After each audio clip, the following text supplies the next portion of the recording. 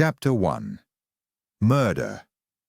The back streets surrounding Hatton Garden, in the City of London, do not form at the best of times a cheerful or inspiring prospect. Narrow and mean, and flanked with ugly, sordid-looking buildings, grimy from exposure to the smoke and fogs of the town, and drab from the want of fresh paint, they can hardly fail to strike discouragement into the heart of anyone eager for the uplift of our 20th century civilization.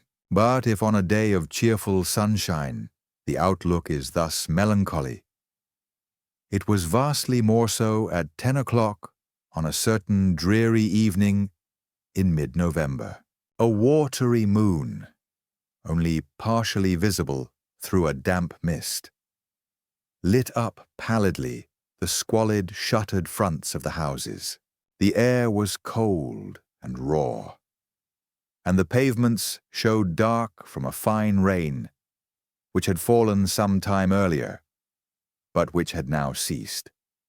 Few were abroad, and no one whose business permitted it remained out of doors. Huckley Street, one of the narrowest and least inviting in the district, was indeed deserted, save for a single figure. Though the higher and more ethical side of civilization was not obtrusive, it was by no means absent. The figure represented law and order. In short, it was that of a policeman on his beat. Constable James Alcorn moved slowly forward, glancing mechanically but with practiced eye over the shuttered windows of the shops and the closed doors of the offices and warehouses in his purview.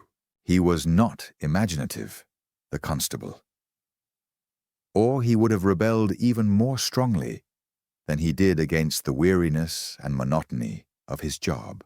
A dog's life, this of night patrol in the city, he thought, as he stopped at a crossroads and looked down each one in turn of the 4 dingy and deserted lanes which radiated from the intersection.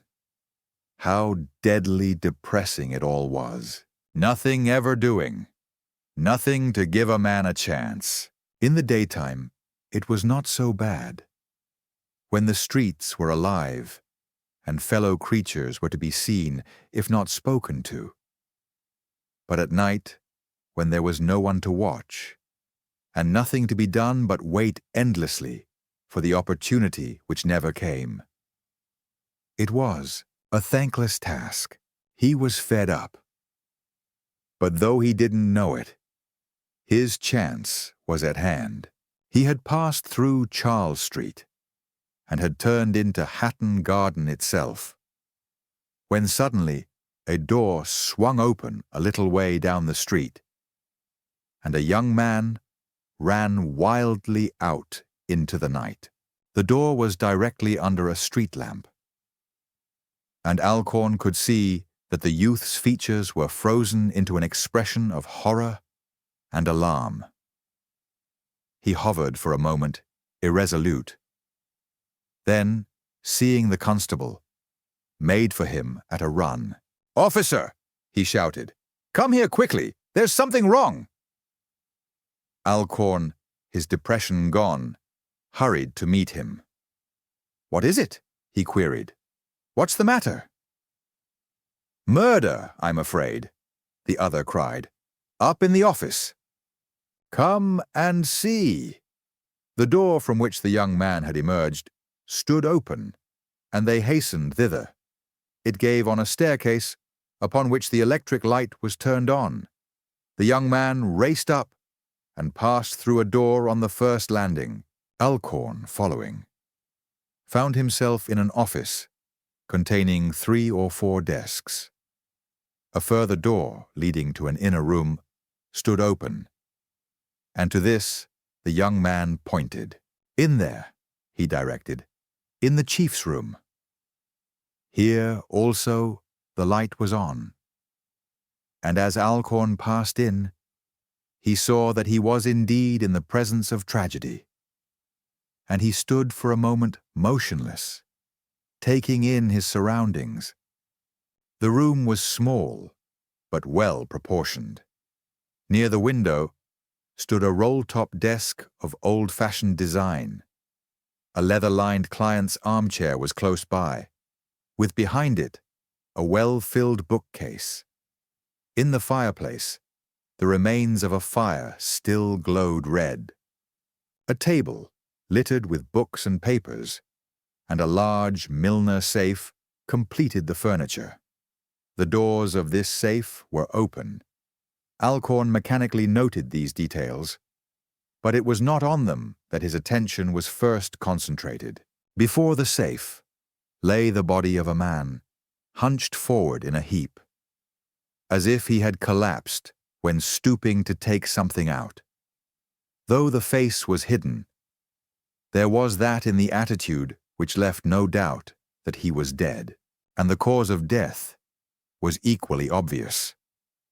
On the back of the bald head, just above the fringe of white hair, was an ugly wound, as if from a blow of some blunt but heavy weapon.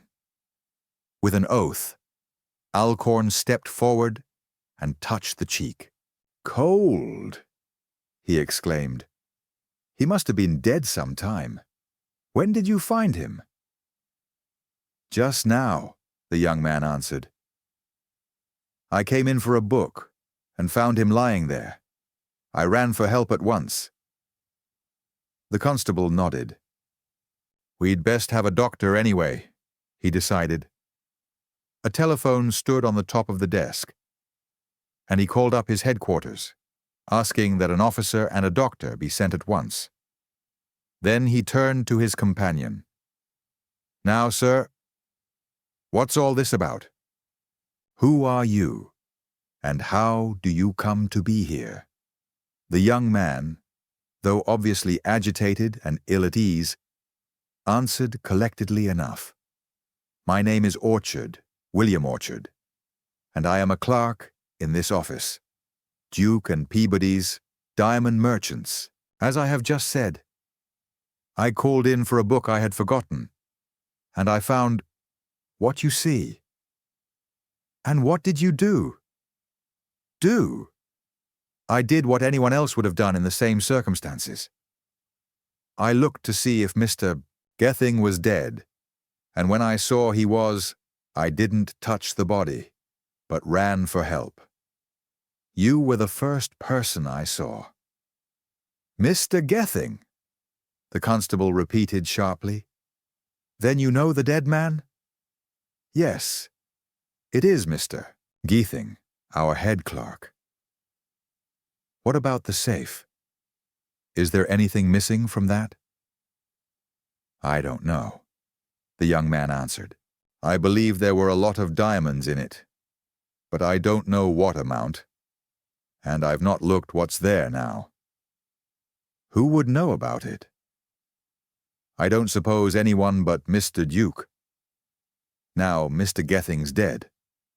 He's the chief, the only partner I've ever seen." Constable Alcorn paused, evidently at a loss as to his next move. Finally, following precedent, he took a somewhat dog's-eared notebook from his pocket and with a stumpy pencil began to note the particulars he had gleaned. "Gething, you say the dead man's name was? What was his first name?" "Charles." "Charles Gething, deceased," the constable repeated presently, evidently reading his entry. "Yes. And his address?" 12 Monkton Street, Fulham." 12 Monkton Street, Fulham, yes. "And your name is William Orchard?" Slowly the tedious catechism proceeded. The two men formed a contrast. Alcorn calm and matter-of-fact, though breathing heavily from the effort of writing, was concerned only with making a satisfactory statement for his superior. His informant, on the other hand, was quivering with suppressed excitement and acutely conscious of the silent and motionless form on the floor. Poor old Gething. A kindly old fellow, if ever there was one. It seemed a shame to let his body lie there in that shapeless heap, without showing even the respect of covering the injured head with a handkerchief. But the matter was out of his hands. The police would follow their own methods, and he, Orchard, could not interfere. Some 10 minutes passed of question, answer, and laborious calligraphy. Then voices and steps were heard on the stairs, and 4 men entered the room. "What's all this, Alcorn?" cried the first, a stout, clean-shaven man with the obvious stamp of authority, in the same phrase that his subordinate had used to the clerk, Orchard. He had stepped just inside the door and stood looking sharply round the room, his glance passing from the constable to the body to the open safe, with inimical interest to the young clerk, and back again to Alcorn. The constable stiffened to attention and replied in a stolid, unemotional tone, as if reciting formal evidence in court. "I was on my beat, sir, and at about 10:15 was just turning the corner from Charles Street into Hatton Garden when I observed this young man." He indicated Orchard with a gesture. "Run out of the door of this house. He called me that there was something wrong up here, and I came up to see, and found that body lying as you see it. Nothing has been touched. But I have got some information here for you." He held up the notebook. The newcomer nodded and turned to one of his companions, a tall man with the unmistakable stamp of the medical practitioner. "If you can satisfy yourself the man's dead, doctor, I don't think we shall disturb the body in the meantime. It'll probably be a case for the Yard, and if so, we'll leave everything for whoever they send." The doctor crossed the room and knelt by the remains. "He's dead all right," he announced, "and not so long ago either. If I could turn the body over, I could tell you more about that. But I'll leave it if you like." "Yes, leave it for the moment if you please. Now, Alcorn, what else do you know?" A few seconds sufficed to put the constable's information at his superior's disposal. The latter turned to the doctor. "There's more than murder here, doctor. Jordan, I'll be bound. That safe is the key to the affair." "Thank the Lord. It'll be a job for the Yard. I shall phone them now, and there should be a man here in half an hour. Sorry, doctor, but I'm afraid you'll have to wait." He turned to Orchard. "You'll have to wait too, young man. But the Yard inspector probably won't keep you long. Now, what about this old man's family? Was he married?" "Yes, but his wife is an invalid, bedridden. He has 2 daughters. One lives at home and keeps house. The other is married and lives somewhere in town. We shall have to send round word. You go, Carson." He turned to one of the 2 other members of his quartet, constables in uniform. "Don't tell the old lady. If the daughter's not there, wait until she comes in, and put yourself at her disposal.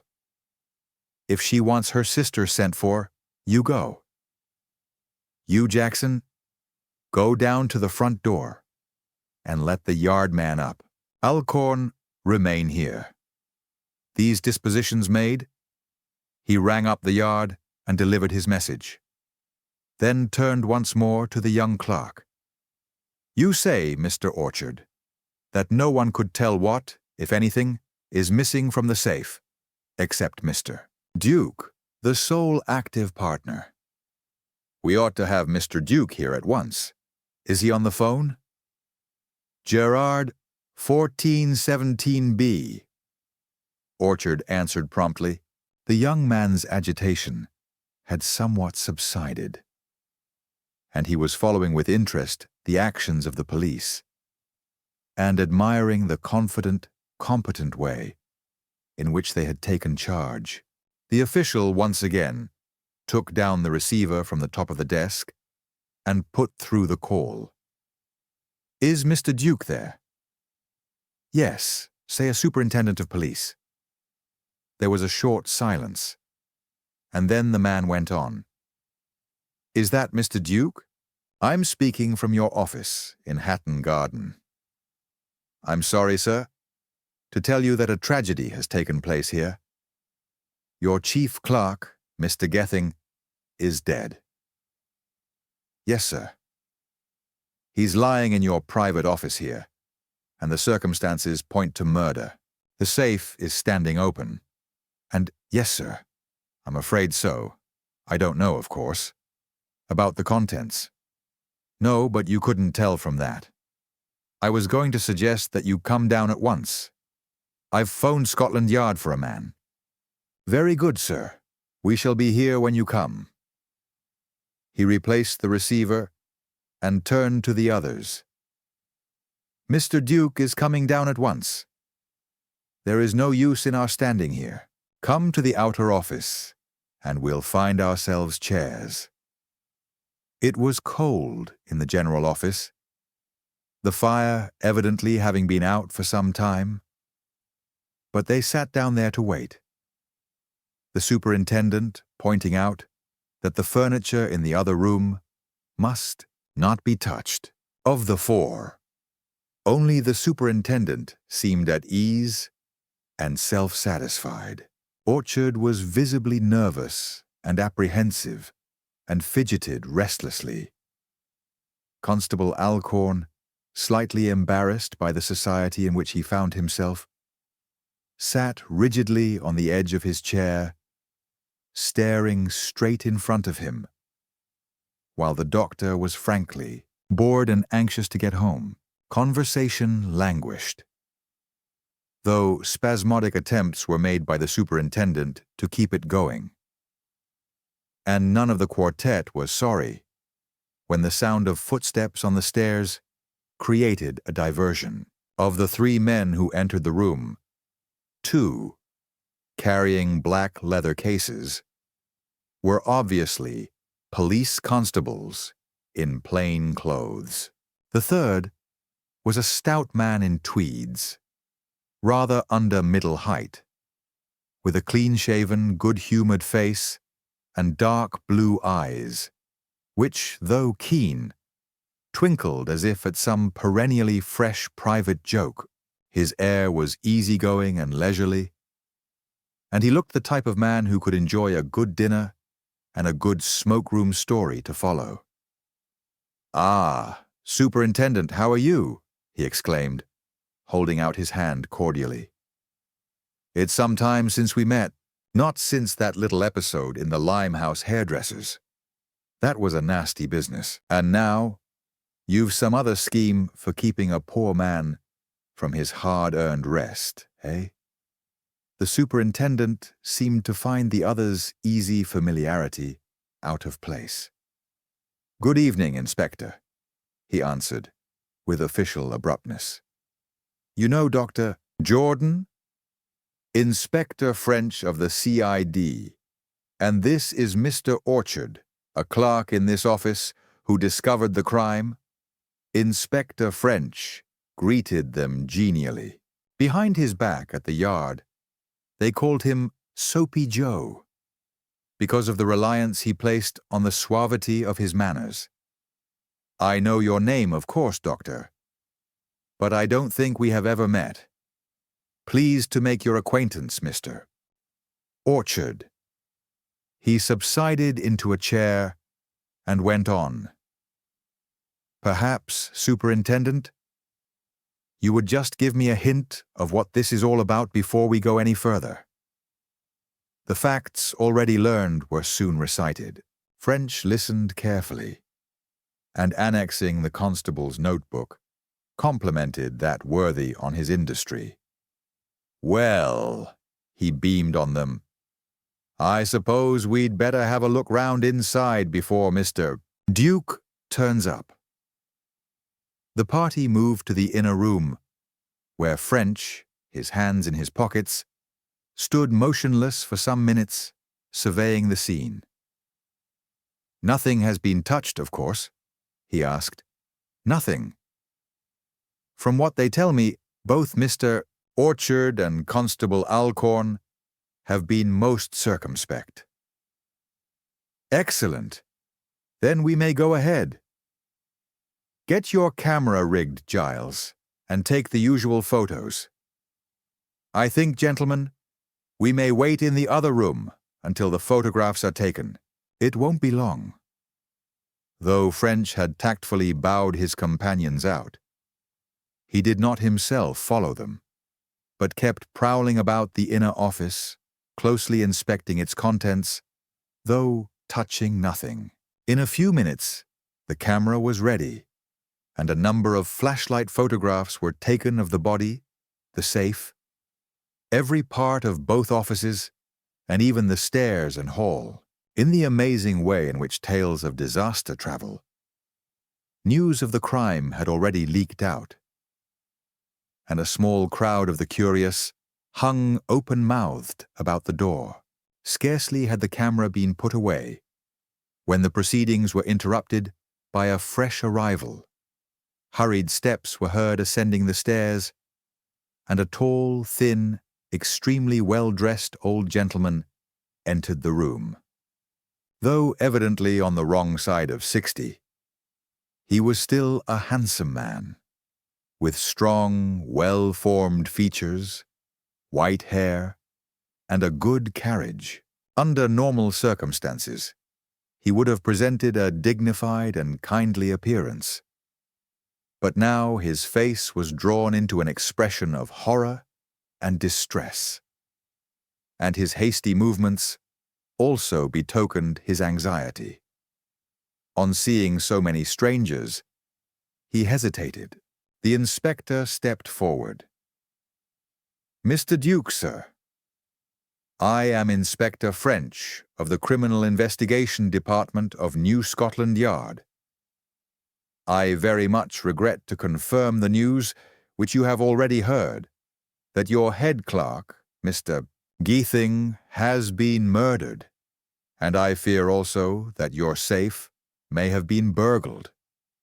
It was evident that the old gentleman was experiencing strong emotion, but he controlled it and spoke quietly enough. This is terrible news, Inspector. I can hardly believe that poor old Geething is gone. I came at once when I heard. Tell me the details.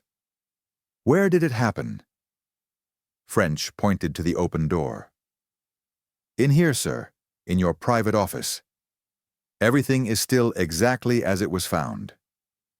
Mr. Duke moved forward. Then, on seeing the body, stopped and gave a low cry of horror. "Oh, poor old fellow," he exclaimed. "It's awful to see him lying there. Awful. I tell you, Inspector, I've lost a real friend, loyal and true and dependable. Can't he be lifted up? I can't bear to see him like that." His gaze passed on to the safe. "And the safe? Merciful heavens, Inspector. Is anything gone? Tell me at once. I must know. It seems heartless to think of such a thing, with that good old fellow lying there. But after all, I'm only human. I haven't touched the safe, but we'll do so directly," the inspector answered. "Was there much in it?"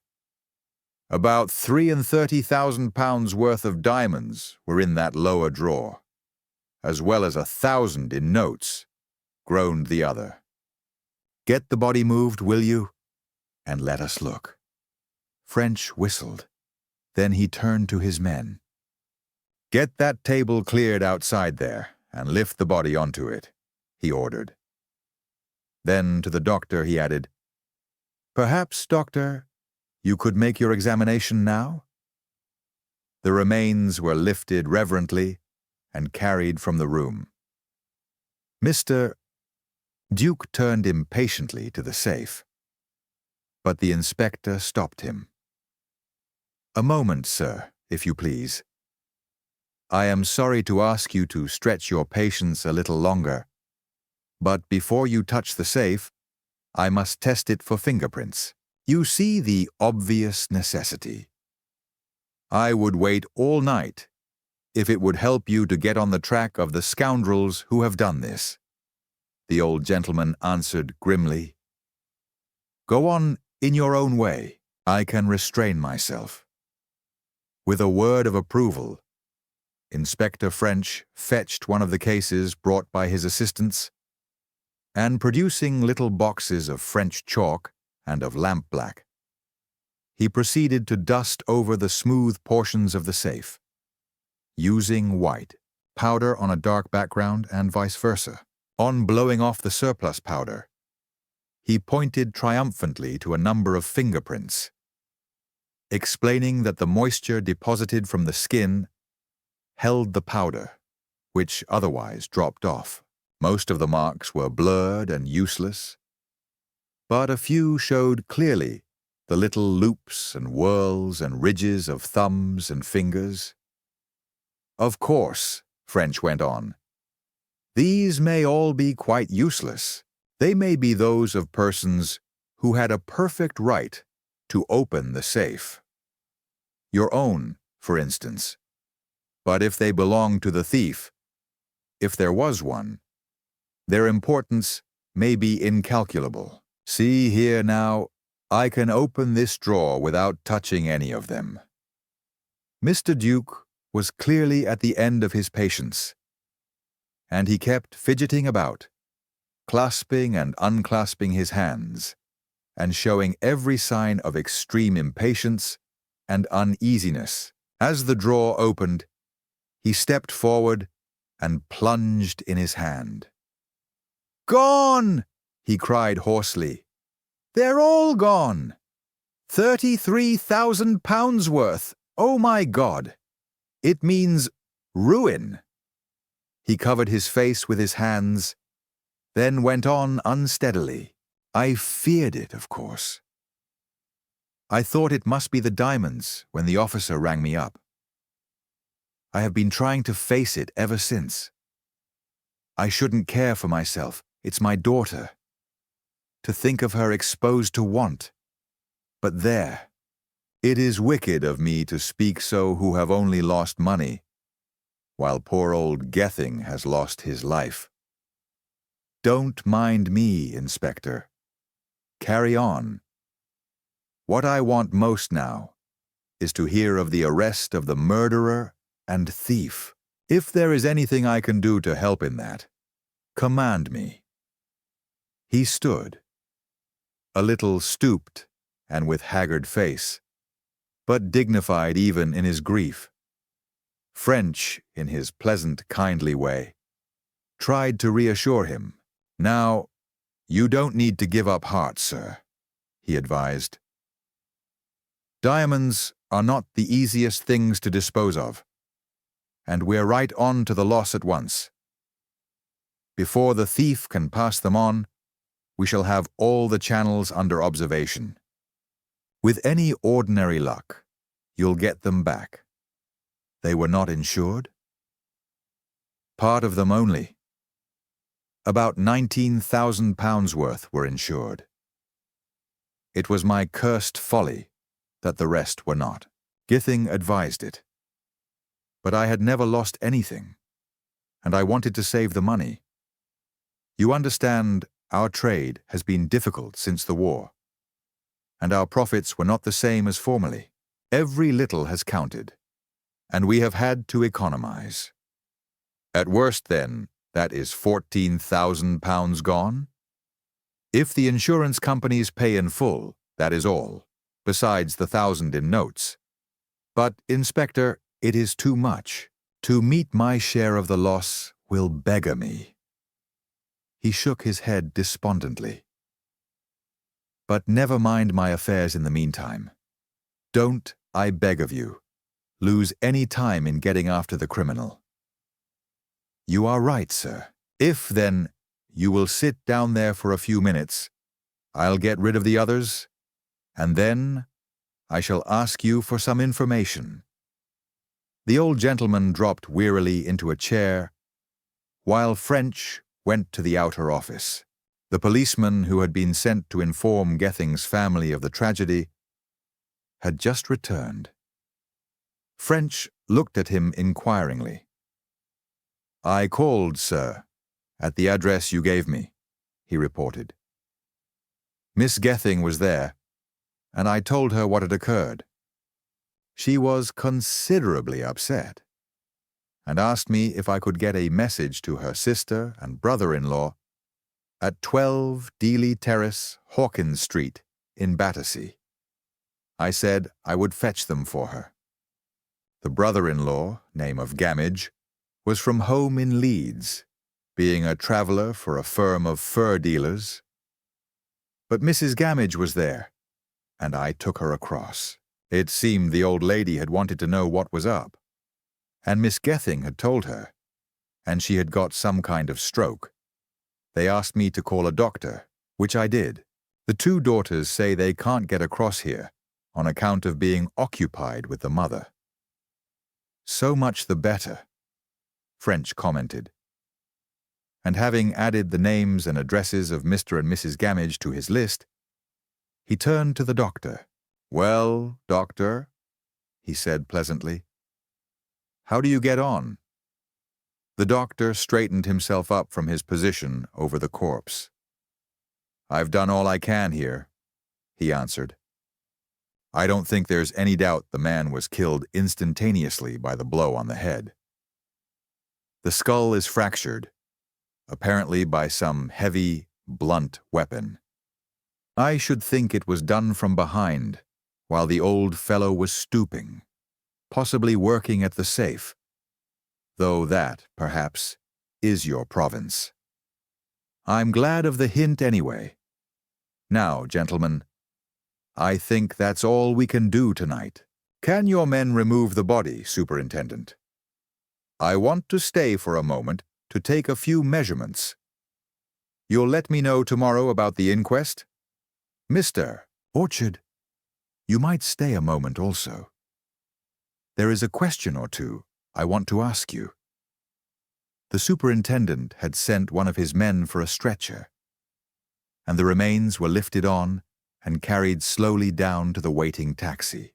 With an exchange of good nights, the local men withdrew, leaving Inspector French, Mr. Duke, Orchard, and the two plainclothes men from the yard in charge of the premises. Chapter 2. The firm of Duke and Peabody. When Inspector French ushered the clerk, Orchard, into the inner office, they found Mr. Duke pacing the floor, with an expression of utter mystification imprinted on his features. "I say, Inspector, here's a puzzle," he cried. "I happened to look behind the safe door, and I find it has been opened with a key. I thought at first it had been broken or forced, or the lock somehow picked. But I see it is unlocked." "Yes, I noticed that, sir," French answered. "But I don't follow you. What is the mystery about that?" "Why, the key, of course. To my certain knowledge, there were only two keys in existence. One I keep on my ring, which is chained to my belt and never leaves me day nor night. There it is. The other is lodged with my bankers, where no one could possibly get at it. Now, where did the thief get the key that is now in the lock?" "That is one of the things we have to find out," French replied. You may perhaps think it strange, but a point of that kind, which at first seems to deepen the mystery, often proves a blessing in disguise. It provides another point of attack, you understand. And frequently, it narrows down the area of inquiry. You haven't touched the key, I hope. I remembered what you said about fingerprints. Good. Now, gentlemen, if you will please sit down.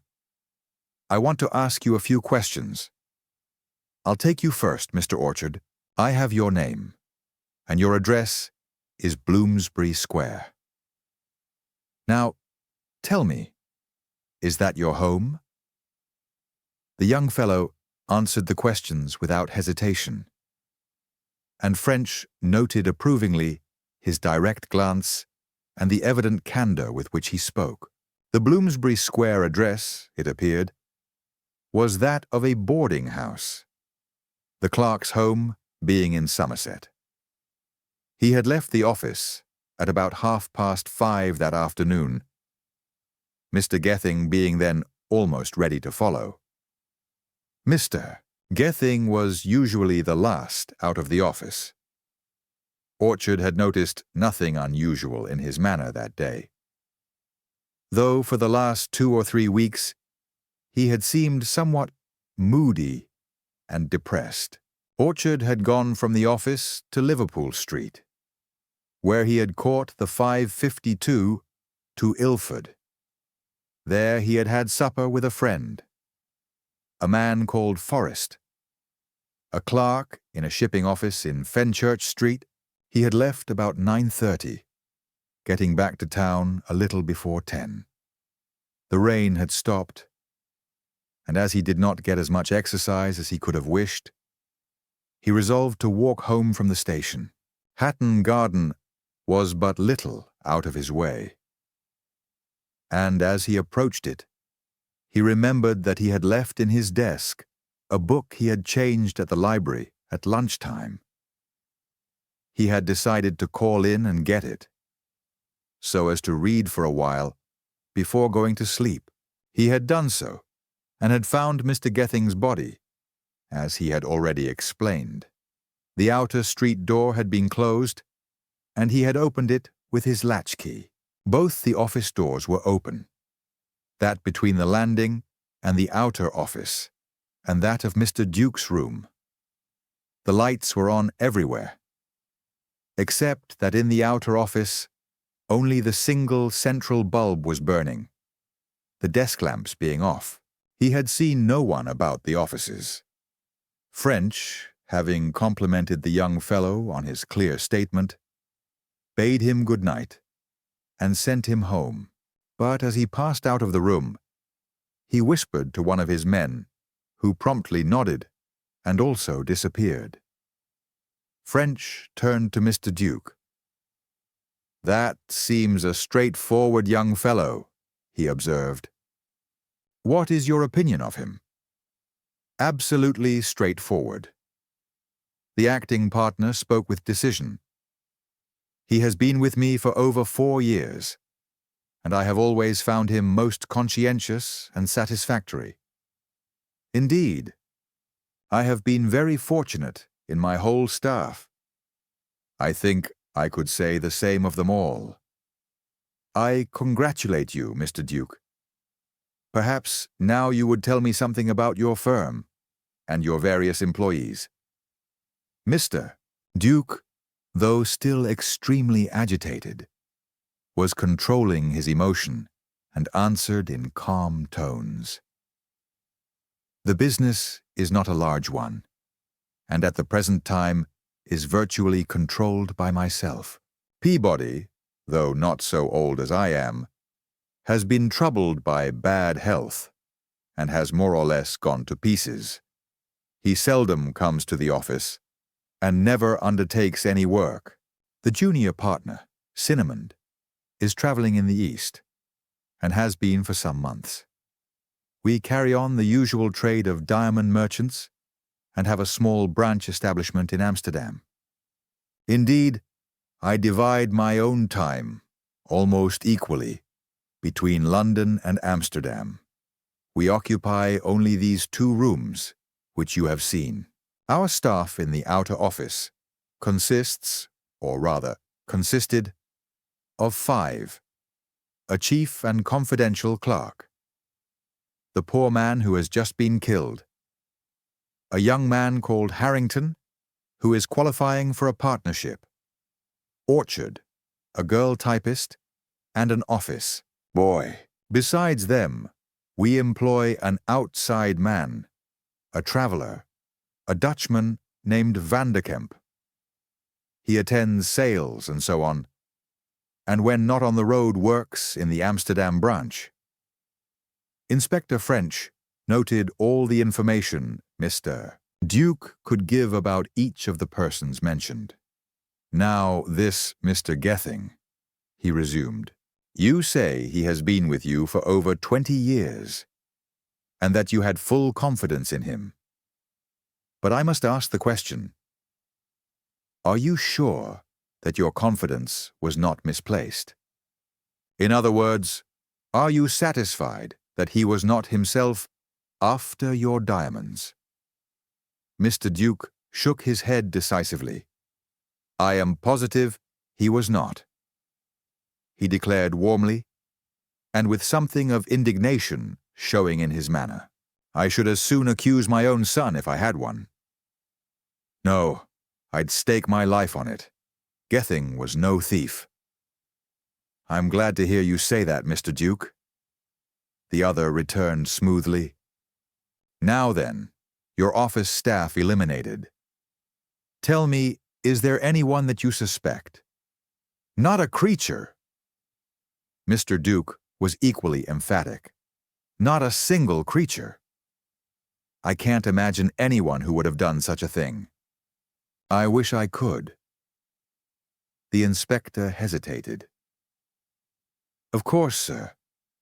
You understand that if you were to mention a name, it would not in any way bias me against that person. It would only mean that I should make inquiries. Don't think you would be getting anyone into trouble. Mr. Duke smiled grimly. You needn't be afraid. If I had any suspicion, I should be only too glad to tell you. But I have none. When, sir, did you last see your late clerk? About 4:30 this evening. I left the office at that time, about an hour earlier than usual, because I had a business appointment for 4:45 with Mr. Peters, of Lincoln's Inn, my solicitor. And you did not return to the office? Number 1 sat with Mr. Peters for about half an hour. Then, as my business was not finished, and he wanted to square up for the night, we decided to dine together at my club in Gower Street. It was not worthwhile going back to my own office, so I went straight from Peters to the club. And you did not notice anything peculiar about Mr. Gething? Not specially on that night. He seemed absolutely as usual. How do you mean, not specially on that night? He had been, I thought, a little depressed for 2 or 3 weeks previously, as if he had some trouble on his mind. I asked when first I noticed it, if there was anything wrong. But he murmured something about home troubles, about his wife not being so well. She is a chronic invalid. He was not communicative, and I did not press the matter, but he was no worse this afternoon than during the last fortnight. I see. Now, what brought him back to the office tonight? Mr. Duke made a gesture of bewilderment. I have no idea, he declared. There was nothing at least, that I know of or can imagine. We were not specially busy, and as far as I can think, he was well up to date with his work. Is there a postal delivery between 4:30 and the time your office closes? There is, and of course there might have been a telegram, or a caller, or a note delivered by hand. But suppose there had been something important enough to require immediate attention. Gething would never have taken action without consulting me. He had only to ring me up. He knew where you were then? No, but he could have rung up my home. They knew there where I was. As when I had decided to dine at the club, I phoned home to say so. But were you in your club all the evening? Excuse my pressing the matter. But I think it's important to make sure the man did not try to communicate with you. I see your point. Yes, I stayed chatting with Mr. Peters until almost 9:30. Then, feeling tired from a long day's thought about business, I decided a little exercise would be pleasant, and I walked home. I reached my house a minute or two after 10. That seems conclusive. All the same, sir, I think you should make sure, when you reach home, that no call was made. I shall do so certainly, but my parlour-maid is very reliable in such matters, and I am certain she would have told me of any. Inspector French sat for a few seconds lost in thought, and then began on another point. You tell me that you had £33,000 worth of diamonds in the safe. Is not that an unusually large amount to keep in an office? You are quite right. It is too large. I consider myself very much to blame, both for that and in the matter of the insurance. But I had not meant to keep the stones there long. Indeed, negotiations for the sale of the larger portion were actually in progress. On the other hand, it is due to myself to point out that the safe is of a very efficient, modern pattern. That is so, sir. Now can you tell me who, besides yourself, knew of the existence of those stones? I'm afraid, Mr. Duke admitted despondently, there was no secret about it. Gething knew, of course. He was entirely in my confidence about such matters. Vanderkemp, my outdoor man, knew that I had made some heavy purchases recently, as he not only conducted the negotiations, but personally brought the stones to the office. Besides, there were letters about them, accessible to all the staff. I am afraid you may take it that everyone in the office knew there was a lot of stuff there, though probably not the exact amount. And the staff may have talked to outsiders. Young people will brag, especially if they are keeping company, as the Irish say. I fear that is so, Mr. Duke agreed, as if deprecating the singular habits of the young. The inspector changed his position uneasily, and his hand stole to his pipe. But he checked himself and resumed his questioning. He obtained from Mr. Duke a detailed list of the missing stones, then turned to a new point, about that £1,000 in notes. I suppose you haven't got the numbers? No, unfortunately. But the bank might know them. We shall inquire. Now, Mr. Duke, about the key. That is another singular thing. It is an amazing thing. I absolutely cannot understand where it came from. As I said, this one never leaves, nor has left, my personal possession, and the other, the only other one, is equally inaccessible in my bank. You always personally opened or closed the safe? Always. Or at least it was done by my instructions and in my presence.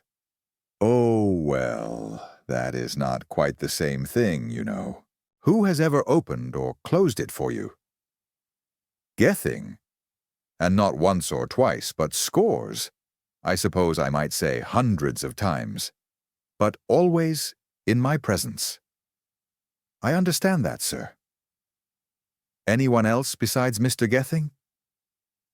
Mr. Duke hesitated. No, he said slowly. No one else. He was the only one I trusted to that extent, and I had reason to trust him, he added, with a touch of defiance. Of course, sir. I recognize that, French answered smoothly. I am only trying to get the facts clear in my mind. I take it, then, that the deceased gentleman was the only person, other than yourself, who ever handled your key.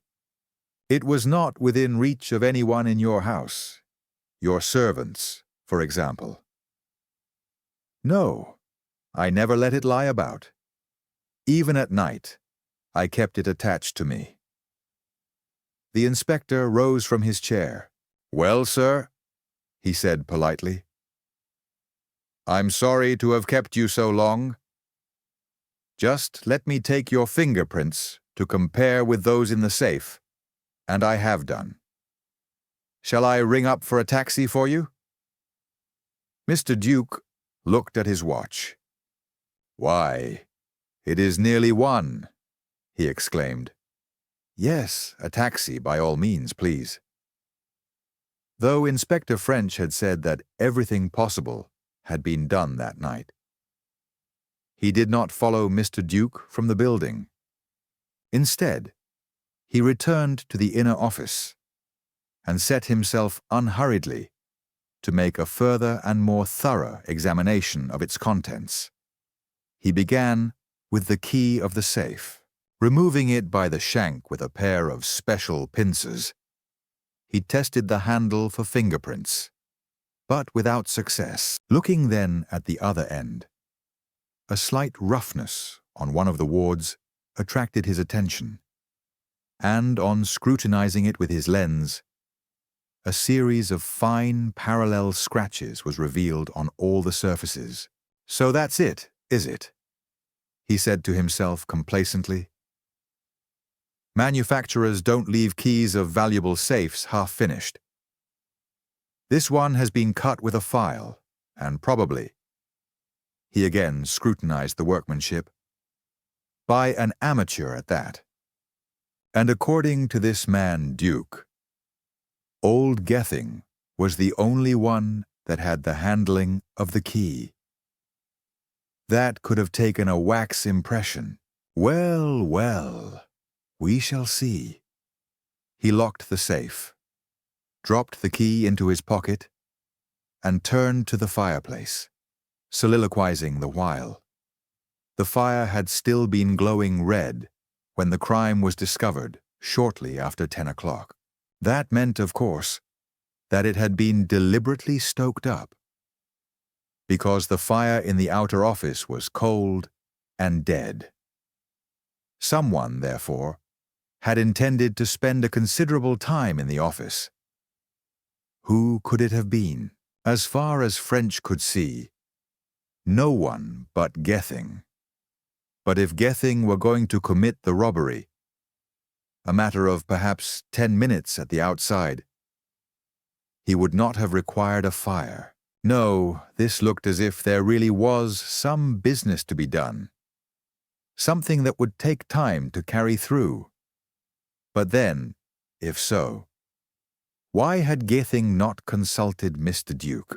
French noted the point, to be considered further in the light of future discoveries. But as to the identity of the person who had built up the fire, there should be no doubt. Fingerprints again.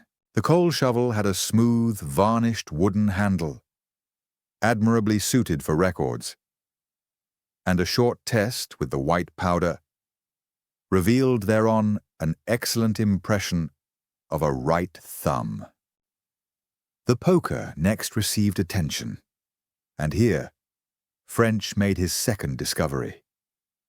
Picking it up with the pincers in the same careful way in which he had handled the key, he noticed on the handle a dark brown stain. Beside this stain, and sticking to the metal, was a single white hair. That he held in his hand the instrument with which the crime was committed seemed certain, and he eagerly tested the other end for prints. But this time he was baffled. Nothing showed at the places where finger marks might have been expected. It looked as if the murderer had worn gloves or had rubbed the handle clean. And he noted that either alternative postulated a cold-blooded criminal and a calculated crime. He continued his laborious search of the room, but without finding anything else which interested him. Finally, while his men were photographing the prints he had discovered, he sat down in the leather-covered armchair and considered what he had learned. Certainly, a good deal of the evidence pointed to Gething. Gething knew the stones were there. According to Duke, no one else could have got hold of the key to the safe to make an impression. Moreover, his body was found before the safe with the latter open. All circumstantial evidence, of course, though cumulatively strong. However, whether or not Gething had contemplated robbery, he had not carried it through. Someone else had the diamonds, and here the obvious possibility recurred to him which had been in his mind since he had heard the superintendent's first statement. Suppose Orchard was the man. Suppose Orchard, visiting the office in the evening, arrived to find the safe open and the old man stooping over it. Instantly, he would be assailed by a terrible temptation. The thing would seem so easy, the way of escape so obvious, the reward so sure. French, sitting back in the armchair, tried to picture the scene. The old man bending over the safe, the young one entering unheard. His halt in surprise. The sudden, overwhelming impulse to possess the gems. His stealthy advance. The seizing of the poker. The blow. Delivered perhaps with the intention of merely stunning his victim. But he strikes too hard and horrified by what he has done. Yet sees that for his own safety, he must go through with the whole business. He recalls the danger of fingerprints and wipes the handles of the poker and of the drawer in the safe from which he has abstracted the diamonds. With admirable foresight, he waits until the body grows cold, lest an examination of it by the policeman he intends to call might disprove his story. Then he rushes out in an agitated manner and gives the alarm. Though this theory met a number of the facts, French was not over-pleased with it. It did not explain what Gething was doing at the safe, nor did it seem to fit in with the personality of Orchard. All the same, though his instruction to his man to shadow Orchard had been given as an obvious precaution inevitable in the circumstances, he was glad that he had not overlooked it. Another point occurred to him as he sat thinking over the affair in the leather-lined chair. If Orchard had stolen the stones, he would never have risked having them on his person when he gave the alarm. He would certainly have hidden them. And French could not see how he could have taken them out of the building to do so.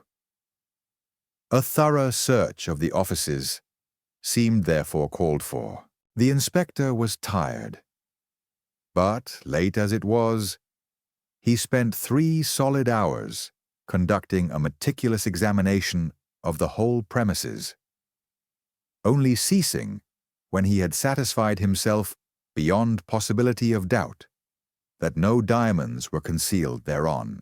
Then, believing that he had exhausted the possibilities of the scene of the crime, he felt himself free to withdraw.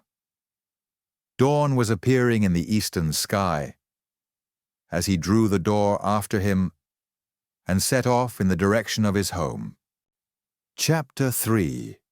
Gathering the Threads. The fact that he had been out all the previous night was not, in Inspector French's eyes, any reason why he should be late at his work next day. At his usual time, therefore, he reached New Scotland Yard and promptly engaged himself in the compilation of a preliminary report on the Hatton Garden crime. This completed, he resumed direct work on the case. There were still several obvious inquiries to be made, inquiries which might almost be called routine, in that they followed necessarily from the nature of the crime. The first of these was an interview with the other members of the Duke and Peabody staff. An Oxford Street bus brought him to the end of Hatton Garden, and soon he was once more mounting the staircase to the scene of his last night's investigation. He found Mr. Duke standing in the outer office with Orchard and the typist and office boy. "I was just telling these young people they might go home," the principal explained. "I am closing the office until after the funeral." "That will be appreciated by poor Mr. Gething's family, sir. I think it is very kind of you, and very proper, too. But before this young lady and gentleman go, I should like to ask them a question or two." "Of course. Will you take them into my office?" "Go in, Miss Prescott, and tell Inspector French anything he wants to know." "I'm afraid you won't be able to do quite so much as that, Miss Prescott." French smiled, continuing to chat pleasantly in the hope of allaying the nervousness the girl evidently felt. But he learned nothing from her, except that Mr. Duke was a very nice gentleman, of whom she was somewhat in awe, and that Mr. Gething had always been very kind to her, and could be depended on to let her do whatever she wanted. Neither about the clerk, Orchard, nor the pupil, Harrington, was she communicative, and the office boy, Billy Newton, she dismissed as one might a noxious insect, a negligible, if necessary, evil. Mr. Gething had been, as far as she could form a conclusion, in his usual health and spirits on the previous day. But she thought he had seemed worried and anxious for the past 2 or 3 weeks.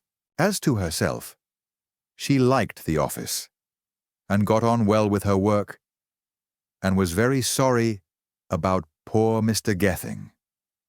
On the previous day, she had gone straight from the office, and had remained at home with her mother during the entire evening. French, satisfied she had told him all that she knew, took her fingerprints and let her go. From Billy Newton, the precocious office boy, he learned but one new fact. Newton, it seemed, had been the last to leave the office on the previous evening, and before Mr. Gething had gone, he had instructed him to make up the fire in the chief's office, as he, Gething, was coming back later to do some special work. The boy had built up a good fire, and had then left. When French returned to the outer office, he found a new arrival.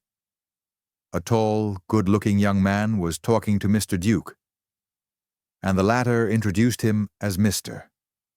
Stanley Harrington, the clerk pupil who was qualifying for a partnership.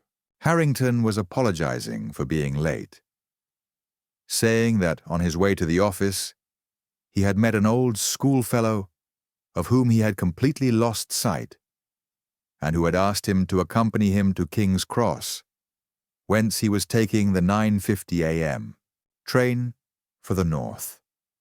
The young man seemed somewhat ill at ease, and as French brought him into the inner office and began to talk to him, his nervousness became unmistakable. French was intrigued by it. From his appearance, He imagined the man would have, under ordinary circumstances, a frank, open face and a pleasant, outspoken manner. But now his look was strained and his bearing furtive. French, with his vast experience of statement makers, could not but suspect something more than the perturbation natural under the circumstances. And as his examination progressed, he began to believe he was dealing with a normally straightforward man who was now attempting to evade the truth, but none of his suspicions showed in his manner. And he was courtesy itself as he asked his questions. It seemed that Harrington was the nephew of that Mr. Vanderkemp, who acted as traveller for the firm. Miss Vanderkemp, the Dutchman's sister, had married Stuart Harrington, a prosperous Yorkshire stockbroker. Stanley had been well educated and had been a year at college when a terrible blow fell on him. His father and mother, travelling on the continent, had both been killed in a railway accident near Milan. It was then found that his father, though making plenty of money, had been living up to his income and had made no provision for those who were to come after him. Debts absorbed nearly all the available money, and Stanley was left practically penniless. It was then that his uncle, Jan Vanderkemp, proved his affection. Out of his none too large means he paid for the boy's remaining years at Cambridge.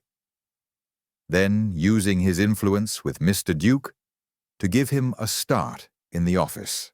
But shortly after he had entered on his new duties, an unexpected complication, at least for Mr. Duke, had arisen. The principal's daughter, Sylvia, visiting her father in the office, had made the acquaintance of the well-mannered youth, and before Mr. Duke realized what was happening, the two young people had fallen violently in love, with the result that Miss Duke presently announced to her horrified father that they were engaged. In vain, the poor man protested. Miss Duke was a young lady who usually had her own way, and at last her father was compelled to make a virtue of necessity. He met the situation by giving the affair his blessing and promising to take Harrington into partnership if and when he proved himself competent. In this, Harrington had succeeded, and the wedding was fixed for the following month, the partnership commencing on the same date. French questioned the young fellow as to his movements on the previous evening. It appeared that shortly after reaching his rooms on the conclusion of his day's work in the office, he had received a telephone message from Miss Duke, saying that her father had just called up to say he was detained in town for dinner. And, being alone, she wished he would go out to Hampstead and dine with her. Such an invitation from such a source was in the nature of a command to be ecstatically obeyed, and he had reached the Duke's house before 7 o'clock. But he had been somewhat disappointed as to his evening. Miss Duke was going out after dinner. She intended visiting a girls' club in Whitechapel, run by a friend of hers, a Miss Amy Lestrange. Harrington had accompanied her to the East End, but she would not allow him to go in with her to the club. He had, however, returned later and taken her home, after which he had gone straight to his rooms. Skillful interrogation by French had obtained the above information, and now he sat turning it over in his mind. The story hung together, and if true, there could be no doubt of Harrington's innocence. But French was puzzled by the young man's manner. He could have sworn that there was something. Either the tale was not true, or it was not all true. or there was more which had not been told. He determined that unless he got a strong lead elsewhere, Mr. Harrington's movements on the previous night must be looked into and his statements put to the test. But there was no need to let the man know he was suspected. And dismissing him with a few pleasant words, French joined Mr. Duke in the outer office. "Now, sir, if you are ready, we shall go round to your bank about the key." They soon obtained the required information. The manager, who had read of the robbery in his morning paper, was interested in the matter and went into it personally. Not only was the key there in its accustomed place, but it had never been touched since Mr. Duke left it in. £1,000 in notes was also stolen. French went on. "Is there any chance that you have the numbers? Your teller might remember the transaction." Mr. Duke broke in eagerly. "I personally cashed a check for £1,000 on the Tuesday, the day before the murder. I got 16 50s, and the balance in 10s. I was hoping to carry off a little deal in diamonds with a Portuguese merchant whom I expected to call on me.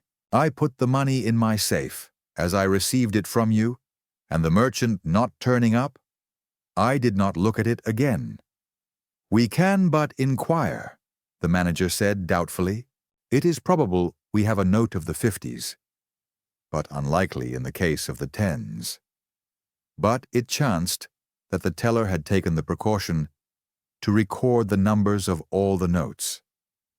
These were given to French, who asked the manager to advise the yard if any were discovered. "That's satisfactory about the notes," French commented when Mr. Duke and he had reached the street. "But you see what the key being there means? It means that the copy was made from the key which you carry. Someone must therefore have had it in his possession long enough to take a mold of it in wax. This, of course, is a very rapid operation. A couple of seconds would do the whole thing. A skillful man would hold the wax in the palm of his hand, palmed, as the conjurers call it, and the key could be pressed into it in so natural a way that no unsuspecting person would be any the wiser. Now, I want you to think again, very carefully. If no one but Mr. Gething handled the key, he must have taken the impression. There is no other way out. I would like you, then, to be sure that no one else ever did get his hands upon it, even for a moment. You see my point?" "Of course I see it," Mr. Duke returned a trifle testily. "But, unanswerable as it seems, I don't believe Gething ever did anything of the kind. It would seem the likely thing to you, Inspector, because you didn't know the man. But I've known him too long to doubt him. Someone else must have got hold of the key, but I confess I can't imagine who." "Someone at night, while you were asleep?" Mr. Duke shrugged his shoulders.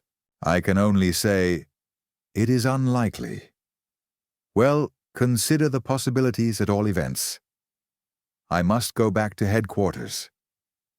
"And I to the Gethings," Mr. Duke returned. "I hear the wife is very ill. The shock has completely broken her down. You'll let me know how things go on?" "Certainly, sir. Immediately I have anything to report, you shall hear it." The police station was not far away, and soon French was bending over all that was mortal of Charles Gething. He was not concerned with the actual remains, except to take prints from the dead fingers, to compare with those found in the office. But he went through the contents of the pockets, among which he had hoped to gain some clue as to the nature of the business which had brought the dead man to the office. Unfortunately, there was nothing to give the slightest indication. The inquest had been fixed for 5 o'clock that evening, and French spent some time with the superintendent going over the evidence which was to be put forward by the police.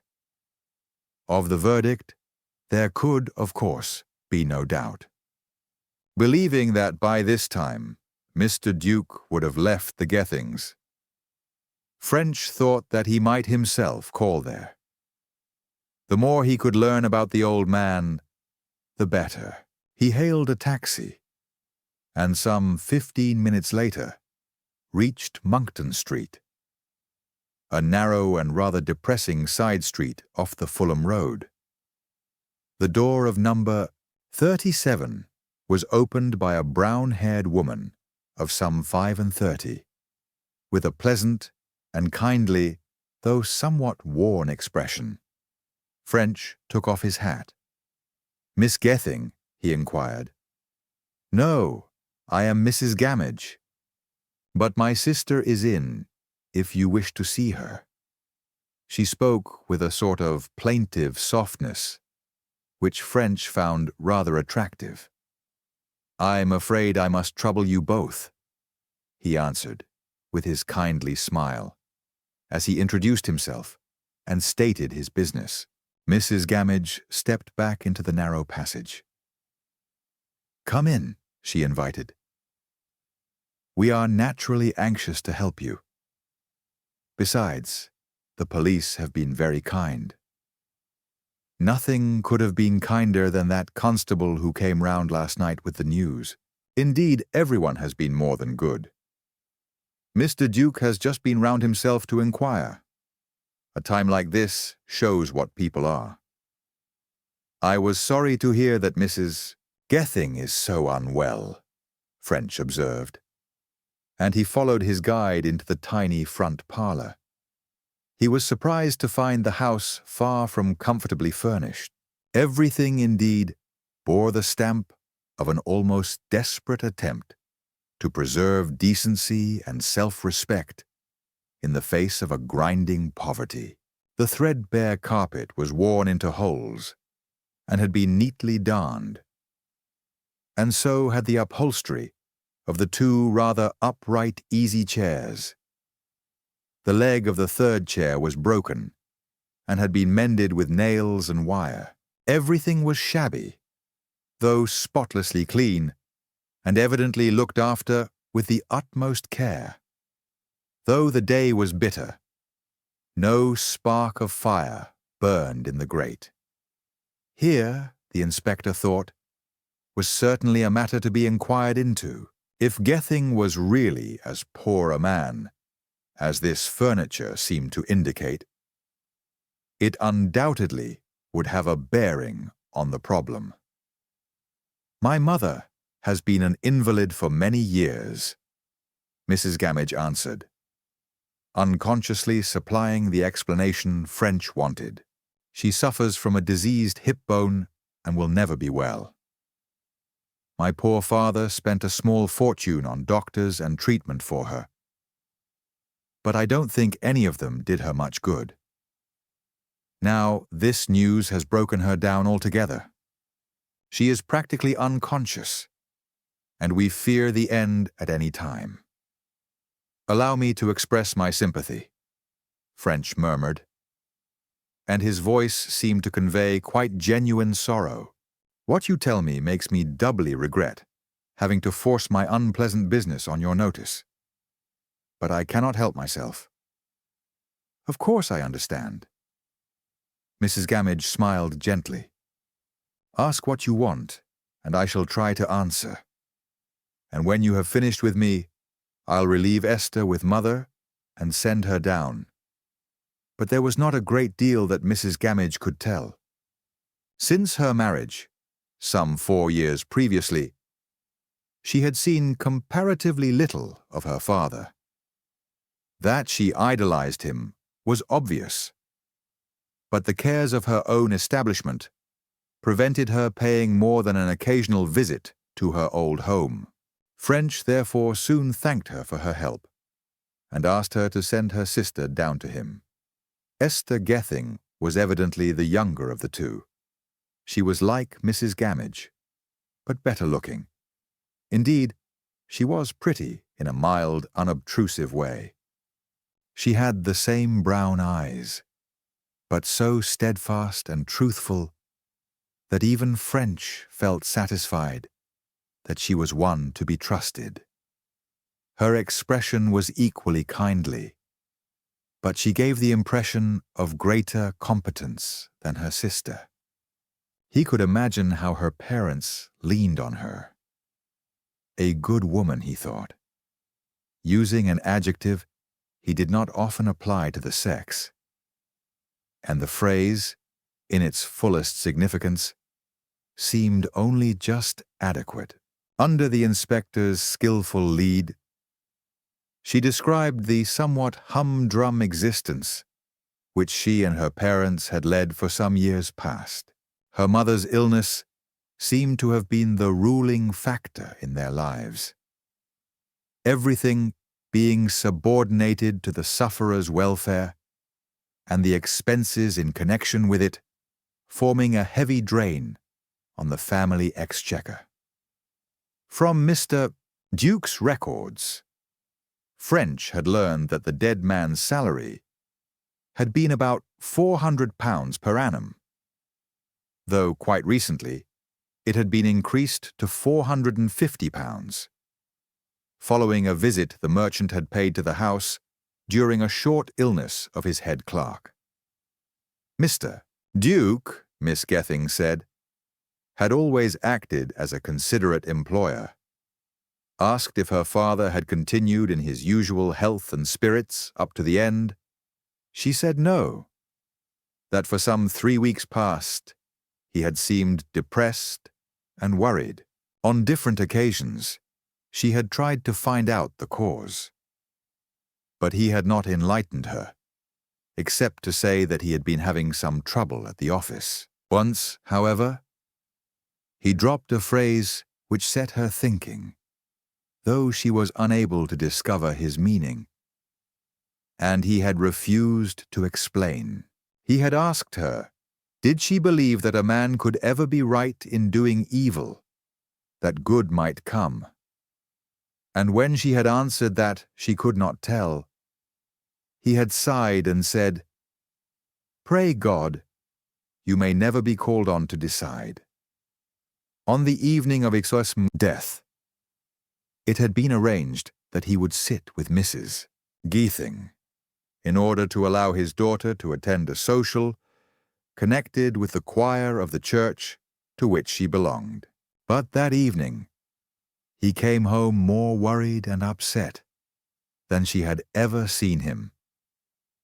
And he had told her, with many expressions of regret, that some unexpected work which had just come in would require his presence that evening in the office, and that, unless she was able to get someone else to look after her mother, she would have to give up her social.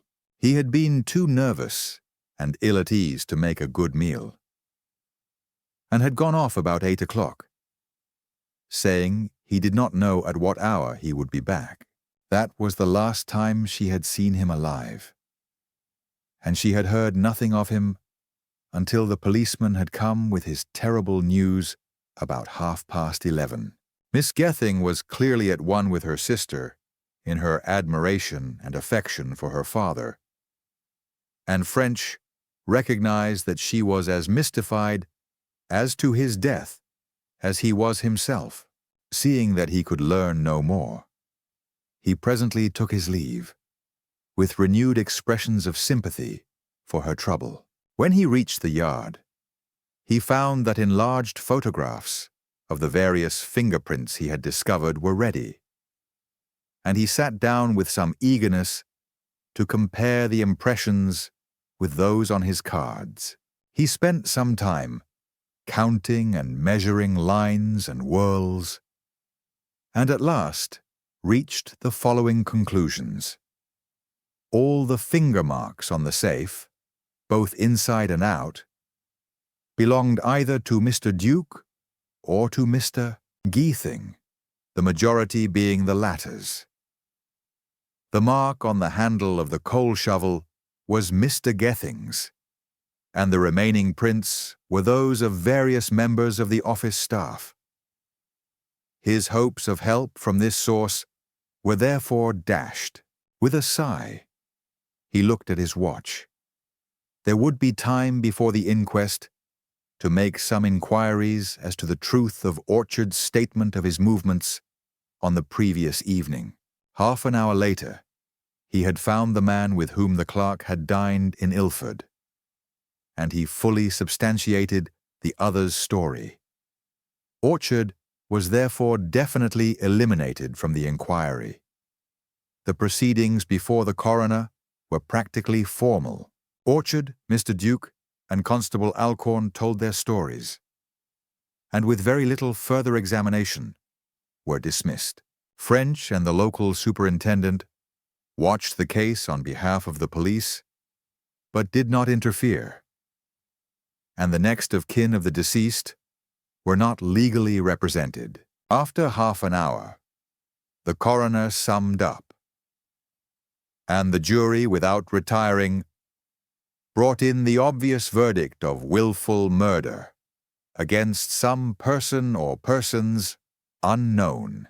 That evening, when French had dined and had settled himself before the fire in his sitting room, with a pipe between his lips and his notebook on the table at his elbow, he set himself to take mental stock of his position and get a clear grasp of his new problem. In the first place, it was obvious that this Charles Gething had been murdered for the sake of the diamonds in Mr. Duke's safe. It was certain from the position of the wound that it could not have been accidental, nor could it by any chance have been self-inflicted. Moreover, a planned robbery was indicated by the cutting of the duplicate key, but the stones were not on old Gething's body. It therefore followed that someone else had taken them, though whether Gething had abstracted them from the safe in the first instance was not clear. So far, French had no trouble in marshalling his facts, but when he attempted to go further, he found himself in difficulties. There was first of all Gething's poverty. Though his salary was not unreasonable for his position, the drain of his wife's illness had kept him continually struggling to make ends meet. French let his imagination dwell on the wearing nature of such a struggle. To obtain relief, a man would risk a good deal.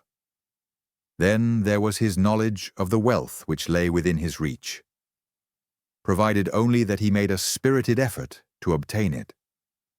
Had the man fallen before the temptation, that he had had something on his mind for 2 or 3 weeks before his death, was obvious, and it was equally clear that this was something secret. When Mr. Duke inquired as to the cause of the trouble, Gething had mentioned family matters and his wife's health. But when his daughter had asked the same question, he had said it was due to business worries. The old man had therefore carried his efforts at concealment to direct lying to one or other. It seemed evident also that this worry or trouble had become intensified on the evening of his death. He had told his daughter that special business required his presence at the office. But Mr. Duke knew of no such business, nor was any record of it obtainable. But all these mysterious contradictions fell into line and became comprehensible. If some 2 or 3 weeks back, Gething had decided to rob the safe, and his special agitation on the evening of his death was accounted for, if that were the date he had selected to make the attempt. On the other hand, Several considerations did not support such a view. The first was the man's known character. He had worked for the firm for over 20 years. And after all that experience of him, Mr. Duke absolutely refused to believe in his guilt. His daughters also evidently had the warmest feelings towards him. And from what French had seen of the latter, he felt that would have been impossible had Gething been a man of bad or weak character. Such other evidence as French had been able to obtain tended in the same direction. Next, there was the open way in which Gething returned to the office. Had he intended to burgle the safe, would he not have kept the fact of his visit a secret? Yet he told the office boy he was returning when instructing him to keep up the fire in the inner office. And he also mentioned it to his daughter when discussing her proposed choir meeting. Further, there was this matter of the fire in the private office. If Gething was going to rob the safe, what was the fire for? It was not merely that he had instructed the office boy to keep it up. He had himself afterwards put coal on, as was evidenced by his finger marks on the handle of the shovel. The robbing of the safe would have been a matter of minutes only. Did the episode of the fire not look as if Gething really was employed at some exceptional work, as he had stated to his daughter? On the whole, French thought, the evidence for Gething's guilt was stronger than that against it. And he began to form a tentative theory, somewhat as follows: that Gething, finding the conditions of his home life onerous beyond further endurance, and realizing the unusually valuable deposit in the safe, had decided to help himself, probably to a quite small portion, knowing that the loss would fall not on Mr. Duke, but on the insurance company. That he had obtained an impression of the key from which he had had a duplicate made. That he had invented the business in the office as a safeguard, should he be accidentally found there during the evening. That he had been found there, probably accidentally, by someone who, seeing the possibilities opening out in front of him, had been swept off his feet by the sudden temptation and had killed the old man and made off with the swag. This theory seemed to meet at least most of the facts. French was not pleased with it, but it was the best he could produce, and he decided to adopt it as a working hypothesis. At the same time, he kept an open mind, recognizing that the discovery of some fresh fact might put a different complexion on the whole affair. Next morning, he put some obvious investigations in train. By astute, indirect inquiries, he satisfied himself that neither Mr. Gething nor any other worker in the Duke and Peabody office had the technical skill to have cut the key, and he put a man on to try and trace the professional who had done it. He issued a description of the stolen diamonds to the British and Dutch police, as well as to certain dealers from whom he hoped to obtain information of attempted sales. He saw that a general advice was sent to the banks as to the missing notes, and he searched unsuccessfully for any person who might have known of the treasure, and who was unable satisfactorily to account for his movements on the night of the murder. But as the days slipped by without bringing any news, French grew seriously uneasy and redoubled his efforts. He suspected everyone he could think of, including the typist, the office boy, and even Mr. Duke himself, but still without result. The typist proved she was at home all the evening.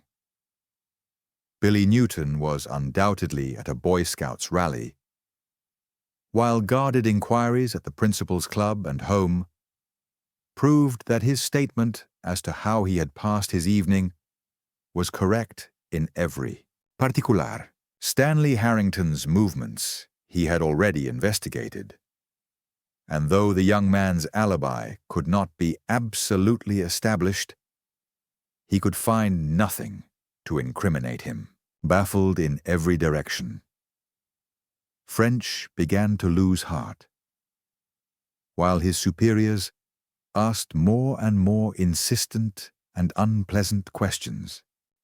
Chapter 4. Missing.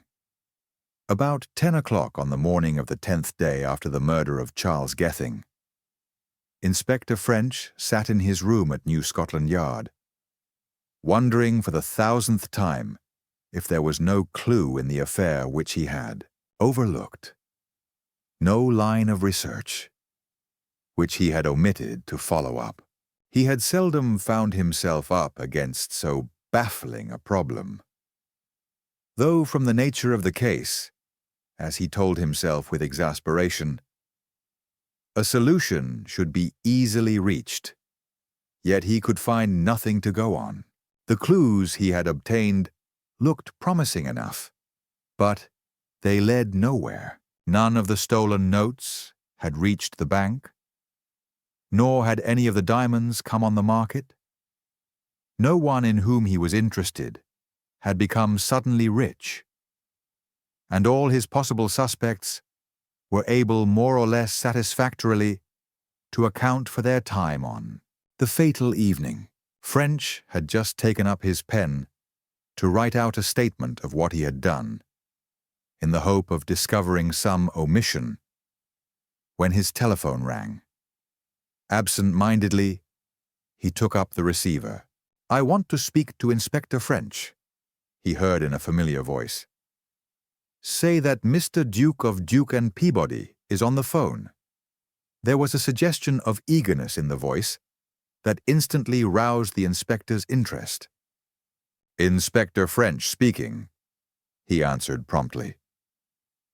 "Good morning, Mr. Duke. I hope you have some news for me." "I have some news," the distant voice returned. "But I don't know whether it bears on our quest. I have just had a letter from Schooffs, you remember, the manager of our Amsterdam branch. And from what he tells me, it looks as if Vanderkemp had disappeared." "Disappeared?" French echoed. "How? Since when?" "I don't know exactly. I am having the files looked up to try and settle dates. It appears that he has been absent from the Amsterdam office for several days, and Schooffs thought he was over here. But we've not seen him. I don't understand the matter. Perhaps, if you're not too busy, you could come round and I'll show you Schooffs' letter." "I'll come at once." Half an hour later, French was mounting the stairs of the Hatton Garden office, with a face wreathed in smiles. Billy Newton ushered him into the private office. Mr. Duke seemed nervous and a trifle excited as he shook hands. "The more I think over this affair, Inspector, the less I like it," he began immediately. "I do hope there is nothing wrong. I will tell you all I know. But before I show you Schooffs' letter, I had better explain how it came to be written." He looked up interrogatively. Then, as French nodded, continued, "As I think I already mentioned, Vanderkemp is my traveling agent. He attends sales and auctions in all the countries of Europe. He has carried through some very large deals for me, and I have every confidence both in his business acumen and in his integrity. I told you also that amongst others, he had purchased and brought to London the greater part of the missing stones." "You told me that, sir." "Of late years, when Vanderkemp is not on the road, He has been working in the Amsterdam branch. Some 3 or 4 days before poor Gething's death, he had returned from a tour through southern Germany, where he had been buying jewels from some of the former nobility who had fallen on evil days since the Revolution. 3 days ago, on last Monday to be exact, I learnt that a very famous collection of jewels was shortly to be sold in Florence. And I wrote that evening to Scroofs, telling him to send Vanderkemp to Italy to inspect and value the stones with a view to my purchasing some of them. This is Scroof's reply, which I received this morning. You see what he says. I note your instructions resending Vanderkemp to Florence, but he had not yet returned here from London, where I presumed he was staying with your knowledge and by your orders. When he arrives, I shall send him on at once. What do you make of that, Inspector? Vanderkemp did not come to London then? Not to my knowledge. He certainly did not come here. I should like to know why Mr. Scroofs thought he had, and also the date he was supposed to start. We can learn that by wiring to Scroofs. Inspector French remained silent for a few moments. It seemed to him now that he had neglected this Dutch office. It was at least another line of inquiry, and one which might easily bear fruitful results. The staff there, Mr. Duke had stated, consisted of 4 persons: the manager, a typist, and an office boy. There was also at times this traveller, Vanderkemp, the same Vanderkemp who was uncle to Stanley Harrington. It was more than likely that these persons knew of the collection of diamonds. The manager would certainly be in Mr. Duke's confidence on the matter. Vanderkemp had actually purchased and brought to London a large number of the stones, which he had seen put into the safe, though, of course, it did not follow that he knew that they had been retained there. Besides, in the same way as in the London office, leakage of the information to outside acquaintances might easily occur. Inquiries in Amsterdam seemed to French to be indicated. I think I shouldn't wire, he said at last. There is no use in starting scares, unless we're sure something is wrong. Probably the thing is capable of the most ordinary explanation. But I'll tell you what I'll do. I'll slip across to Amsterdam and make a few inquiries. If anything is wrong, I'll get to know. Good. I'd be very pleased if you did that. I'll write Scroofs and tell him to help you in every way that he can. French shook his head. I shouldn't do that either, if you don't mind, he declared. I'll just go over and have a look round. There is no need to mention it to anyone. Mr. Duke demurred, pointing out that a note from him would enlist Mr. Scroof's help. But French maintained his ground, and the merchant agreed to carry out his wishes. French crossed by the night service from Harwich, and at 8:30 next day emerged from the central station into the delightful old world capital.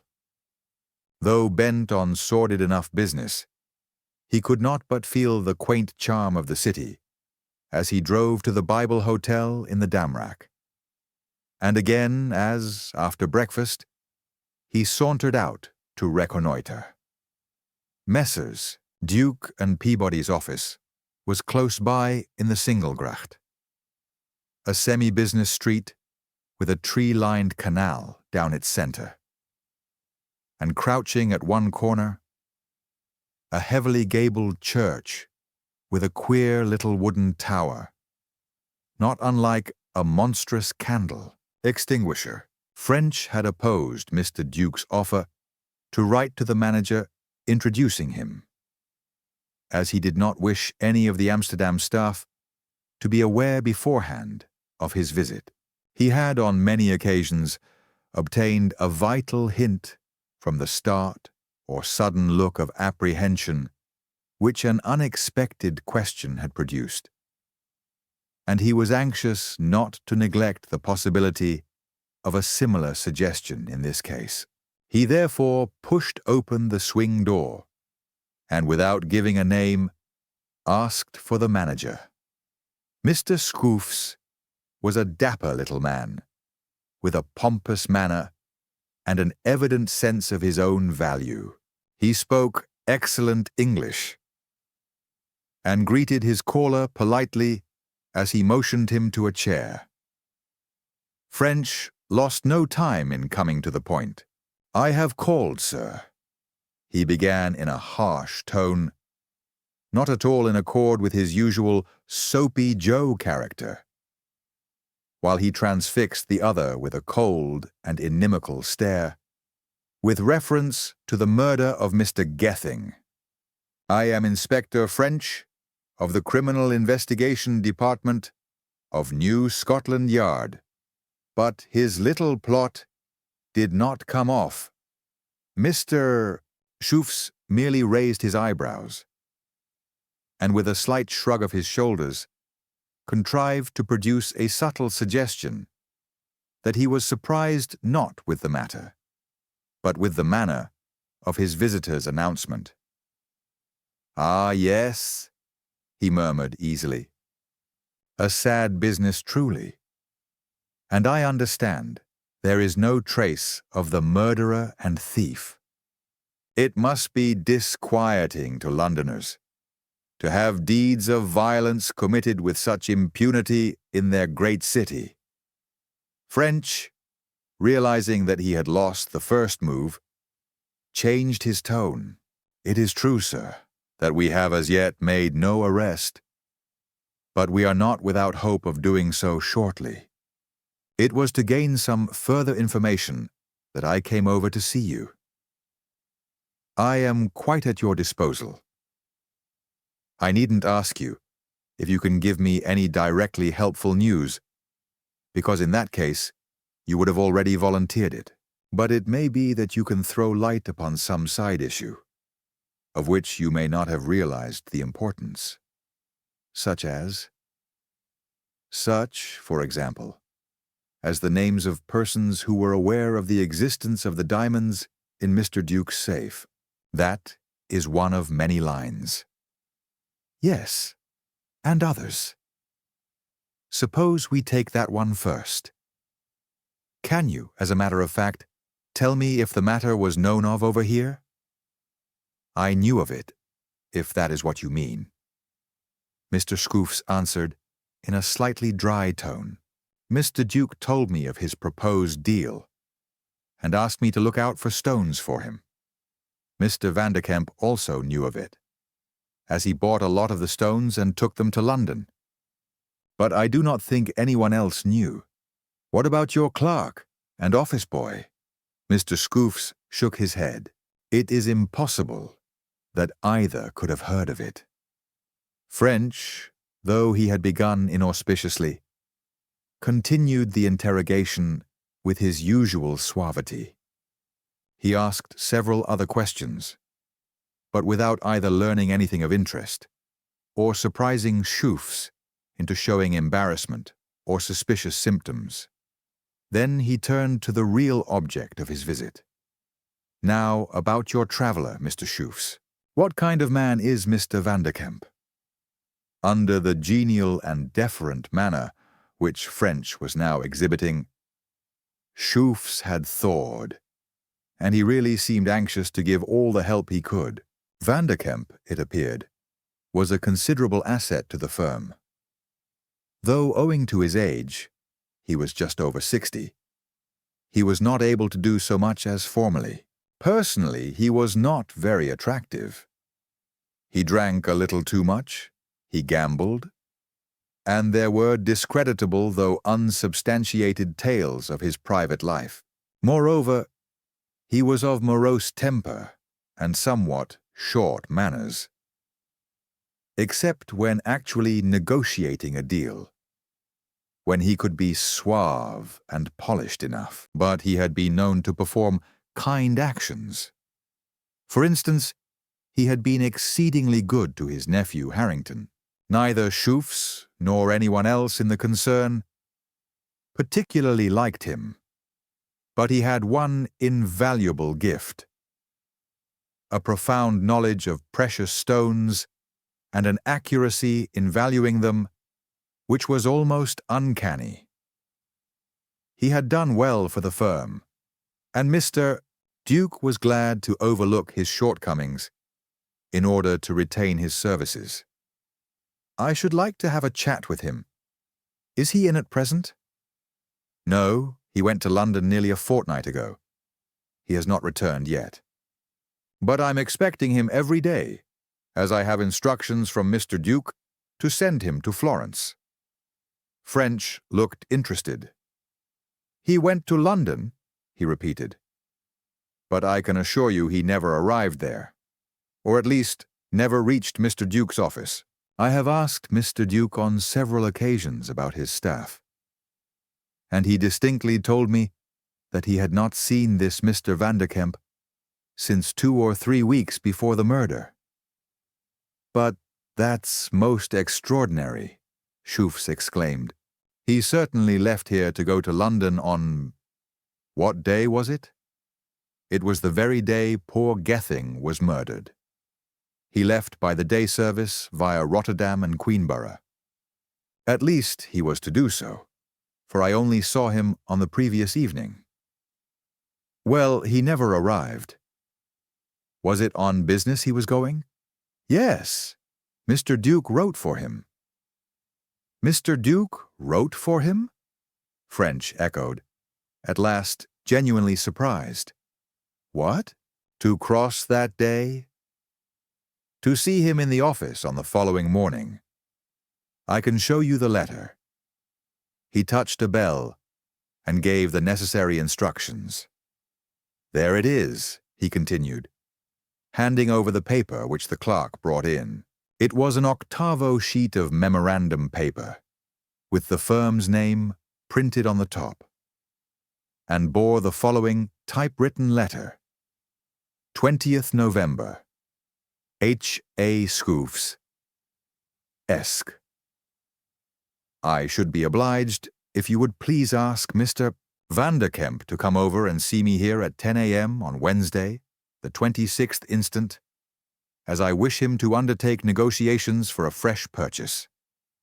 He may have to go to Stockholm at short notice. The note was signed R.A. Duke, with the attendant flourish with which French had grown familiar.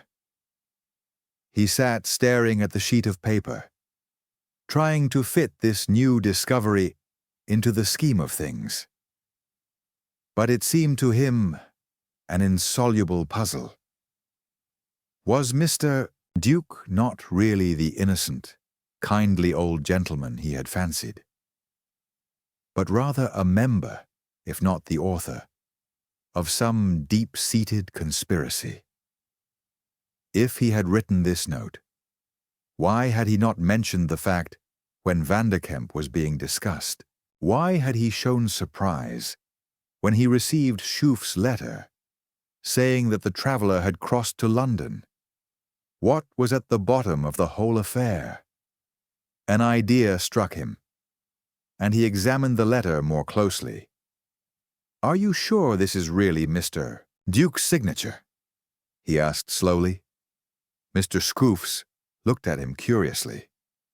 Why, yes, he answered. At least, it never occurred to me to doubt it. You might let me see some of his other letters. In a few seconds, half a dozen were produced, and French began whistling below his breath as he sat comparing the signatures, using a lens which he took from his pocket. After he had examined each systematically, he laid them down on the table and sat back in his chair. That was stupid of me, he announced. I should have learnt all I wanted without asking for these other letters. That signature is forged. See here. Look at it for yourself." He passed the lens to Crofts, who in his turn examined the name. "You see, the lines of that writing are not smooth. They are a mass of tiny shakes and quivers. That means that they have not been written quickly and boldly. They have been slowly drawn or traced over pencil. Compare one of these other notes, and you will see that while at a distance the signatures look identical, in reality they are quite different. No, Mr. Duke never wrote that. I am afraid Mr. Van de Kemp has been the victim of some trick." Crofts was visibly excited. He hung on the other's words and nodded emphatically at his conclusions. Then he swore comprehensively in Dutch. "Good heavens, Inspector," he cried. "You see the significance of all that?" French glanced at him keenly. "In what way?" he demanded. "Why, here we have a murder and a robbery, and then we have this occurring at the very same time. Well, does it not look suggestive?" "You mean the two things are connected?" "Well, what do you think?" Mr. Crofts replied with some impatience. "It certainly does look like it," French admitted slowly.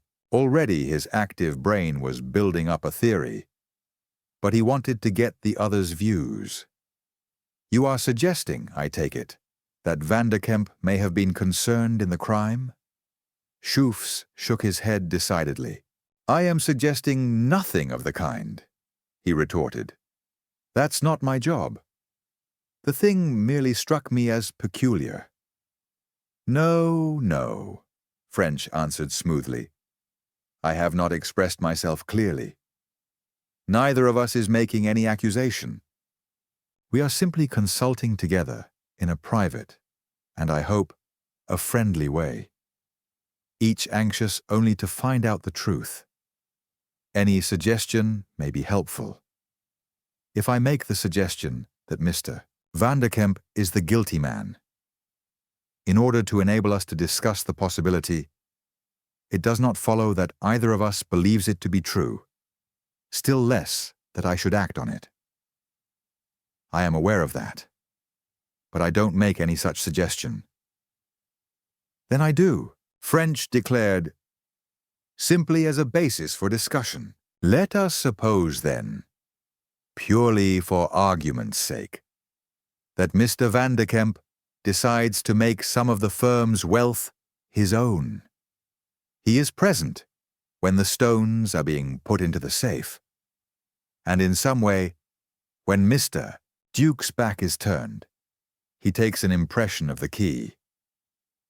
He crosses to London, either finds Gething in the office, or is interrupted by him, murders the old man, takes the diamonds, and clears out.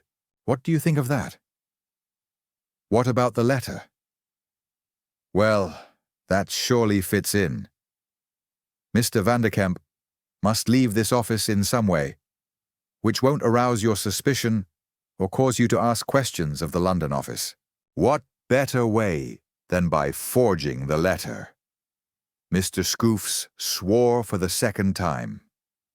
"If he has done that," he cried hotly, "let him hang." "I'll do everything I can, Inspector, to help you to find out. And that not only on general grounds, but for old Gething's sake, for whom I had a sincere regard." "I thought you would feel that way, sir. Now to return to details. I suppose you haven't the envelope that letter came in?" "Never saw it," Mr. Crofts replied. "The clerk who opened it would destroy it." "Better have the clerk in, and we'll ask the question." Mr. Crofts made a sudden gesture. "By Jove!" he cried. It was Vanderkemp himself. He acts as head clerk when he is here. Then we don't get any evidence there. Either the letter came through the post, in which case he destroyed the envelope in the usual way, or else he brought the letter to the office and slipped it in among the others. French picked up the letter again. Experience had taught him that typescript could be extremely characteristic, and he wondered if this in question could be made to yield up any of its secrets. It certainly had peculiarities. The lens revealed a dent in the curve of the N, where the type had evidently struck something hard, and the tail of the G was slightly defective. French next examined the genuine letters and was interested to find their type showed the same irregularities. It was therefore certain that the forged letter had been typed in the London office. He sat thinking deeply, unconsciously whistling his little tune through his closed teeth. There was another peculiarity about the forged note. The letters were a trifle indented, showing that the typewriter keys had been struck with rather more than the usual force. He turned the sheet over, and he saw that so much was this the case that the stops were punched almost through. Picking up the genuine letters, he looked for the same peculiarity. But the touch in these cases was much lighter, and even the full stop barely showed through.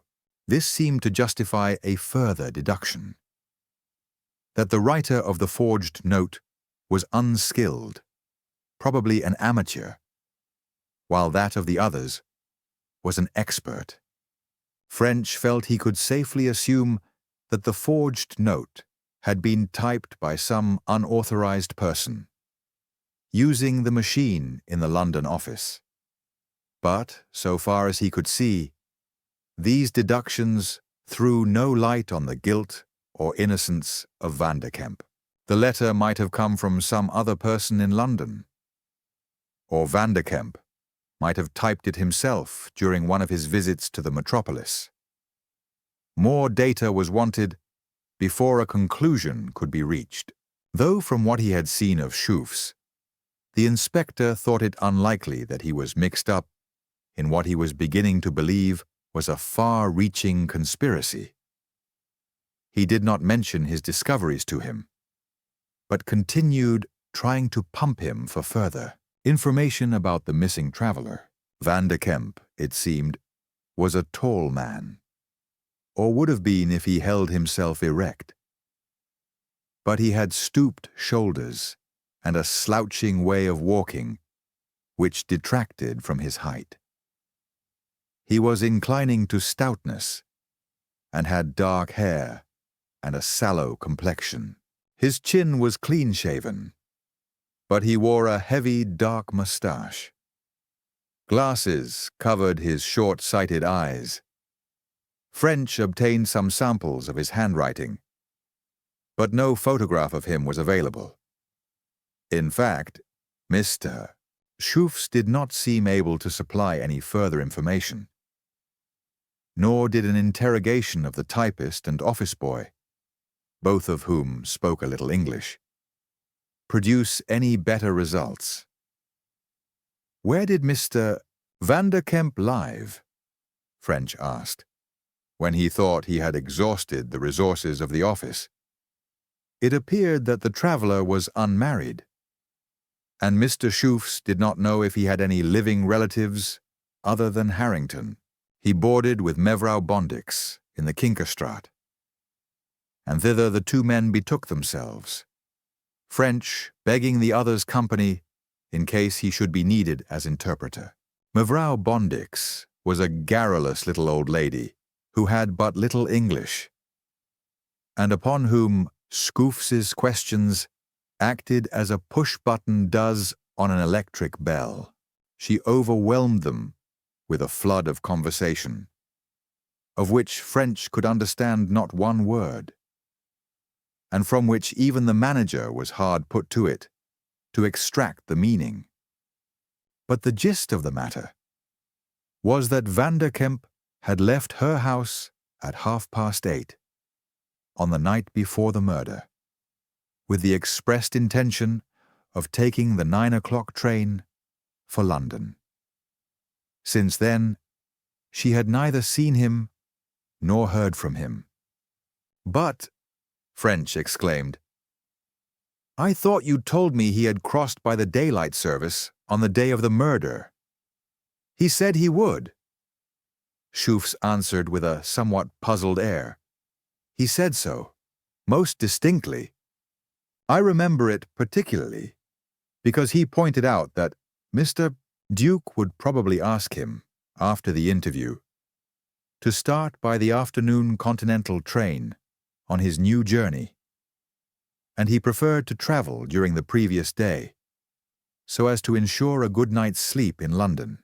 He said that in answer to a suggestion of mine, that he would be in time enough if he went over on the night before his interview."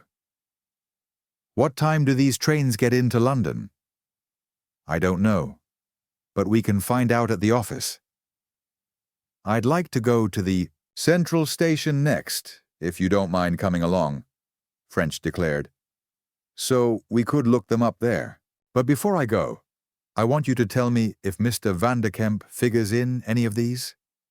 He pointed to a number of photographic groups which adorned the chimney-piece and walls. It happened that the missing traveler appeared in one of the groups, and both Mr. Schufts and Mevrouw Bondix bore testimony to the excellence of the portrait.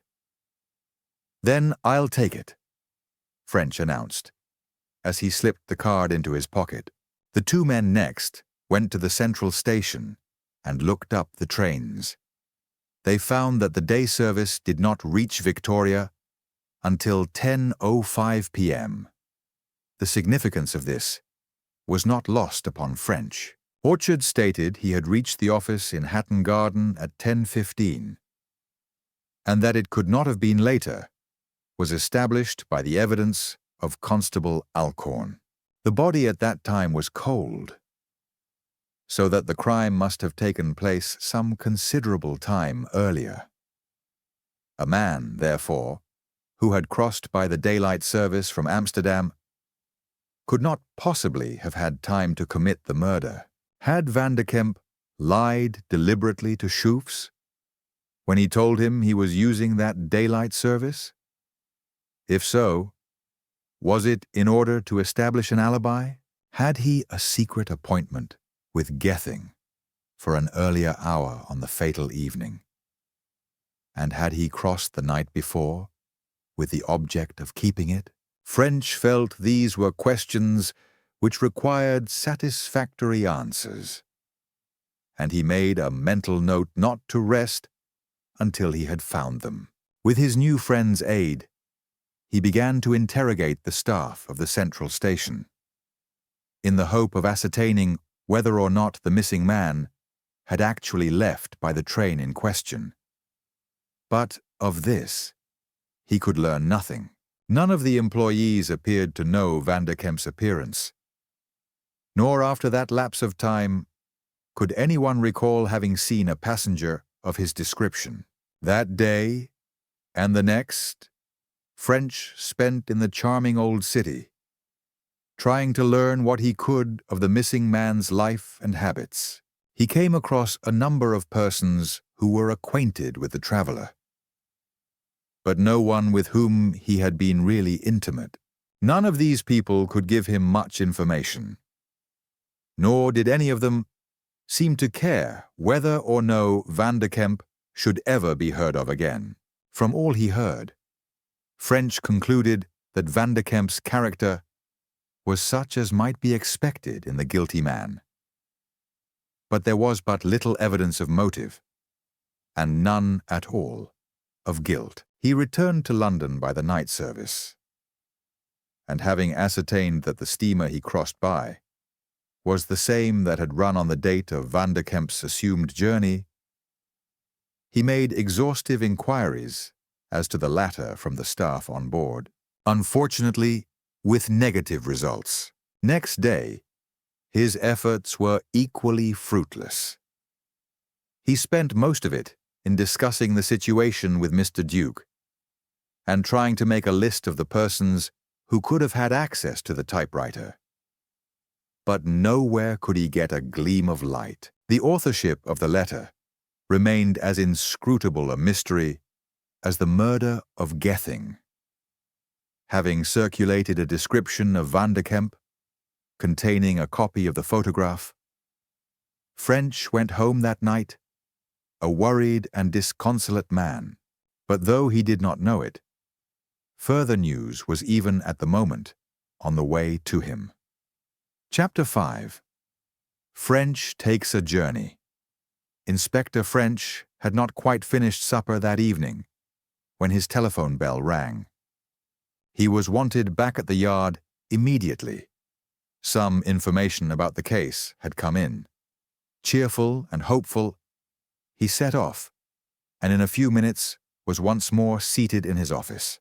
There, a note was awaiting him, which had been delivered by hand a short time previously. He eagerly tore it open and read, "City of London Banking Cobin. Reading Branch, 11th December. Sir, with reference to your inquiry re certain banknotes, I beg to inform you that Bank of England £10 notes numbers V173258W and NL 386427P were paid into this branch just before closing time today. Our teller fortunately noticed the numbers almost immediately, and he thinks, though is not positive, they were paid in by a Colonel Fitzgeorge of this town, whose address is Oaklands, Windsor Road. I am sending this note by one of our clerks, who is going to town this afternoon. Yours faithfully, Herbert Hinkston, Manager." French received this information with a feeling of delight, which speedily changed to misgiving. At first sight, what could be more valuable to his quest than the discovery of some of the stolen notes?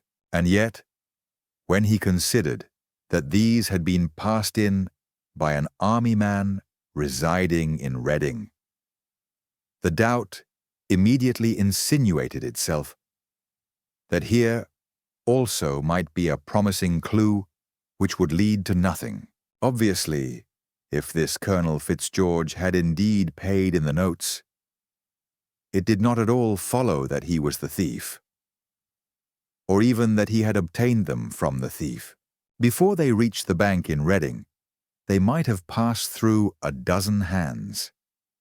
But, be this as it might, French's procedure was at least clear. A visit to Colonel Fitzgeorge was undoubtedly his next step. He picked up a Bradshaw. Yes, there would be time to go that night. A train left Paddington at 8:10, which would bring him to Reading before 9. He ran down through the great building, and hailing a taxi, was driven to the terminus. He caught the train with a minute to spare, and shortly before 9, he was in conversation with a taxi driver outside the Great Western Station in Reading. "Yes, sir," the man assured him. "I know the 'ouse. 10 minutes drive out along the Windsor Road." The night was dark, and French could not take minute stock of his surroundings. But he presently learnt from the sounds of his car's wheels that Oaklands was reached from the road by an appreciable drive, coated with fine gravel, and the bulk of the house, looming large above him as he stood before the porch, indicated an owner well endowed with this world's goods. The impression was confirmed when, in answer to his inquiry, a venerable butler conducted him through a hall of imposing dimensions to a luxurious sitting room. There the man left him, returning in a few minutes to say his master was in the library and would see Mr. French. Colonel Fitzgeorge was a tall, white-haired man with an erect carriage and excessively courteous manners. He bowed as French entered and indicated a deep, leather-lined armchair drawn up opposite his own, before the blazing fire of pine logs. "A chilly evening, Inspector," he said pleasantly. "Won't you sit down?" French thanked him, and after apologizing for the hour of his call, went on. "My visit, sir, is in connection with certain banknotes, which I am trying to trace. Some time ago, there was a robbery in the city, in which a number of Bank of England notes were stolen. The owner, fortunately, was able to find out their numbers from his bank. When the matter was reported to us, we naturally asked the banks generally to keep a lookout for them. Nothing was heard of them until today. But this afternoon, just before closing time, 2 of them were paid into the Reading branch of the City of London Bank. The teller, though not certain, believed that you had paid them in. You can see, therefore, the object of my call. It is to ask you if you can possibly help me to trace the thief by telling me where you received the notes. There were 2, both for £10, and the numbers were AV173258W and NL386427P. Colonel Fitzgeorge looked interested. "I certainly called at the bank this afternoon and lodged some money," he answered. "It was mostly in the form of dividend warrants, but there were a few notes. Now, where did I get those? I should be able to tell you offhand, but I'm not at all sure that I can. Let me think, please."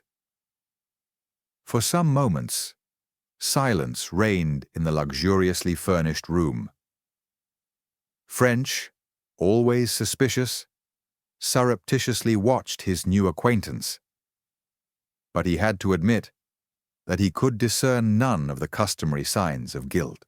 But he reminded himself that you never knew, and determined that unless he was completely satisfied by the coming reply, he would make an investigation into Colonel Fitzgeorge's movements on the night of the murder. "I believe," said the colonel suddenly, "I know where I got those notes. I am not by any means certain, but I think I can tell you. Unless I am very much mistaken, it was from the manager of the Hotel Beau Séjour in Chamonix." "Chamonix?" French repeated in surprise. This was by no means what he had expected to hear. "Yes, I have been for the last 6 weeks in Switzerland and Savoy, and 2 days ago, on last Tuesday afternoon, to be exact, I left Chamonix. I caught the night train from Geneva, was in Paris next morning, and reached Charing Cross yesterday, Wednesday afternoon. Today, I went through my correspondence, and after lunch, took in my dividends and some spare cash to lodge in the bank." "And the 2 £10 notes, sir?" "The 2 £10 notes, as I say, I believe I received at the Chamonix Hotel. I found I had to return home sooner than I had intended. And as I was leaving the country, I wanted to change back all but a small amount of my foreign money. It was convenient to do it at the hotel, and besides, you can't always be sure of getting enough change at Calais or on the boat. I asked the manager of the Beau Séjour to give me English money for my francs, and he did so at once. Why do you think these particular notes were handed over by him? He paid me in £10 notes only. He gave me 5 of them. I changed £50 worth of francs altogether. It is true that I had some other English notes, and there were some at home here. But so far as I can remember, there were no 10s among them, only 5s and treasury notes. With this, French had to be content. Though he asked many other questions, he could learn nothing further to help him. But on the pretext that the notes might have been received at some other place, he obtained a note of the colonel's itinerary while abroad. According to this, it appeared that on the night of Charles Gething's murder, the traveller had slept in the Bellevue Hotel at Kandersteg, prior to walking over the Gemmi Pass on the following day. This French noted as a point capable of being checked, should checking become desirable. He had kept his taxi, and after a little trouble, he found the address of the teller of the City of London Bank and paid him a late call. But from him he learnt nothing new, except that the man seemed much more certain that Colonel Fitzgeorge had really handed in the notes than the letter of his manager had led French to believe.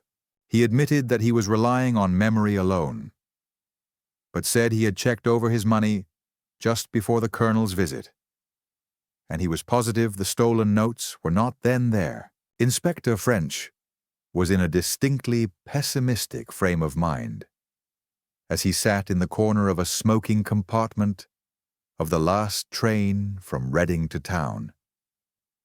And next morning, as he put the facts he had learnt before his chief, he was but slightly more sanguine. 2 of the stolen notes had been discovered. That was really all that could be stated with certainty. That Colonel Fitzgeorge had paid them into the bank was by no means sure. Still less that he really had received them from a hotel manager in Chamonix. But even assuming the Colonel's recollection was accurate, it did not greatly help. It was unlikely that the manager could state from whom he, in his turn, had received those particular notes. Indeed, even were he able to do so, and by some miracle, were French able to trace the giver, in all probability, the latter also would turn out to be innocent, and the goal would be no nearer. The whole episode seemed to French, as he expressed it to his chief, a washout. But the great man took a different view. He replied in the same words which French himself had used in another connection. "You never know," he declared. "You miss this chance, and you're down and out, so far as I can see. But if you go over and see the manager, you don't know what you mayn't light on.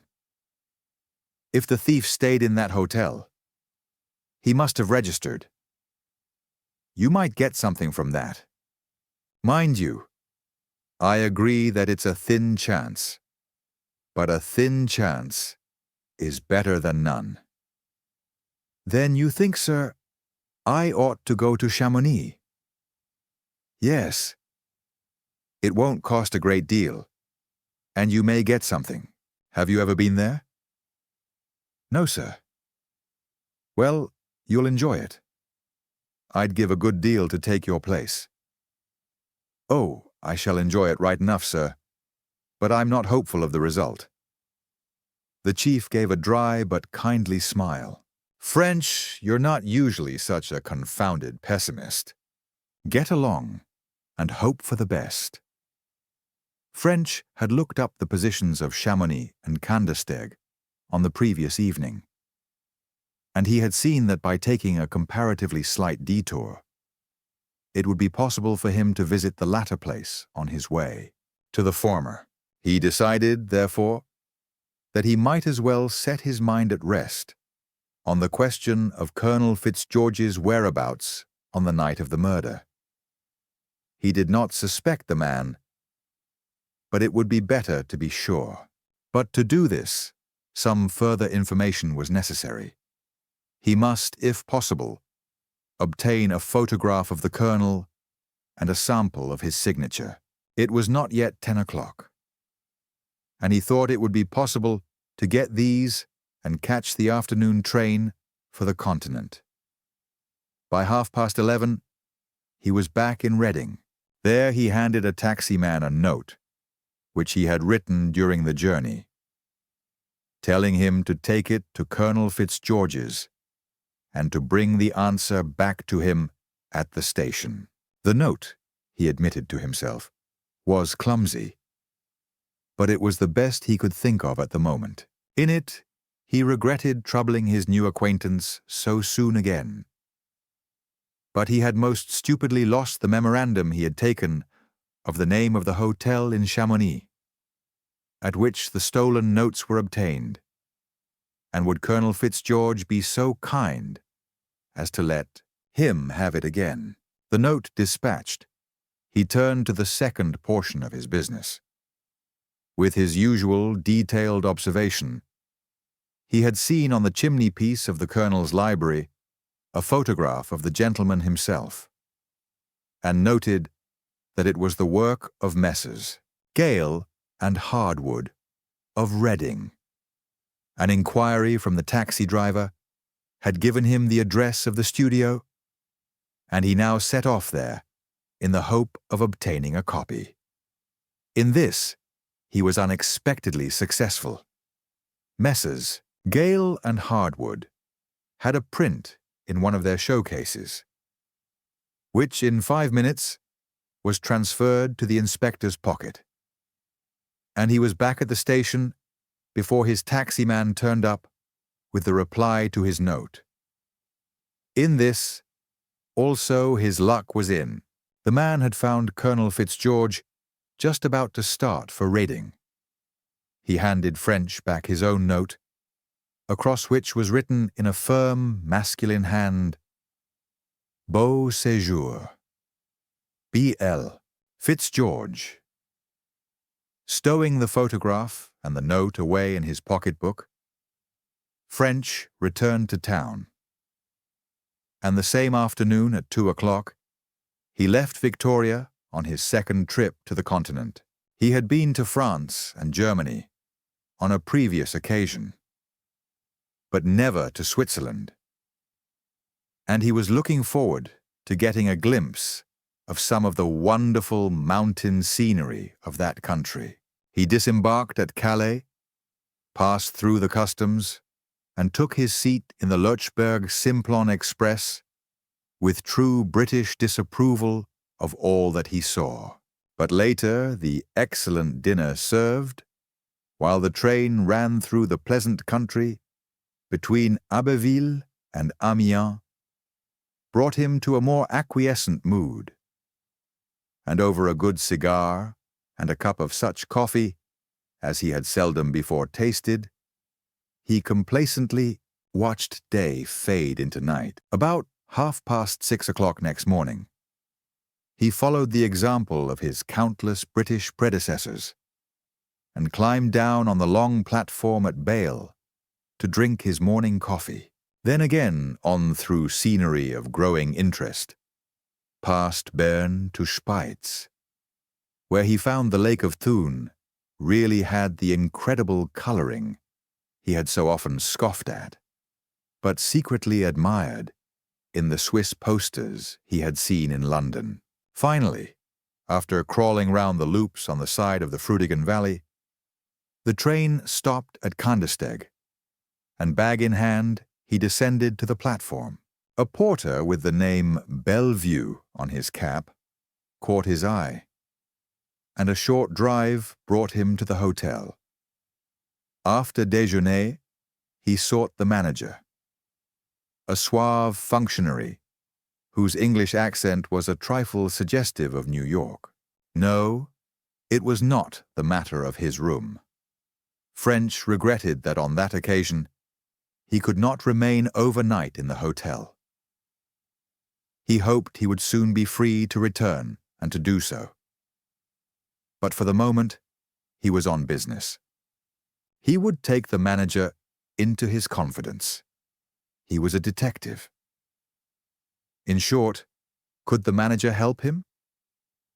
That was the gentleman's photograph. But of course, yes, the manager answered promptly on glancing at the portrait. It is the Colonel Fitzgeorge, the English gentleman from London. He was here, let me see, 2 to 3 weeks ago. I will look up the register. Further inquiries elicited the information that the Colonel had stayed for 3 nights at the hotel and had left early on the day after the murder with the intention of walking to Lukebad over the Gemmi Pass. His business at Kandersteg completed, French conscientiously looked up the next train to Chamonix. But he found he could not get through that day, and being tired from his journey, he decided to remain where he was until the next morning. He spent the afternoon lost in admiration of the charming valley, and that night slept to the murmur of a mountain stream which flowed beneath his window. Next morning he took the southbound train, and having passed through the 9 miles of the Lurchberg tunnel, he gazed with veritable awe into the dreary waste of the Lurchenthal and the great gulf of the Rhone Valley, marveling as the train raced along the side of the stupendous cliff. He changed at Brieg, passed down the Rhone Valley, and changing again at Martigny, spent another 4 hours on what a fellow traveller with a nasal drawl described as the most elegant ride he'd struck. Through Vallorcine and Argentière to Chamonix. On crossing the divide, the panorama which suddenly burst on his view of the vast mass of the Mont Blanc massif hanging in the sky above the valley literally took away his breath, and he swore that his next holidays would certainly be spent in the overwhelming scenery of these tremendous mountains. At Chamonix, history tended to repeat itself. He reached his hotel, dined excellently, and then sought the manager. Monsieur Marcel, like his confrère in Kandersteg, was courtesy personified, and listened carefully to French's statement. But when he realized the nature of the problem he was called upon to solve, he could but shake his head and shrug his shoulders. "Alas, monsieur," he wailed, "but with the best will in the world, how can I? I change so many English notes. I recall giving those 10-pound notes to a gentleman from England, because it is comparatively seldom that I am asked to change French money into English. But I am constantly receiving English notes. No, I am sorry, but I could not tell you where those came from." Though French had scarcely hoped for any other reply, he was nevertheless disappointed. He showed Colonel Fitzgeorge's photograph to the manager, who instantly recognized it as that of the Englishman for whom he had exchanged the notes. But he could give no further help. This clue having petered out, French determined to call for the register and make a search therein, in the hope of recognizing the handwriting of some entry. But before he did so, he asked about Vanderkemp. Had anyone of that name been a recent visitor? The manager could not recall the name, but he had a thorough search made of the records. This also drew blank. French then handed him the photograph of Vanderkemp, which he had obtained in Amsterdam, asking if he had even seen the original. With that, the luck turned. Monsieur Marcel beamed. "But yes, monsieur," he exclaimed, with a succession of nods. "Your friend was here for several days. He left about a fortnight ago. Monsieur Harrison from one of your great Midland towns, is it not? He told me which, but I have forgotten. That's the man, cried French heartily, delighted beyond words at this new development. I have been following him round. Might I see his entry in the register? Again, the records were brought into requisition, and as he looked, French felt wholly triumphant. On comparing the J, Harrison, Huddersfield, England, to which the manger pointed, with the samples of Vanderkemp's handwriting, which he had obtained from Mr. Schooff's, he saw that unquestionably they were written by the same hand. So Vanderkemp was his man. After this, there could be no further doubt of his guilt. For a moment, he remained silent, considering what this discovery meant. It was now evident that Vanderkemp, under the alias Harrison, had arrived at the Beau Séjour Hotel about midday on the second day after the crime, and after staying a week, had departed for an unknown destination. But the matter did not end there. With a sudden theatrical gesture, the manager indicated that he had more to say. "You have recalled something to my mind, monsieur," he announced. "That Monsieur Harrison asked me to change notes for him. In fact, I remember the whole thing clearly. His bill came to between 400 and 500 francs, and he paid with an English £10 note. With the exchange as it is at present, he should have had about 300 francs change. But I now remember he asked me at the same time to change a second £10 note. I did so, and gave him about 1,000 francs. So it is possible. I do not say certain, but it is possible."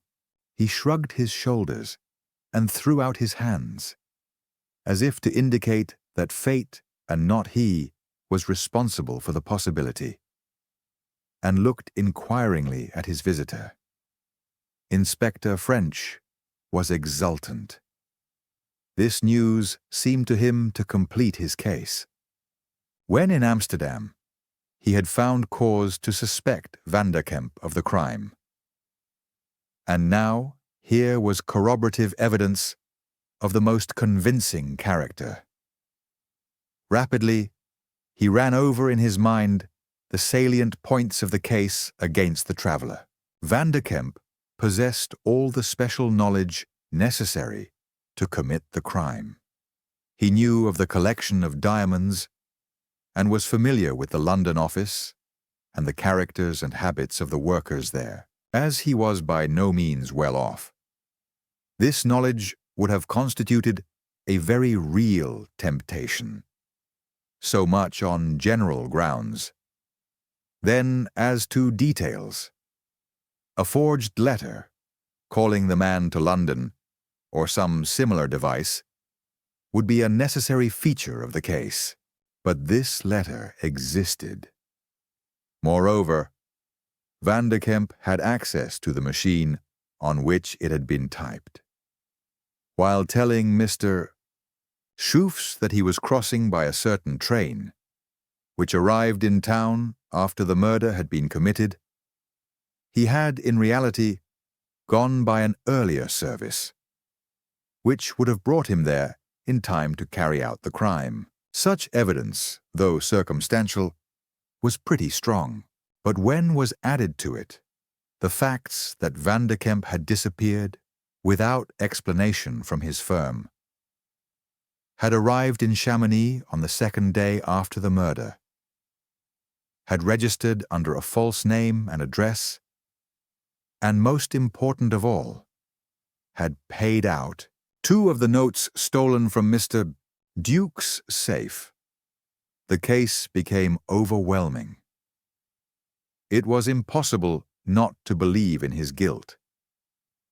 In fact, seldom had the inspector known so clear a case. When he had found and arrested Vanderkemp, his work would be done. But just in the flush of victory, his luck again turned. The man had left the Beau Séjour a week previously, and the manager had no idea what direction he had taken. In vain. French asked questions and made suggestions, hoping to say something which might recall the information to the other's mind. But the manager readily gave his help in interviewing the whole of the staff, who had in any way come in contact with the wanted man. And here, thanks again to his persistent thoroughness, he obtained just the hint that was needed. He had worked through the whole staff without result, and he was about to give up, when it occurred to him that none of those to whom he had spoken had admitted having brought down Vanderkemp's luggage from his room on the day of his departure. French then asked directly who had done this, and further inquiries revealed the fact that in the absence of the usual man, an under-porter, usually employed about the kitchen, had been called upon. This man stated he had noticed the label on Vanderkemp's suitcase. It was to a hotel in Barcelona. He could not recall the name of the hotel, but he was sure of the city. When French had thanked the manager, distributed baksheesh among the staff, and with the help of the head porter, worked out his journey from Chamonix to Barcelona, he felt his work in Savoy was done. He went exultantly to bed, and next morning left by an early train on his way to Spain. Chapter 6. The Hotel in Barcelona. To a comparative stay-at-home like Inspector French, who considered a run to Plymouth or Newcastle a long journey, the trailing of Jan Vanderkemp across southwest France opened up a conception of the size of the globe whereon he moved and had his being, which left him slightly awestruck. The journey from Savoy to Spain seemed endless, the distances incredible, the expanse of country between himself and home illimitable. Hour after hour, he sat in the train, while elms and oaks gave place to cypresses and olives, apples to vines, and corn to maize. And it was not until daylight had gone on the evening of the second day that the train rolled into the Estación de Francia in Barcelona.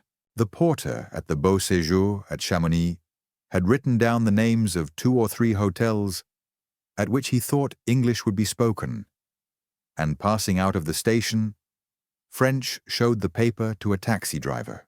The man at first ogled it distrustfully.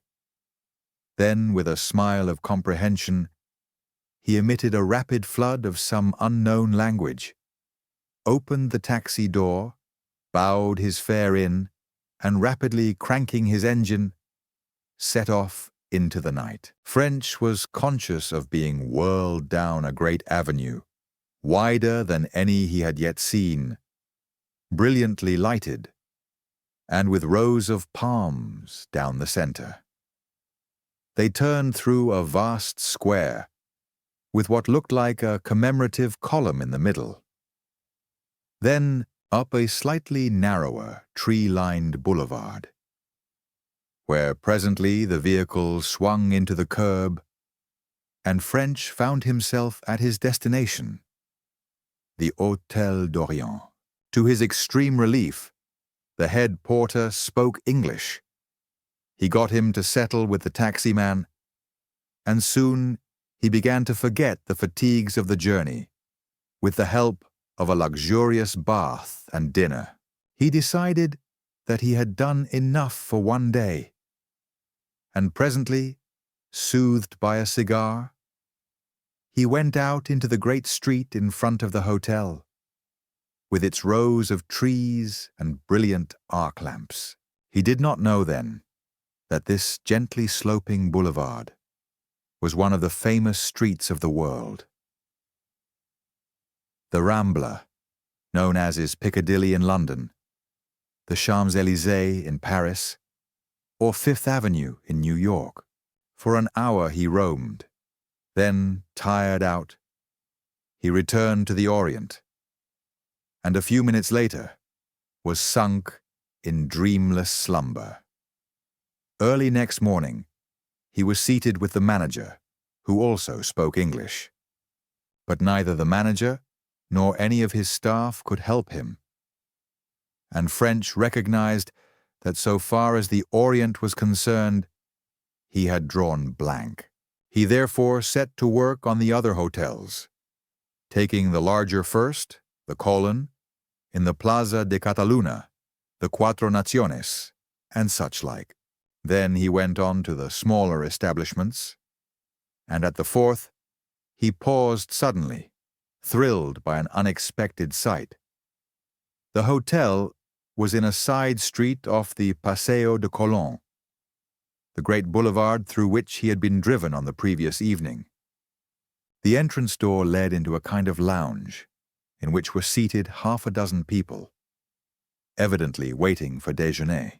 With one exception, these were obviously Spaniards. But that exception, French felt he could swear, was the original of the photograph. In spite of such a meeting being what he was hoping for, the inspector was taken aback. But his hesitation was momentary. Passing immediately on to the little office at the back of the lounge, he said in English, "Can I have lunch, please?" "Will it soon be ready?" A dark-eyed, dark-haired girl came forward, smiling, but shaking her head regretfully, and murmuring what was evidently that she couldn't understand. "You don't speak English, miss?" The detective went on, speaking loudly and very clearly. "I want to know, can I have lunch, and if it will soon be ready?" As the girl still shook her head, French turned back into the lounge. "Excuse me," he addressed the company generally, "but might I ask if any of you gentlemen speak English? I can't make this young lady understand." The little ruse succeeded. The man resembling Van de Kemp rose. "I speak English," he answered. "What is it you want?"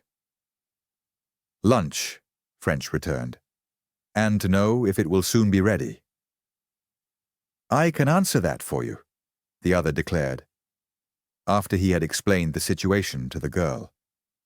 "Lunch will be ready in exactly 5 minutes, and visitors are usually welcome." "Thank you." French spoke in a leisurely, conversational way. "I am staying at the Orient, where 1 or 2 of them speak English. But business brought me to this part of the town, and I did not want to go all that way back to lunch. A confounded nuisance, this language business. It makes you feel pretty helpless when you want to talk to people." "That's true," the stranger admitted. "In most of the larger hotels, they speak French and English, but at practically none of the smaller. In this one, for example, one waiter has a few words of French only. No English or Italian or German. Some of the staff don't even speak Spanish." French was interested, in spite of the larger question which was occupying his mind. "Not Spanish?" he repeated. "How do you mean?" "What do they speak?" "Catalan. This is Catalonia, you know. And both the race and the language are different from the rest of Spain. They are more go-ahead and enterprising than the people farther south." "That sounds a bit like Ireland," French remarked. "I've been both in Belfast and in the south, and the same things seems to hold good, though Dublin is a fine city, and no mistake." They continued discussing peoples and languages and the northerly concentration of energy to be found in most countries, until the hands of the clock pointed to noon and lunchtime. Then French caught what he had been angling for. The stranger asked him to share his table. The inspector continued to make himself agreeable, and after they had finished, invited the other to have coffee and a cigar with him in a deserted corner of the lounge. Then, thinking his companion was by this time off his guard, he introduced a new subject after a lull in the conversation. "It's strange the different businesses people are engaged on," he remarked ruminatively, as he poured himself out a second cup of coffee. "Now, I wouldn't mind betting a £10 note you wouldn't guess what I am, and what my business here is." The other laughed. "I confess I was wondering," he admitted. "I'm afraid I should lose my money." "I won't guess." "Well, I'll tell you. Though our business is not a thing we speak of as a rule, I am a detective inspector from Scotland Yard." As he spoke, French watched the other's face. If this were the man of whom he was in search, he could swear he would make him exhibit some emotion. But so far, he did not succeed. His new acquaintance merely laughed again. "Then I should have lost. I admit, I never thought of that." French continued to observe, and he went on with more seriousness in his manner. "Yes, and I'm on rather important business too. Man wanted for murder and robbery in the city. A bad affair enough. He murdered the confidential clerk of a diamond merchant in Hatton Garden, and rifled the safe, and got off with I don't know how many £1,000 worth of stuff." At the commencement of French's reply, the stranger had listened with but little more than a conventional interest. But at the mention of a diamond merchant in Hatton Garden, he figuratively sat up and began to take notice. "Hatton Garden?" he repeated. "That's an extraordinary coincidence. Why, I belong to a firm of diamond merchants in Hatton Garden. I know them all. Who was the man?" Inspector French was puzzled. Either Vanderkemp, for there could no longer be any doubt of his identity, was innocent, or he was an almost incredibly good actor. Anxious to observe the man further, he fenced a little in his reply. "Is it possible you haven't heard?" he asked in apparent surprise. "How long is it since you have heard from home?" "Haven't had a line of any kind since I left, and that's nearly 3 weeks ago. On the night of the 25th of last month, to be exact." "The 25th? Well, that's a coincidence too. That's the very night poor old Mr. Gething was killed." Vanderkemp stiffened suddenly, and his hands closed on the arms of his chair. "What?" he cried. "Not Charles Gething of Messrs. Duke and Peabody?" French, now keenly observing him without any attempt at concealment, nodded. "That's the man. You knew him then?" "Of course I knew him. Why, it's my own firm. Good God, to think of poor old Gething. And you say the safe was rifled? You don't tell me Mr. Duke's collection of stones is gone?" "All of it, and money as well. The murderer made a clean sweep." Vanderkemp whistled and then swore. "Tell me about it." French was more than ever puzzled. The traveller's manner, his evident emotion, his questions, all seemed those of an innocent man. He felt doubts arising in his mind. Possibly there might be an explanation. He did not at once reply. As he turned over in his mind, how he could best surprise the other into an admission of the truth. But Vanderkemp also was evidently thinking, and suddenly an expression of deeper concern showed on his face. He made as if to speak, then hesitated, and a wary look appeared in his eyes. He cleared his throat, then in a changed voice asked, "At what time did it happen?" French leaned forward swiftly and fixed his eyes on his companion as he said in a low, tense tone, "That's what I want to ask you, Mr. Vanderkemp." The man started. He did not answer, and the wary look in his eyes changed into definite anxiety, which deepened as the moments passed.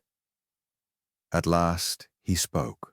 "It had just dawned on me from what you said, Inspector, that our meeting here was not such a coincidence as I at first imagined.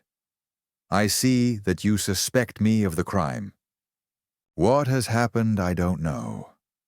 What you have against me, I don't know either. But I can tell at once that I am not only absolutely innocent, but until you told me just now, I was ignorant that a crime had been committed. I will tell you my whole story and answer any questions you may like to ask, whether you believe me or not." French nodded. Certainly, if guilty, this man was a consummate actor. There was at least the chance that he might be innocent. And he answered accordingly. "I don't accuse you of anything, Mr. Vanderkemp. But there are certain suspicious circumstances which require an explanation. You may be able to account for all of them. I hope you will. At the same time, it is fair to warn you that, failing an explanation, your arrest is not impossible. And in that case, anything that you may say now may be used against you in evidence." Vanderkemp was by this time extremely ill at ease. His face had paled and had already taken on a somewhat drawn and haggard expression. For a while, he remained silent, buried in thought. Then, with a sudden gesture, as of throwing further caution to the winds, he began to speak. "I'll tell you what I know, Inspector," he said earnestly. "Whether, if you are going to arrest me, I am wise or foolish, I don't know.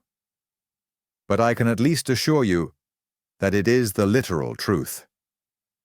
He looked at the inspector, who nodded approval.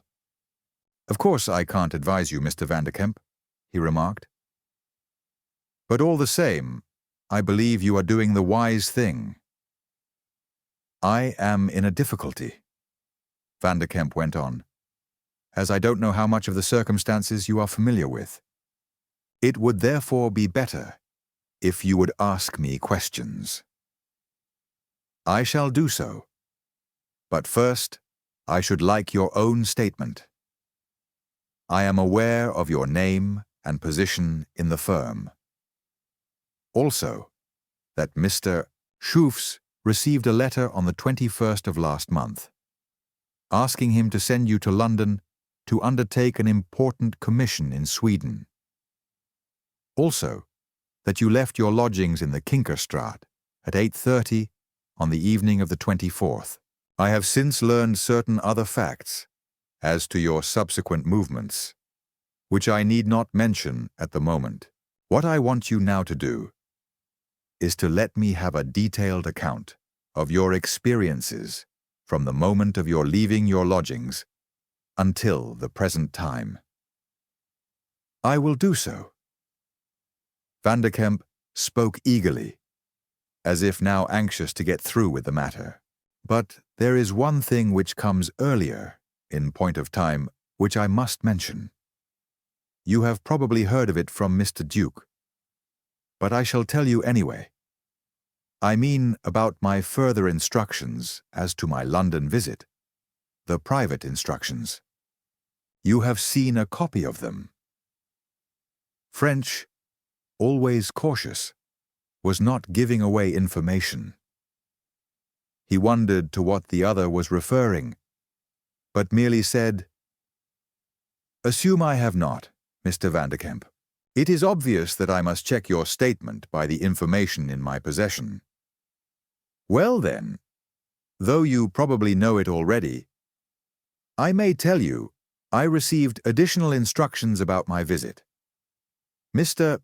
Duke wrote me a private letter, addressed to my lodgings, in which he told me, but I have it here, and you can see it for yourself." He took an envelope from his pocketbook and passed it across. It contained a note, almost identical in appearance, with the forged one which Mr. Crofts had received. It was typewritten on a sheet of the firm's cheaper memorandum paper, with the same kind of type and the same colored ribbon. Examination with the lens showed the same defects in the N and the G. The signature was obviously forged, and the back of the sheet was marked from a heavy touch. Evidently, both letters had been written by the same person, and on the Hatton Garden machine. The note read, "Dear Vanderkemp, further to my note to Mr. Crofts re your call here on Wednesday morning, 26th inst. The business on which I wish to see you has turned out to be more urgent than I at first believed, and I shall therefore have to ask you to advance the hour of your interview, and also to leave London for Paris, not Stockholm, immediately after it. I shall return to the office after dinner on Tuesday evening, the 25th instant, and shall be glad if you will call there at 8:30 p.m., when I shall give you your instructions. This will enable you to catch the 9:30 p.m. for Paris via Southampton and Havre. I wish to impress on you that as the business in question is exceptionally confidential, you will oblige me by keeping your change of plans to yourself. Yours truly, R.A. Duke." Inspector French was keenly interested, but he recognized with exasperation how inconclusive the letter was as evidence. Either it had been sent to Vanderkemp, as he stated, in which case he might be innocent, or the man had written it himself, in which case he certainly was guilty. It was true that in this instance an envelope was forthcoming, which bore a London EC, postmark, and the correct date. But here again, there was no proof that this was really the covering in which the letter had come. These points passed through the inspector's mind, but he banished them as matters to be thought out later, and turned once more to his companion. "I shall keep this, if you don't mind," he declared. "Please proceed." "I carried out the instructions in the letter," Vanderkemp resumed. "The change of hours necessitated my leaving Amsterdam by the night train on the 24th, and I spent the following day at my hotel in London and in doing a matinee. At 8:30, with my luggage, I reached Hatton Garden. I found the outer office was in darkness, but a light shone out of the doorway of the inner office. Mr. Gething was there alone.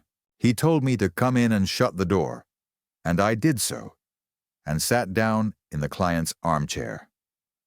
Mr. Gething was seated at Mr. Duke's desk, which was open. Was the safe open? No, nor was it opened while I was there. Mr. Gething told me that Mr. Duke had intended to be present, to give me my instructions in person. But at the last moment, he had been prevented coming down, and that he had asked him, Mr. Gething, to do it instead. It seemed that Mr. Duke had got information from a confidential agent at Constantinople, that a member of the old Russian aristocracy had escaped with his family jewels from the clutches of the Bolsheviks, and that he now wished to dispose of the whole collection for what it would bring. He was at one time Duke Sergius of one of the Ural provinces. I have the name in my book upstairs, but was now passing himself off as a Pole, under the name of Francisco Loth. The collection was one of extraordinary excellence, and Mr. Duke believed it could be purchased for a third, or even less, of its real value. He had approached the Duke through the agent, and had offered to deal. The trouble, however, was that the Soviet government had learned of the Duke's escape, and were displaying immense energy in the hope of recapturing him. Their agents were scouring the whole of Europe, and Loth was in mortal terror, for discovery meant certain death. Mr. Gething told me straight also that should I succeed in purchasing, my life would not be worth a tinker's curse until I had handed over the stuff. He said that, recognizing this, Mr. Duke considered that my commission should be substantially increased, and he asked me, was I willing to take on the job? And you agreed. Well, what do you think? Of course I agreed. I asked for further details, and he let me have them. For both my own safety and Loth's, I was to take extraordinary precautions. My name is pretty well known in dealers' circles over Europe, and therefore would be known to the Soviet emissaries. So I was to take another. I was to become John Harrison, of Huddersfield, a tin plate manufacturer. I was not to write to the office direct, but to send my reports, if any were necessary, to Mr. Herbert Lyons, a friend of Mr. Duke's, who lived not far from him at Hampstead.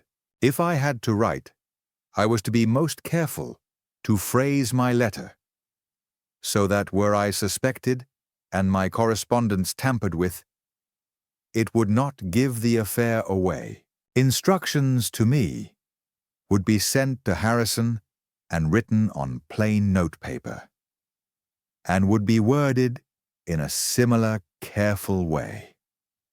Mr. Gething gave me a code by which I could wire the amount agreed on, when the money would be sent me by special messenger.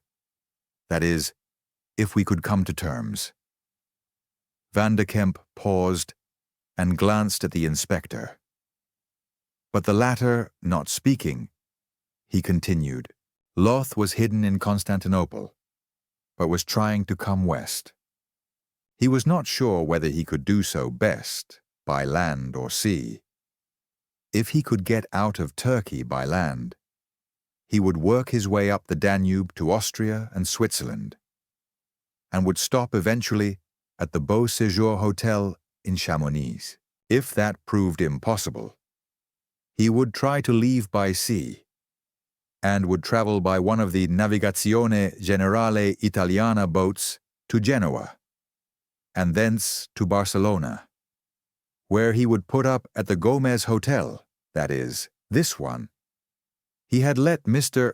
Duke know through his Constantinople friend that if he didn't turn up at Chamonix by the 4th, it would mean either that the Bolsheviks had caught him or that he was making for Barcelona. My instructions, therefore, were to go to Chamonix, put up at the Beau Séjour, and look out until the 4th for a tall, white-complexioned, dark-haired man named Francisco Loth. If by that time he had not turned up, I was to move on here.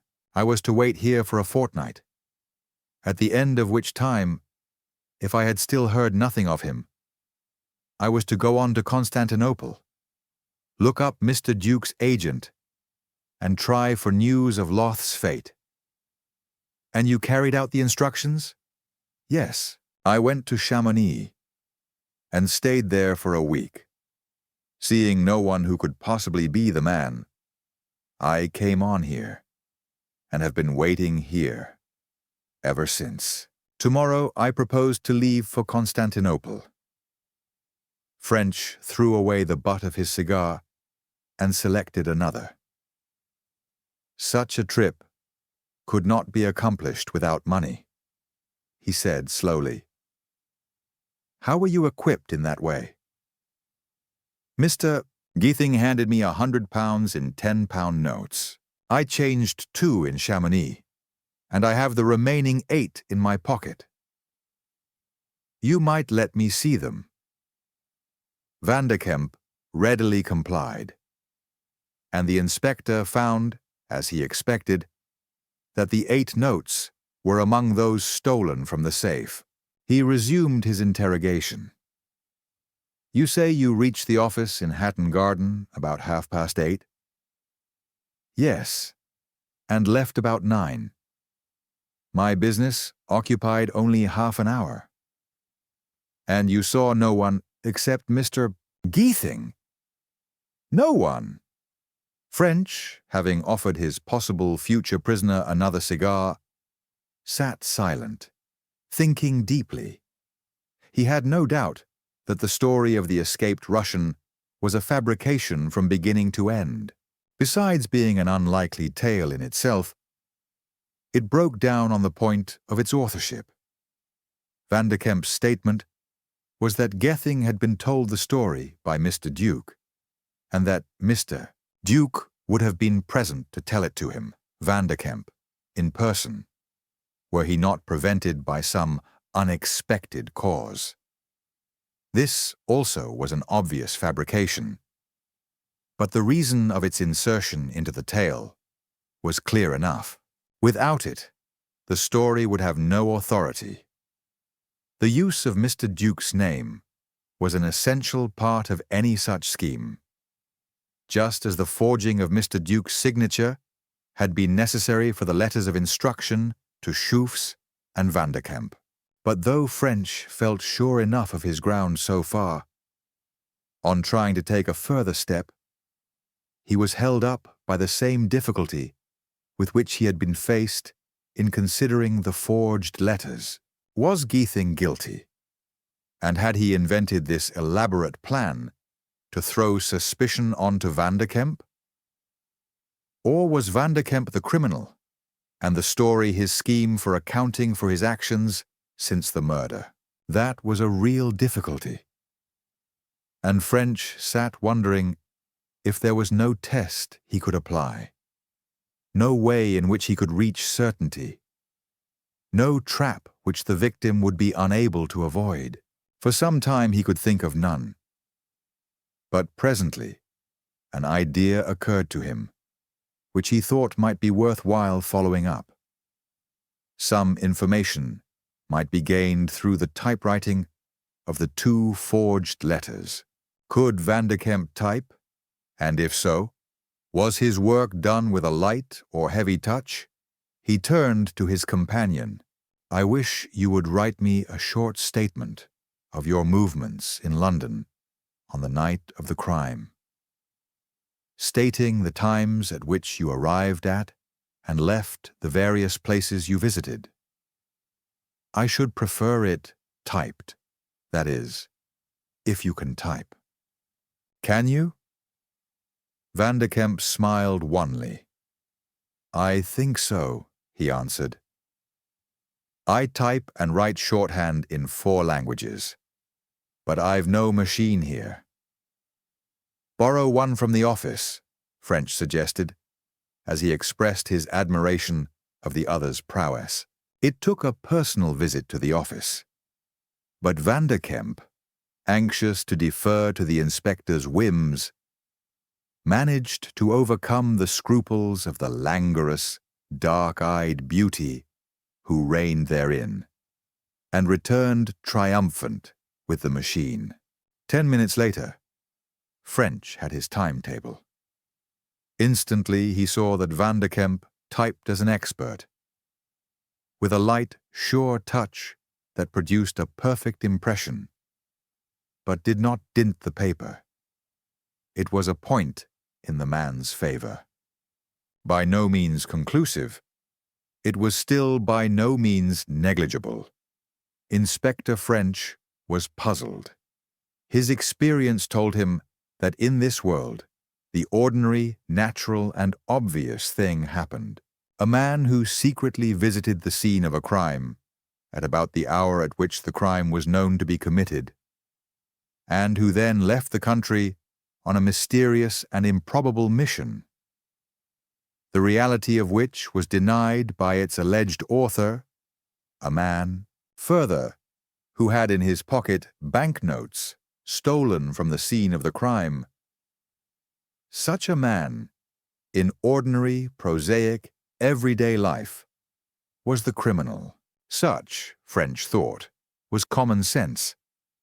And common sense, he considered, was right 99 times out of 100. But there was always the 100th chance. Improbabilities and coincidences did occasionally happen. He would have given a good deal at that moment to know if this case was the exception that proves the rule. He saw clearly that his second explanation, if somewhat more far-fetched, was still quite possibly true.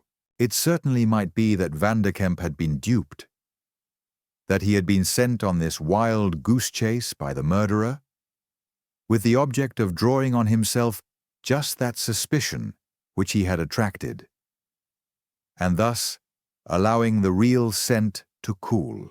A good many of the facts tended in that direction. The forged letters, the keeping of the alleged deal from Schooff's, the fact that no Russian nobleman had turned up at either of the rendezvous named, the traveling under a false name, the warning against communications with the office, and last, but not least, Vanderkemp's manner during the interview. All these undoubtedly supported the view that the traveler had been used to lay a gigantic false clue. If so, it was a fiendish trap to set for the unfortunate dupe. French thought he could see how it was intended to pan out. Vanderkemp, while on these mysterious journeys, certainly when he reached Mr. Duke's agent in Constantinople, would learn of the murder, and he would at once see how he had been victimized. The more he learned of the details, the more he would realize how completely he was in the toils. He would recognize that if he went home and told his story, he would not have a dog's chance of clearing himself, and he would turn his apparent flight into a real one, and so permanently fasten upon himself a tacit admission of guilt. It was an ingenious scheme, and if it really were the explanation of these mysterious happenings, it gave an indication of the character and mentality of the man who had devised it. French was by no means decided as to the truth of the matter, but on the whole he thought that though he undoubtedly had evidence to justify him in applying for the arrest and extradition of the traveler, he would prefer to avoid this step if possible. If the man tried to give him the slip, the local police would get him in no time. Accordingly, he turned once more to Vanderkemp. "Mr. Vanderkemp," he began, "I am strongly inclined to believe your story, but as a man of the world, you will readily see that it must be more completely examined before it can be fully accepted. Now the question is, are you willing to come back with me to London and give me your assistance towards finding out the truth? I can make you no promise that you will not be arrested on reaching British ground, but I can promise you that you will be fairly dealt with and get every chance and assistance to prove your innocence." Vanderkemp did not hesitate in his reply. "I will go," he said promptly. I am aware that you can have me arrested here, if you want to, by applying to the Spanish authorities, so I have no choice. But I think I should go in any case. I have done nothing contrary to the law, and I have done nothing to be ashamed of. I cannot now rest until my innocence is admitted. French nodded gravely. Once again, sir, I think you are doing the wise thing. Let us go tonight by the Paris Express. In the meantime, come with me to the post office and help me to send a wire to the yard. 2 mornings later, they reached London. Mr. Duke was naturally amazed at his subordinate's story, and on hearing the evidence, gave it as his opinion that Vanderkemp was the dupe of some person or persons unknown.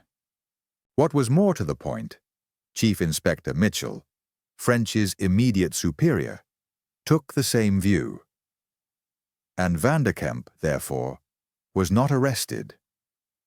Though he was shadowed night and day, French undertook an investigation into his life and circumstances, which showed that these had been painted in somewhat darker colors than appeared justifiable, but which revealed no evidence about the crime. Furthermore, none of the jewels could be traced to him, nor any of the stolen notes other than those he had spoken of. Once more the days began to slip past without bringing to light any fresh fact. And as time passed, French grew more worried and despondent, and his superior officers more querulous. And then something occurred to turn his attention to a completely different side of the case, and send him off with fresh hope and energy on a new clue. Chapter 7. Concerning a Wedding. When Inspector French felt really up against it in the conduct of a case, it was his invariable habit to recount the circumstances in the fullest detail to his wife. She, poor woman, hailed from the mysterious household employments in which her soul delighted, would resignedly fetch her sewing and sit placidly in the corner of the Chesterfield, while her lord and master strode up and down the room, stating his premises, arguing therefrom with ruthless logic, and not a few gestures, sifting his facts, grouping them, restating them. Sometimes she interjected a remark. Sometimes she didn't. Usually she warned him to be careful not to knock over the small table beside the piano. And invariably, she wished he would walk on the less worn parts of the carpet. But she listened to what he said, and occasionally expressed an opinion, or as he called it, took a notion. And more than once it had happened that these notions had thrown quite a new light on the point at issue. A light which in at least 2 cases had indicated the line of research, which had eventually cleared up the mystery. On the second evening, after his return from Spain, the inspector was regaling her with a by no means brief résumé of the Hatton Garden crime. She had listened more carefully than usual, and presently he found she had taken a notion. "I don't believe that poor old man was out to do anything wrong," she declared. "It's a shame for you to try to take away his character now he's dead." French, stopping his pacing of the room, faced round. "But I'm not trying to take away his character, Emily dear," he protested, nettled by this unexpected attack in the rear. "I'm only saying that he's the only person we know of who could have got an impression of the key. If so, it surely follows he was out to rob the safe." "Well, I believe you're wrong," the lady affirmed, continuing with a logic as relentless as his own. "Because if he was out to rob the safe, he wasn't the sort of man that you described. And if he was the sort of man that you described, why then, he wasn't out to rob the safe. That's what I think about it." French was a trifle staggered. The difficulty he had recognized from the beginning, but he had not considered it serious. Now, put to him in the downright, uncompromising language in which his wife usually clothed her thoughts, it suddenly seemed to him overwhelming. What she said was true. There was here a discrepancy. If Gething really bore the character he was given by all who had known him, he was not a thief. He ceased his restless movement, and sitting down at the table, he opened his notebook and began to look up what he had actually learned about the dead man. And the more he did so, the more he came to believe that his wife was right. Unless all this cloud of witnesses were surprisingly mistaken, Gething was innocent. His mind reverted to the other horn of the dilemma. If Gething were innocent, who took the impression of the key? It was not obtained from that in the bank. Therefore, it was copied from that in Mr. Duke's possession. Who had done it? No one at the office. At least, not unless Mr. Duke was greatly mistaken, and he did not believe the principal could be mistaken on such a point. The breaking through of his regular custom, in a matter of such importance, would almost certainly be noted and remembered. No, French felt that he might rely on Mr. Duke's statement so far. But with regard to his assertion that no one in his house could have tampered with the key, the inspector saw that he was on more shaky ground. In the nature of the case, the diamond merchant would be less alert in dealing with the members of his own household than with his business acquaintances. Believing he was surrounded by friends, he would subconsciously be more ready to assume his precautions adequate. Was Mr. Duke's belief that no one would touch the key not the real basis of his statement that no one had done so? It seemed to French that here was a possibility that he had overlooked. And it was in the nature of the man that the moment he reached such a conclusion, he began to consider a way of retrieving his error. At first, he thought of taking Mr. Duke into his confidence and asking him to assist him in some subterfuge by which he could enter the house. But presently, he saw that it would be better if the old gentleman knew nothing of his plan, lest he might inadvertently warn a possible criminal. For the same reason that Mr. Duke might get to know of it, he decided he would be wiser not to undertake the business in person, but he knew the man for the job. A certain detective sergeant named Patrick Nolan. This man was something of a Don Juan in his way, and had a positive genius for extracting confidences from the fair sex. If he could scrape acquaintance with the maids of the establishment, it would not be long before he knew all they had to tell. Accordingly, next morning, he sent for Sergeant Nolan and explained his idea.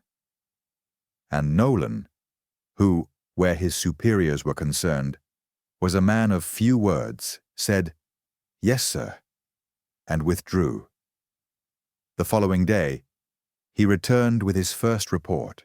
It seemed that, changing into the garb of a better-class mechanic and taking a small kit of tools with him, he had called at Mr. Duke's in the character of an electrician who had been sent to overhaul the light fittings.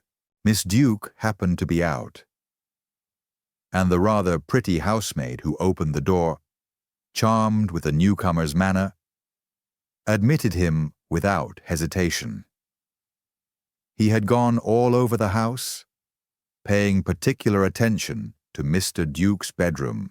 In the middle of the day, he had asked and been granted leave to heat his can of soup at the kitchen fire.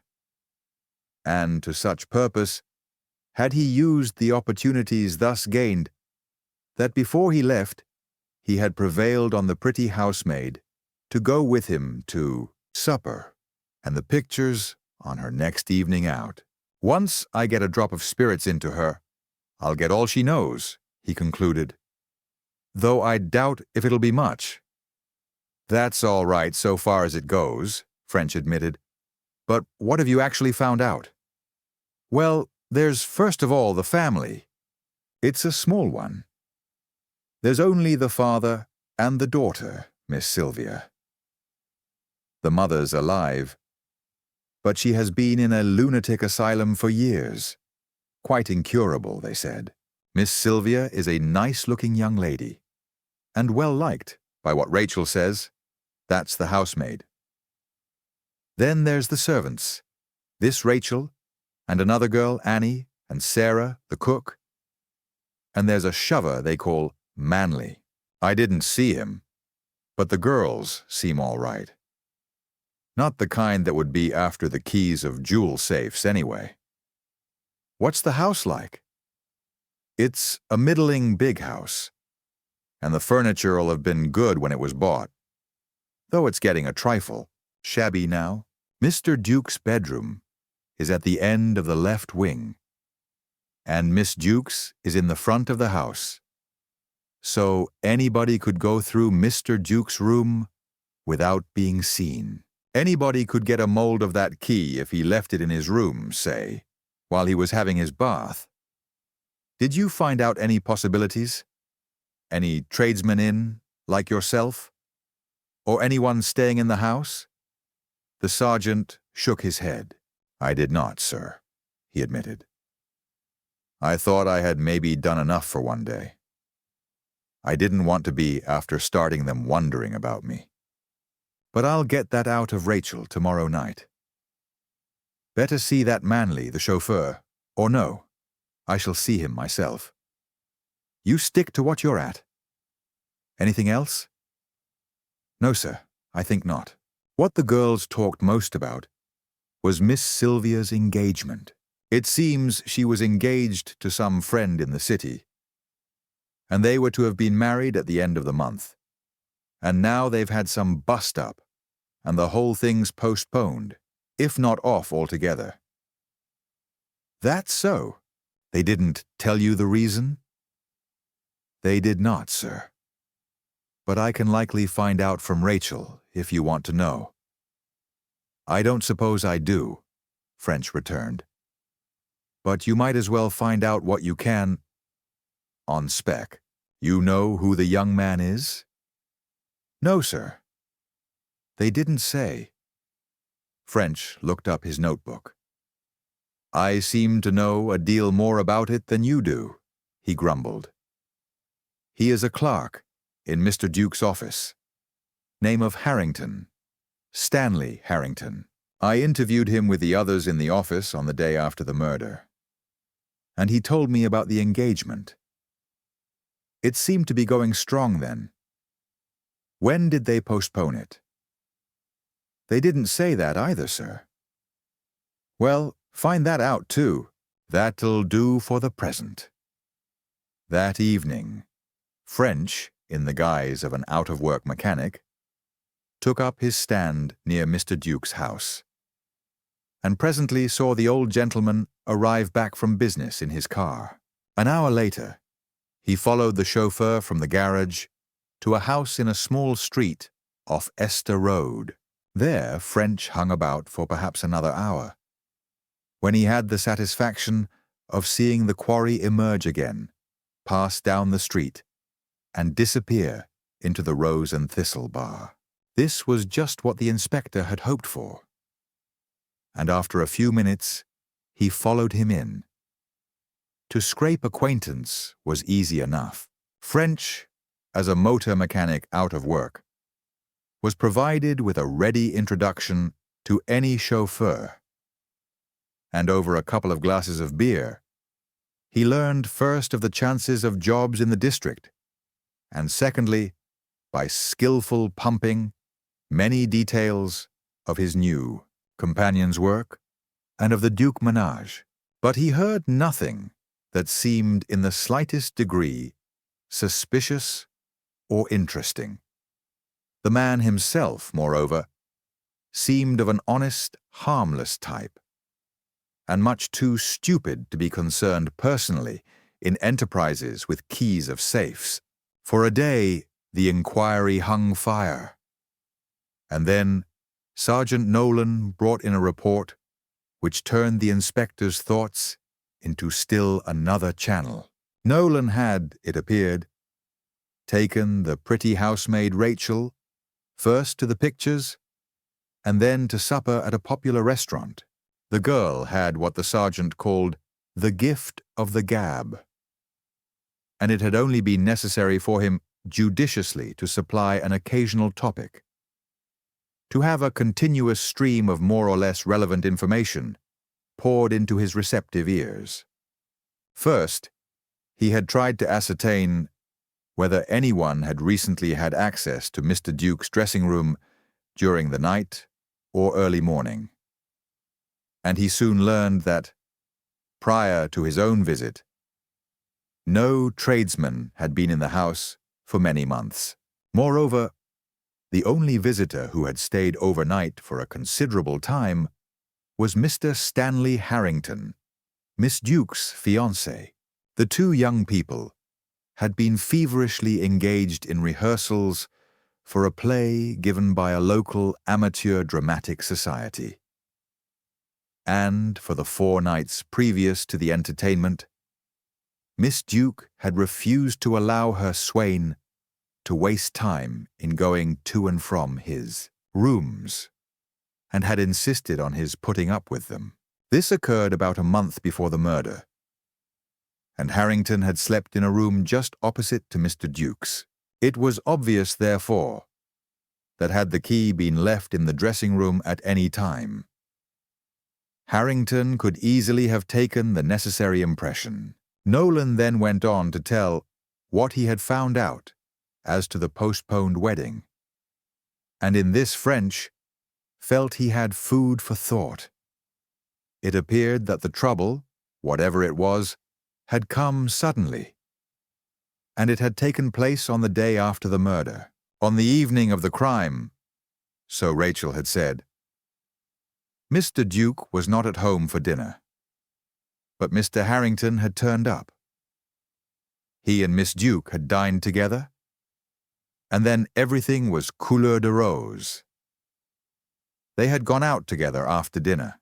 About 10, Miss Duke had returned and had gone straight to bed. Almost certainly, therefore, she had not known that night of Mr. Duke's call to the office. Next morning, she had breakfasted with her father, and had presumably then learned of the tragedy. But not 5 minutes after breakfast began, she had slipped out of the room and had made a telephone call, and directly Mr. Duke had left the house, she had put on her things and followed him. She had been absent for about 20 minutes, and had then gone direct to her bedroom, where, on the plea of a headache, she had spent the day. When Rachel had had occasion to enter, she found her lying down. But the girl had heard her hour after hour pacing the room, and in her opinion, her mistress's indisposition was more mental than physical. About 4 o'clock that afternoon, Mr. Harrington had called. Miss Duke saw him in her own sitting room, and during the interview, some terrible quarrel must have taken place. Mr. Harrington left in about half an hour, and Rachel, who had opened the door to let him out, said that he looked as if he had received his death warrant. His face wore an expression of the most acute consternation and misery, and he seemed like a man in a dream, stupefied by some terrible calamity. He usually spoke pleasantly to the girl when leaving, but on this occasion he did not appear to notice her presence, but stumbled blindly out of the house and crept off like a broken man. Later the same evening, she had seen Miss Duke, and she noticed that her eyes were red and swollen from crying. Since then, the young lady had changed out of all knowing. She had become silent, melancholy, and depressed. She had grown thin and old-looking, and was eating nothing. And Rachel had opined, if something were not done, they would soon see her in a decline. Inspector French was not a little intrigued by all this information. That there was a connection between the murder of Charles Gething and the postponed wedding, he could scarcely believe. And yet, some of the facts seemed almost to point in that direction.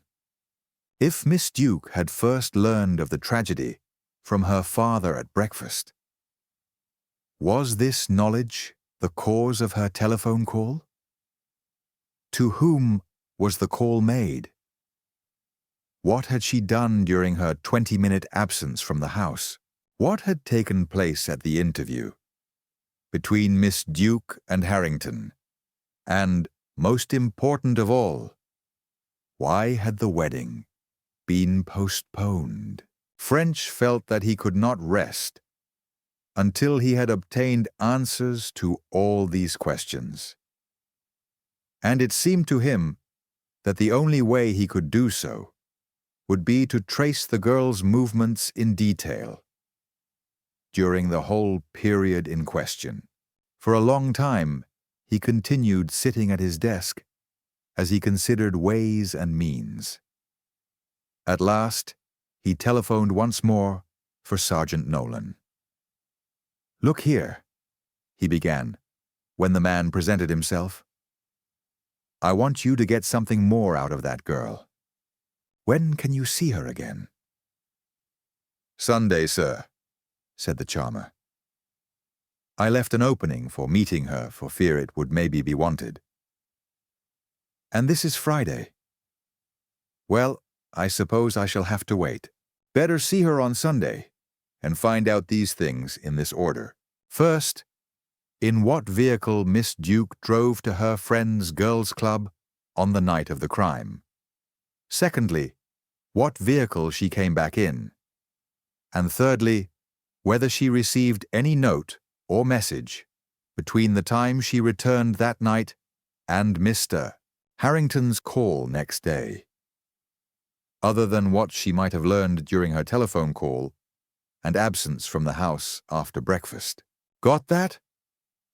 Nolan, signifying that he had, left the room, and French turned his attention to his routine work, which had got sadly behind. On the following Monday morning, Sergeant Nolan made his report. He had taken his fair quarry up the river on Sunday afternoon, and there he had got his information.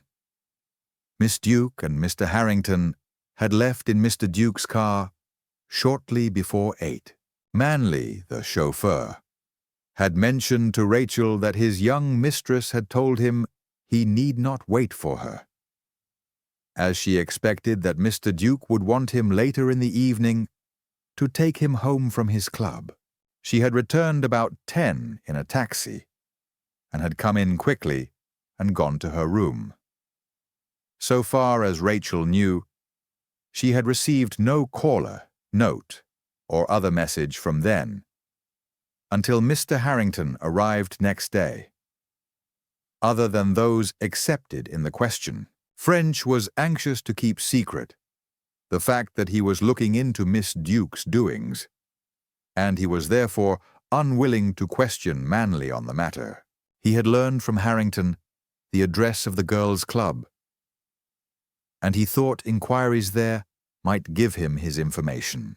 Accordingly, an hour later, saw him standing before a somewhat dilapidated church schoolhouse in a narrow street of drab and depressing houses in the Shadwell district. The school was closed, but inquiries next door produced the information that the caretaker lived in number 47. He betook himself to number 47, and there found a pale, tired-looking young woman with a baby in her arms, who, when he asked for a few moments' conversation, invited him into an untidy and not over-clean kitchen. She told him, in reply to his questions, that the club was run by a number of ladies, headed by a Miss Amy Lestrange. It was open each evening, but she, the speaker, was not present, her duty being only to keep the rooms clean. But her husband, the caretaker, was there off and on every evening. He might have been there when the young lady in question arrived. She did not know, but he worked in the factory nearby, and would be in for his dinner in half an hour, if the gentleman liked to wait. French said he would call back presently, and strolled out through the depressing neighborhood. In 45 minutes, he was back at number 47, where the caretaker had just arrived. French told him to go on with his dinner, and sat beside him as he ate. The man, evidently hoping the affair would have its financial side, was anxious to tell everything he knew. It seemed that he had been present at the club on the evening in question, and when French had described his young couple, he remembered their arrival. It was not usual for so fine a motor to penetrate the fastnesses of that dismal region, and its appearance had fixed the matter in his memory. The gentleman had got out first, and asked him if this was the Curtis Street Club, and had then assisted his companion to alight. The lady had called to the chauffeur that he need not either wait or return for her. She had then gone into the club, leaving the gentleman standing on the pavement. About 9:30, a taxi had driven up, and the same gentleman had got out and sent him, the caretaker, in to say that Mr. Harrington was waiting for Miss Duke. The young lady had presently come down with Miss Lestrange, the head of the club. The three had talked for a few minutes, and then the strangers had got into the taxi and driven off. "She's a fine girl, Miss Duke," French observed, as he offered the caretaker a fill from his pouch. "I never have seen her anything but smiling and pleasant all the years I've known her." "That's right," the man returned, gloatingly loading his pipe. "She's a peach, and no mistake." French nodded in a satisfied way. "I should have laid a quid on it," he declared, "that she would have been as smiling and pleasant going away as when she came. She always is. Well, you'd have pulled it off. But lor, governor, it's easy for liddies as what has lots of money to be pleasant." "We shouldn't they be?" French rose.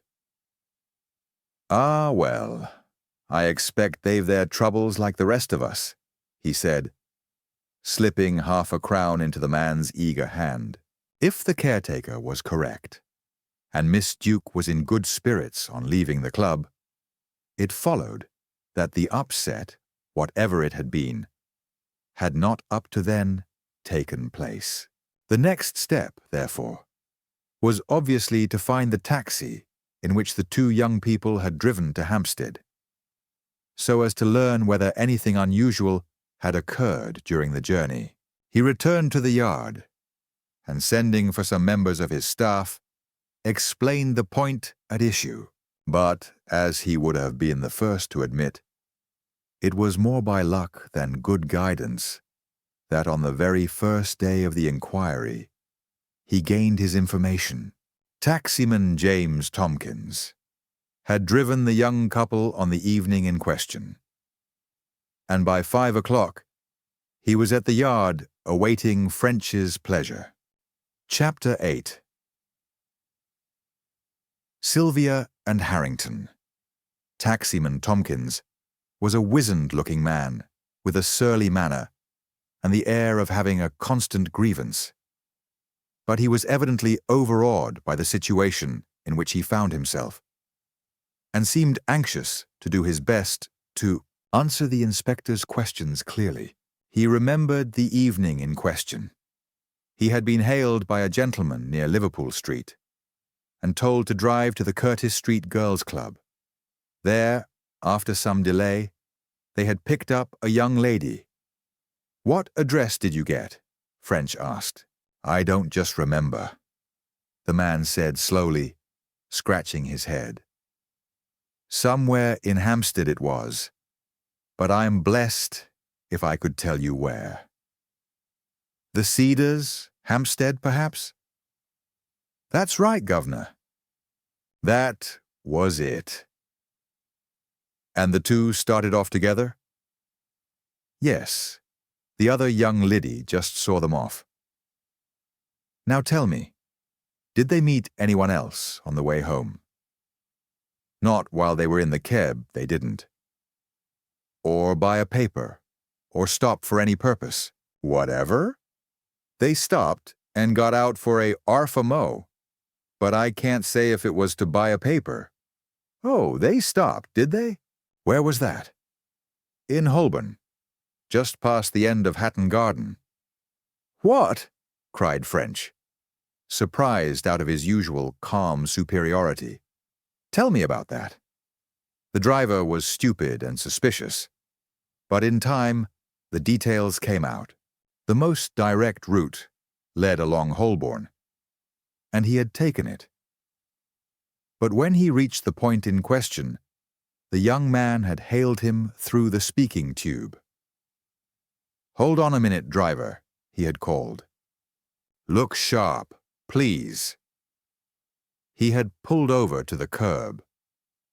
But almost before he had come to a stand, the young man had jumped out and had hurried across the street. The lady had then alighted, had told Tompkins to wait, and had followed him. Tompkins had at first feared he was going to lose his money. But after a couple of minutes, they had both returned, and the girl had got in. She had bidden good night to her friend, and he, Tompkins, had driven her off, leaving the man standing on the pavement. On arrival at Hampstead, the lady had paid him and entered the house. As far as the driver had noticed, neither of the young people was excited or upset. This information gave French cause for thought. On obtaining Harrington's statement on the morning after the murder, he had imagined the young man was keeping something back. And now he found that he had been right. The young fellow had not mentioned the fact that he had been within a few yards of the scene of the crime at the time at which it had taken place. He had stated that he had seen Sylvia home, and now it appeared he had not done so, but had accompanied her only halfway. French reminded himself with satisfaction that his instinct on such a point was seldom far astray. Furthermore, this news confirmed his growing suspicion that Miss Duke also knew something about the affair. It seemed too far-fetched a coincidence that this unexpected stop near the scene of the crime, the mental upset of both herself and Harrington, and the postponing of the wedding, were unconnected with the tragedy. What the connection might be, he could not imagine, but he could not but believe it existed. Determined to put the matter to the test without further delay, he drove to the Hatton Garden office and asked for Harrington. The young fellow received him politely, though French thought he could sense an air of strain in his manner. After the briefest greeting, he came directly to the point. "Mr. Harrington," he began, "I want to ask you one question. In our conversation on the morning after the crime, you told me you had seen Miss Duke home on the previous night. Why did you state this, when you had only seen her as far as Hatton Garden?" The young man paled somewhat. He did not seem taken aback. Rather, he gave French the impression of feeling that he was now face to face with a crisis he had long expected. He answered without hesitation and with an evident attempt at dignity. "I quite admit that I left Miss Duke near the end of Hatton Garden. But I don't admit that that was in any way inconsistent with what I told you. Certainly, I had no intention of deceiving you. I don't appreciate your point, Mr. Harrington," French said sternly. "There is a very considerable difference between seeing Miss Duke home and not doing so." The young man flushed. "I got a cab, drove to the club to meet Miss Duke, picked her up, and accompanied her a considerable part of the way home. I consider I was perfectly justified in saying I saw her home." "Then our ideas of the meanings of words are strangely different. I shall be glad if you will now tell me why you both alighted from your taxi near this street, and why you then allowed Miss Duke to proceed alone." This time, Harrington seemed taken aback. But in a moment he pulled himself together, and he answered, coherently enough. "Certainly, there is no secret or mystery about it. As we were driving along, Miss Duke suddenly pointed to a tall girl in one of those glossy blue waterproofs and told me to stop the cab as she wished to speak to her. I shouted to the driver, and when he drew in to the curb, I jumped out and ran after the girl. Unfortunately, she had disappeared, and though I searched round, I could not find her. When I came back, I found that Miss Duke had also alighted. I explained that I had missed her friend, but she only said, 'Never mind, it can't be helped.' She got into the cab again, and I was about to follow, but she said no, that there was no use in taking me farther out of my way, and that she would go home alone." "Did you know the girl?" "No, Miss Duke did not tell me who she was." "You might describe her." "I really could not, except that she was tall and wearing the blue waterproof and carrying an umbrella. You see, it was dark, and I only got a glimpse of her by the street lamps. She was swinging along quickly towards Oxford Street." "What did you do after Miss Duke drove off?" "I went home, as I have already told you." And that was all Inspector French could get out of him. In spite of all his questions, the young man stuck absolutely to his story.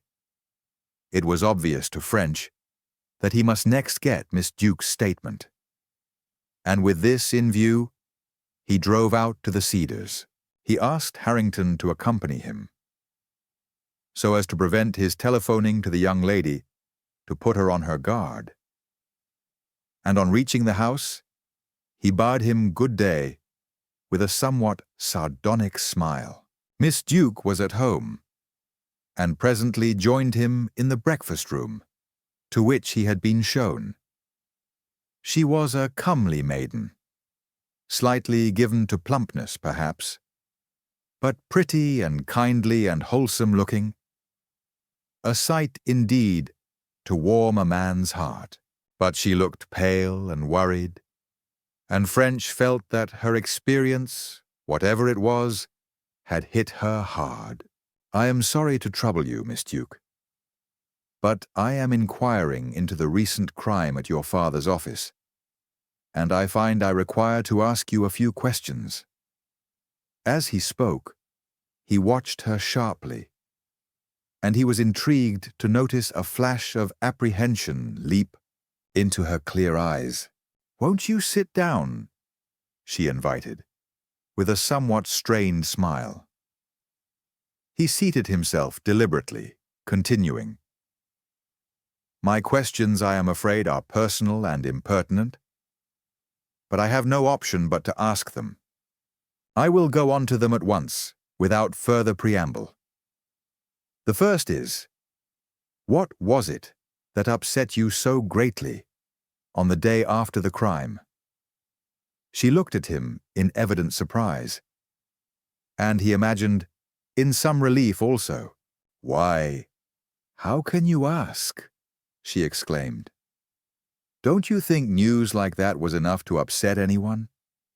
You see, I had known poor Mr. Gething all my life, and he had always been kind to me. I sincerely liked and respected him.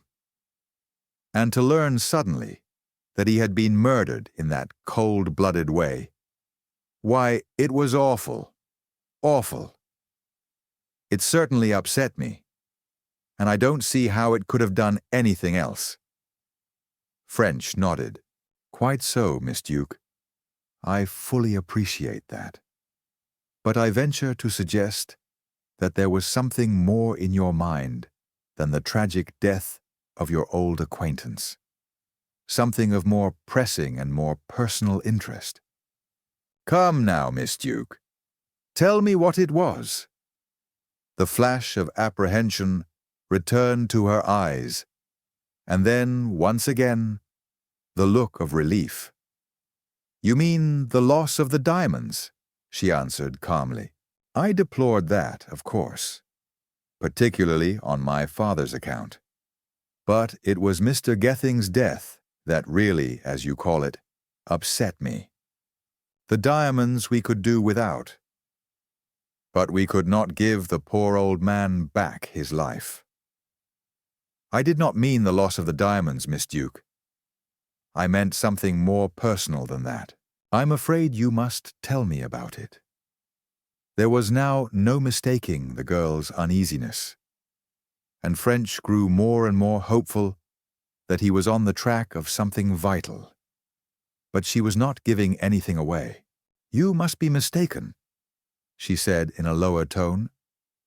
"It was the news of the murder, and that alone, which upset me." French shook his head. "I would rather not take that answer from you. Please reconsider it. Can you tell me nothing else?" "Nothing. That is all I have to say." "Very well. I trust it may not be necessary to reopen the matter. Now I want you to tell me why you postponed your wedding with Mr. Harrington." Miss Duke flushed deeply.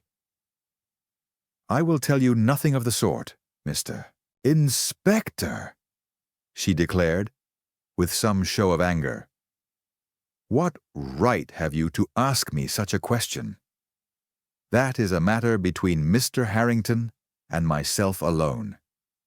I hope you are right, Miss Duke, but I fear there is a chance that you may be mistaken. Do you absolutely decline to answer me?" "Of course I do. No girl would answer such a question.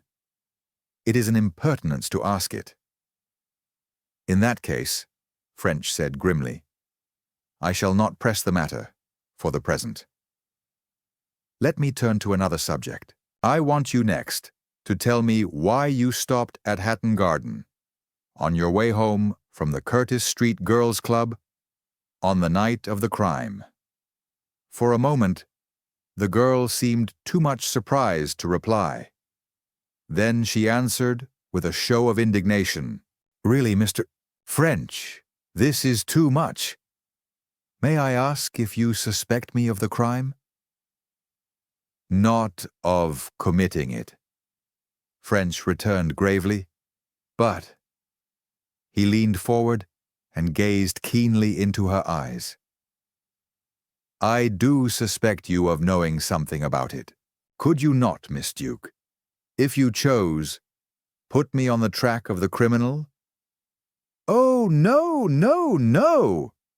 the girl cried piteously, motioning with her hands as if to banish so terrible a thought from her purview. "How can you suggest such a thing? It is shameful and horrible."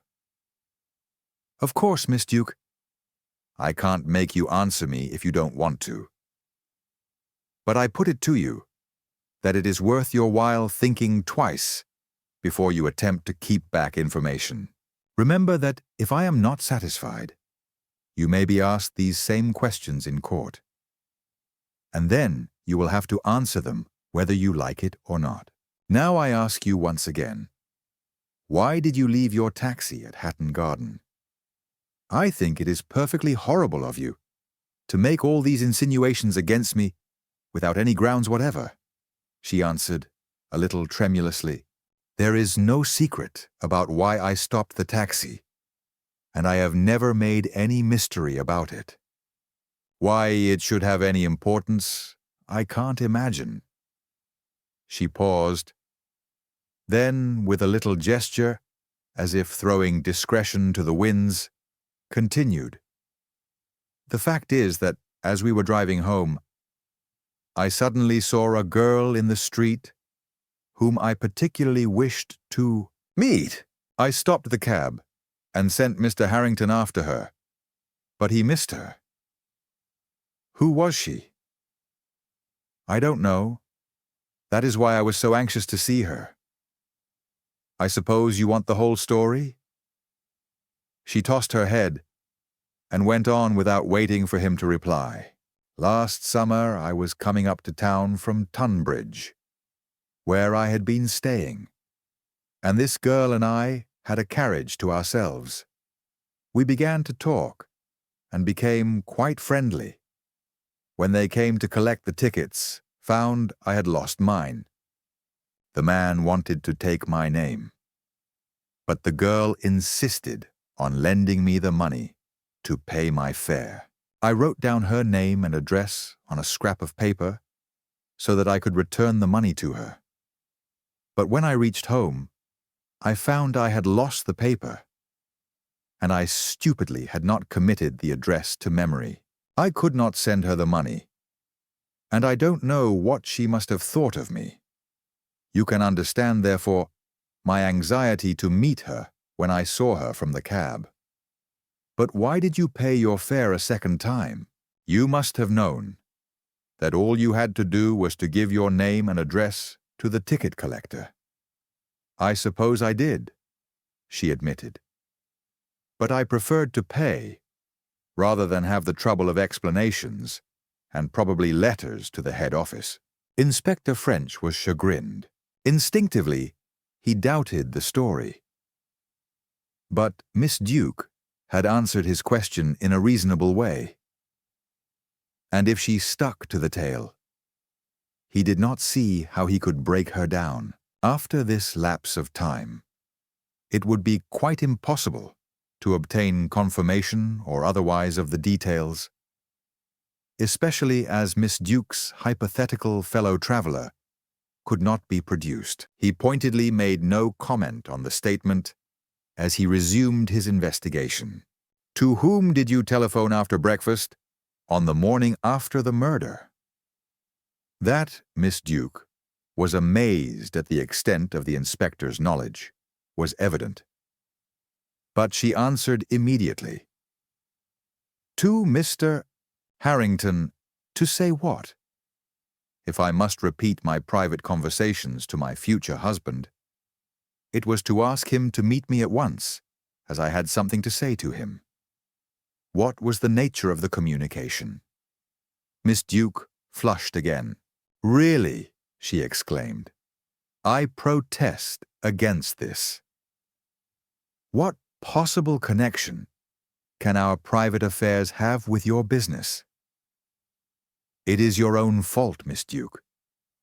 You are not telling me the whole truth, and I am therefore suspicious.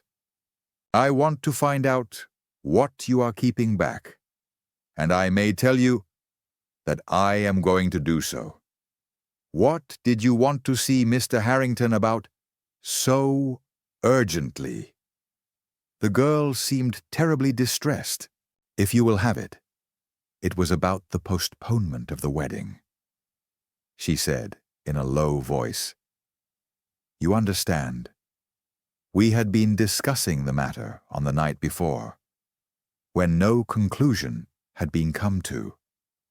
But on sleeping on it, I had made up my mind in favor of the postponement, and I wanted to tell Mr. Harrington at once. But why was it so urgent? Could you not have waited until later in the day?" "I felt I couldn't wait. It was so important to us both." "And you refuse to give the reason of the postponement?" "I do. You have no right to ask it." "You did meet Mr. Harrington that morning?" "Yes." "Where?" "At the entrance to the Finchley Road tube station." "Why did you not tell him to call on you instead of yourself going out?" "In order, as far as possible, to prevent him from being late at the office." French suddenly remembered that Harrington had entered the office during his visit there on the morning after the crime, and had apologized to Mr. Duke for his late arrival. It had not struck French at the time, but now he recalled that when Mr. Duke had spoken to him of the tragedy, he had stated he had heard of it already. Where? French now wondered. Was it merely from the morning paper? Or was it from Miss Duke? Or, still more pressing question, had they both known of it on the previous night? Suddenly a possible theory flashed into his mind, and he sat for a few moments in silence, considering it. Suppose that on the stop near Hatton Garden, Harrington had mentioned that he wanted for some purpose to call at the office. Or suppose Miss Duke had asked him to do so, and that he had left her for that purpose. Next morning at breakfast, she hears from her father of the murder, and is at once panic-stricken about Harrington. She sees that if he admits his visit, he may be suspected of the crime, and she sends for him before he reaches the office in order to warn him. Or could it be that, knowing of this hypothetical visit, Miss Duke had herself suspected Harrington, and had sent for him at the earliest possible moment to hear his explanation? French was not satisfied with these suggestions, but he felt more than ever certain these two young people had conspired to hide vital information. He left the house profoundly dissatisfied, and returning to Hatton Garden, had another interview with Harrington. He pressed the young man as hard as he could, taxing him directly with having been present in the office on the fatal night. This Harrington strenuously denied, and French could get nothing further out of him. He went again into the man's movements on the night of the crime, but without getting any further light thrown thereon. Harrington said he had walked to his rooms after parting from Miss Duke, but no direct evidence was forthcoming as to the truth or falsehood of his statement. Suddenly, another theory leapt into the detective's mind, but after careful thought, he felt he must reject it. If Vanderkemp were guilty, the whole of these mysterious happenings would be cleared up, Harrington was under a deep debt of gratitude to his uncle, and appeared attached to him. Whether Miss Duke shared, or was endeavoring to share his feelings, French did not know, but it was certainly possible. Suppose he and Miss Duke, driving home from the East End, had seen Vanderkemp at the end of Hatton Garden. Suppose, moreover, something in the man's appearance had attracted their attention, something furtive or evil, something unlike his usual expression. This, coupled with the fact that the traveler was supposed to be in Amsterdam, might easily have impelled Harrington to stop the cab to have a word with his uncle. But by the time he had reached the pavement, Vanderkemp had disappeared. The incident would have been dismissed by both as trivial. Until next morning at breakfast, when Miss Duke learned of the murder, its significance would become apparent. She might not believe the traveler guilty, but she would recognize that the circumstances required some explanation. Immediately, the paramount importance of communicating with Harrington would appear, lest he might incautiously mention that he had seen his uncle virtually on the scene of the murder. She would instantly telephone, in the hope of catching her lover before he left his rooms. She could not give her message over the telephone, so she would arrange the meeting. She would instruct Harrington to return to her as soon as possible, so as to hear what had taken place at the office. He would therefore call in the afternoon, and at the interview, they would decide that in the uncertainty of the situation, the wedding should be postponed. The supposed flight of Vanderkemp would confirm their suspicions, and would account for the perturbed state of mind which both exhibited. The theory was so fascinating that next day, French once more interviewed Harrington and Miss Duke and put the question directly to them. Had they seen Vanderkemp?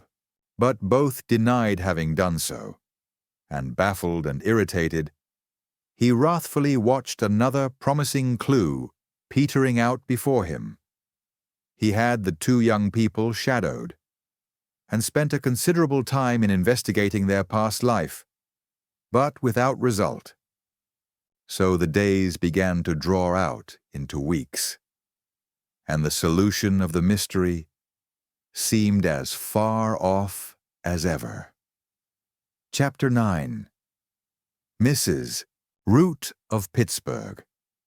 One morning, about 6 weeks after the murder in Hatton Garden, Inspector French was summoned to the presence of his chief.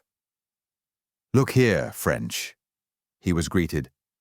"You've been at that Gething case long enough. I can't have any more time wasted on it. What are you doing now?" French, his usual cheery confidence sadly deflated, hesitatingly admitted that at the moment he was not doing very much, embellishing this in the course of a somewhat painful conversation with the further information that he was doing nothing whatever, and that he was severally up against it, and down and out. "I thought so," the chief declared. "In that case, you'll have time to go and see Williams and Davies, of Cockspur Street, the moneylenders. I have just had a phone from them, and they say that some diamonds recently came into their possession, which they are told resemble those stolen from Duke and Peabody. You might look into the matter." It was a rejuvenated French that 15 minutes later ascended the stairs of Straker House, Cockspur Street, to the office of Messrs. Williams and Davies. Gone was the lassitude and the dejection and the weary, brooding look. And instead, there was once again the old, cheery optimism, the smiling self-confidence, the springy step. He pushed open a swing door, and with an air of fatherly benevolence, demanded of a diminutive office boy if Mr. Williams was in. The senior partner was disengaged, and 2 minutes later, French was ushered into a small, rather dark office, in which sat a tall, well-groomed man with graying hair and a precise, somewhat pedantic manner. "They phoned me from the yard that you were coming across, Inspector," he announced, when French had introduced himself. "I can only say I hope I have not brought you on a wild goose chase, but the affair should certainly be looked into." "I have not heard the circumstances yet, sir," French reminded him. "I shall naturally be glad if you can give me some helpful information." "I did not care to give details over the phone," Mr. Williams explained. "You can never tell who overhears you. I once heard a girl declining what was evidently a proposal of marriage. The circumstances in this case are very simple. About 6 weeks ago, a lady, giving her name as Mrs. Chauncey S., root and evidently an American, called and asked if she could see one of the principals of my firm. She was shown in to me, and she explained that she was the wife of a Mr. Chauncey S. Root, a rich steel manufacturer of Pittsburgh. She had just crossed by the Olympic for a holiday in Europe, reaching London on the previous evening. She said a series of misfortunes had brought her into a somewhat awkward predicament, and she wondered if I could do anything to assist her. In the first place, she had been foolish enough to get into a gambling set on the way over, and had lost, as she expressed it, the hell of a lot of money. She spoke in a very racy and American way, but she gave me the impression of being thoroughly competent and efficient. Her losses ran into several £100. She did not tell me the exact amount. But all her ready money was gone, and in addition, she had given several IOUs. This, however, she would not have thought twice about, as she had letters of credit for many times the amount, had it not been that a further calamity befell her in Southampton.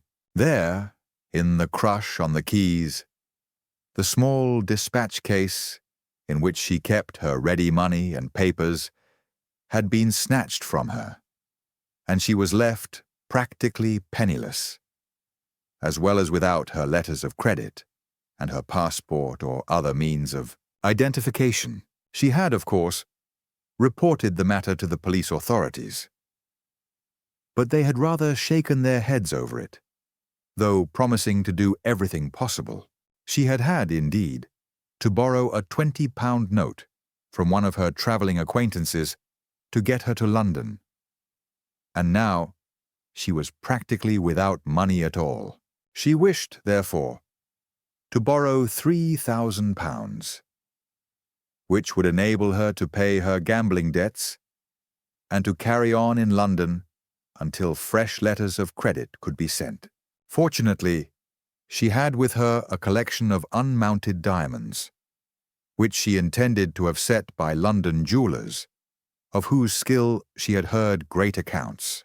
These diamonds she proposed to deposit as security, and she would agree to pay whatever rate of interest was customary.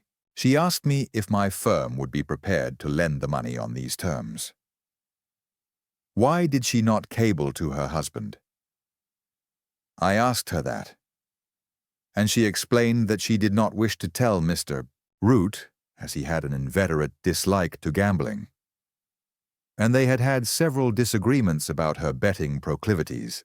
In fact, relations had been seriously strained until she had promised amendment, and a confession might easily lead to a serious breach. She could not either attribute the loss to the theft, as it ran to so great a figure that she could not possibly be carrying the amount in her dispatch case. She said she would prefer to borrow the money until she could write to her man of business to realize some of her own stocks.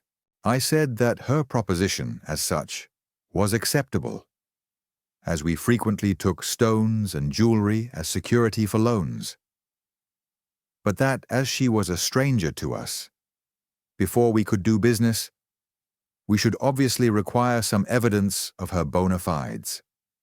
She replied that that was all right, that she quite recognized that, owing to the loss of her papers, and particularly of her passport, something of the kind would be necessary. She said we could make what inquiries we liked, provided only we were quick about them, for she wanted the money as soon as possible. She asked how long we should take, and when I said 24 hours, she admitted that was reasonable. She suggested that if we did business, we should take the stones to be valued to one of the best-known London jewelers. I agreed to this, and rang up Mr. Strong of Hurst & Strong of Bond Street to ask him if he would undertake the valuation. He is, as you probably know, one of the most famous experts in the world. He consented, and I settled with him the amount of his fee. Finally, it was arranged that, provided our inquiries were satisfactory, I should meet Mrs. Root at Hurst & Strong's at 10:30 on the following morning. She with the stones and I with my checkbook. I was to pay her 5/6 of the value of the diamonds. She said she expected to pay back the loan in about 4 weeks, and suitable terms of interest were arranged. Mr. Williams paused and glanced at his companion, as though to assure himself that his story was receiving the attention he evidently felt it deserved. But French's air of thrilled interest left him no room for doubt, and he continued, I made my inquiries, and all appeared satisfactory. I called up Mrs. Root at the Savoy, told her I was prepared to deal, and at the hour named met her at Hurst & Strong's. Mr. Strong took us to his private room, and there Mrs. Root produced a bag of stones, mostly diamonds, though there were a few emeralds and a large ruby, all unmounted. There were 16 stones, ranging in value from 40 to 400 pounds, but averaging about 200 or 220 pounds. Mr. Strong valued them very carefully, and after a long wait, we got his opinion. The whole were worth about 3,300 pounds, and in accordance with our bargain, I proposed to hand Mrs. Root a cheque for 2,750 pounds. She admitted the correctness of this, but said she wanted the 3,000 pounds, and after some conversation, I agreed to meet her wishes and filled the cheque for the latter sum. She then objected that no bank would pay her without inquiring as to her identity, which would mean another delay, and asked me if I would go with her to the bank to certify that she was the person for whom I intended the money. I agreed to this, and we went to the Piccadilly branch of the London and Counties Bank. There we saw the manager, and there I left her. I returned here and lodged the stones in my safe. The manager took your identification, I suppose?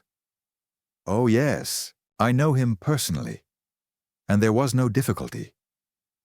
That ended the matter as far as I was concerned. And for 4 weeks I thought no more of it. But as the 5th and 6th week passed, and the lady made no sign, I began to wonder. I telephoned to the Savoy, but it appeared she had left on the day of our deal. I assumed, however, that she was on the continent, and no suspicion that all was not right occurred to me. Then what roused your suspicion? I am coming to that, Mr. Williams answered, in a slightly frigid tone. This morning I happened to show the stones, without saying how they came into my possession, of course, to a personal friend of my own, a diamond merchant named Sproul, who had called with me on other business. When he saw them, he grew very much excited and asked me where I had got them from. I pressed him for an explanation, and he said they fitted the description circulated of those stolen from Messrs. Duke and Peabody. He was emphatic that I should inform the firm, but I thought it better to ring you up instead. Very wise, sir, French approved. That was certainly your proper course. Now, I take it the first thing we have to do is to see if your friend, Mr. Sproul, is correct in his supposition. I have a list of the missing stones in my pocket, but I don't know that I'm expert enough to identify them. I think we'll have Mr. Duke over. May I use your phone? Mr. Duke was naturally eager to learn details of the new development, and in less than half an hour, he joined the others in Mr. Williams's office. French explained the situation, ending up, "Now we want you, Mr. Duke, to tell us if these were among the stones you lost." The diamond merchant, obviously much excited, began at once to make his examination. He inspected the stones minutely through a lens, weighed them on a delicate balance he had brought, and put them to other tests, which greatly interested his companions. As he put each down, he gave his judgment. One after another were identified. All were among those stolen from him. They were the 16th smallest and least valuable stones of the collection. The fact was learned by the three men with very different emotions. Mr. Duke's gain was Mr. Williams's loss, and resulting satisfaction and consternation showed on their respective faces, while French's countenance wore an expression of the liveliest delight, not unmixed with mystification. "Good heavens!" Mr. Williams cried, his voice trembling with agitation and excitement. "Then I've been swindled out of £3,000. He glared at the inspector, as if he were at fault. "I suppose," he continued, "that if this gentleman establishes his claim, the loss will fall on me? God knows, I can ill afford it." "We shall hope not, sir," French said sympathetically. "We shall hope that with luck, you'll recover your money. But we must not waste any more time. I shall start by going to the bank to see if all the money has been withdrawn. I'd be obliged, Mr. Williams, if you would come also. I'll keep you advised, Mr. Duke, how things go on. And of course you'll get back your stones after the usual formalities have been carried out." Mr. Williams had recovered his composure, and the gems having been locked in his safe, the three men left the office and descended to the street. There, French said good day to Mr. Duke, who somewhat reluctantly took his leave, the other two continuing to the bank. After a few moments' wait, they were shown into the manager's room. "I am afraid, Mr. Scarlett, I have had a serious misfortune," Mr. Williams began, almost before they were seated. "I have just learned that I have been swindled out of £3,000. This is Inspector French of Scotland Yard, and we both want your help in the matter." Mr. Scarlett, a well-groomed, middle-aged gentleman of fashionable appearance and suave manners, looked suitably concerned. He shook hands with French, and expressed his commiseration with his client's loss in a few easy words, declaring also his desire to be of service. "Do you remember, Mr. Williams went on eagerly, my coming to see you one morning about 6 weeks ago with a lady whom I introduced as Mrs. Root of Pittsburgh, USA. She held my check for £3,000, and I came to introduce her to you." The manager recalled the incident. "That money was a loan, for which she deposited with me a number of diamonds. The diamonds were valued by Mr. Strong of Hurst & Strong's, and I gave her less than their value. I thought I had taken all reasonable precautions, but now," Mr. Williams made a faint gesture of despair, "now it seems that they were stolen." "Stolen?" Mr. Scarlett repeated in a shocked voice. "My dear sir, allow me to say how extremely sorry I am to have to tell you that I fear your discovery has come too late. Your check had been paid practically in full." Mr. Williams gave a little groan. Though he had evidently been expecting the bad news, he would have spoken. But French broke in with, "Is that so, sir? That is really what we came to ask. Now I want you please to give me as detailed an account of the whole business as you can." "I will do so, of course," Mr. Scarlett returned. "But I fear my story will not help you much." He raised his desk telephone. "Ask Mr. Plenteous to come here," he directed. And when a young, fair-haired man had entered, he resumed, "This is Mr. Plenteous, who carried out the details of the transaction. As Mr. Williams has said, he and the lady called on me." He turned over the leaves of a diary. "About midday on Thursday, the 26th of November. He introduced the lady as a Mrs. Chauncey S. Root of Pittsburgh, and stated he had called to certify that she was the person referred to in a check he had made out. She produced a check for £3,000, and Mr. Williams identified it as his. She thanked him, and he withdrew. She then said that she wished to open a temporary account, and that she would like cash for £1,500, and to lodge the remainder. I sent for Mr. Plenteous, and asked him to arrange the matter, and he showed the lady out to his counter. Next day the balance was withdrawn, except for a few shillings, which I believe we still hold. Is not that correct, Plenteous?"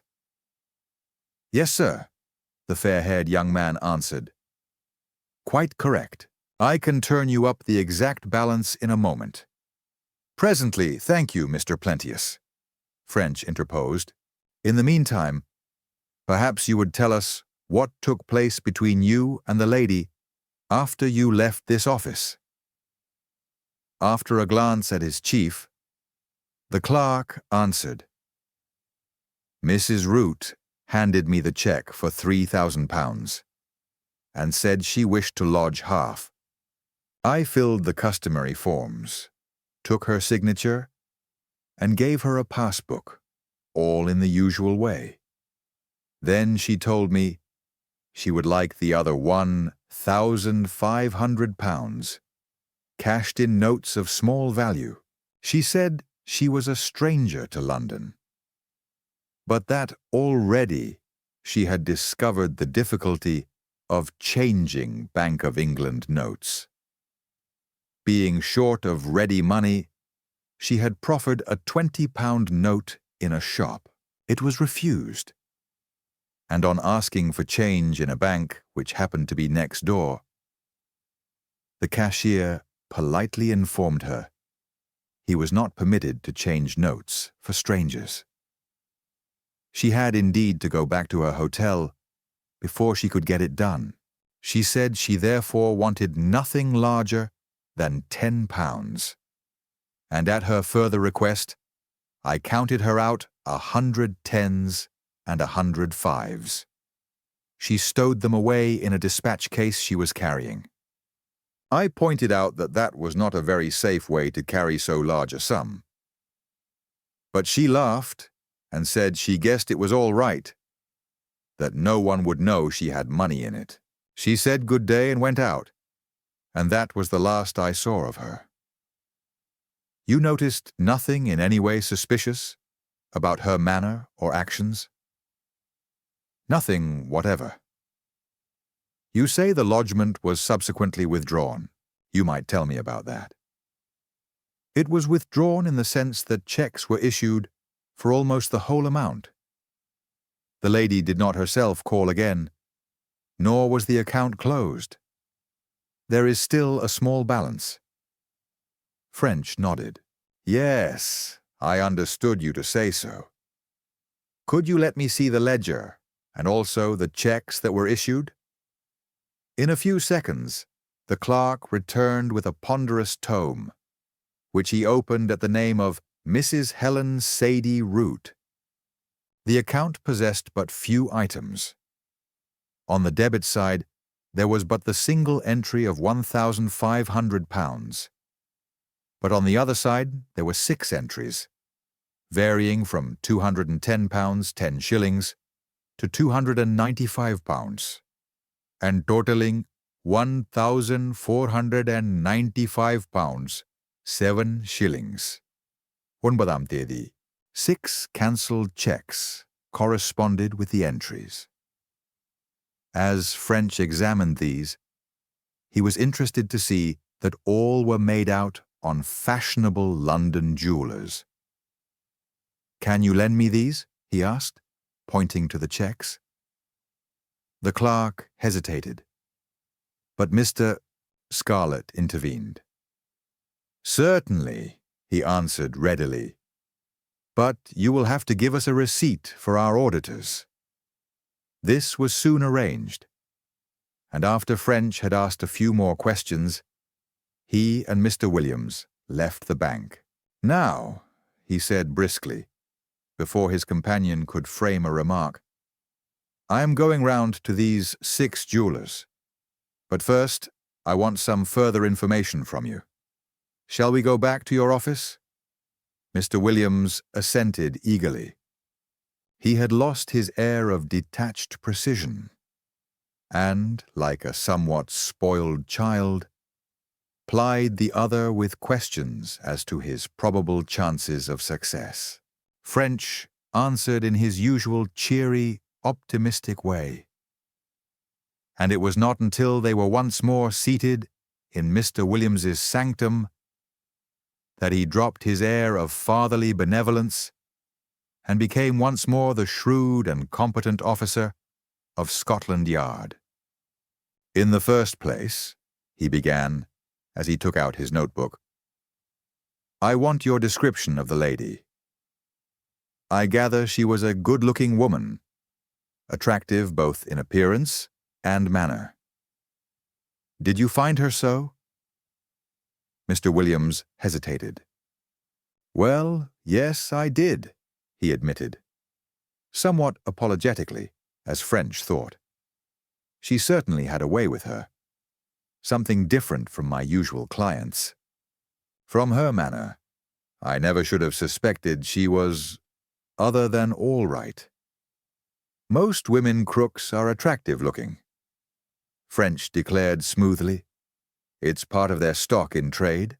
Just let me have as detailed a description of her as you can. It seemed she was of middle height, and dark, very dark, as to hair and eyelashes, but less so as to eyes. They were rather a golden shade of brown. She had a somewhat retroussé nose, and a tiny mouth set in an oval face, with a complexion of extreme but healthy pallor. She wore her hair low over her ears, and her smile revealed an unexpected dimple. Mr. Williams had remarked these details so thoroughly that French smiled inwardly as he solemnly noted them in his book. The moneylender had not particularly observed what she was wearing, but this did not matter, as Mr. Scarlett had, and a detailed description of her dress was already entered up. "Tell me next, please, Mr. Williams, what identification the lady gave of herself, and what inquiries you made to test her statement." "She had lost her passport?" "Yes, I told you how, or rather, I told you what she said about it. She gave me her card and showed me the envelopes of several letters addressed to her at Pittsburgh. She also showed me some photographs of groups in which she appeared, which had been taken on board the Olympic, as well as a dinner menu dated for the third day out. She explained that her return ticket had been stolen with the passport, so that she could not let me see it." "Not very conclusive, I'm afraid," French commented. "All that evidence might have been faked." "I quite see that, and saw it at the time," declared the moneylender. "But I did not rest there. I applied to Dashford's, you know, the private inquiry people. I asked them to cable their agents in Pittsburgh for a description of Mrs. Root, and to know if she had left for England on the Olympic. There is the reply." He took a paper from a file and handed it across. It was headed J.T. Dashford and Company, Private Inquiry Agents, and read, "Dear Sir, Mrs. Chauncey S. Root, in reply to your inquiry of yesterday, we beg to inform you that we have cabled our agents in Pittsburgh on the matter in question, and have received the following reply. Chauncey S. Root, partner local steel firm, wealthy, wife handsome, height middle, hair dark, complexion pale, face oval, mouth small, manner bright and attractive. Left for Europe by Olympic. Family O. Aim. We trust this information will meet your requirements. Yours faithfully, J.T. Dashford and Company, M.S. French, whistled thoughtfully. That seems right enough, he said slowly. I know something about Dashford's people, and they are reliable enough about a thing like this. It's beginning to look like impersonation. Ah, Mr. Williams ejaculated. Impersonation. I hadn't thought of that. He paused in his turn, then continued, but yet I don't see how it could be. I didn't stop with an application to Dashford's. I rang up the White Star offices, and they told me there that Mrs. Root had actually made the journey. I also rang up the Savoy, and they told me there that she had arrived at the hour she had told me, with trunks bearing Olympic labels. Finally, to make the matter as I thought. Sure, I phoned the Southampton police and found out from them that the story of the stolen dispatch case was true. It had happened just as Mrs. Root described. When I got all this information, I felt absolutely satisfied. I'm not surprised at that, sir, French admitted. It would have satisfied most people. You see, it's quite different with us now, because our suspicions have been aroused.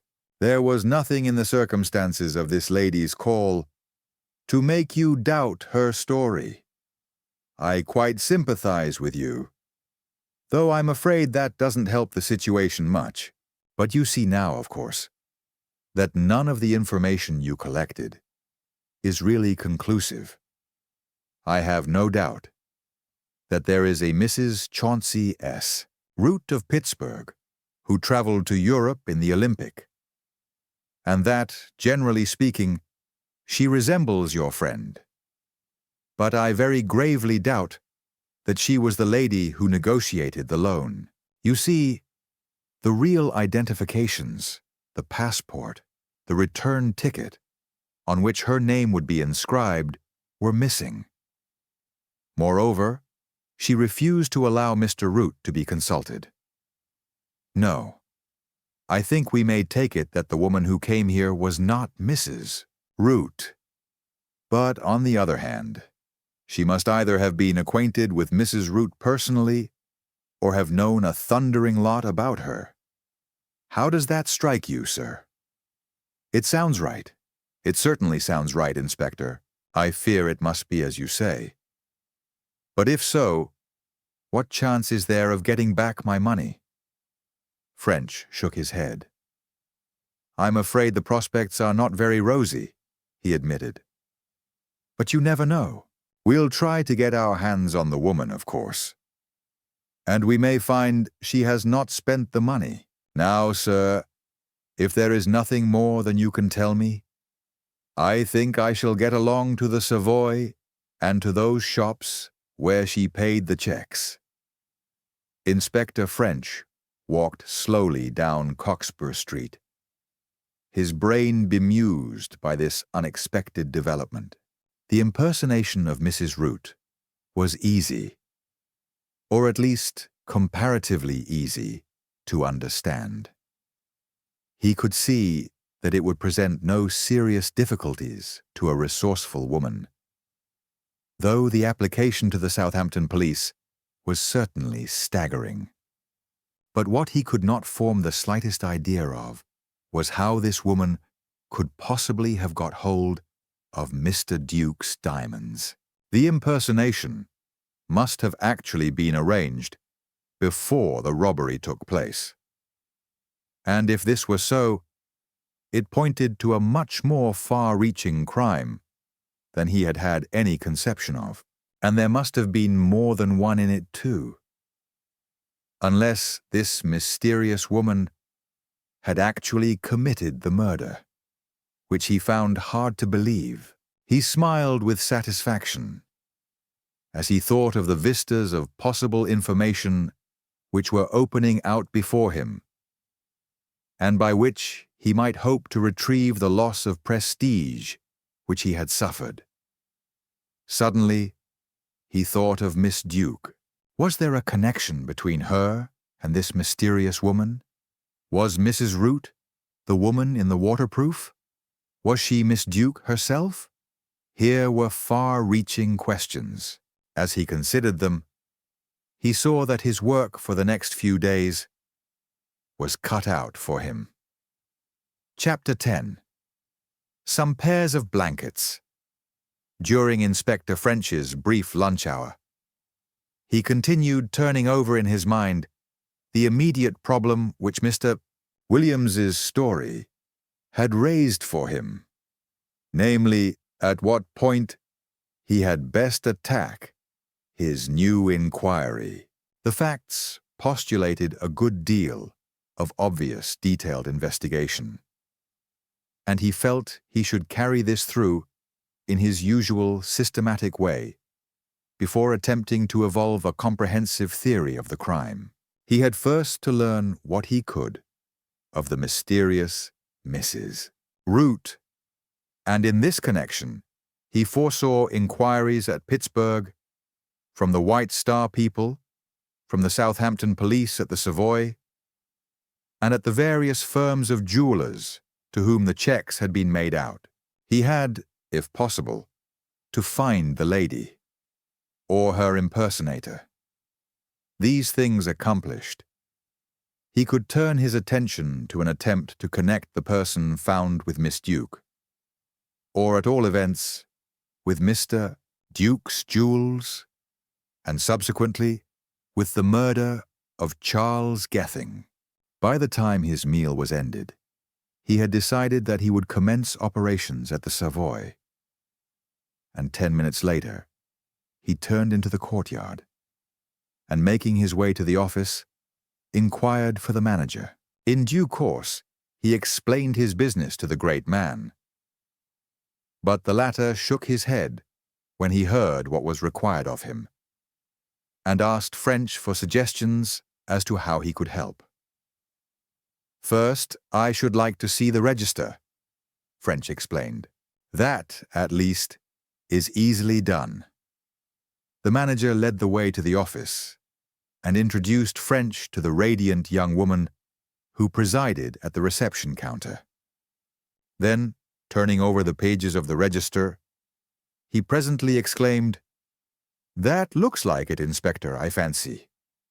The entry read, "November 20, Nangaவது Mrs. Chauncey S. Root, Pittsburgh, USA 137. French drew out the checks he had obtained from Mr. Scarlett and carefully compared the signatures. "That's it," he declared. "There's not a doubt those are in the same handwriting. Now, the question is, can this young lady remember the woman?" The clerk hesitated. "We had a lot of Americans in that day," she said slowly, as she ran her eyes down the list of names. "It is not easy to keep track of them all, and this is 6 weeks ago." She paused again, then shook her head. "I'm afraid I can't just place her." "It was the day the Olympic got to Southampton," French prompted. "There would no doubt have been a number of people off the steamer special." He glanced once more at the book. "See, here is a crowd of Americans all together. New York, Boston, New York, Philadelphia, and so on. That represents the special. But—" He paused and ran his finger down the column. "Now, this is really rather interesting. Mrs. Root's name is not among them. Here it is, down near the end of the list. That means that she came in late in the evening, doesn't it? Does that help you at all, Miss Pearson?" He waited, but the girl not replying, he continued. "Or the room. Does number 137 bring anything to your mind?" The girl shook her pretty head. "Turn up the account, Miss Pearson," the manager suggested. The girl produced another huge book, and all three went through the items. Mrs. Root, it appeared, had paid for the rooms. Number 137 was a suite consisting of 1 bedroom, bathroom, and sitting room. For the 3 nights, the 24th, 25th, and 26th of November, she had had 7 meals in the hotel. Dinner on the night of arrival, and breakfast, lunch, and dinner on the next 2 days. All these meals she had had, served in her private room. Avoiding publicity, French thought, continuing aloud. Then she didn't breakfast on the morning she left. At his remark, Miss Pearson gave an exclamation. "I remember her now," she cried. "It was your saying that brought her to my mind. No, she didn't breakfast the morning you mean, because she left on the previous night. I remember the whole circumstances now. She came in on the night," she glanced at the register, "of the 24th, pretty late. It was between 7 and 8, I should think, and asked for a suite for 3 or 4 weeks. She was dark-haired and pale complexion, and very American in her speech. I fixed her up with number 137, and she said she wanted dinner sent up to her room. 2 evenings later, shortly before 8 o'clock, she came back to the office and said she had had an urgent wire from Paris, and that she had to go over that night. She hoped to be back in about a week. But she would not keep the rooms on, as she was not certain of her plans. I made out the bill. And what brings the thing back to my mind is that I had to charge her for that night, in accordance with our rule. She didn't seem to mind, the way some people do in such a case. She left then, and I never saw her since. This being all the pretty clerk could tell him.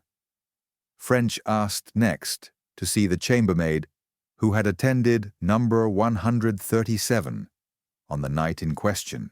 From this woman, he at first learned nothing. For a quarter of an hour, he prompted fruitlessly. Then, just as in the case of the clerk, a chance word brought a ray of light. Asked if she could remember having seen luggage with Olympic labels, and the name Mrs. Root. She suddenly admitted that she could. Her attention had been attracted by the name Root, as she had been reading in the papers of a distinguished American of the same name. And she had wondered if the owner of the luggage was any connection. She remembered the luggage distinctly. There were two big, new-looking American trunks, labeled on steamer labels, Mrs. Something Root. Yes, she thought it was Chauncey. Something like that anyway. Some queer foreign name that only an American would bear. But though she remembered the luggage, the chambermaid could not recall anything about the lady herself. After fruitlessly interrogating several other of the hotel servants, French retreated into a deserted corner of the lounge and set himself to think the thing out. And presently, it occurred to him that the trunks might represent a clue. Did their removal not involve a taxi? And if so, could he find it? He went back to the head porter to make inquiries. Vehicles were usually obtained from the rank in the street adjoining. Of course, it frequently happened that a driver looking for a fare would pass at the critical moment and be employed. But 7 out of 10 were obtained from the rank. French left the hotel and, sauntering down to the cab rank, engaged the driver of the leading car in conversation. All the taxis on the rank, the man stated, were the property of one firm, Metropolitan Transport Limited. The men returned the runs they had made on their daily journals, and French could, if he chose to apply to the office in Victoria Street, learn all there was to be known about it. French did choose, and a quarter of an hour later was in conversation with the manager. But that gentleman was dubious that he could supply the desired information. It was true, they kept a pretty complete record of the runs made, and these had to balance with the readings of the meters and with the money handed in. But obviously, no note was made of the names or descriptions of the fares. He could find out if a car had gone from the Savoy to Victoria about 7:45 p.m. on the night of the 26th November. But he could not say who might have traveled in it. If you could let me have a note of the cars, which left the hotel between 7:40 and 8:10, irrespective of their destinations, I should be obliged, French declared. I could see all the drivers, and possibly some one of them might remember the woman. I can give you that, the manager assented. But it will take a little time to get out. He rang for a clerk and gave the necessary instruction, then leaned back in his chair and went on conversationally. What's the trouble? Is it indiscreet to ask? French smiled benevolently. Certainly not, he assured the other. I'll tell you the whole thing. We believe that the lady I'm after is a crook, a diamond thief. She gave out that she was the wife of a wealthy American steel magnate. But we believe she's no more that than you are. She left the hotel that night with 2 trunks and some small luggage to go to Paris by the 8:20 from Victoria, and has vanished. I'm trying now to trace her. The manager seemed interested. Well, he said, that's a useful hint you have given just now. Our drivers record the luggage, that is, outside luggage, for which there is a charge. It'll narrow the thing down a bit if we've only to count vehicles with 2 packages outside. That's a point, French admitted, and a good one. But I only know that there were 2 large trunks besides hand luggage. There might have been more than 2 packages outside. It's not likely. If there was only one lady, she would have taken the hand stuff in with her. Ah, here's the list. From the tabulated sheet handed to the manager, it appeared that between the hours of 7:40 and 8:10 on the night in question, no less than 28 taxis had left the Savoy. Of these, 20 had gone to theatres. Of the remaining 8, 2 had gone to Euston, 1 to King's Cross, 1 to Hampstead, 1 to Kensington, and 3 to Victoria. There you are, said the manager, pointing to the second to Victoria. See under extras, 2 packages. That's what you want. It looked as if the manager was right. The first of the 3 vehicles to Victoria had no outside luggage, and the third was for a party of 5. 2 had left at 7:55, with 1 passenger and 2 outside packages. It's promising enough, French admitted. If you could tell me where to find the driver of that car, I should be much obliged. John Straker. The manager picked up his desk telephone. Where is John Straker at present? He called. And in a moment to French, he's out at work. He's on the stand beside the Savoy. And if you go there now, and don't mind waiting, you'll see him. I'll give you a note to him. It will make him more ready to talk. He's a peculiar-looking man, clean-shaven, with a thin white face and hooked nose and very black eyes. You'll recognize him at once. Better take his time book also. It may bring the trip back to his memory. French, having thanked the manager, returned to the cab rank. As he walked down it, glancing at the drivers, a taxi drove up and took its place at the tail of the line. Its driver answered the description. And when he had switched off his engine and seemed at liberty, French accosted him and explained his business. For some seconds, the man pondered, scratching his head and turning over the leaves of his time book. At last, he looked at French. I remember the trip, he said. It's a strange thing, but that was the only trip I made to Victoria that week. It's a place we're at pretty often, as you'll understand. But I remember going that night. It was with a lady, and she had 2 big boxes. I remember them because they were rather big for the space on the car, but I got them fixed up all right. Where did you go to? I believe the main line departure side of Victoria, though I'm not just certain. Good, said French heartily. Now, could you describe the lady? This, however, was beyond the driver's powers. He had not noticed her specially, nor could he describe the porter who had taken the luggage. But French had not expected that. Indeed, he was surprised and delighted at having got so much.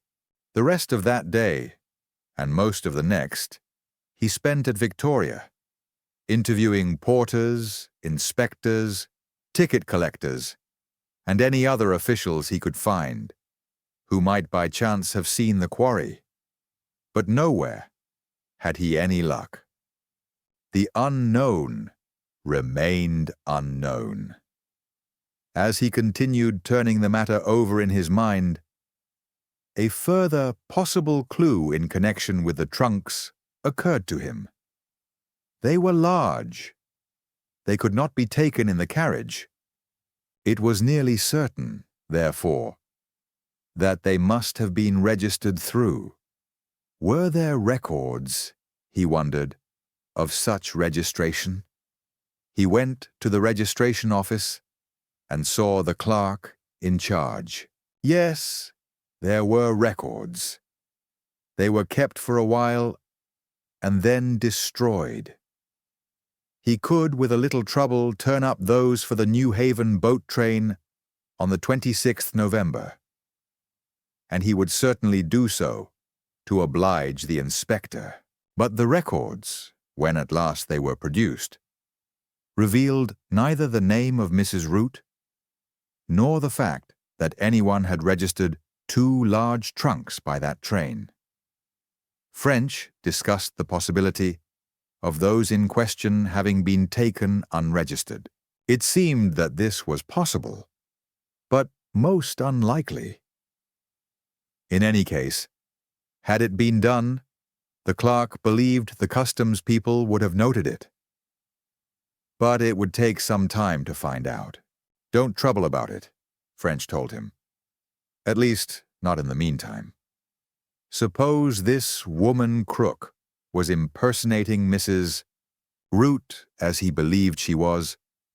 Would she not, as soon as she had disposed of the diamonds, seek to vanish and to resume her real personality? If so, did this not involve getting rid of the trunks?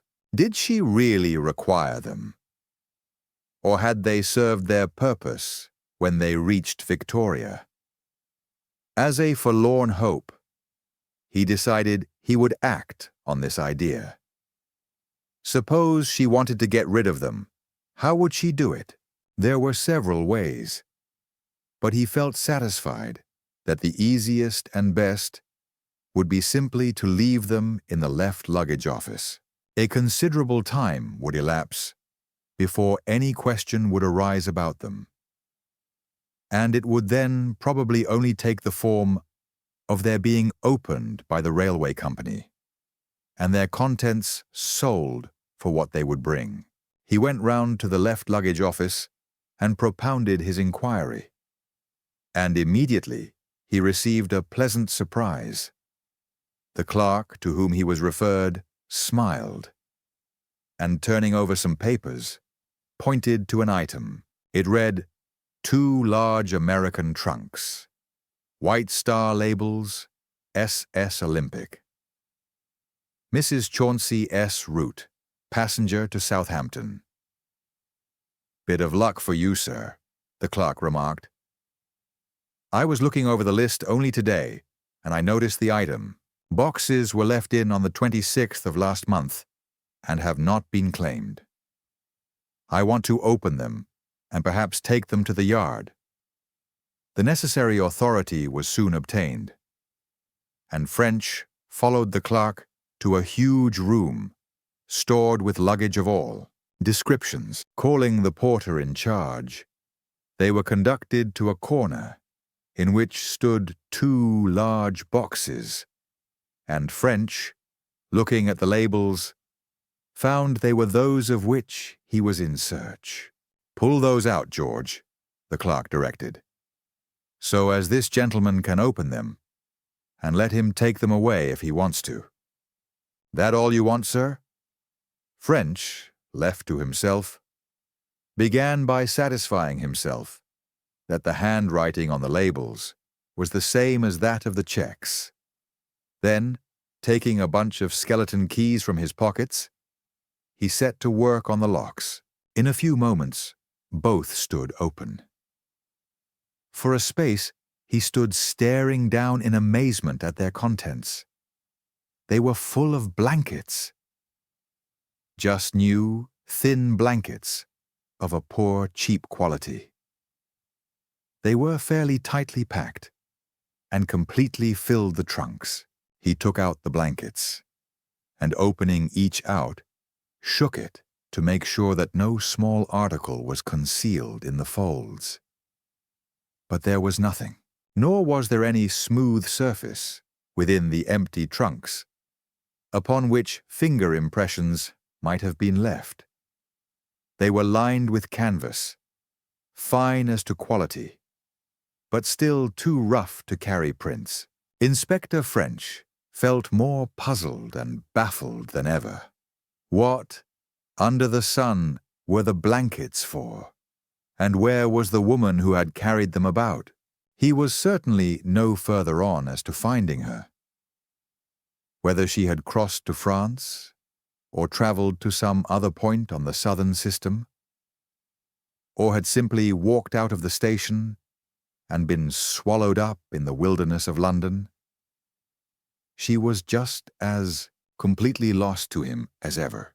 Hard luck that so unexpected a lift as the finding of the trunks should have led to so little.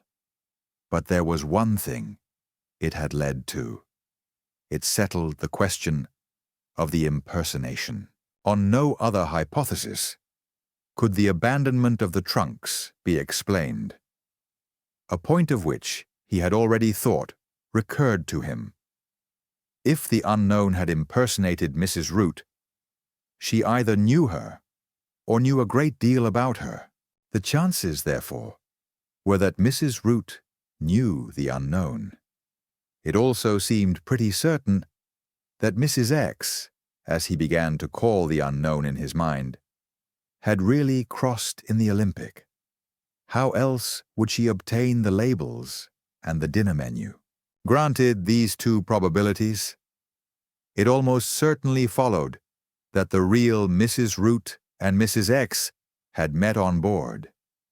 If so, would it not be worthwhile interviewing Mrs. Root in the hope that she might, by the method of elimination, suggest the names of one or more persons who might have carried out the trick, and thus provide French with another point of attack? Thinking it would be worthwhile to investigate the matter, he returned to the yard and sent a cable to the Pittsburgh police asking them to obtain Mrs. Root's present address. He glanced at his watch. It was not yet 5 o'clock, and he saw that he would have time to make another call before going off duty. 15 minutes later, he pushed open the door of Dashford's inquiry agency in Suffolk Street, off the Strand. "Mr. Parker in?" he demanded of the bright young lady who came to the counter. Continuing in response to her request for his name, "Inspector French from the yard. But Mr. Parker's an old friend, and I'll just go right in." The girl eyed him doubtfully as he passed through the counter, and crossing the office, tapped at a door in the farther wall. Without waiting for a reply, he pushed the door open and passed within, shutting it behind him. Writing at a desk in the center of the room was an enormously stout man. He did not look up, but grunted impatiently. "Well? Well yourself," French grunted, mimicking the other's tone. The fat man looked up. Then a smile dawned on his rubicund countenance, and he got heavily to his feet and held out a huge hand. "Why, Joe, old son, I'm glad to see you. It's a long time since you blew in. Bring the chair around to the fire, and let's hear the news." French did as he was told, as he answered, "All's well, Tom? Busy?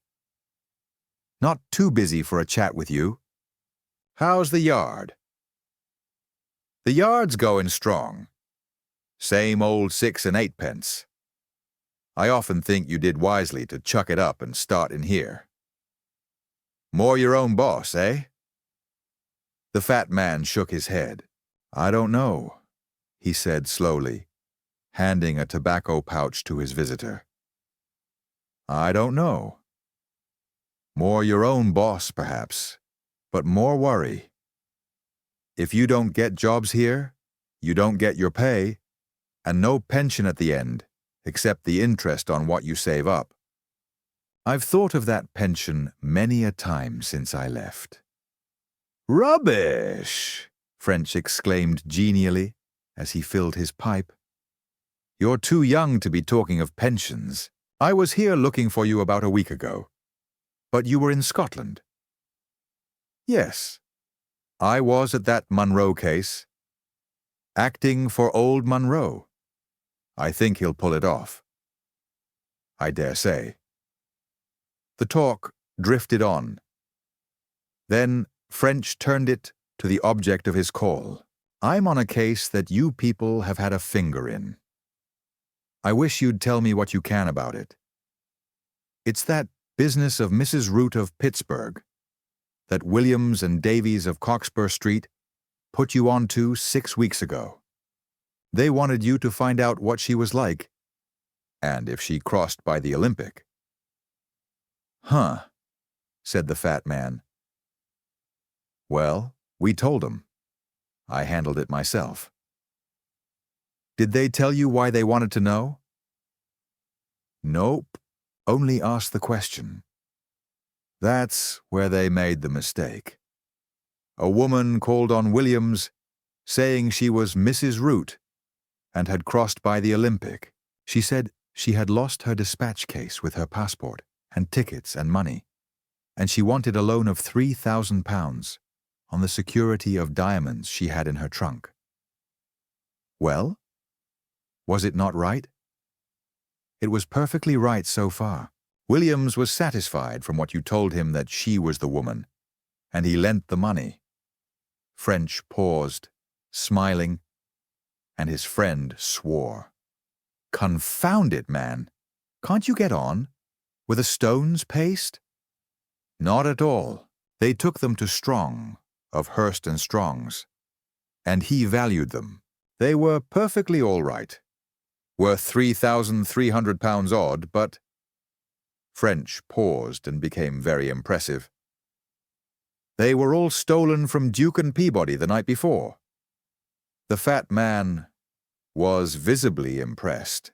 He stared fixedly at French, as he might had that philosopher turned into Mrs. Root before his eyes. Then, heavily, he smote his thigh. Jehoshaphat, he observed slowly. The night before. Some crook that. Tell me. That's about all there is to tell, French declared. The woman arrived at the Savoy about 8 o'clock, the night before, ostensibly from the Olympic, and she left next night and has vanished. No clue so far. I traced her to Victoria, and there lost the trail. The fat man thought profoundly. Well, if Williams and Davies want to blame us for it, they can look elsewhere, he presently announced. They asked us a question, and we gave them a correct and immediate reply. I know that, French agreed. Williams asked you the wrong question. Mrs. Root was impersonated. At least, that's my theory. But what I wanted to know from you was how you got your information. Between ourselves, are you satisfied about it? The fat man shook his fist good-humoredly. Now, young man, he advised, don't you get fresh with me, but I'll tell you, he went on, suddenly grave. It was through Pinkertons. We have an arrangement with them. I cabled their New York depot, and they got the information. I knew it would be all right, French answered. But I was curious to know how you worked. The two men chatted for some time. Then French said he must go. Half an hour later, he reached his house, and with a sigh of relief at the thought of his slippers and his armchair, let himself in. Chapter 11. A Deal in Jewelry. Inspector French's cheery self-confidence was never so strongly marked as when his mind was free from misgiving as to his course of action in the immediate future. When something was obviously waiting to be done, he invariably went straight in and did it, shrinking neither from difficulty nor unpleasantness, provided only he could carry through his task to a successful conclusion. It was only when he did not see his way clear that he became depressed. And then he grew surly as a bear with a sore head, and his subordinates kept at as great a distance from him as their several activities would permit. On the morning following his conversation with the stout representative of the inquiry agency, he was in great form, signifying that not only were his plans for the day satisfactorily in being, but that no doubt of their super-excellence clouded his mind. He had decided first to call on the jewelers to whom Mrs. X had paid the checks, after which, if these visits indicated no fresh line of attack, he would prosecute inquiries at the White Star Company's office. By that time, a reply from Pittsburgh should have arrived. When he had made his usual report at the yard, he took out the checks and made a note of the places to be visited. The first two were in Piccadilly, and he began his quest by taking a bus thither. By 1 o'clock, he had been round the whole 6. And as he sat lunching in a small French restaurant off Cranbourne Street, he thought over what he had learned. In each shop, after more or less delay, he had found the salesman who had served Mrs. X. All 6 men remembered her, and her proceedings with each seemed to have been the same. In each case, she had asked for a piece of jewelry for a dear friend who was going to be married. Something plain, but good.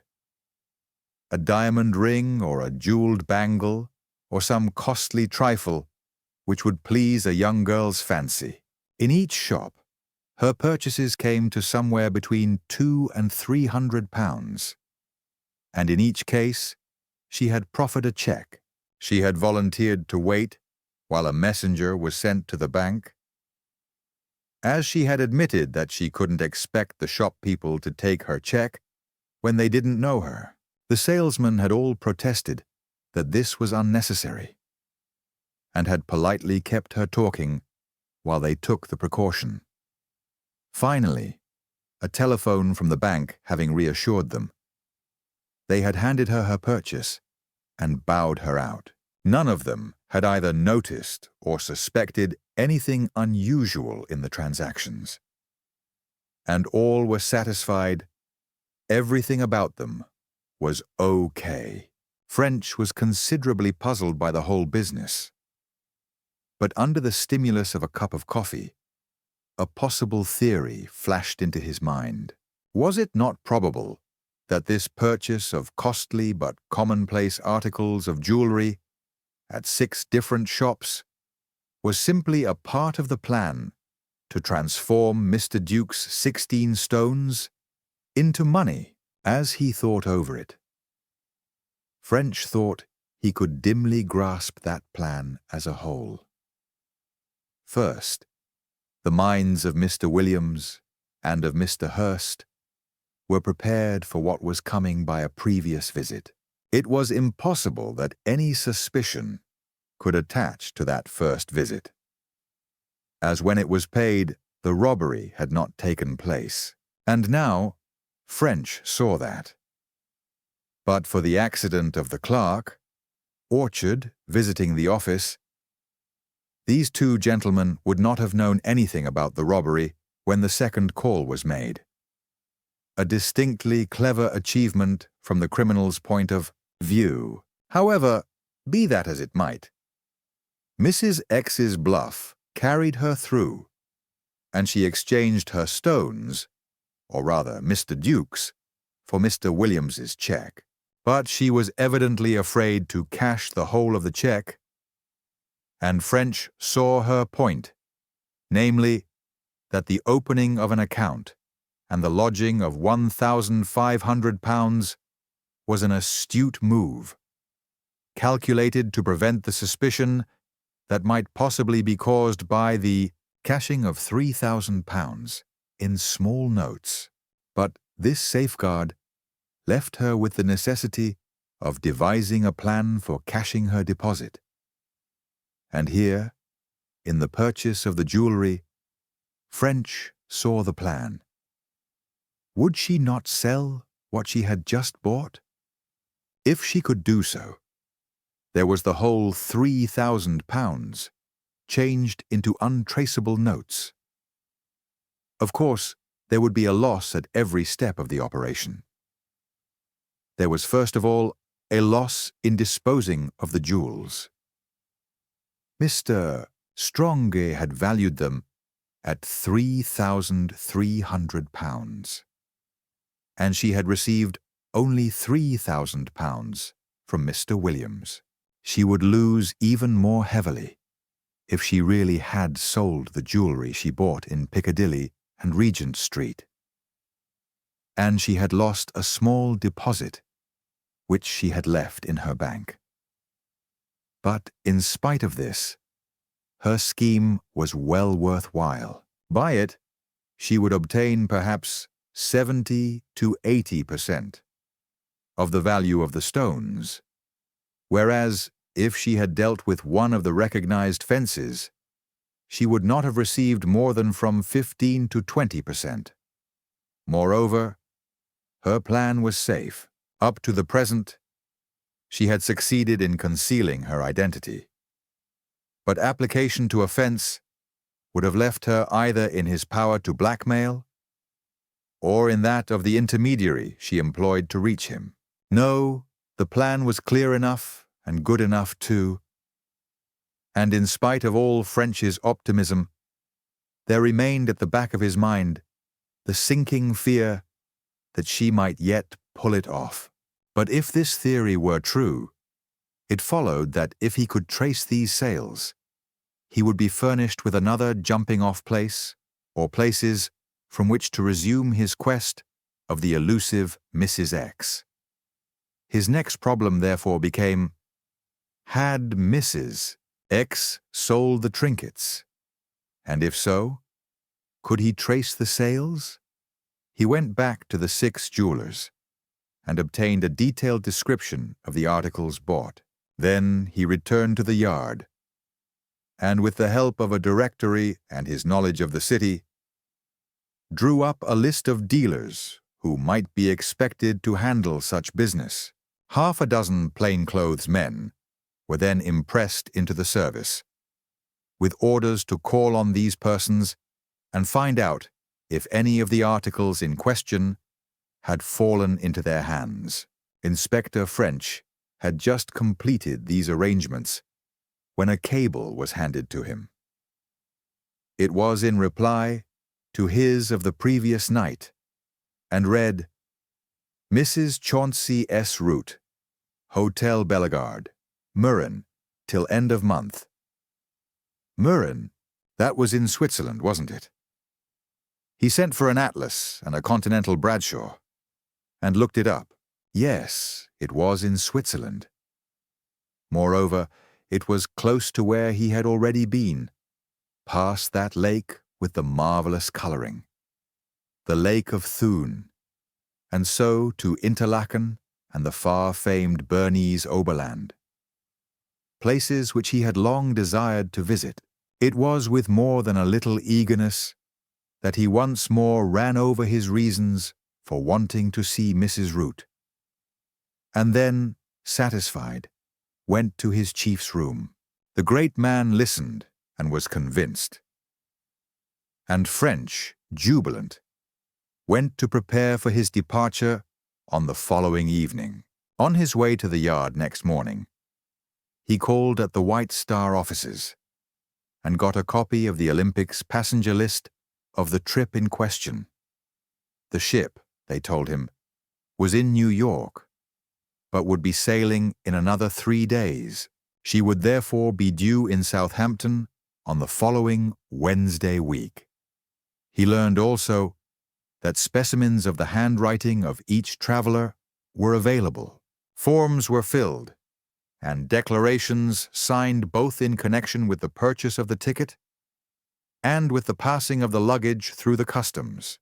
If French was anxious to examine these, he could do so by applying to their Southampton office or to the customs authorities in the same city. French decided that if his interview with Mrs.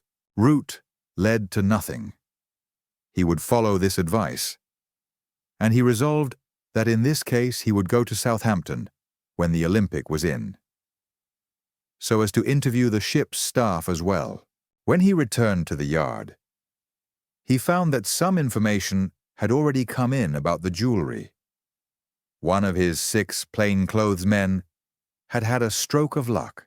At his very first call, Robson's of Oxford Street, he had found a ring which answered the description of one of the purchased articles, and which had been bought from a lady on the afternoon of the day after that, on which Mrs. X had opened her bank account.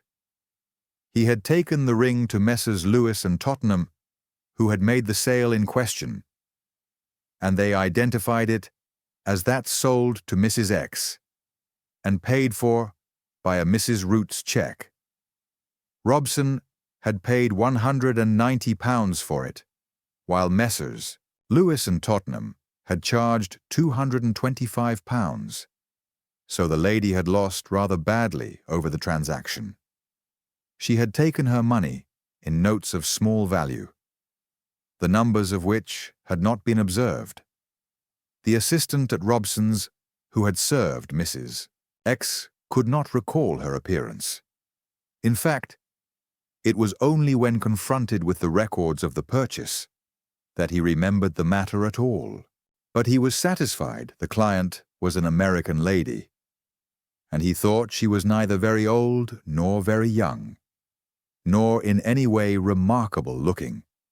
Inspector French was delighted with his news.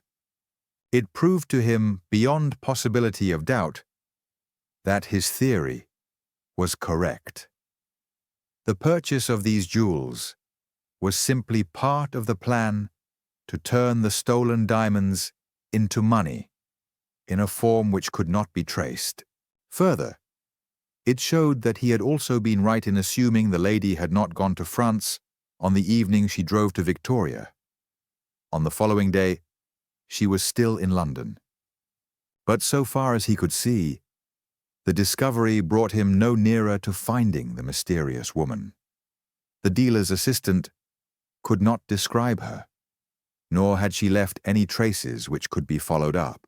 In fact, here was another promising clue, which bade fair to vanish in smoke, and as he thought over the possibility, some measure of chagrin began to dull the keenness of his delight.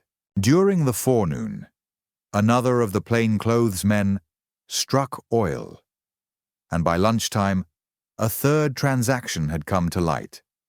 Unfortunately, both of these cases was as unproductive as the original discovery. None of the shop people could remember who had sold the trinket. French went himself to each shop, but his most persistent efforts failed to extract any further information. That night, he left for Mürren.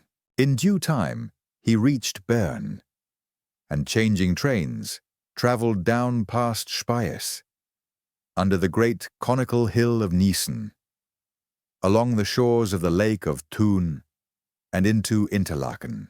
There he slept the night, and next morning took the narrow gauge line that led south into the heart of the giants of the Bernese Oberland. He felt overpowered by the towering chain of mountains, the Matterhorn, the Eiger, the Mönch, the Jungfrau. and as they wound their way up the narrow valley, he felt as if the overwhelming masses were closing down on him from either side. Reaching Lauterbrunnen, he went up by the funiculaire to the Mürren Plateau and continued his way by the electric tramway to the famous resort.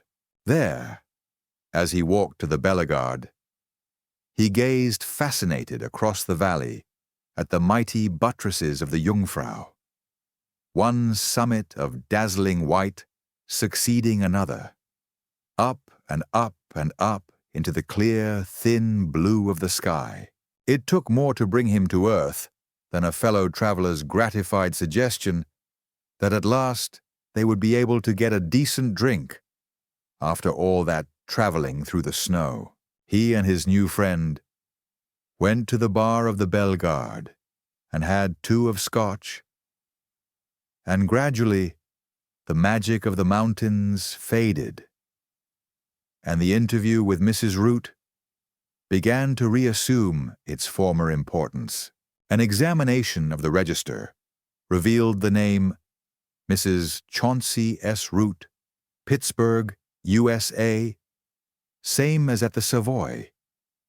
But here it was written in quite a different hand.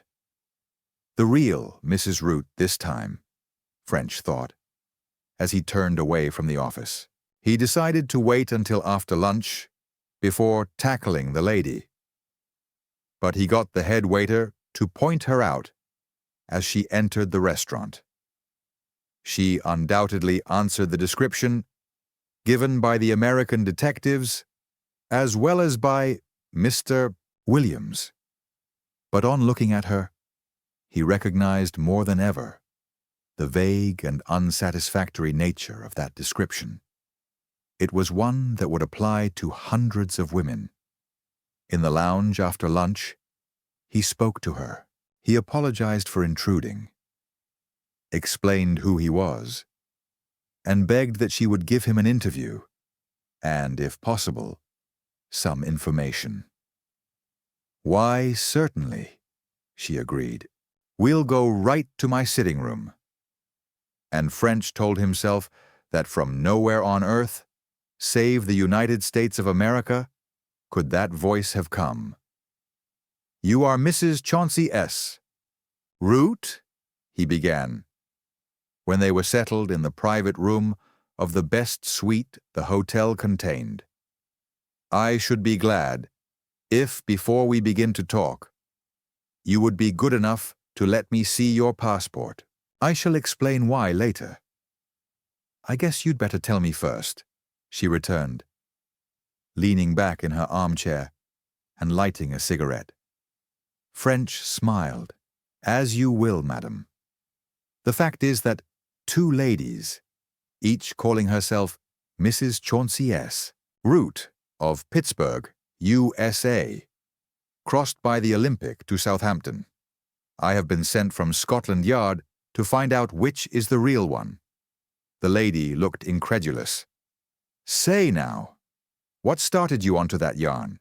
"I crossed by the Olympic, but there was no one else of that name aboard." Nevertheless, a Mrs. Chauncey S. Root, who had just crossed by the Olympic, turned up at the Savoy Hotel on the day the ship reached Liverpool and put through a fraud on a man in London to the tune of £3,000. "I know, madam, it was not you, but I have to get some proof of it that will convince my superiors." With little ejaculations of interest and astonishment, the lady arose and, unlocking a dispatch case, took from it a book. "You can have that passport right now," she declared. "You have interested me quite a lot. Start right in and tell me the story." French examined the document, and as he did so, his last doubt vanished. The lady before him was Mrs. Root. Mrs. X remained. Mrs. X. Asking her to keep the story to herself, he told her in considerable detail all that he knew of Mr. Williams's mysterious visitor, continuing. "Now, Mrs. Root, you will see where I want your help. Someone has impersonated you. Someone who more than probably crossed with you from New York. I want you to think whom it might have been. Here's a copy of the passenger list. Please take your time and go over the people you met on the trip. Eliminate those you are sure of, and put a mark opposite the others. You follow what I mean? I follow you all right. But it isn't as easy as you seem to think. I couldn't remember all the people I came across between New York and London. I suppose not. But, after all, the thing isn't so big as that. Only a very few of the women would fill the bill. First, she must be roughly of your height and your figure. Not very like, of course, but approximately. You need not mind her coloring, for she could make that up. Except her eyes.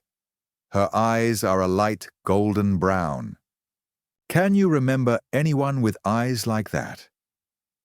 The lady shook her head, and French went on. Then she must be a clever woman. Clever and courageous and determined, and something of an actress also. She must be all those things to have carried such a deal off successfully. French paused to allow his words to sink in, then continued once more. And she knows quite a lot about you. Not only has she observed your appearance, but she would obviously try to find out all she could about you, so that she might answer questions she might be asked. Do none of these points bring anyone to your mind? Please, Mrs. Root, try to help me. If you cannot give me some ideas, I may as well confess I don't know where to turn next. Well, I'll do what I can, but I don't see any light so far. She crossed the room and once more hunted through the dispatch case. Here are some pictures I took with my Kodak. Maybe they'll suggest someone. There were 24 or more photographs of groups of passengers taken on board the liner. Mrs. Root began with systematic precision to go through them. As she pointed to each individual, she repeated to the inspector what she knew about her. Mrs. Jelfs. Guess she wouldn't do. Too fat. Miss, I just don't recall that young woman's name. But she's too tall anyway, half a head taller than me. Next is Heidi Squants, daughter of Old Man Squants of Consolidated Oil. I've known her since I've known anything. Then this one is, say now, who is this one? I've got it. A little girl called Dinsmore. Irish, I think. She's no good either. Eyes of the lightest blue I ever saw. Next is Mrs. Peirce, and so on, for 25 minutes by the electric clock on the mantelpiece. French was highly delighted with the efficient way in which his hostess had tackled the job. But when all was said and done, the result was disappointingly small. 8 persons in the photographs had been marked as possibles, of whom Mrs. Root remembered the names of 5. Of these 5, one, a Mrs. Ward, whom Mrs. Root had met for the first time on board, seemed the most likely for several reasons. She was about Mrs. Root's height, though stouter had Mrs. Root believed, light brown eyes, and had been friendly, and Mrs. Root now remembered, just a trifle inquisitive. But she was ruled out by her nationality.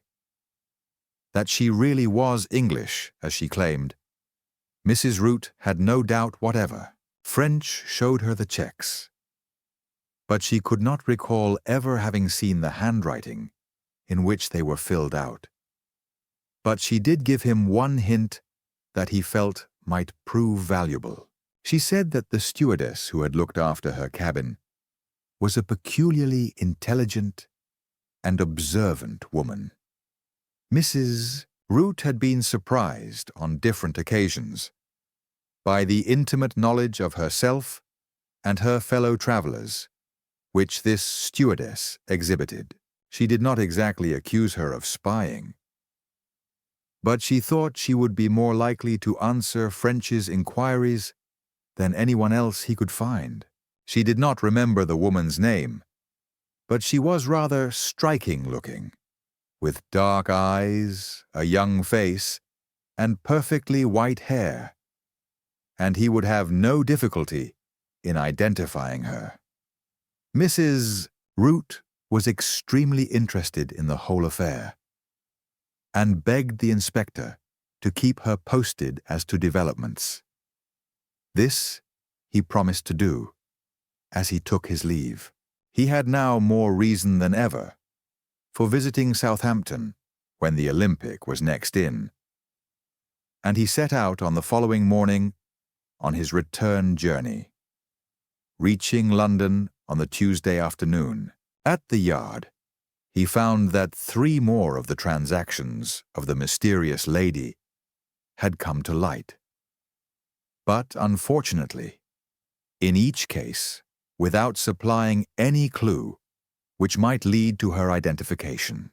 These discoveries accounted for some £1,200 worth of the jewellery Mrs. X had bought, and for this she had received £1,090, making a loss on the transaction of only about 9%. He took an early opportunity of visiting Mr. Williams to ask him if he could identify his mysterious caller in Mrs. Root's group. But the moneylender was not illuminative. He did not reply for some time, turning the cards over as if uncertain. But finally, he pointed to Mrs. Ward's figure. "That's like the lady," he said doubtfully. "But I confess I am not sure of her. If it is she, it is an uncommonly bad photograph." He continued staring at the picture. "You know," he went on slowly, "I've seen that woman before. That woman that you say is Mrs. Ward. I've certainly seen her somewhere. It's a curious thing, but I had the same impression when my visitor called here with the diamonds. I thought vaguely that I had seen her before, but I wasn't so sure as I am about this Mrs. Ward. Somewhere, at some time, I've seen her. I wish to heaven I could remember where." "I wish to heaven you could," French agreed, in somewhat aggrieved tones. "It would make things a lot easier for me. If I can't remember to help find my £3,000, it's not likely I shall be able to do it to ease your job," the other declared dryly. "I can't place her. I've thought and thought, and it's no good. Someone I've seen in a train or a restaurant, most likely. I don't think it's anyone I've ever met." French next called at the Piccadilly branch of the London and Counties Bank, and saw Mr. Scarlett and the clerk, Plenteous. Both these gentlemen hesitatingly selected Mrs. Ward's photograph as being like that of their mysterious client, though neither believed it was she. As in the case of Mr. Williams, the manager thought the lady's features were familiar, though he was sure he had never met her before. With this, French had to be content. He spent his afternoon in driving round the shops and agents with whom the elusive Mrs. X had dealt. Of the 11 assistants who had served her, 7 thought she was like Mrs. Ward, and 4 could not recall her appearance. All this testimony was very unsatisfactory to French. but he thought the balance of probability was in favor of Mrs. Ward being the woman he sought, and more hopeful than he had been for some time. He travelled down to Southampton on the Wednesday evening, so as to be there for the arrival of the Olympic on the following day. Chapter 12. The elusive Mrs. X. Inspector French put up at a small hotel near the town station, and next morning was early at the White Star offices. There he learned that the Olympic was even at that moment coming in, and he went down to the quays and watched the berthing of the monster vessel. It was an impressive experience to see her creep up to her place, maneuver into position, and make fast. Then, from her gangways, began to stream the travelers who, for the better part of a week, had journeyed aboard her. Some were hurrying, already intent on business or anxious to catch trains. Others leisurely awaiting taxis and motorcars. Some smilingly greeting friends or waving farewells to voyage acquaintances. All drifting gradually away, their places taken by others and still others. French began to think the exodus would never cease, but at last the crowd diminished, and he pushed his way on board and began a search for the purser. Urgent work in connection with the arrival prevented that busy official from attending to him at once, but he sent a steward to show French to his cabin, and presently joined him there. "Sorry for keeping you waiting, Inspector," he apologized. "You want some information about our home trip in late November?" "Yes," French answered. And he explained his business and produced Mrs. Root's marked photographs, concluding, "I want to find out the names and addresses of these 8 women, and as much information as possible about them." "I'm afraid I could scarcely give you that," the purser answered. "The records of each trip go ashore at the end of the trip, and I have only those of this present run. But some of the staff might remember the names of the ladies, and if so, you could get their addresses at the office ashore." "That would do excellently. I have a copy of the passenger list here, if it would be of any use." "Yes, it would be a reminder. Let me see now if I can help you myself, and if not, I think I can put you in the way of getting to know." He began to scrutinize the photographs. "That's Mrs. Root," French indicated, moving round and looking over the other's shoulder. "She gave me the names of 5, but I should like to check her recollection. The other 3 she couldn't remember." The purser nodded as he turned the pictures over. "That's a Mrs. Forbes," he pointed, "and I rather think that is a Miss Grayson, or Graves, or some name like that. I remember most of these other faces, but not the people's names." "Mrs. Forbes and Miss Grayson are correct, according to Mrs. Root." The purser laid down the photographs with the air of quiet decision which seemed characteristic. "I'm afraid that's my limit." He touched a bell. "Ask Mrs. Hope to come here," he ordered, continuing to French. "Mrs. Hope is the chief stewardess. You can go round with her, and I expect she'll get you what you want, all right." Mrs. Hope was an efficient-looking woman who quickly grasped what was required of her. She asked French to accompany her to her sanctum, and there looked over the photographs. She was herself able to identify 6 of the portraits, and on calling on some of her underlings, the names of the remaining 2 were speedily forthcoming. French was glad to find that Mrs. Root's recollection of the names of her fellow travelers had been correct as far as it had gone, and as he left the great vessel, he devoutly hoped that she might have been correct also in her belief that Mrs. X was among the 8 women she had indicated. If so, he was well on his way to identify that elusive lady. He returned to the White Star office and explained that he wanted to know the Christian names, addresses, and other available particulars of the 8 women whose names were marked on the passenger list, which he handed in, as well as to see a specimen of the handwriting of each. He realized that the only conclusive test was the handwriting.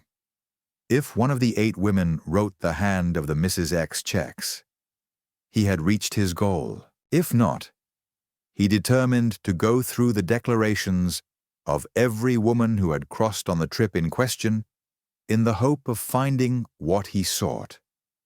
The clerk, who had been instructed to attend to him, brought out a mass of papers.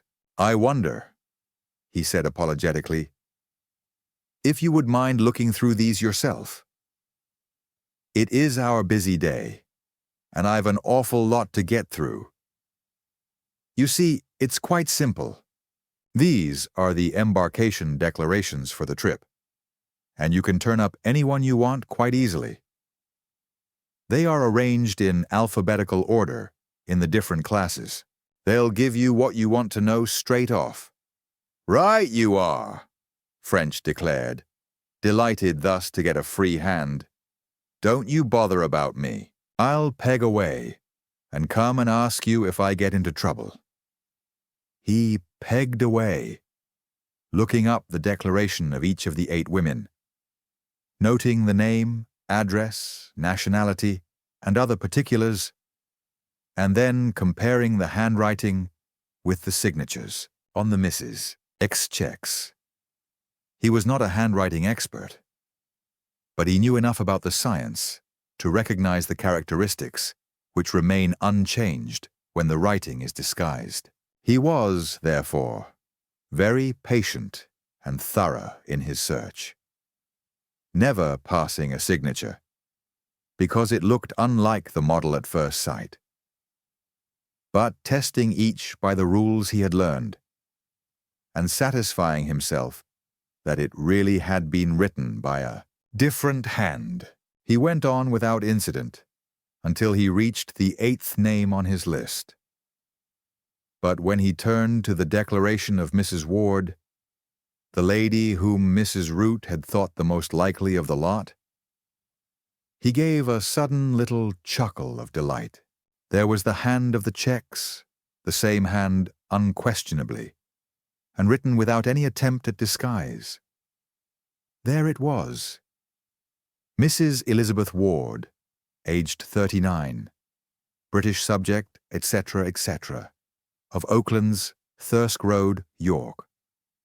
He had reached his goal, but immediately he was assailed by misgivings.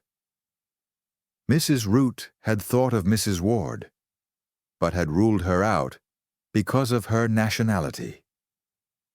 Mrs. Ward, she had said, was English, while all the people who had seen Mrs. X, 17 or 18 persons at least, had agreed she was an American. He would have assumed that Mrs. Root had made a mistake, but for the fact that the declaration said English also. French was puzzled, and he decided that he would go back to the ship and ascertain the views of the staff on the point. But they all supported Mrs. Root. Mrs. Ward was English, undoubtedly and unquestionably English. The stewards and the stewardesses had some experience on the point, and they guessed they knew. Also, he came across the doctor, who, it appeared, had spoken on several occasions to Mrs. Ward, and he was equally positive. It chanced that, as he was leaving the ship, he encountered the woman to whom Mrs. Root had advised him to apply. The striking-looking stewardess with dark eyes and white hair, and he stopped and spoke to her. Unfortunately, she could not tell him very much. She remembered Mrs. Ward, both by name and appearance, though she had not attended to her. But it chanced, nevertheless, that her attention had been specially directed to her, because of a certain incident which had taken place towards the end of the voyage. Passing down the corridor while lunch was being served, she had seen the door of one of the cabins in her own charge open slightly, and a lady appear and glance quickly round, as if to see if she was unobserved. The cabin was occupied by a Mrs. Root, an American. But the lady was this Mrs. Ward. Something stealthy and furtive in her appearance had excited the stewardess's suspicion, and she had drawn back into another cabin to await developments. Mrs. Ward, evidently satisfied that she was unnoticed, had turned to the dining saloon and taken her place. The stewardess had kept her eye on her, and after the meal, she had seen her go up to Mrs. Root and speak to her, as if reporting the result of her mission. This action had lulled the stewardess's suspicion, but she had returned to Mrs. Root's cabin and had had a look round to see if anything had been disturbed. So far as she could see, nothing had, nor had Mrs. Root made any complaint about her things having been interfered with. If further confirmation of his suspicions were needed, French felt that this episode supplied it. Doubtless, Mrs. Ward was amassing information as to the other's clothes and belongings to assist her in her impersonation. Perhaps, also, she was photographing envelopes or other documents of which to prepare forgeries in case of need. There still remained the difficulty of her nationality. Obviously, it is easy to mimic the accent and manner of a foreigner. But French found it hard to believe that such mimicry could be so perfect as to deceive a large number of persons, many of whom were experts on that particular point. This, however, was only a small part of the general problem, and did not affect his next business: to find Mrs. Elizabeth Ward, Thirsk Road, York. He went ashore, and, turning into a telegraph office, sent a wire to the chief of police at York, asking him if a lady of that name lived at the address in question, and if so, to wire was she at home. His next business was at police headquarters, and thither he was directing his steps when a thought struck him, and he turned aside to the sheds in which the transatlantic luggage is examined. Several of the customs officers were still there, and he went up and spoke to one of them. "Now," the young fellow answered in surprise, "it's a darned queer thing that you came to me about that. Quite a coincidence, that is. I know the man who went through those trunks. He told me about it at the time. It seemed a darned silly thing that anyone should want to bring trunks of blankets from America. If you come along, I'll find him for you." "And so the lady's wanted, is she? Say, Jack." He called a colleague, another clean, efficient young fellow of the same type. "Here's someone wants you. He wants to know about those trunks of blankets you were telling me about 2 or 3 trips of the Olympic back. A darned queer coincidence that he should come to me about them. That's what I call it." "Yes, you've made a lucky shot, haven't you?" the second man said to French. "I remember the trunks and the lady they belonged to, because I couldn't understand why anyone should want to bring trunks of blankets across the Atlantic. I've never known anyone do it before." "You didn't make any remark about them?" French asked. "No, but she did. She said she reckoned I hadn't often seen trunks of blankets brought over from America. You see, I was a bit suspicious at first, and was examining the things pretty carefully. I said that was so. And she said she was taking back a small but valuable collection of porcelain ornaments, which she would pack in the blankets, and that when she had to bring the trunks anyway, she thought she might as well bring the packing as well, and so save buying new. I thought the whole business a bit off, but there was nothing dutiable in the case, and it wasn't my job to interfere. Is there anything wrong about it?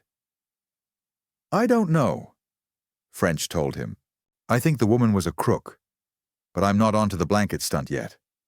By the way, is she in one of those groups?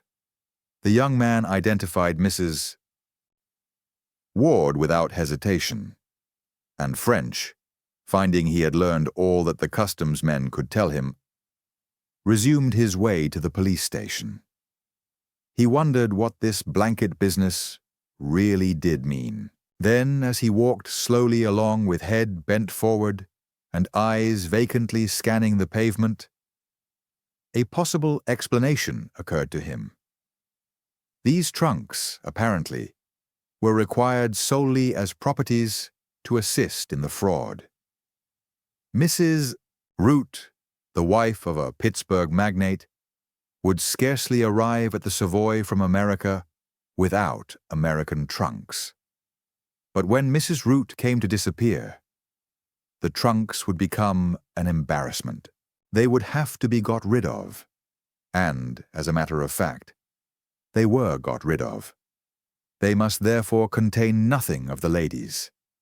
No personal possession, which might act as a clue to its owner. But they must contain something. Empty trunks would be too light, and might be observed by the chambermaid.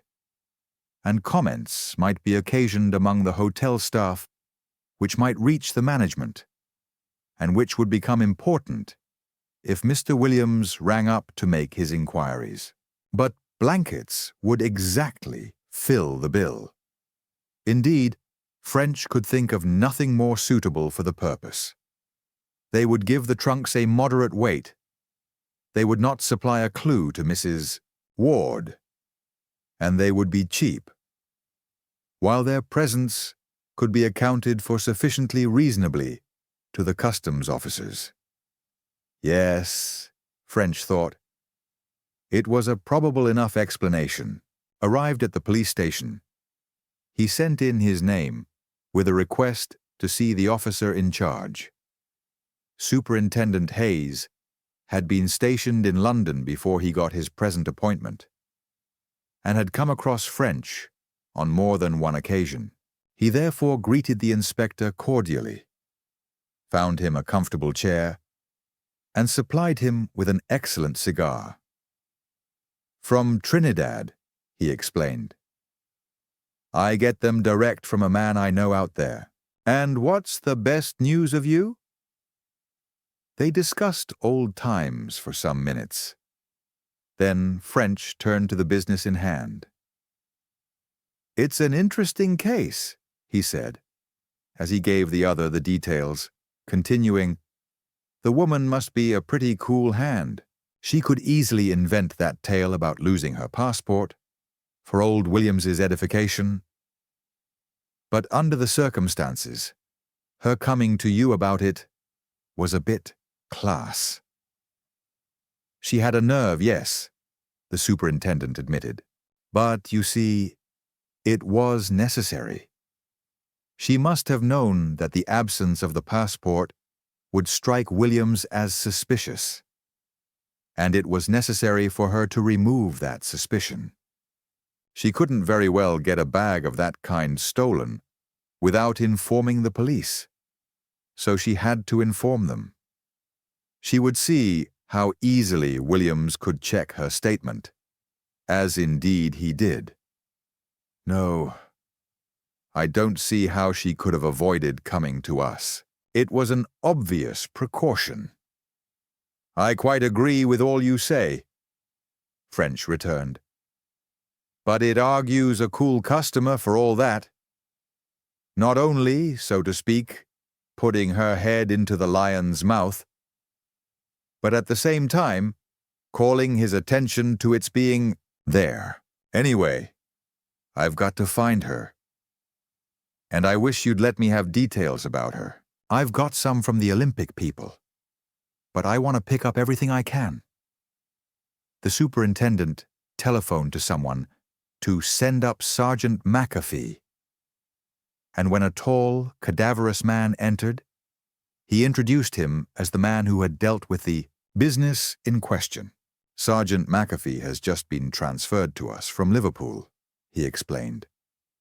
Sit down, McAfee. Inspector French wants to know some details about that woman who lost her handbag coming off the Olympic some 7 weeks ago. I think you handled the thing. Do you remember a Mrs. Root of Pittsburgh?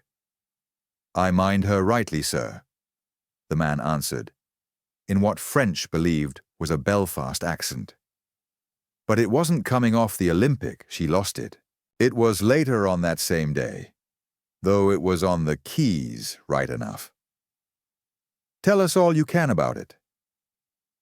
The sergeant pulled out his notebook. I have it in me other book, he announced. If you'll excuse me, I'll get it. In a moment, he returned, sat down, and turning over the dog's-eared pages of a well-worn book, began as if reciting evidence in court. On the 24th November last at about 3 p.m., I was passing through the crowd on the outer quays when I heard a woman cry out. "Thief! Thief!" she shouted, and she ran up and caught me by the arm.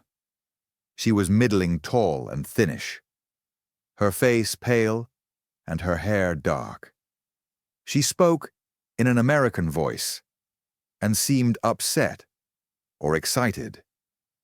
She said to me, breathless like, "Say, officer," she said, "I've just had my dispatch case stolen." I asked her where and how and what was in it. She said right there where we were standing, and not 3 seconds before. She was carrying it in her hand, and it was snatched out of it.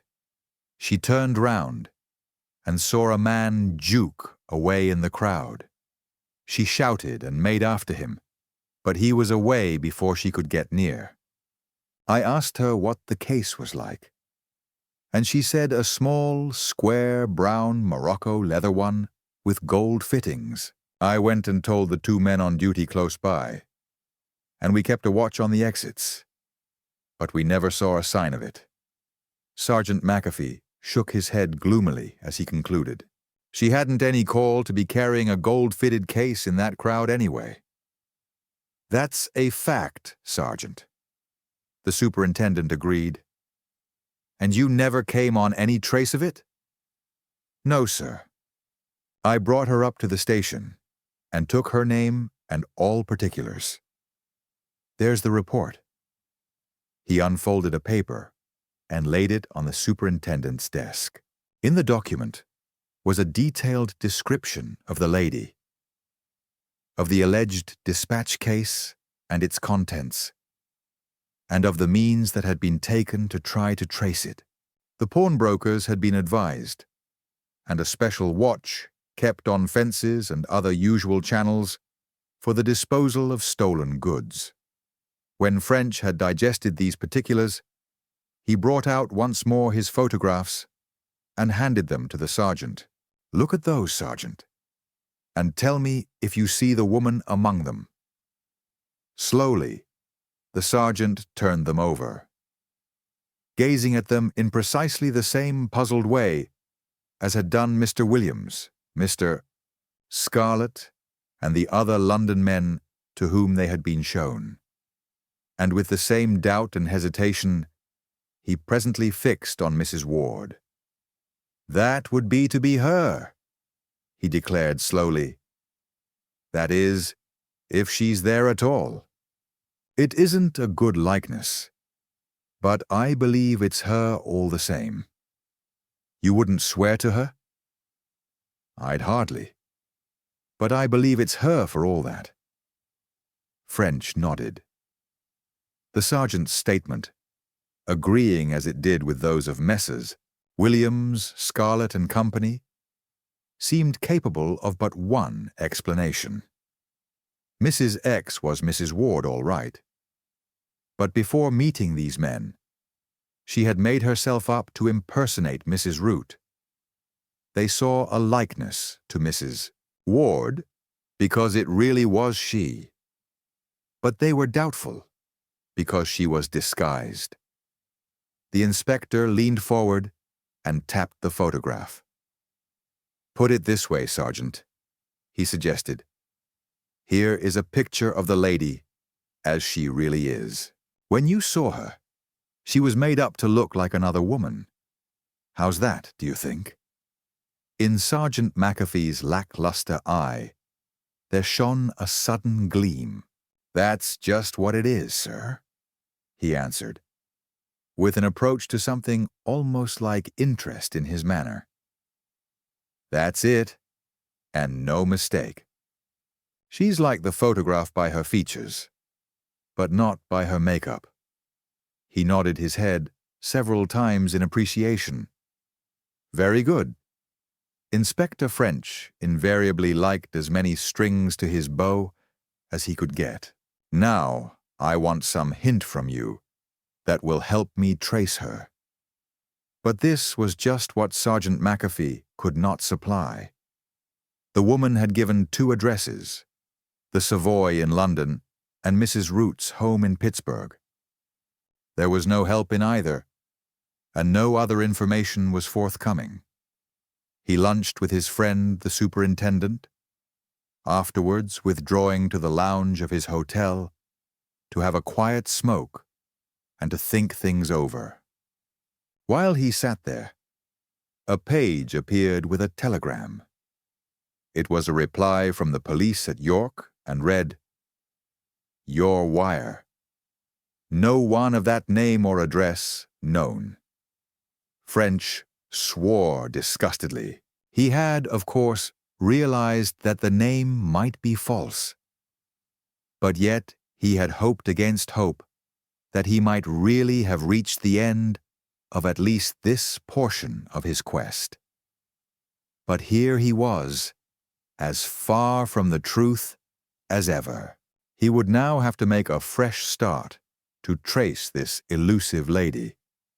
He used another adjective in his mind, and he couldn't see that he was any better equipped for the search now than when he had started out from Mr. Williams's office. It was a confoundedly exasperating case, just bristling with promising clues, which, one after another, petered out as he came to follow them up. Being on it was like trying to cross a stream on stepping stones, which invariably gave way when he came to place his weight on them. It was an annoying thought also that would scarcely be the view his chief would take of the matter. The chief had not been over-complimentary already in his comments on his handling of the case, and French felt that he would view this new check in anything but a sympathetic spirit. However, grousing about it wouldn't lead anywhere, and with an effort, he switched his thoughts back to his problem. As he thought it over, a further point occurred to him. Since his first visit to the Savoy, he had wondered why the lady had turned up there so much later than the other passengers from the Olympic. And now, he saw the reason. The episode of the handbag had taken place some 4 hours after the vessel's arrival, long after the special boat train had left. Mrs. X, for she was still Mrs. X, must therefore have traveled up by an afternoon train, probably the 5:26 or 6:22 p.m. from the West Station, which got in 6.58 and 8.20 respectively. Now, why this delay? What had she done during these 4 hours? The answer was not far to seek. Was it not to give her time and opportunity to assume her disguise? He felt it must be so. The lady was her natural self, other than in name, on board the Olympic, and having no opportunity to alter her appearance, she had passed through the customs in the same character. Hence the ship's staff and the customs officer had instantly recognized her photograph. But it was obvious that her impersonation of Mrs. Root must begin before she interviewed the Southampton police. And that accounted for the hesitation of Sergeant McAfee and the people in London in identifying her. She had therefore made herself up between passing through the customs at, say, 11 o'clock, and calling on the sergeant at 3. Where was she during those 4 hours? He put himself in her place. Confronted with her problem, what would he have done? Gone to a hotel, unquestionably. Taken a room in which to assume the disguise. Had Mrs. X engaged a bedroom in one of the Southampton hotels for that afternoon?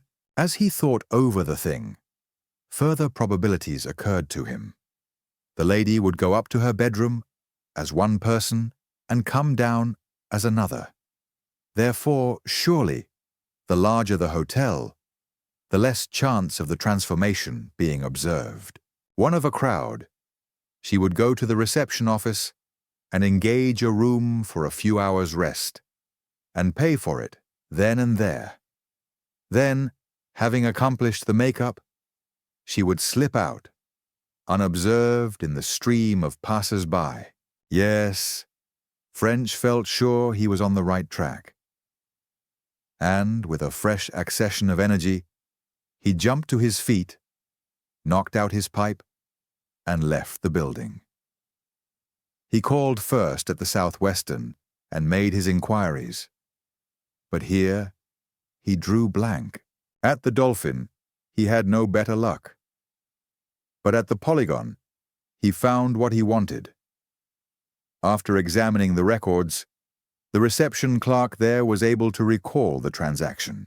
About midday, an American lady had come in, and saying she wanted a few hours' rest before catching the 5:26 to London, had engaged a bedroom on a quiet floor. Until that hour, she had registered.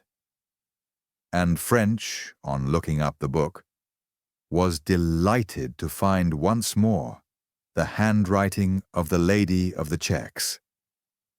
It was true that on this occasion she figured as Mrs. Silas R. Clam of Hill Drive, Boston, Mass. But knowing what he knew of her habits, French would have been surprised to have found a name he had seen before. At first, he was delighted at so striking a confirmation of his theory. But as he pursued his inquiries, his satisfaction vanished. And once more, depression and exasperation swept over him. For the reception clerk could not remember anything more than the mere fact of the letting of the room, and no one else in the building remembered the woman at all. With his usual pertinacity, he questioned all who might have come in contact with her. But from none of them did he receive the slightest help. That Mrs. X had made herself up at the hotel for her impersonation stunt was clear. But unfortunately, it was equally clear that she had vanished from the building without leaving any trace. The worst of the whole business was that he didn't see what more he could do. The special clues upon which he had been building had failed him, and he felt there was now nothing for it but to fall back on the general one of the photographs. One of the portraits was excellently clear as to details, and he decided he would have an enlargement made of Mrs. X and circulate it among the police, in the hope that some member at some time might recognize the lady. Not a very hopeful method, certainly, but all he had left. He took an evening train from the West Station, and a couple of hours afterwards reached his home, a thoroughly tired and disgruntled man. Chapter 13. Mrs. French takes a notion. By the time Inspector French had finished supper and lit up a pipe of the special mixture he affected, he felt in considerably better form. He determined that instead of going early to bed, as he had intended while in the train, he would try to induce the long-suffering Mrs. French to listen to a statement of his problem, in the hope that light thereon would be vouchsafed to her, in which, in due course, he would participate. Accordingly, when she had finished with the supper, things he begged her to come and share his difficulties, and when she had taken her place in her accustomed armchair and had commenced her placid knitting, he took up the tale of his woes, slowly and in the fullest detail. He told her all he had done, from the time he was sent to Messrs. Williams and Davies, when he first heard of the mysterious Mrs. X, up to his series of visits of that day, concluding by expressing his belief that Mrs. X and Mrs. Ward were one and the same person, and explaining the difficulty he found himself up against in tracing her.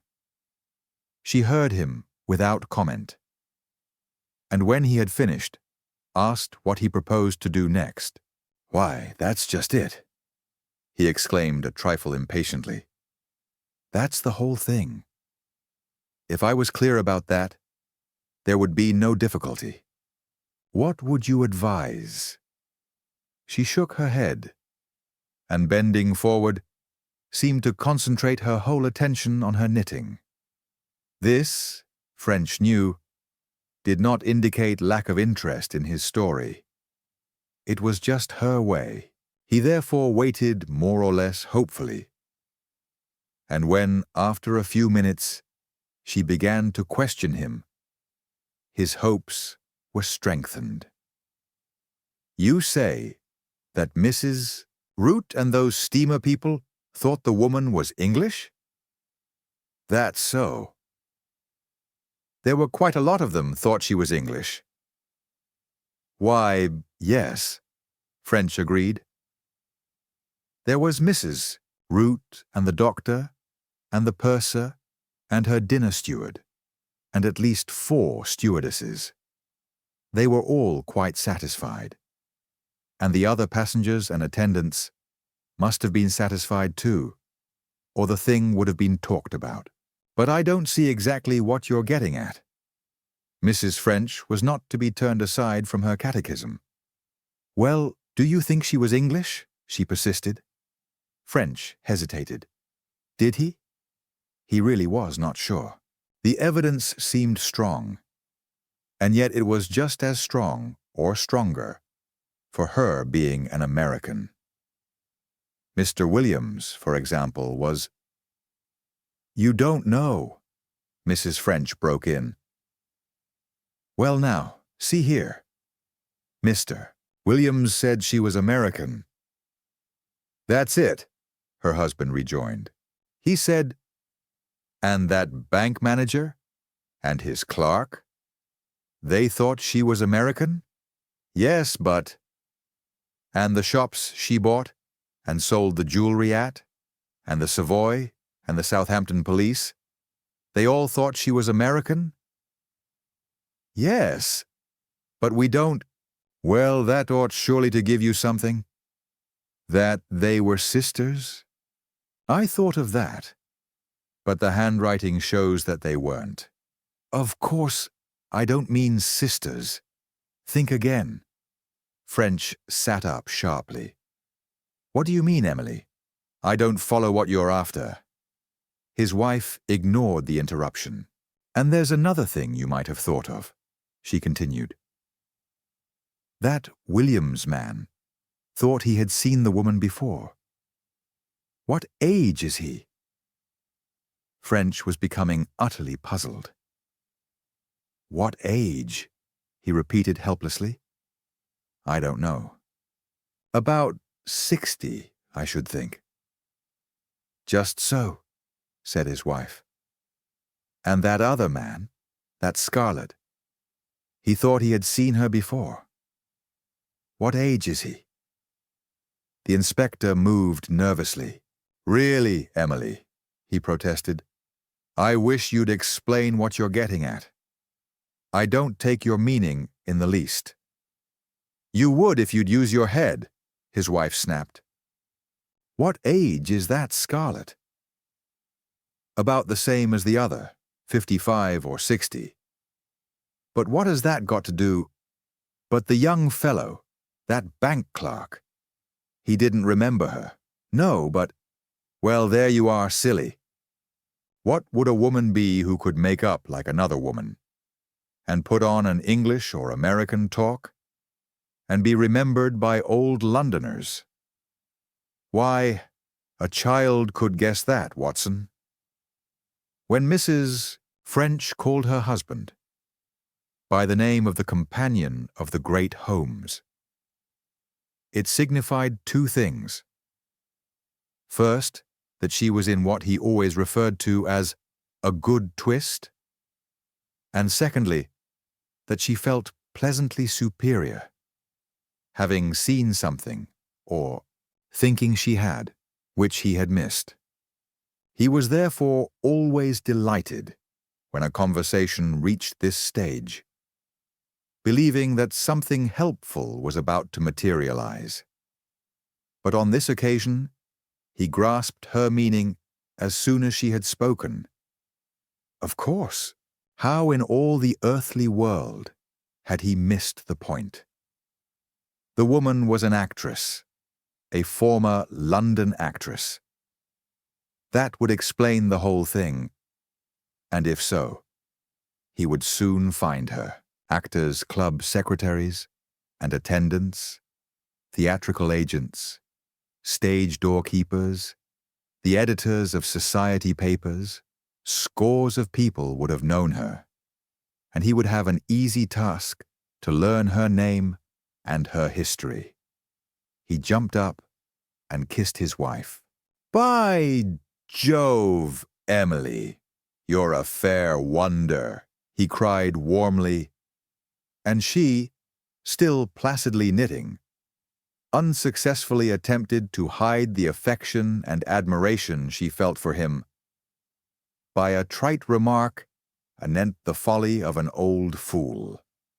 Next morning, French, with a new and thoroughly satisfactory program before him, sallied forth at quite the top of his form. He had made a list of theatrical agencies, at which he intended first to apply, after which, if luck had up to then eluded him, he would go round the theatres and have a word with the stage doorkeepers, finally applying to the older actor managers and producers and anyone else from whom he thought he might gain information. But his quest turned out to be even simpler than he had dared to hope. The superior young ladies of the first three agencies at which he called shook their pretty heads over the photograph and could throw no light on his problem. But at the fourth, the girl made a suggestion at which French leaped. No, she said. I don't know anyone like that. But if she's left the stage sometime, I wouldn't. I've only been here about 2 years, and I don't know anyone who could help you. This place has not been open very long. But I'll tell you, she went on, brightening up. Mr. Romer is inside. If anyone in London would know, he should. If you catch him coming out, you could ask him. Mr. Horace Romer, the Prince of Producers. French knew his name well, though he had never met him. He thanked the girl and sat down to wait. Presently, she called to him, "He's just going." And French, stepping forward, saw a short, stout, rather Jewish-looking gentleman moving to the stairs. He hastened after him and, introducing himself, produced his photograph and asked his question. The famous producer glanced at the card and smiled. "Oh, lor, yes," he announced. "I know her." But these people wouldn't. He indicated the agency and its personnel with a backward nod. She was before their time. Why, that's the great Sissy Winter. At least, she had the makings of being great at one time. She was first lady in Panton's company, a dozen years ago or more. I remember her in Oh, Johnny, The Duchess, The Office Girl, and that lot. Good enough plays in their day, but out of date now. I hope she's not in trouble. "It's a matter of stolen diamonds," French answered. "But I'm not suggesting she is guilty. We want some explanations, that's all." "I should be sorry to hear there was anything wrong," Mr. Romer declared. "I thought a lot of her at one time, though she did go off and make a muck of things." "How was that, sir?" "Some man went off to live with some man, a married man, and well on to being elderly. At least, that was the story at the time. I'm not straight-laced, and I shouldn't have minded that if she had only kept up her stage work. But she didn't. She just dropped out of sight. And she might have risen to anything. A promising young woman lost. Sickening, I call it. I suppose you could give me no hint as to how I might trace her?" The producer shrugged his shoulders. "Not the slightest, I'm afraid. I didn't even know that she was alive." "What theaters did she play in?" "Several, but it was in the comedy she did her best work." "I'll try there." "You can try, but don't build too much on it. Theatrical staffs change quickly and have short memories. If you've no luck there, you should go to Jacques. You know, Richard Jacques, the producer. If my memory serves me, he put out those plays I mentioned. If not, he can tell you who did." French was overjoyed. This was indeed a stroke of luck. He had proved his theory. He was already beginning to overlook the part his wife had played in it. He had done a neat piece of deduction, and it had been justified. He had now obtained information which must lead him infallibly to his goal. His next business must be at the comedy, where, if his luck held, he might obtain information which would put him straight on the woman's track. As he turned away from the agency, French felt a touch on his shoulder. It was Mr. Duke, and the old gentleman greeted him warmly and asked of his progress.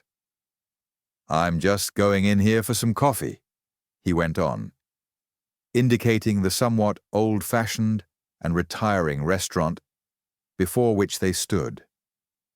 "Come and have a cup with me. It's ages since I saw you or heard what you were doing." French was full of his discovery, and eagerly seized the chance of a victim to whom to unfold the tale of his prowess. Accordingly, when they were seated in a quiet nook, he began with gusto to relate his exploits. He told of his visit to Mürren, and of the photographs given to him by Mrs. Root, of his tracing the movements of the elusive lady in Southampton, of his deduction that she was an actress, and finally, of his great stroke in learning her identity. Mr. Duke, who had been following the recital with a thrilled interest that satisfied even French's egotism, remembered the lady's name, though he could not recall anything else about her. "This will be good news for Vanderkemp," he declared. "I must tell him at once. Though you have taken off your surveillance, he feels that he has never really been cleared of suspicion. This discovery of yours will go far to satisfy him." "Yes. And what then?" He settled himself again to listen. But when he realized that French had finished his tale and was no nearer finding Miss Sissy Winter than he had been of getting hold of Mrs. X, his features took on an expression of the keenest disappointment, bordering almost on despair. "Good heavens, Inspector! After raising my hopes, don't tell me now that you are really practically no farther on," he lamented. Then, sinking his voice, he went on slowly. "If something isn't discovered soon, I may tell you, I don't know what I'm going to do. I'm getting to the end of my tether. I'm even getting short of cash. The insurance company won't pay, yet. They say it is not certain the stones will not be recovered. They say I must wait, but my creditors won't wait." He stopped and stared before him vacantly, and French, looking at him more keenly than he had yet done, was shocked to see how old and worn the man was looking, even if the insurance company paid all. "I don't know that I could make ends meet," he went on presently. "I'm beginning to see ruin staring me in the face. I thought I was strong and could scoff at reverses, but I can't, Inspector, I can't. I'm not the man I was, and this affair has shaken me severely." French was somewhat taken aback by this outburst, but he felt genuinely sorry for the old man, who at the close of a life of comparative luxury and success was faced with failure and poverty. He gave him what comfort he could, pointing out that the discovery of Mrs. X's identity was a real step forward, and expressed the belief that so well-known a personality could not long remain hidden. "I sincerely trust you are right," Mr. Duke answered, "and I am ashamed of having made such a fuss. But do try, Inspector." He looked imploringly at the other. "Do try to push on the affair. I know you are," he smiled. "Doing all that anyone could do, but it's so desperately important to me. You understand, I hope, that I am not complaining. I fully appreciate your splendid work in the face of great difficulties." French assured him that he himself was just as anxious to clear up the mystery as anyone else could be, and that he need not fear, but that everything possible would be done to that end. And with further expressions of mutual amity, they parted. The inspector next turned his steps to the comedy theater. Rehearsals were in progress, and the building was open. Going round to the stage door, he spoke to the doorkeeper. "No, sir," the man said civilly. "I'm not here long, only about 9 months." "Who was before you?" "A man they called Dowds, an old man. He was getting too old for the job. That's why he left." "Could you put me on to where I should find him?" "I should try at the office, sir. I expect they'd have his address. To the right at the end of this passage." With some difficulty, French found his way to the office. A young man glanced up from the desk over which he was bending. "Well, sir?" he said briskly. French explained his business. He was inquiring as to the whereabouts of the former actress, Miss Sissy Winter, and failing information as to her, he would be obliged for the address of the ex-stage doorkeeper, Dowds, who might be able to assist him in his main inquiry. Miss Sissy Winter, the sharp young man repeated. I've heard of her, but she wasn't on here in my time. Any idea of her dates or plays? 12 or more years since she left the stage, I'm told. She played in The Office Girl and The Duchess and Oh, Johnny. The young man whistled beneath his breath as he sat thinking. "'Fraid I can't help you about the lady," he declared at last. "There are no records here of 12 years back, but I can put you on to Dowds all right. Or at least, I can give you his address when he left us." "Much obliged, I'm sure." The young man crossed the room, and taking a book out of a cupboard, turned over the pages rapidly. 29 Babcock Street. It's off Charing Cross Road, about halfway down on the left-hand side going south. You'll get him there, if he hasn't moved. French, having noted the address, turned to go. "Wait a sec," said the young man. "I'm not certain, but I believe Richard Jacques put out those plays you mentioned.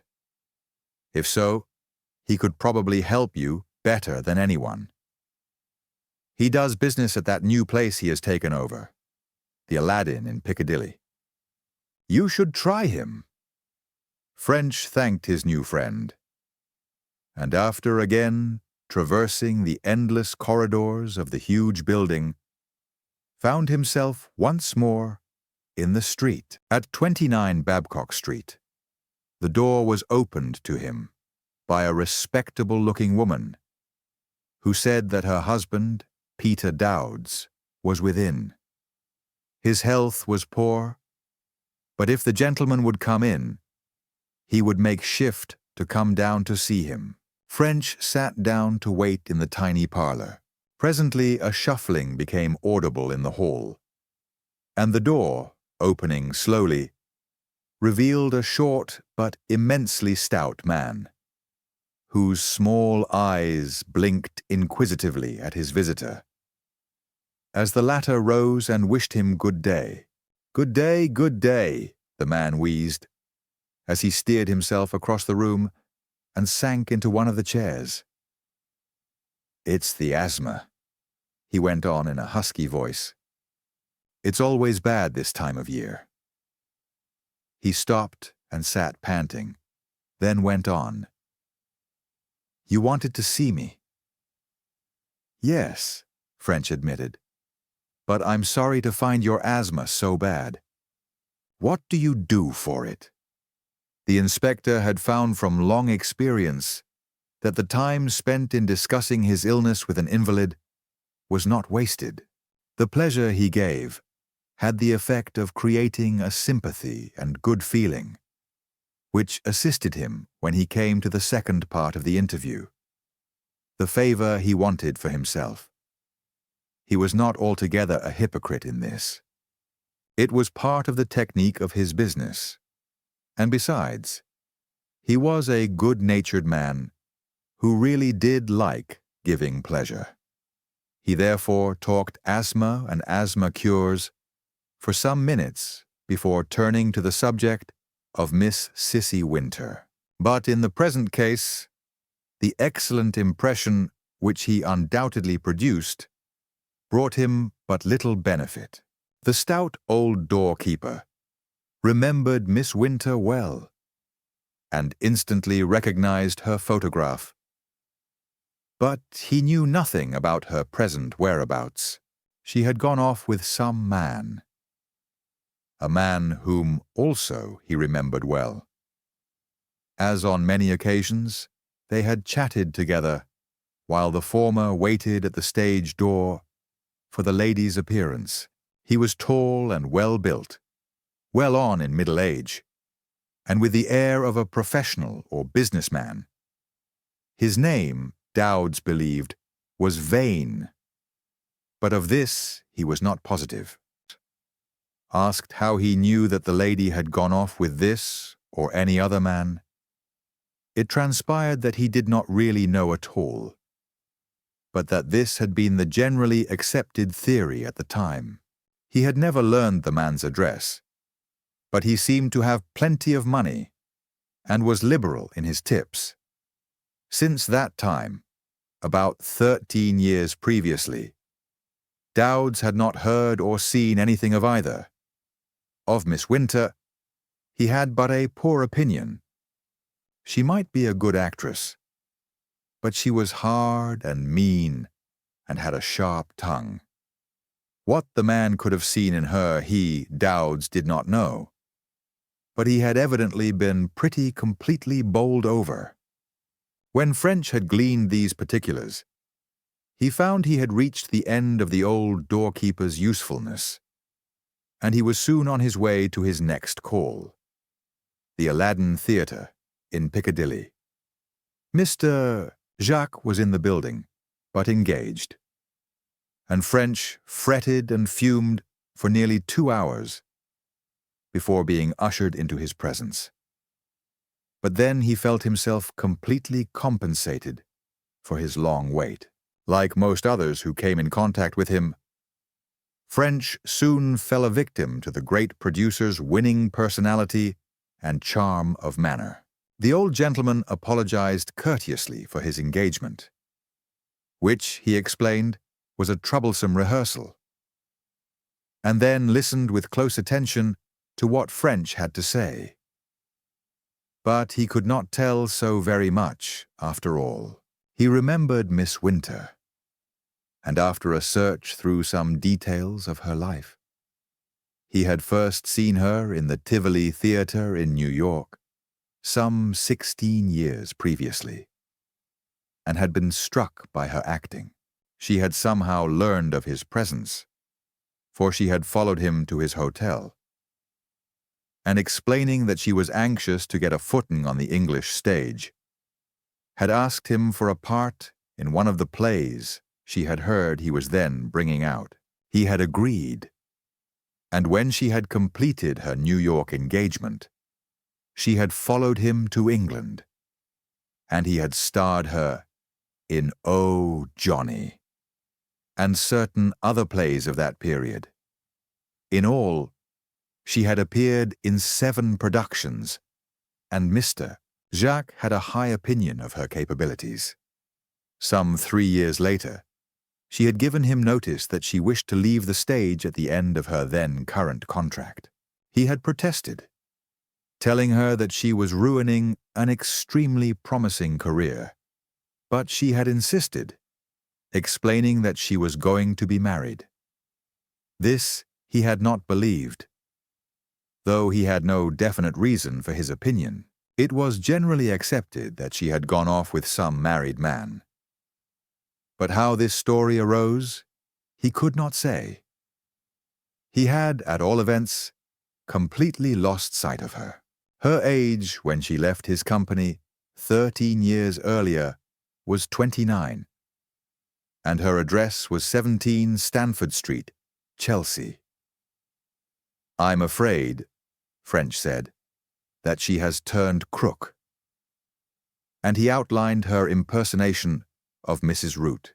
"Of course, I know nothing about that," Mr. Jacques answered, "but I can at least tell you that no one could have carried out a scheme of the kind better than Sissy Winter. She had the brains, and the nerve, and the knowledge. I'm sorry to hear she has gone wrong, but if you are up against her, I can assure you you'll find her no mean antagonist." French smiled ruefully as he rose. "I've discovered that already," he admitted. "But knowing what I know now, it can't be long until I have my hands on her." "I suppose I ought to wish you luck," Mr. Jacques declared, holding out his hand. "But I don't know that I can. I thought a lot of the young woman once, and I'm sorry that she's in trouble." Inspector French, having cabled to the New York police, asking for information as to the actress's early history, made his way to 17 Stanford Street, which he found was a better-class boarding house. But here he could learn nothing. The former proprietor was dead, and none of the present staff had been connected with the place for 13 years, or had ever heard of Miss Winter. Disappointed once more, he returned to the yard and put through his earlier scheme. He arranged to have the lady's photograph inserted in the next number of the police bulletin, together with the best description of her that he could write, and a note that she was wanted. It wasn't a promising clue, but it was all he had left. Chapter 14. Tragedy. Some days later, Inspector French was once again sent for by his chief. The great man seemed in an irritable frame of mind, and he began to speak before the other had well entered the room. "See here, French," he greeted him. "Here's a fresh development in that confounded Gething case. Read that." French stepped up to the desk and took the postal telegraph sheets his superior held out. They bore a message from the chief of police at the Hook, which had been sent out at 8:27 that morning.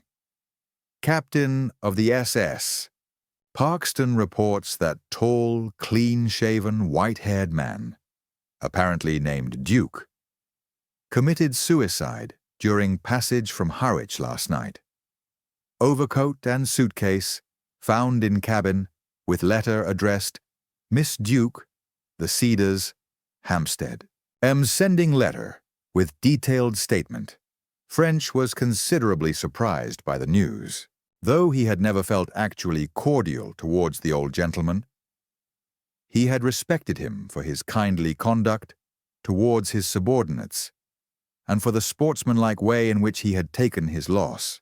But it was evident the man had been hit harder than he had shown.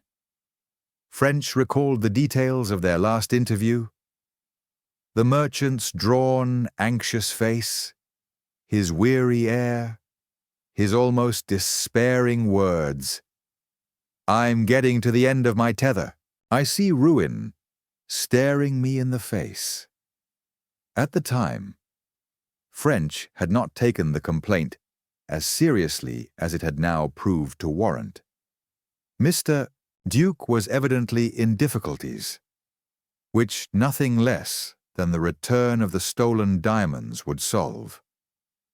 And French did not see how he could have done more to achieve that end than he already had.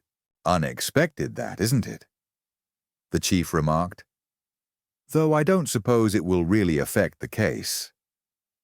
"No, sir, I don't think it will," French returned, answering the last part of the sentence first. "But I don't know that it's so unexpected after all. Leastwise it is, and it isn't. I mean, I'm surprised that a man of Mr. Duke's character should take that way of escaping from his difficulties. But I knew he was in difficulties." The chief raised his eyebrows. "You didn't tell me that." "The truth is, sir, that I didn't take what the old gentleman said seriously enough. I met him last week in Piccadilly, and he appeared anxious to hear my news, and asked me to have a cup of coffee with him. He was pretty down in the mouth then, saying he was getting short of cash, and near the end of his tether and so on. He was looking pretty old, too, old and worn." The chief grunted. "As I say, I don't suppose it will make any difference," he declared. "But there's that girl to consider. I think you'd better go along and see her. After all, she should have some warning before she sees it in the paper." "That's so, sir." "Then I shall go now." It was a job he hated, but there was no help for it. And having phoned to Miss Duke that he was going out on urgent business, he set off. That his message had alarmed her was obvious. She met him with pale cheeks and anxious eyes. And once again, the thought occurred to him that she knew something that she was holding back, and had feared her secret was the subject of his call. But his news, when haltingly and with some awkwardness he had succeeded in conveying it, took her utterly by surprise. It was evidently quite different to what she had expected to hear, and the poor girl was terribly overcome. She gave a low cry and sat gazing at him with eyes dilated with horror.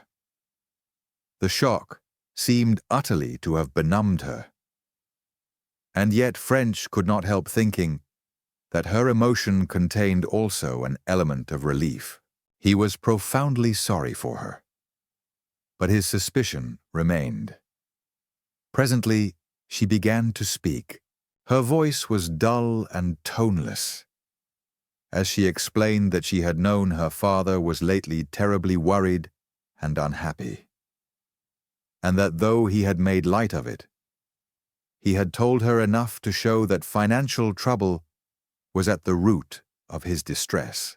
He had said to her on one occasion that if only the insurance people would pay, things would be easier. But he had spoken cheerily, and she had had no idea things were so serious. "When shall we get details?" she asked presently. "Should I go over to the Hook?" "I fear there would be little use in that," French answered, "and it would certainly be painful for you. Of course, I don't wish to dissuade you. If you think it would be an ease to your mind, you should go. But in any case, would it not be better to wait until you read your letter? Besides, the report from the Dutch police may show that a visit is unnecessary." She thought for some seconds, then agreed. French explained that the documents might be expected by the first post on the following morning, and promised to take them out to Hampstead immediately. "In the meantime, Miss Duke," he went on, with real kindness in his tone, "it's not my business, of course, but would you not be better to have someone in the house with you? Some lady friend, an aunt, a cousin? Or Mr. Harrington? I mean, is there anything that I can do to take a message or send a wire?"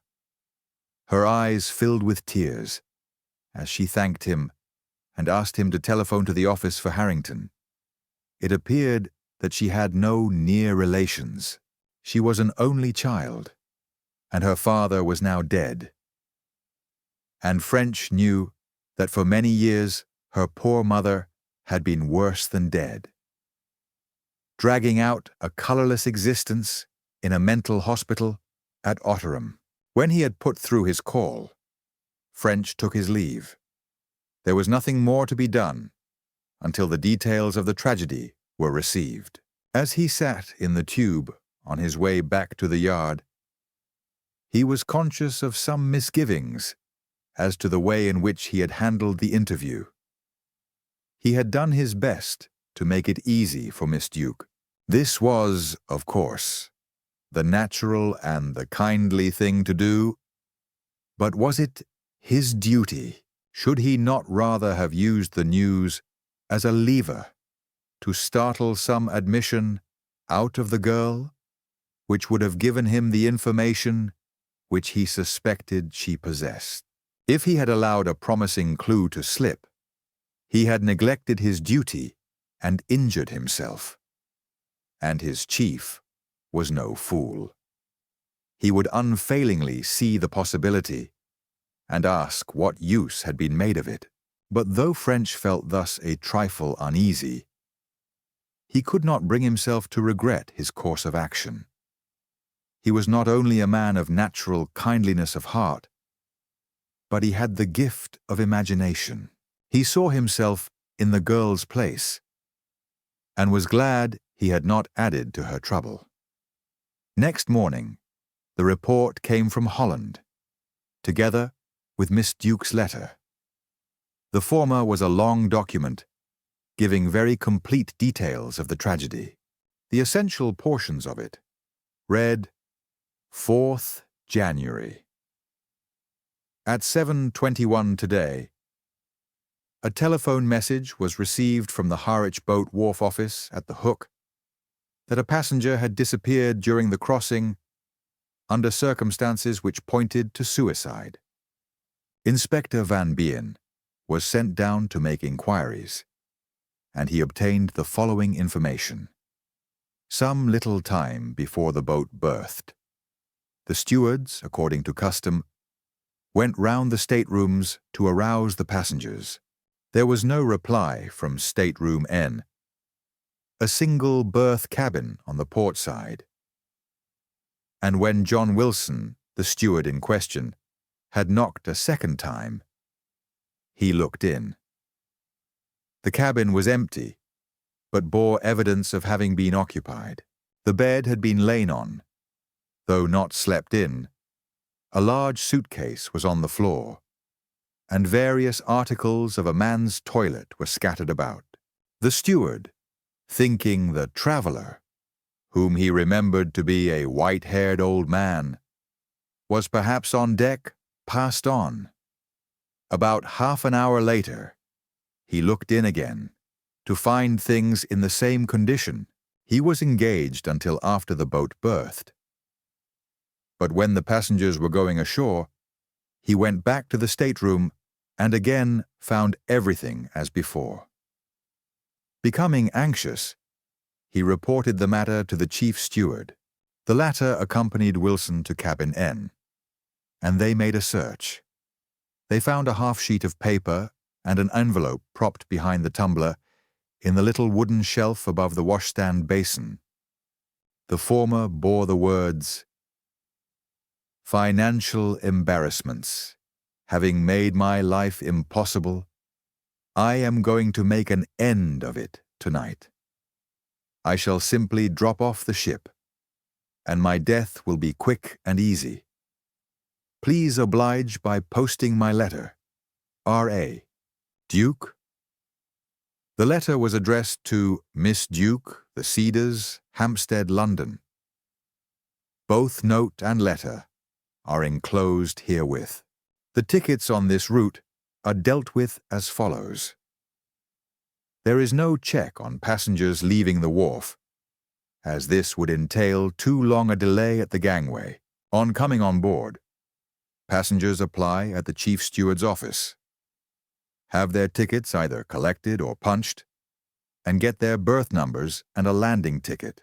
The landing tickets are collected as the travelers go ashore, and this constitutes the check that all have paid for their passage. On the occasion in question, 187 landing tickets were given out, and only 186 were collected, showing that one of the passengers who came aboard at Harwich did not go ashore at the Hook. A search of the ship revealed no trace of the missing man, nor had anyone seen him passing through the corridors or on the deck during the night. The chief steward recalled his application for his berth, which had been reserved in advance, and remembered having noticed that the old man was absent-minded and seemed to be suffering from acute, repressed excitement. The suitcase was found to contain articles of toilet and clothing, suitable for an absence of 3 or 4 days, but nothing to throw any further light on the tragedy. We are sending it to you for transmission to Miss Duke, to whom presumably it belongs. When Inspector French had read the report, he turned his attention to the letter. The envelope was square and of good quality paper, and the address was in Mr. Duke's handwriting. French sat turning it over. He wondered. He would rather not, but on second thoughts, he believed he ought. There might be something that would give him a hint. He took a Gillette razor blade from his drawer and inserting it beneath the gummed flap, worked it this way and that. In a moment, the envelope was open, and he drew out a letter and cautiously unfolded it. It also was written by Mr. Duke and read, "My dearest Sylvia, when you receive this, you will have heard what I am about to do. My dear, I will not try to justify myself. I suppose I should be brave and fight to the end. But I just couldn't bear the ruin and disgrace which face me. Even before the robbery, things were not going too well. As you know, the war hit businesses like mine worse than most. Now, even if the insurance company paid, I shouldn't get clear. I should still be many thousands in debt. Sylvia, don't think too hardly of me. But I couldn't face it. Loss of position, friends, home, everything. And at my time of life, I just couldn't. But chiefly, I couldn't bear dragging you down with me. You will be free from that now. Your mother's jointure cannot be touched. It is hers and yours. You will see that all expenses for her are paid, and the remainder will be yours. Of course the house must go, but you will have enough to live on. You will marry, I trust, soon. Remember that it is my last wish and my last charge to you that you marry the man of your choice as soon as may be convenient. Though we have not always seen eye to eye, you have been a good daughter to me. Dear Sylvia, try not to take this too much to heart. I face the future, if there is one, without misgivings, though the way I take may be the coward's way. It is the easiest and the best way for us all. Goodbye, my dearest girl, and if there be a God, may he bless you. Your devoted father, R.A. Duke Inspector French had a slight feeling of shame as he refolded this unhappy epistle, and, working deftly and mechanically, re-gummed the flap of the envelope and stuck it down. He was disappointed to find that the letter contained no helpful information, and with a sigh, he set out to bear his news to Hampstead. Miss Duke and Harrington were anxiously awaiting him, and he handed the former both the report and the letter, saying he would wait if she cared to read them in another room. She remained calm and collected, but the pallor of her face and dark rings beneath her eyes indicated the tension under which she was laboring. She withdrew with a word of apology, Harrington accompanying her. And French sat thinking, wondering if a direct question, unexpectedly sprung upon them, might surprise one or other into some unguarded admission which would give him a hint of the secret which he believed they held. But when they returned some half-hour later, Miss Duke momentarily disarmed him by holding out her letter. "You had better read that," she said. "You may want to see it, and there is nothing private in it." French was momentarily tempted to confess his action with the safety razor, but he saw that he must not divulge police methods, and taking the letter, he reread it and handed it back with a word of thanks. "Did your father say he was going to Holland?" he inquired. "Yes, it was one of his usual trips to the Amsterdam office. He expected to be away for 2 or 3 days. But I now think he had made up his mind about this before he left. He said goodbye." She paused, her lip trembling, then suddenly flinging herself down on the sofa, burst into an uncontrollable flood of tears. "Oh!" she cried brokenly. If only it hadn't taken place at sea! I can't bear to think of him out there. She sobbed as if her heart would break. French saw that she had settled the matter of his procedure. In her present condition, he could not probe her with subtle questions. There was nothing for it but to take his departure. And this he did as unobtrusively as he could, leaving her in Harrington's charge. He wondered who would take Mr. Duke's place in the firm, with whom he would have to deal if his efforts to trace the missing diamonds became successful, and determined to call at the office and make some inquiries. He therefore took the tube to the city, and some half-hour later was mounting the steps of the Hatton Garden establishment. Mr. Crofts had already taken charge, and saw his visitor in his late principal's office. The business, he believed, would belong to Miss Duke, though he had no actual reason to say so. However, Messrs. Tinsley and Sharp of Lincoln's Inn were the deceased gentleman's solicitors, and no doubt fuller information could be obtained from them. I came over last night, and am just carrying on in the meantime, he explained. And you can deal either with me or with Mr. Tinsley. Thanks, French answered. Then I shall deal with you. We're really closed for business today, you understand? Went on Mr. Crofts.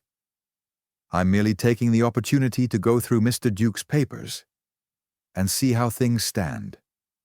If only Harrington had had his partnership, it would be his job. But as it is, everything devolves on me.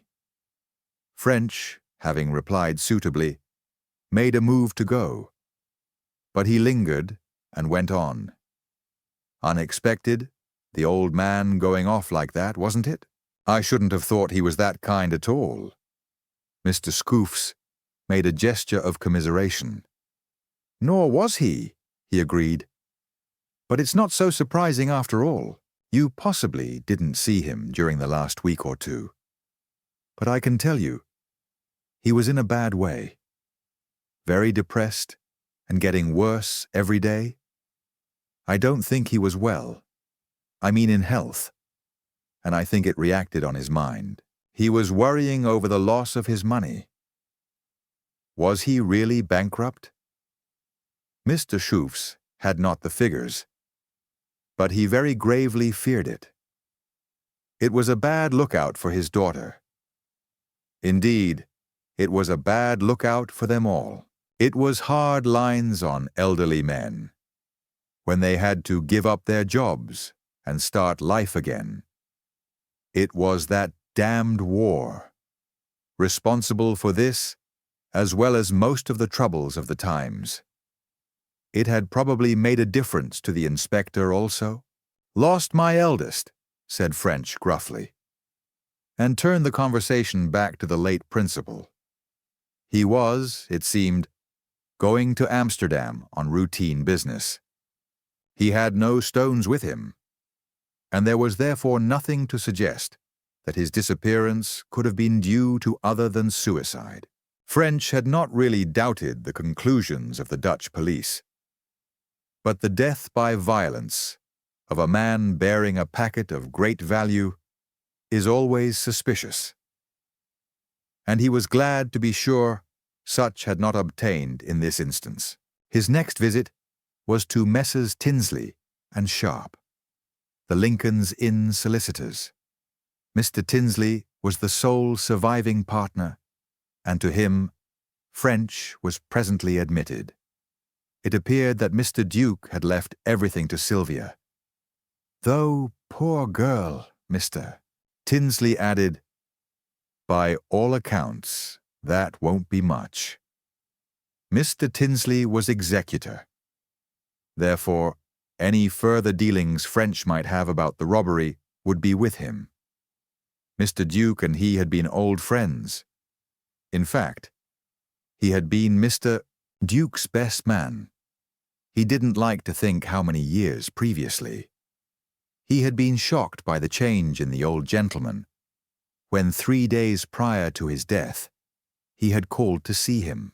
He seemed ill and depressed, and had said, "I'm not feeling well, Tinsley.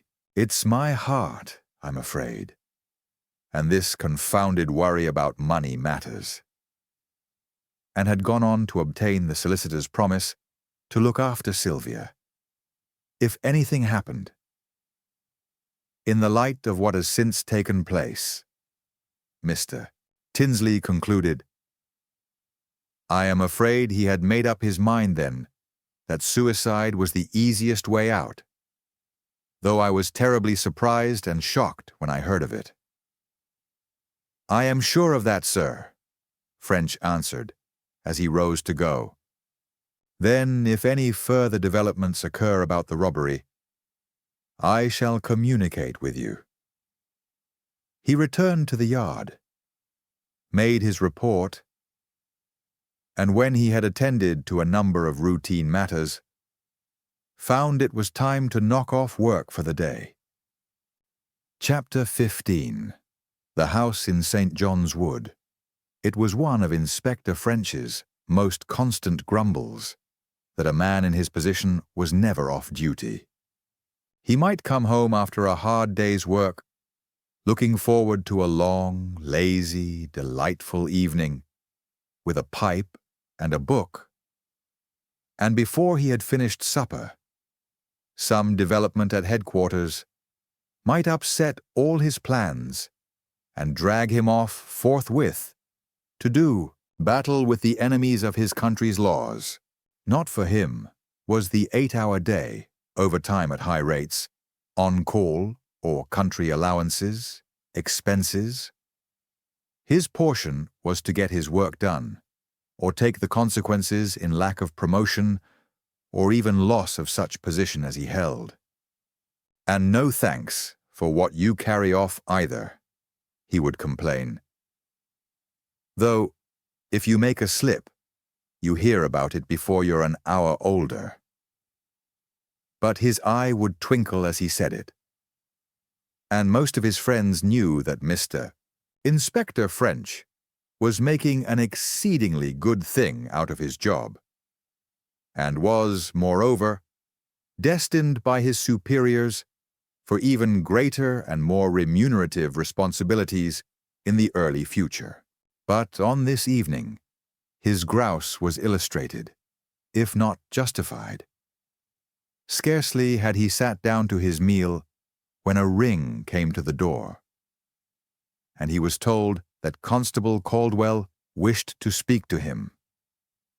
"Let him wait," Mrs. French answered before her better half could speak. "Show him into the sitting room, Eliza, and give him the evening paper."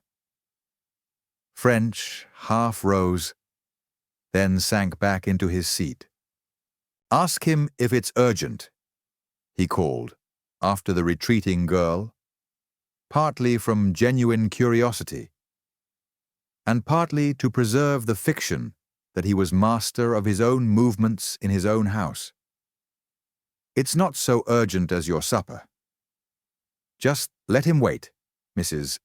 French repeated inexorably. What difference will a minute or two make anyway? Her view, it soon appeared, was upheld by the constable himself. "He says it's not urgent," Eliza corroborated, reappearing at the door. "He can wait till you're ready." "Very well." "Let him wait," French repeated, relieved that the incident had ended so satisfactorily. And for another 15 minutes, he continued steadily fortifying the inner man. Then, taking out his pipe, he joined his visitor. "Evening, Caldwell." "What's wrong now?" Caldwell, a tall, heavy-looking man of middle age, rose clumsily to his feet and saluted. "It's that there circular of yours, sir," he explained. "I've found the woman." "The deuce you have!" French cried, pausing in the act of filling his pipe and immediately keenly interested. "Who is she?" Caldwell drew his notebook from his pocket and slowly turned the well-thumbed pages. His deliberation irritated his quicker-witted superior. "Get along, Caldwell," French grumbled. "Can't you remember that much without your blessed book?" "Yes, sir," the man answered. "Here it is." He read from the book. "Her name is Mrs. Henry Vane, and she lives in a small detached house in St. John's Wood Road. Crew Lodge is the name." "Good," French said heartily. "I suppose you're sure about it?" "I think so, sir. I showed the photograph to 3 different parties, and they all said it was her." This sounded promising, particularly as French remembered that Dowds, the ex-doorkeeper at the Comedy, had stated that Miss Winter's admirer was named Vane. He invited the constable to sit down and let him hear the details, offering him, at the same time, a fill of tobacco. Constable Caldwell subsided gingerly into a chair as he took the proffered pouch. "Thank you, sir. I don't mind if I do."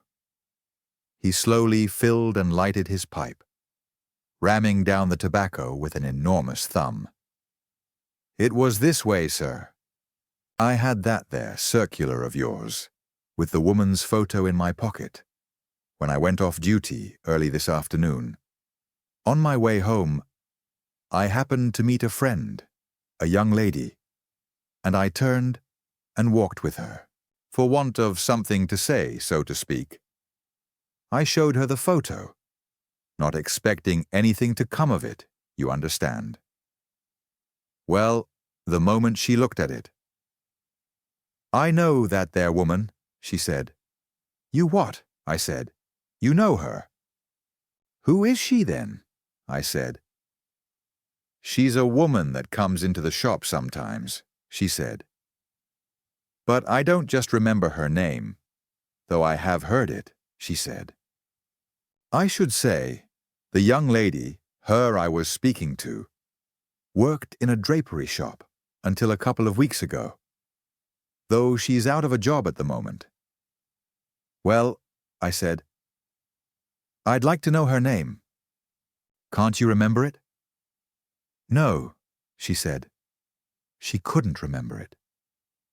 She'd only heard it once and hadn't paid much attention to it. 'Yes,' French murmured encouragingly as the constable showed signs of coming to an end. I said that if she couldn't remember, that maybe some of the other young ladies might know it. She wasn't having any at first, for I had promised to take her to tea and onto the pictures, and she was set on going.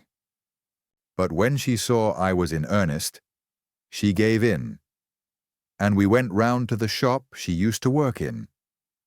After asking 3 or 4 of the girls, we found one that remembered the woman all right. 'That's Mrs. Vane,' she said. 'She lives up there in St. John's Wood. Crew Lodge is the name. I've made up her parcels often enough to know.' 'Good,' French approved once more in his hearty voice.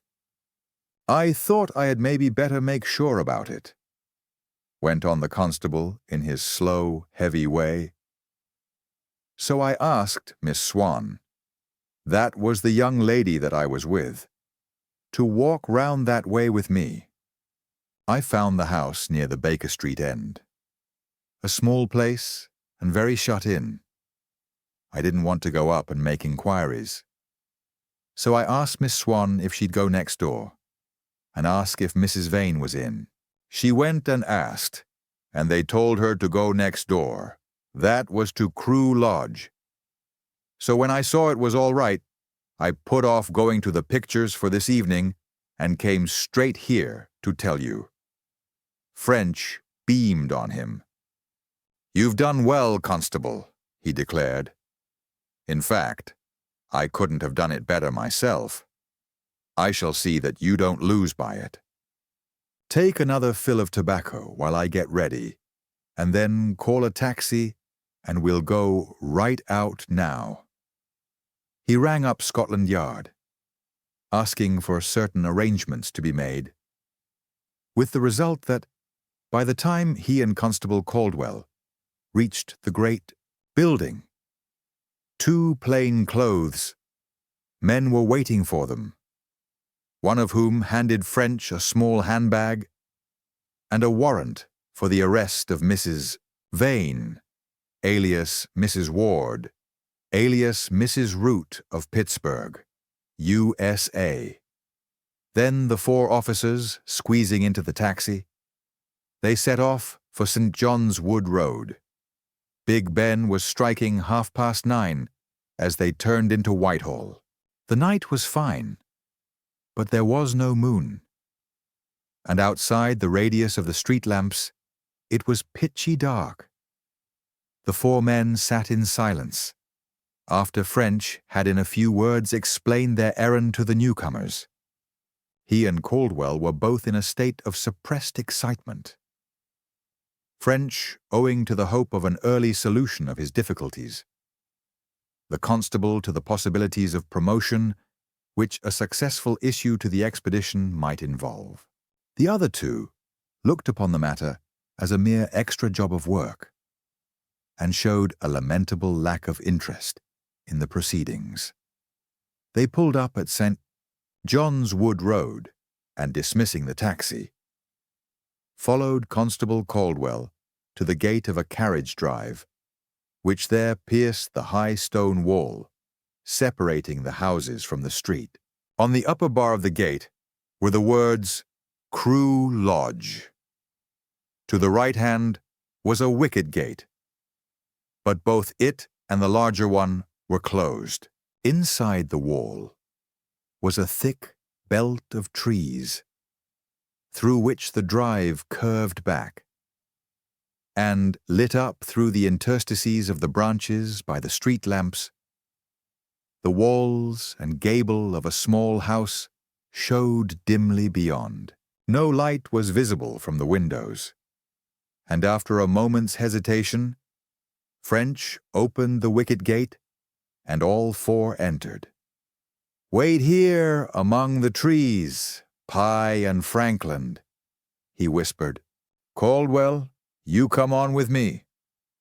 The drive was short, not more than 40 yards long, and the complete outline of the house was speedily revealed.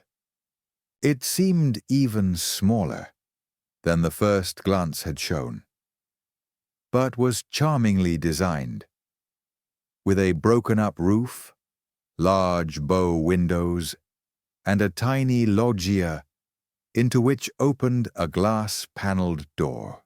To be so near the center of a great city, it was extraordinarily secluded, the trees and wall, together with some clumps of evergreen shrubs, cutting off all view of the road and the neighboring houses. The front of the house was in complete darkness, and instinctively treading stealthily, the 2 men moved round to the side. Here also there was no light, and they pushed slowly on until they had completed the circuit and once more reached the front door.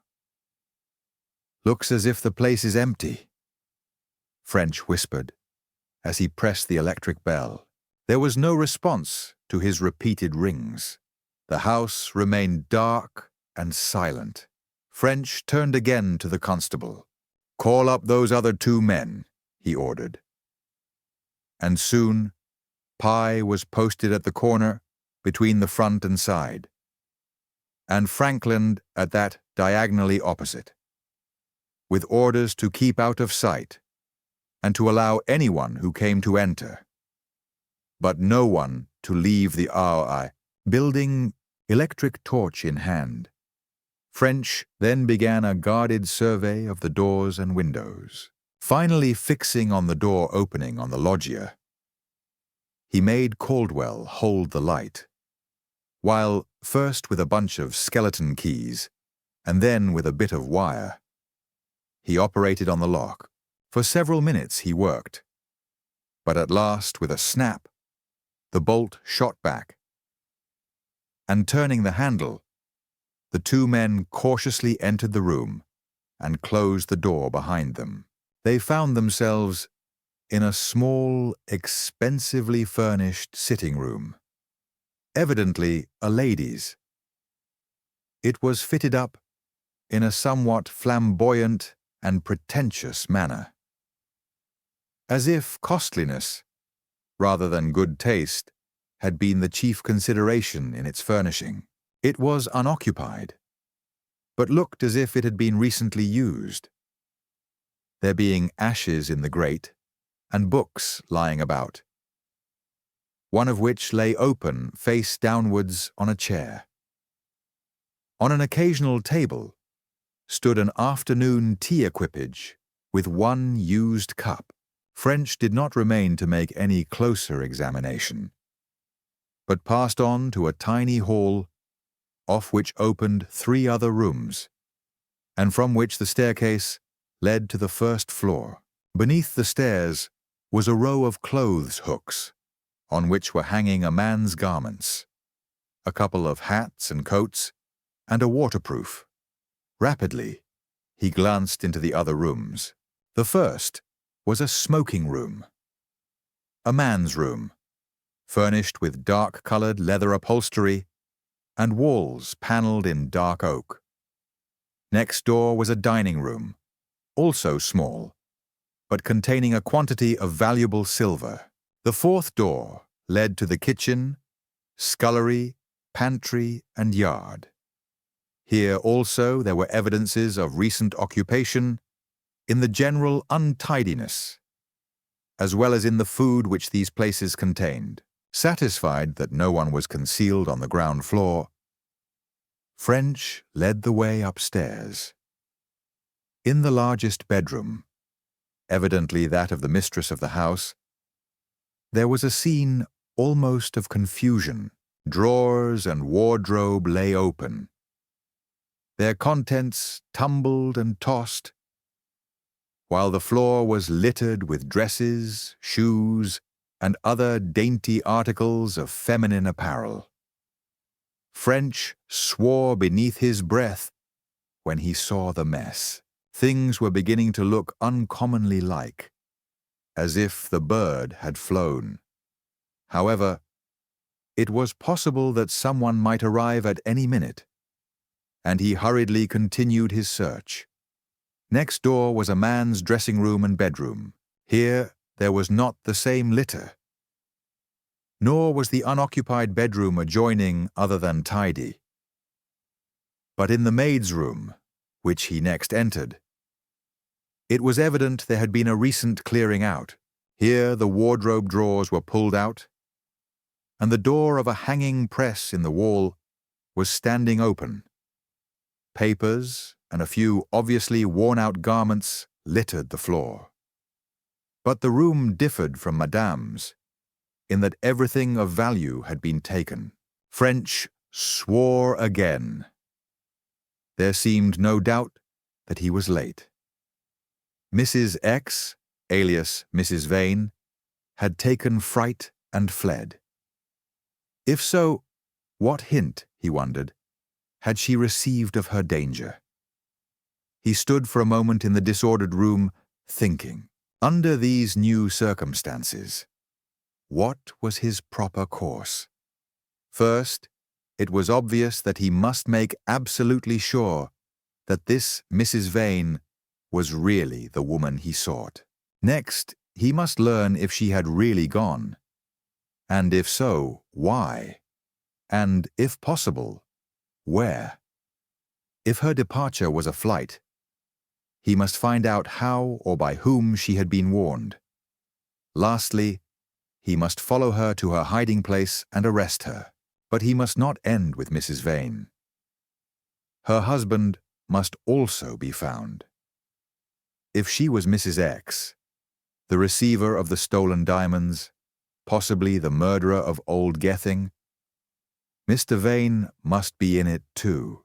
It was inconceivable that he could have avoided becoming involved. His first job must therefore be to make all the inquiries he could as to the mysterious occupants of Crewe Lodge. There were several obvious lines of research. First, there was the house itself. People left the impress of their personalities on the houses they inhabited, and a careful search of this one must yield considerable information as to the pair. Next, there were the servants. If they could be found, their testimony might prove invaluable. From the neighbors and local tradesmen and dealers, he did not expect so much. But among them all, some useful hints would surely be gleaned. Lastly, there were the house agents. They might, or might not, be able to help. It was by this time nearly 11.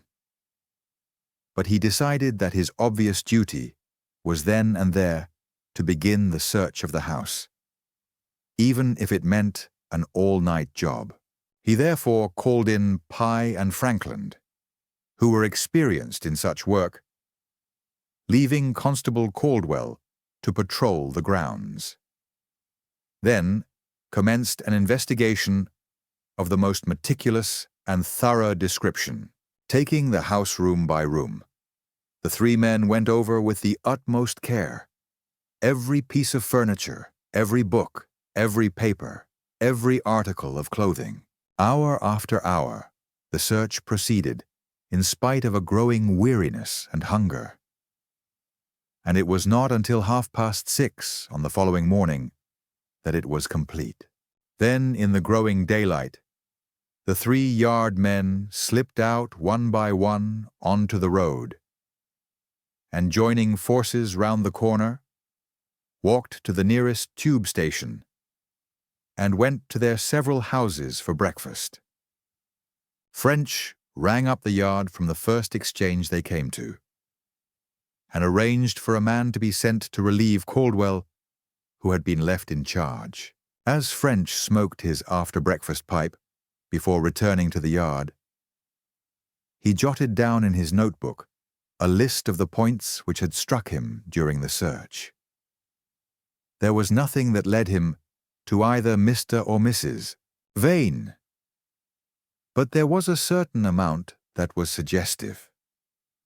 In the first place, it seemed evident that the departure of the lady had been sudden and unexpected. There was the evidence of the disordered bedrooms, of the used-looking sitting room, with the book evidently laid down where it could be picked up again without losing the place, of the ashes in the sitting-room fireplace and range, the used tea tray, and of the kitchen. There it appeared that cooking had been just about to begin, for a number of saucepans were on the range, and various kinds of food lay on the table, as if ready for the saucepans.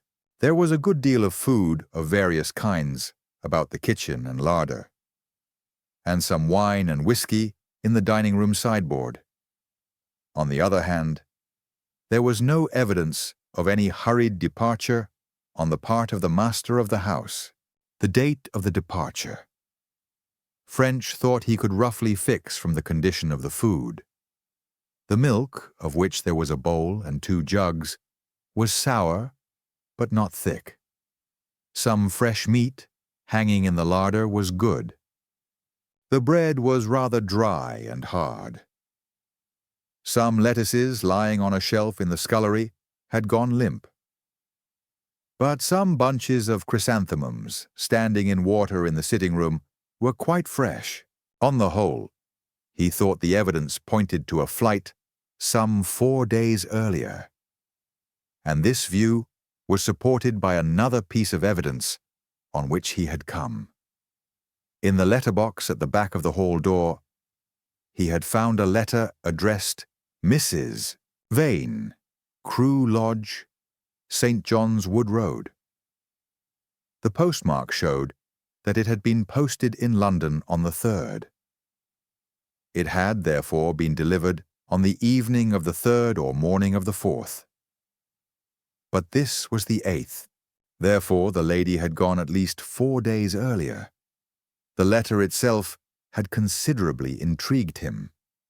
It was simply a list of certain sales and purchases of stock, covering a large number of transactions, and running into some thousands of pounds in value.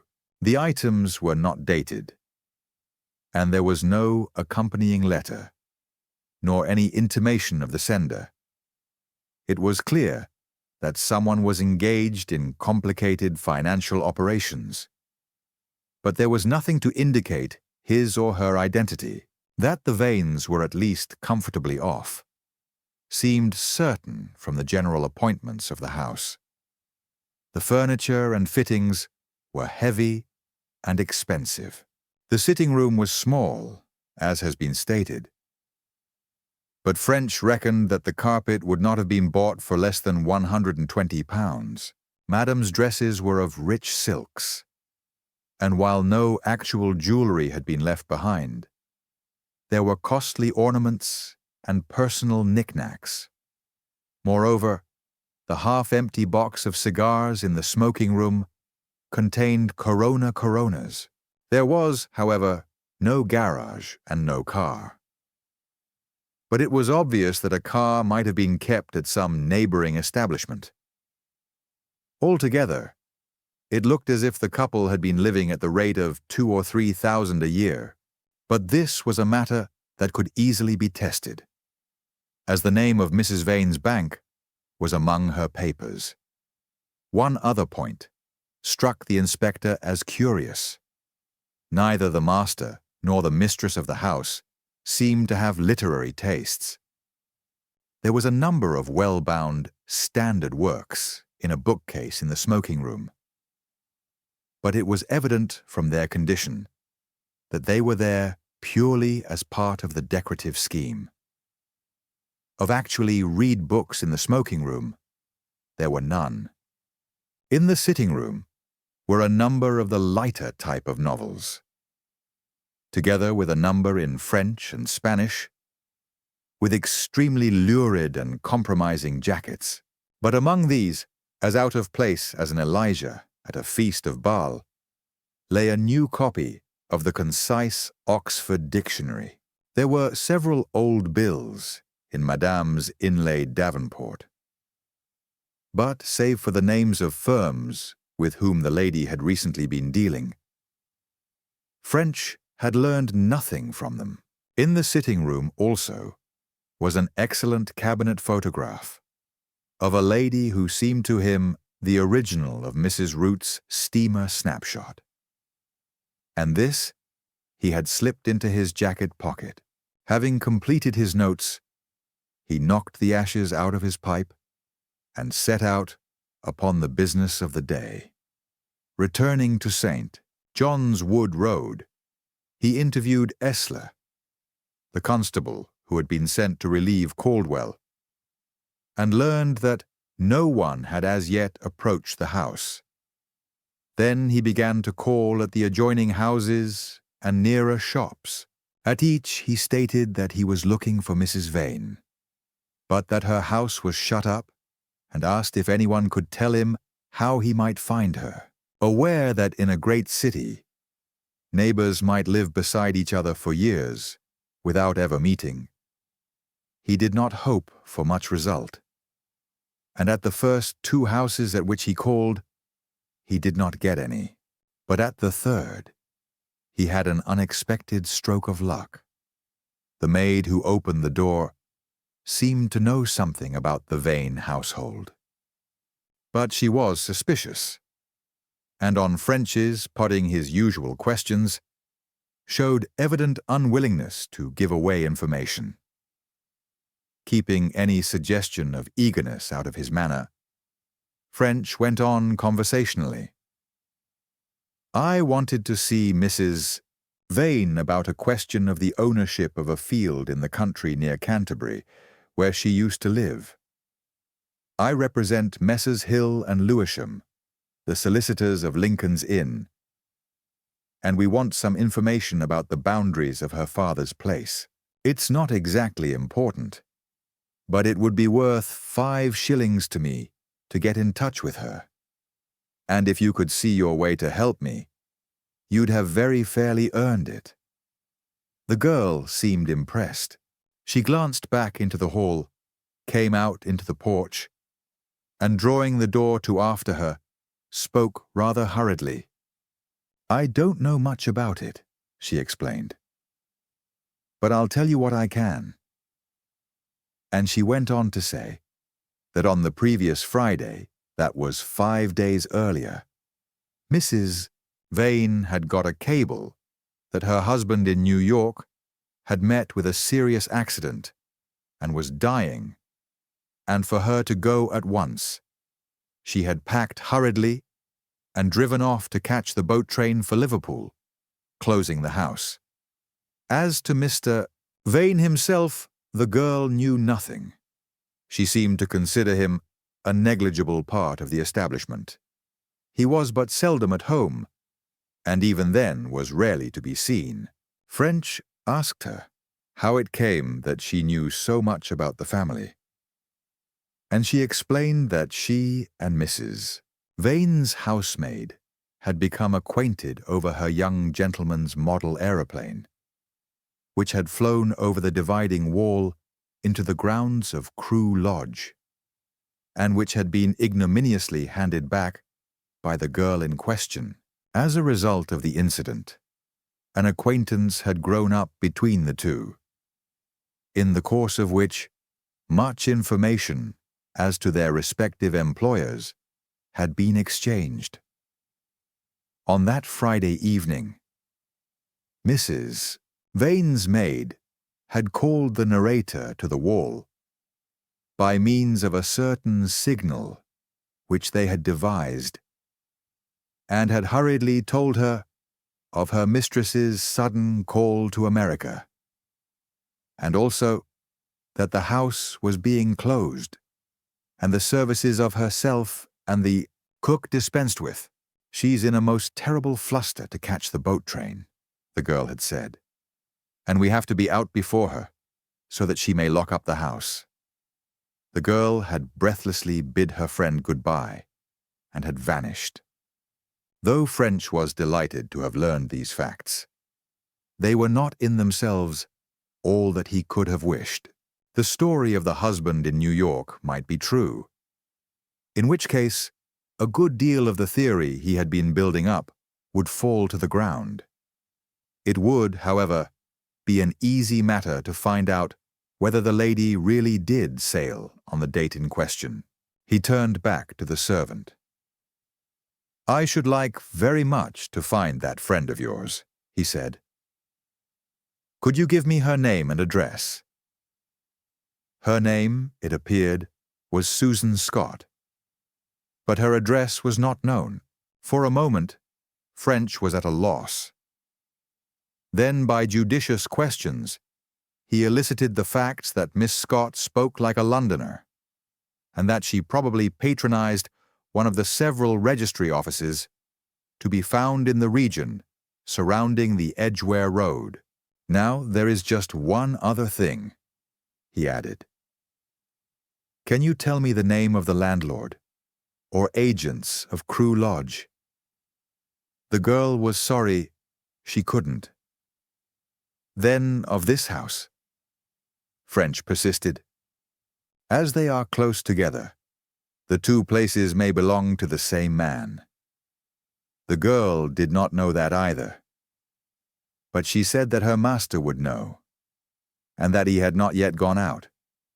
French asked for an interview, and on stating his identity, received the information that the agents for both houses were Messrs. Findlater and Hind of Couple Street, behind the Haymarket.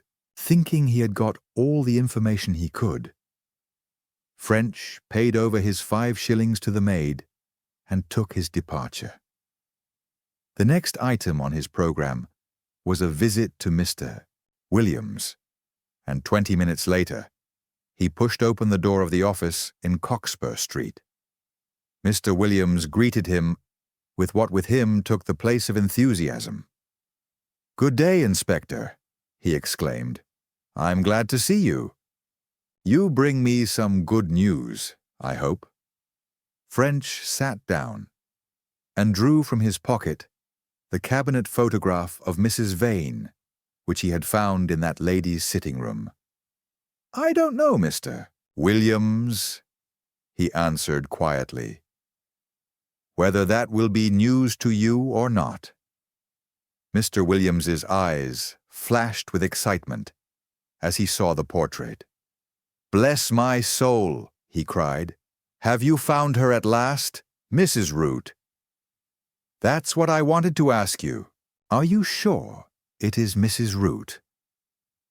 "Sure. Absolutely positive. At least, that's the woman who got my £3,000, whatever her name may be. Have you found her?" "Well, no," French admitted. "I've not found her yet, but I'm in hopes. Tell me about it." "Unfortunately, there's not much to tell. I've got information to the effect that this woman, the original of the photograph, left for New York last Friday. I don't know if it's true. If it is, the American police will get her on the ship." Mr. Williams pressed for details, but French was reticent. However, before leaving, he promised to let the other know the result of his further inquiries. From Cockspur Street, it was but a short distance to the office of the house agents, Messrs. Findlater and Hend. Here, French saw Mr. Hind, and learned that the firm were agents for Crewe Lodge. But beyond this fact, he learned little of interest, and nothing helpful. The house had been taken 5 years previously by Mrs. Vane. Though Mr. Vane had signed the lease, they were very desirable tenants, paying their rent promptly and not demanding continual repairs. One more call before lunch, French thought.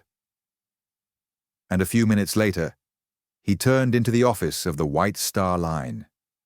Here, though it did not exactly surprise him, he received some information which gave him considerably to think, and incidentally reassured him that at last he was on the right track. No steamer, either of the White Star or of any other line, had left Liverpool for America before the previous Saturday afternoon, and there was no boat train from Euston on the Friday night. Mrs. Vane was therefore without any doubt the woman of whom he was in search, and her departure was definitely a flight. Chapter 16. A Hot Scent. Inspector French had now so many points of attack in his inquiry that he felt somewhat at a loss as to which he should proceed with first. The tracing of Mrs. Vane was the immediate goal, but it was by no means clear which particular line of inquiry would most surely and rapidly lead to that end. Nothing would be easier than to spend time on side issues. And in this case, a few hours might make all the difference between success and failure. The lady had already had 5 days' start, and he could not afford to allow her to increase her lead by a single unnecessary minute. He considered the matter while he lunched, eventually concluding that the first step was the discovery of the maid, Susan Scott. The preliminary spade work of this required no skill and could be done by an assistant, leaving himself free for other inquiries. Accordingly, he returned to the yard and set 2 men to work.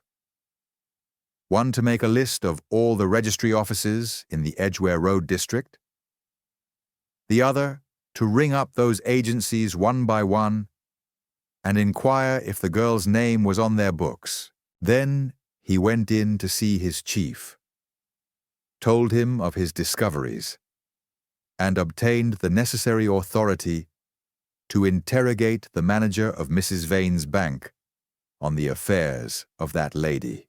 He reached the bank just before closing time and was soon closeted with the manager.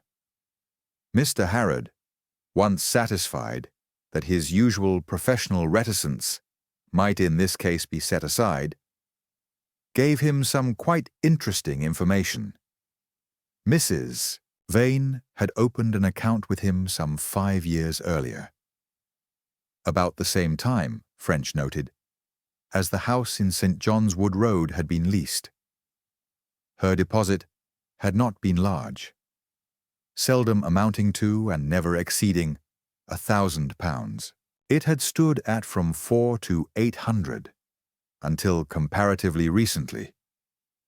But within the past few months, it had dwindled until some 10 weeks earlier. It had vanished altogether. Indeed, the payment of a cheque presented at this period had involved an overdraft of some £15, and the teller had consulted Mr. Harrod before cashing it. Mr. Harrod, knowing Crewe Lodge and the scale on which the Vanes lived, had not hesitated in giving the necessary authority, and his judgment had proved correct. For some 3 days later, Mrs. Vane had personally lodged over £100. This had since been drawn upon, and there remained at the present time a balance of £11 odd in the lady's favour. All this information seemed to French to work in with the case he was endeavouring to make. The Vanes had apparently been living beyond their income, or at least Mrs. Vane had been living beyond hers, and she was finding it increasingly difficult to make ends meet. He did not see that any other interpretation of the dwindling balance and the overdraft could be found. That overdraft represented, he imagined, part of the lady's ticket to America. Then £100 was paid in on the very next day, as he soon saw, to that on which Mr. Williams had paid Mrs. X her £3,000. Here was at least a suggestion of motive for the robbery, and also the first fruits of its accomplishment. Moreover, the subsequent withdrawal of all but a small balance, left doubtless to disarm suspicion, would unquestionably work in with the theory of flight. On the whole, French was well pleased with the results of his call, but he was even more pleased to find on his return to the yard that his assistants had located a registry office whose books included the name of Susan Scott. By some extraordinary chance, the very first call they made struck oil. The men, of course, had realized that there must be many Susan Scotts in London. But when they found that this one had placed her name on the firm's books on the day after Vane's departure, they felt sure that they were on the right track. They had not, therefore, proceeded further with their inquiry, but had spent their time trying to locate the inspector, with the object of passing on the information with the minimum of delay. The address was Mrs. Gill, 75 Horsewell Street, Edgware Road, and thither, before many minutes had passed, Inspector French was wending his way. The registry office was a small concern, consisting of only 2 rooms in a private house in a quiet street running out of Edgware Road. In the outer were 2 young women of the servant class, and these eyed French curiously, evidently seeing in him a prospective employer. "Mrs. Gill was engaged with a third girl. But a few seconds after French's arrival, she took her departure, and he was called into the private room. The lady was not at first inclined to be communicative, but when French revealed his profession and threatened her with the powers and majesty of the law, she became profusely apologetic and anxious to help. She looked up her books and informed him that the girl was lodging at number 31 Norfolk Terrace, Mistletoe Road. As it was close by, French walked to the place. Here again his luck held in a way that he began to consider almost uncanny. A tall, coarsely good-looking blonde opened the door and announced in answer to his inquiry that she herself was Miss Scott. Soon he was sitting opposite to her in a tiny parlor, while she stared at him with something approaching insolence out of her rather bold eyes. French, sizing her up rapidly, was courteous but firm. He began by ostentatiously laying his notebook on the table, opening it at a fresh page, and after saying, "Miss Susan Scott, isn't it?" wrote the name at the head of the sheet. "Now, Miss Scott," he announced briskly, "I am Inspector French from Scotland Yard, and I am investigating a case of murder and robbery." He paused, and seeing the girl was duly impressed, continued, "It happens that your recent mistress, Mrs. Vane, is wanted to give evidence in the case, and I have come to you for some information about where to find her." The girl made an exclamation of surprise, and a look, partly of fear and partly of thrilled delight, appeared in her blue eyes. "I don't know anything about her," she declared. "I'm sure you know quite a lot," French returned. "All I want is to ask you some questions. If you answer them truly, you have nothing to fear. But as you probably know, there are very serious penalties indeed for keeping back evidence. You could be sent to prison for that." Having by these remarks banished the girl's look of insolence and reduced her to a suitable frame of mind, French got on to business. "Am I right in believing that you have been until last Friday house and parlour maid to Mrs. Vane of Crewe Lodge, St. John's Wood Road?" "Yes, I was there for about 3 months." French, to assist not only his own memory, but the impressiveness of the interview, noted the reply in his book. 3 months, he repeated deliberately. "Very good. Now, why did you leave?" "Because I had to," the girl said sulkily. "Mrs. Vane was closing the house." French nodded. "So, I understood. Tell me what happened, please. Just in your own words." "She came in that afternoon shortly before 4, all fussed-like and hurrying, and said she was leaving immediately for New York. She said she had just had a cable that Mr. Vane had had an accident there, and they were afraid he wouldn't get over it. She said for Cook to get her some tea while I helped her pack. She just threw her clothes in her suitcases. My word, if I had done packing like that, I shouldn't half have copped it. By the time she'd finished, Cook had tea ready. And while Mistress was having it, Cook and I packed.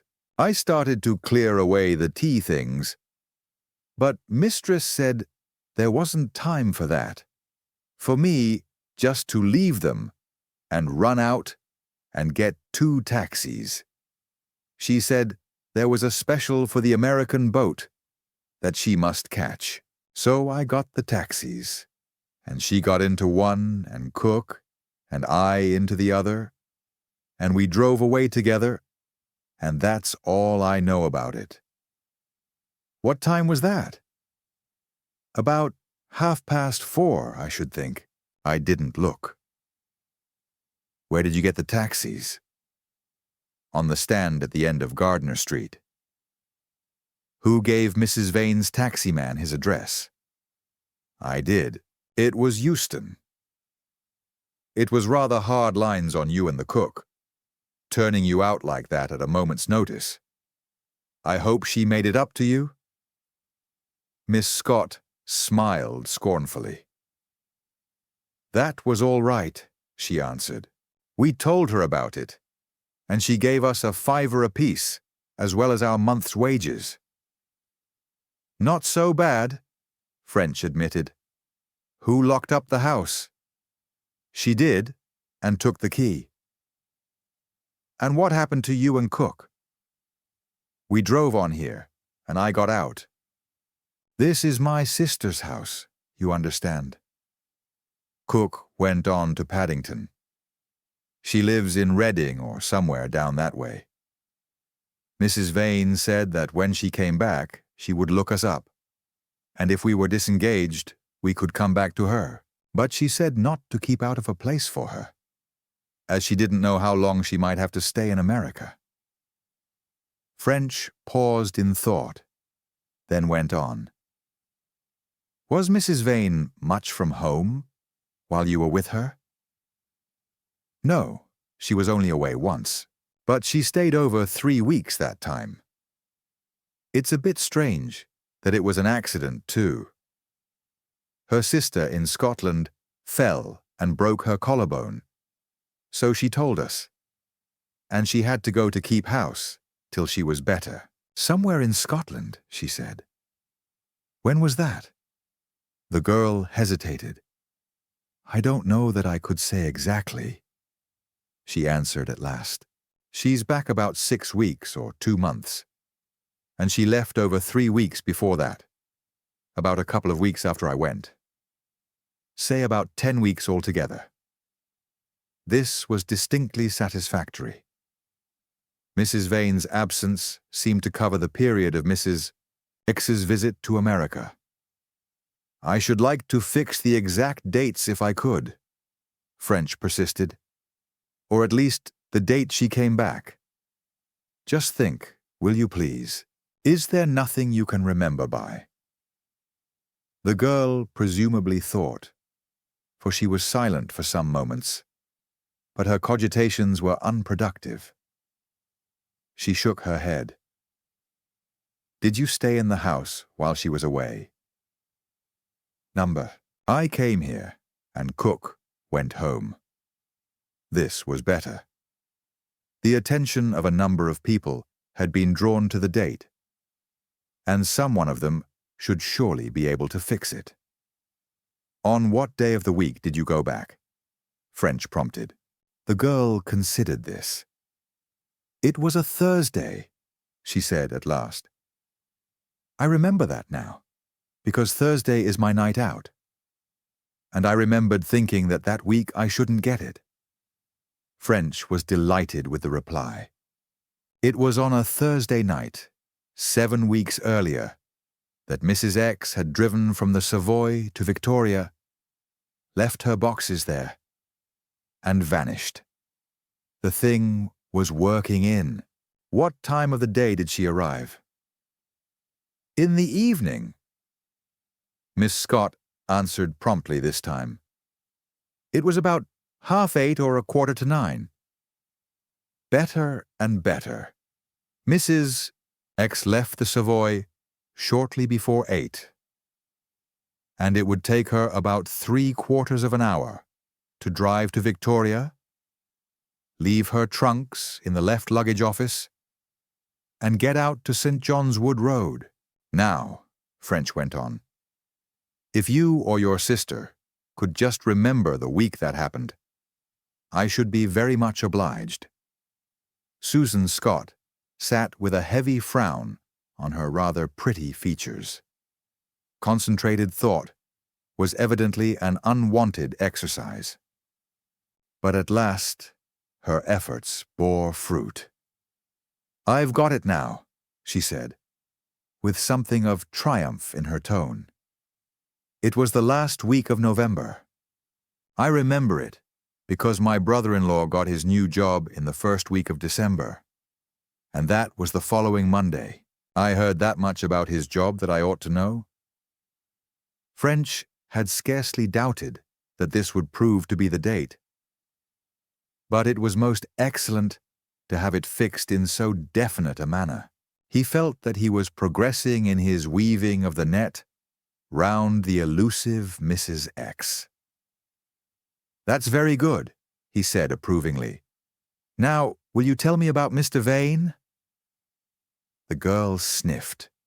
"Him?" she said scornfully. "There ain't much to tell about him. He didn't trouble us much with his company." "How was that?" "Did they not get on?" "Remember, we're speaking in confidence." "Why, I never even saw him. He didn't turn up all the 3 months I was there. But I heard about him from Cook. He was away all the time, or next thing to it. When he did come, it was generally for 2 days. He would come late in the evening, so Cook said, and stay for 2 days without ever going so much as outside the door, and then go away again in the evening." "You mean that if he came, say, on a Monday night, he would stay until the following Wednesday night?" "Yes. Or sometimes for 3 days. So Cook said." "What time in the evening would he come and go?" "About 10:30 he always came, and a little before 8 he left." "Do you mean that he arrived and left at the same time on each visit?" "Yes, always about the same time." "After dark?" "Number, just at those times. It was the same summer and winter. At least, that's all what Cook told me. We talked about it many a time. She thought he was balmy." French was somewhat puzzled by this information. The whole story had what he called with a fine disregard for metaphorical purity, a fishy ring. At first, it had looked uncommonly like as if Mr. Vane were paying clandestine visits to his own house. And if so, he might well be the man the old stage doorkeeper had spoken of, and still have another establishment elsewhere. But this last answer seemed to suggest some other explanation of Vane's mysterious movements. After a pause, French went on. "Did it ever strike you he was trying to keep his visit secret?" "I can't say it did," the girl answered with apparent regret. "Cook never said that. But, more hopefully, it might have been that, mightn't it?" "I don't know," French rejoined. "I'm asking you." Miss Scott didn't know either, but in her opinion, the inspector's suggestion might well be the truth. French noted the matter as one for future consideration as he continued his interrogation. What was Mr. Vane like in appearance? Did Cook ever say? Cook, it appeared, had supplied information on this point also. Even French, who knew the ways of servants, was amazed at the detailed thoroughness with which these two had evidently discussed their employer's affairs. Mr. Vane was tall, but stooped, with a sallow complexion, a heavy dark moustache, and glasses. As French listened to this description, an almost incredible idea flashed into his mind. He seemed to see a vision of the Duke and Peabody office in Amsterdam, and to hear again the voice of the dapper agent, Schoofs, saying, "A tall man, but stooped, with a sallow complexion, a heavy dark moustache, and glasses." Could it be Could this mysterious Mr. Vane be none other than his old acquaintance, Vanderkemp?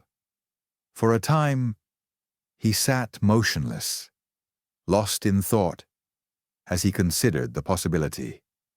It would certainly clear up a good deal that was mysterious in the case. It would account for Vanderkemp's actions previous to the murder, as well as his bolt to Switzerland. It would supply a cause for Sylvia Duke's perturbation and for the postponement of the wedding, and it would explain how Mrs. Vane received her warning. Mr. Duke, having stated he would, without delay, tell Vanderkemp of the discovery of Sissy Winter. The choice of the name Vane even tended in the same direction. There were advantages in an alias beginning with the same letter as the real name, lest an inadvertent initial on clothing or elsewhere should give the secret away.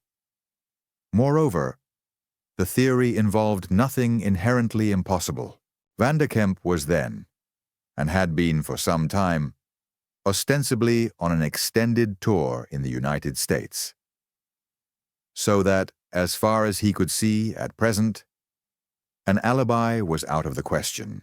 At first sight, it seemed to French as if he had hit on the solution of the mystery.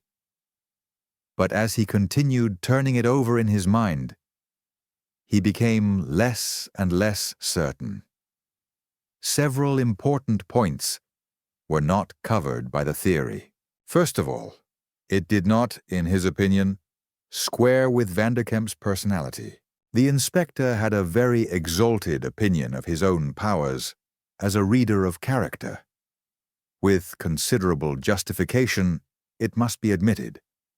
And the more he thought of Vanderkemp's bearing during their momentous interview at Barcelona, the more satisfied he felt of the traveler's innocence. He found it hard to believe, further, that a man who had just benefited to the extent of over £30,000 would be able to deny himself at least a very slight betterment in his standard of living. But the real difficulty was to connect Vanderkemp with Miss Winter's escapade with the 16 diamonds. How did she receive them? She was in the Savoy building all the time between the theft at Hatton Garden and the traveller's departure from London, and it was therefore impossible that they could have met. Nor did French think it likely that so dangerous a package would have been entrusted to other hands or to the post. Here were undoubted objections to the theory. Nevertheless, French felt a pleasurable glow of excitement as he wondered if they could not be met, and if he really had not reached the last lap of his long investigation. He determined that his first action on reaching the yard would be to put the matter to the test. Having arrived at this decision, he turned again to Miss Scott. "I should like Cook's address, please." Miss Scott did not know Cook's address. She believed the woman lived somewhere down near Reading. But more than that, she could not say, except that her name was Jane Hudson, and that she was small and stout and lively. French felt that if he wanted the woman, he could find her from this information. He scarcely hoped that she would be able to tell him more than the parlour-maid, but thought that it might be worthwhile to have her looked up on chance. And he decided to give the necessary instructions to one of his men on his return to the yard. By this time it was evident that Miss Scott had exhausted her stock of information, and he presently took leave of her, having asked her to ring him up if she heard or saw anything either of Cook or of her former employers. Returning to the yard, he rang up the Hatton Garden office, and having obtained Vanderkemp's last known address, sent a cable to the United States Police, asking that inquiries should be made as to the man's whereabouts. His next business was to find the man who had driven Mrs. Vane to Euston. A few minutes' walk took him to Gardner Street, and he soon reached the cab rank. 5 vehicles were lined up, and he called the drivers together and explained his business. He took a strong line, demanding information as a right in his capacity of an officer of the CID. It had immediate effect. One of the drivers said that he and the man next on the rank were called to Crewe Lodge by a rather pretty girl about 4:30 on the afternoon in question. It looked as if the house was being closed. A lady, apparently the mistress, got into his friend's taxi and was driven off. Then the girl who had called him and a friend, he took them to be servants, entered his car and followed. He set the girl down at some street off Maida Vale, Thistle Road or Mistletoe Road. He wasn't just sure, and took the other woman on to Paddington. The colleague who had driven the lady was not then on the stand, but he had been gone a considerable time and might turn up any moment. Would the inspector wait, or should the man be sent onto the yard on his return? French decided to wait, and in less than half an hour he was rewarded by the appearance of the car. Taximan James Tucker remembered the evening in question. He had followed his confrère to Crewe Lodge, and a lady whom he took to be the mistress of the house had entered his vehicle. The girl who had called him from the stand had told him to drive to Euston, and he had started off through North Gate and along Albert Road. But when he had nearly reached the station, the lady had spoken to him through the tube. She had said that she had changed her mind and would go on to St. Pancras. He had accordingly driven to the latter station, where the lady had paid him off. Had she any luggage? French asked.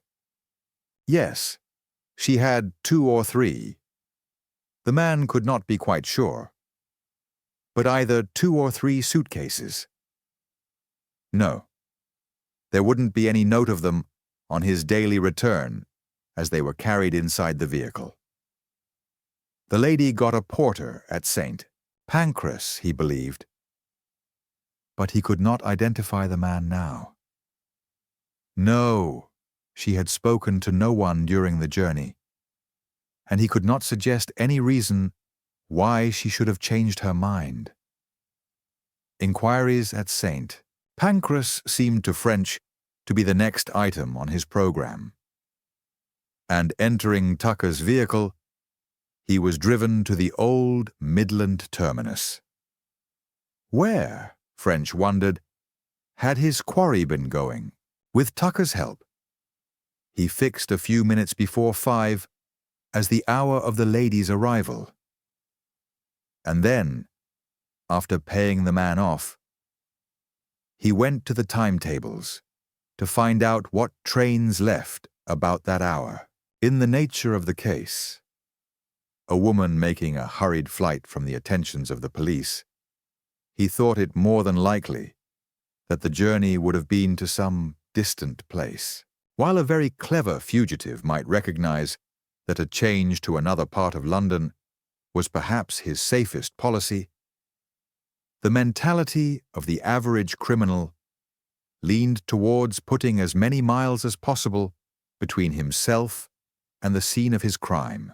It was by no means a sound deduction, but in the absence of anything better, he thought the main line trains should be first considered. He looked up the tables and was struck at once by the fact that an important express left at 5 p.m. It called at Nottingham, Chesterfield, Sheffield and Leeds, and there were connections to Harrogate, Bradford, Morecambe and Heysham for the Belfast boat. But any one of these places might be the starting point of some further journey. And unless he got a lead of some kind, it was quite hopeless to try to follow the traveller. Besides, she might not have gone by this train. There was a 5.5 stopping train to Northampton, a 5.35 to Nottingham, stopping at a number of intermediate places, and a 6.15 express to the north, not to mention local trains. No, he did not see that much was to be gained from the timetables. He made what inquiries he could at the station, exhibiting the lady's photograph to officials who were on duty when the trains in question were starting. It was, of course, a forlorn hope, and he was not greatly disappointed when it led to nothing. As another forlorn hope, he wired to the police at Nottingham, Chesterfield, Sheffield, Leeds, Harrogate, Bradford, Morecambe, Heysham and Belfast, saying that the woman referred to in page 4 of the previous week's bulletin was believed to have gone to their respective towns, and urging that a vigilant lookout be kept for her. French once more felt baffled. Again, in this exasperating case, he was left at a loose end. The information he gained always seemed to fail him at the critical moment. In something very like desperation, he sat down that evening at his desk and spent a couple of hours going through his notes of the case, wondering if by any chance he could find some further clue which he had hitherto overlooked. After careful thought, he decided that there was still one line of research unexplored. An unpromising line, doubtless, but still a line. That list of dealings on the stock exchange. Could anything be made of that? Would, for example, the secretaries of the various firms be able to tell him who had carried out the transactions in question? If so, it should lead to Mrs. Vane, or to someone who knew her intimately. He was not hopeful of the result, but he decided that if next day he had no other news, he would look into it. Chapter 17. A deal in stocks. Full of his new idea, French, on arrival at his office on the following morning, took from his archives the letter addressed to Mrs. Vane, which he had found in the box on that lady's hall door, and spread it out before him on his desk. As he looked down the list of sales and purchases of stock, he was struck once again not only by the surprising number of the transactions, but also of the diversity of the stocks dealt in. There were British War Loan, colonial government, and foreign railway stocks, as well as those of banks, insurance companies, stores, and various industrial concerns, some 25 altogether. He wondered from which of them he would be most likely to obtain the desired information. Finally, he selected James Barker and the Daily Looking Glass, and taking the latter first, he went to the registered offices of the company and asked to see the secretary. His question was a simple one. In his investigations of the affairs of a suspect, he had come across a memorandum of the sale of £895 and 19 shillings, 8d worth of Daily Looking Glass ordinary stock. Could the secretary please inform him either of the parties to the transaction or of the stockbroker through whom it was carried out? The secretary was dubious. He asked French the date of the sale, and when the latter replied that he did not know, dilated on the complexity of the search. This ignorance as to time, together with the constantly varying value of the stock, made the sale very difficult to trace. In fact, he was not sure that the information could be obtained. French, in his turn, dilated on the urgency and importance of the matter, with the result that 2 clerks were set to work and a report promised for the earliest possible moment. So far, so good. But this was not enough. French went on to James Barker's, where he set similar inquiries on foot. Then, anxious to leave no stone unturned, he asked the same questions at the registered office of the Picardy Hotel. The latter was the first to reply. The secretary telephoned to say that he had had a careful search made, and that no transaction covering the exact amount in question had taken place. Nothing within £8 of the figure given by Inspector French had been dealt with. He had scarcely finished the conversation when the secretary of James Barker rang up. He, too, had made a careful search for several years back. And he, too, had found that stock of the amount mentioned by the inspector had not changed hands during the period.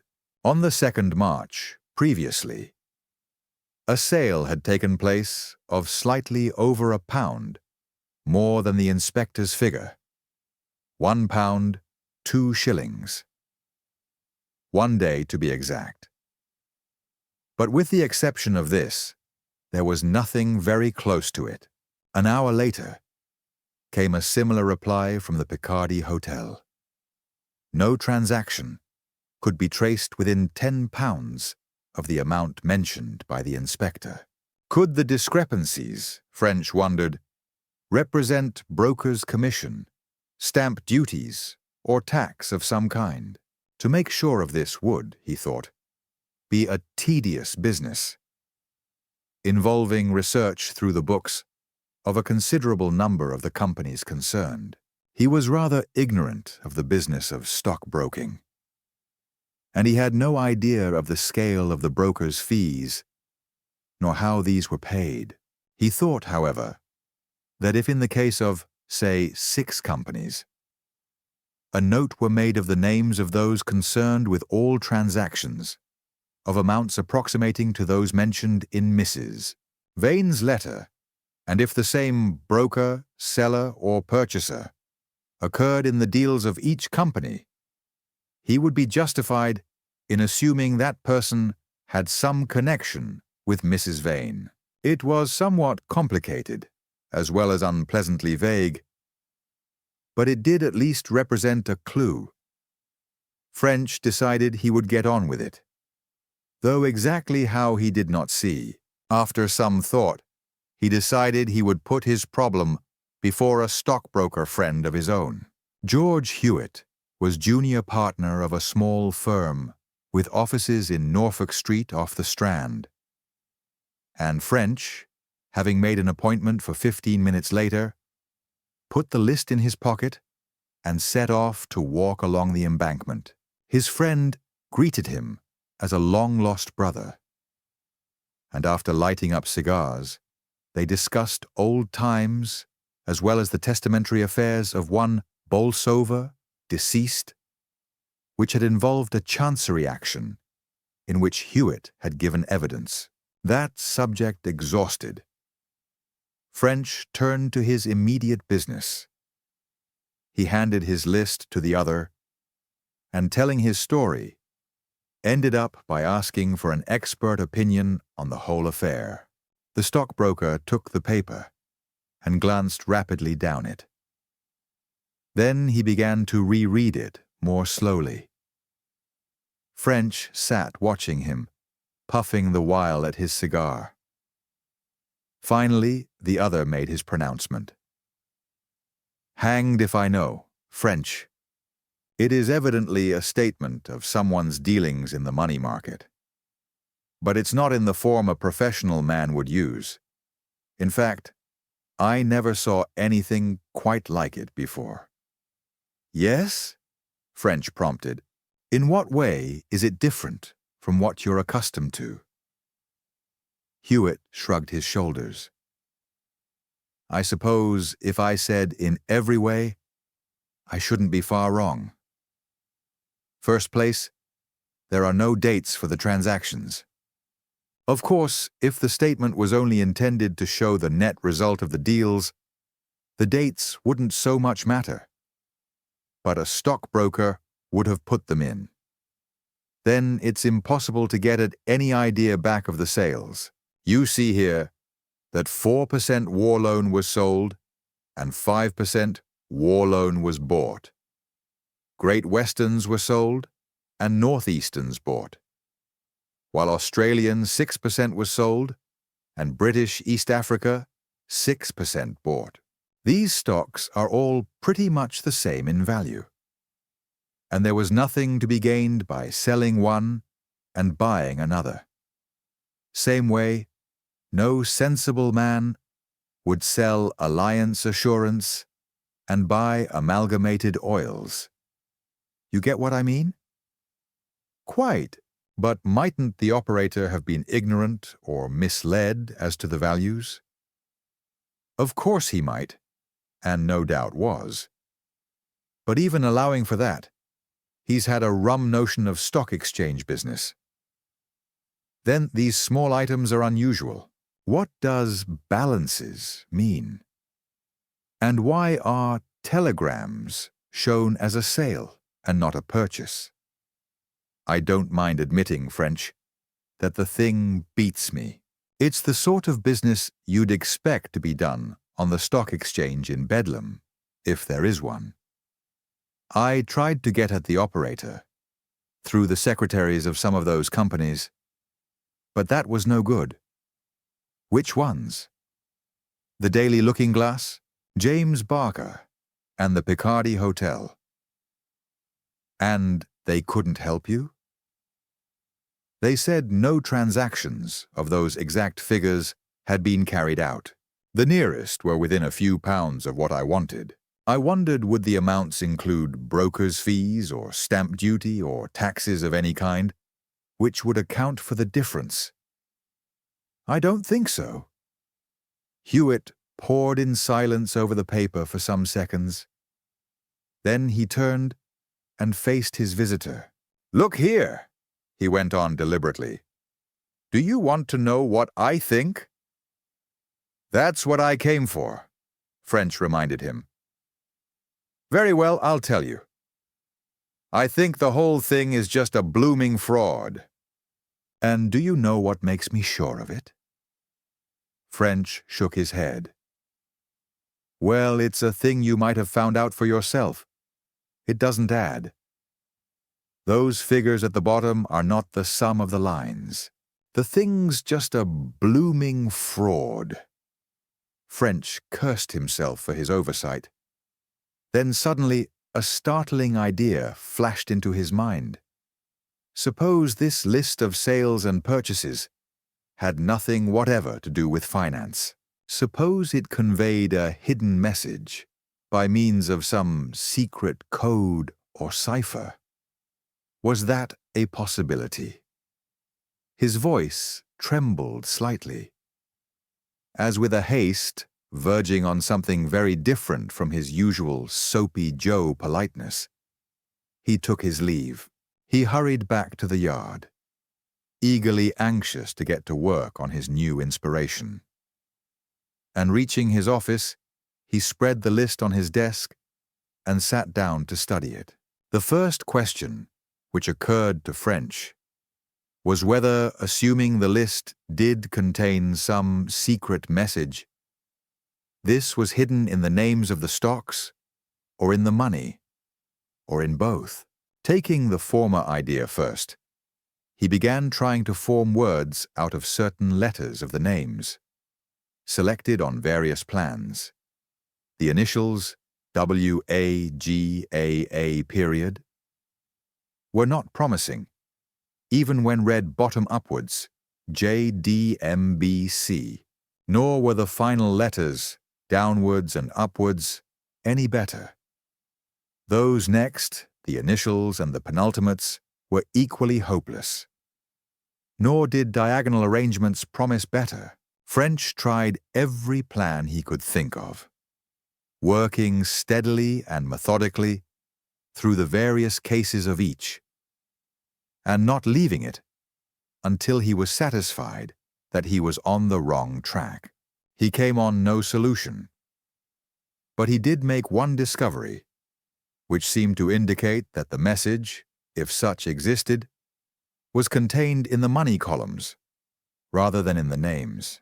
He noticed that in the majority of cases, the names of the various stocks began with one of the earlier letters of the alphabet, and where this did not obtain, the stock in question was one of the first of that kind of stock to be quoted. He picked up a Daily Mail and looked at the financial page. The stocks were divided under various headings: British stocks, overseas dominions, home railways, Canadian and foreign railways, and such like. The first division was British stocks, and the first item in it was War Loan 5%. But the first item on Mrs. Vane's list was War Loan 5%. The second item on the list was Australia 6%. And referring to the Daily Mail once more, French saw that Australia 6% was the first item on the second division. This was sufficiently interesting.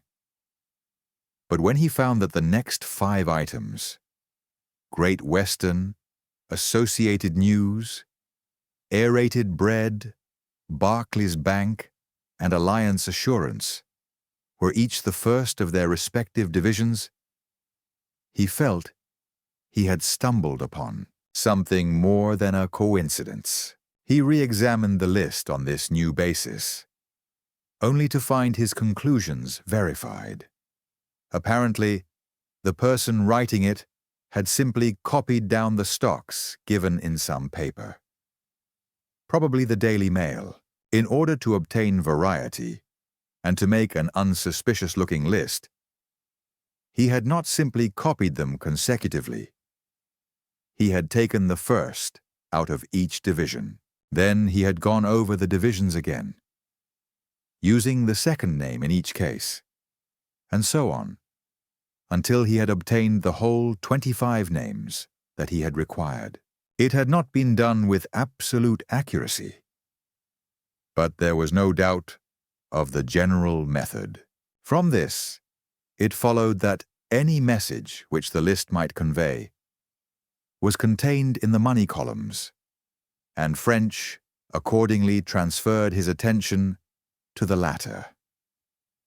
The amounts extended from 16 shillings, Yedi Gun, up to £1,039, and varied surprisingly between these extremes.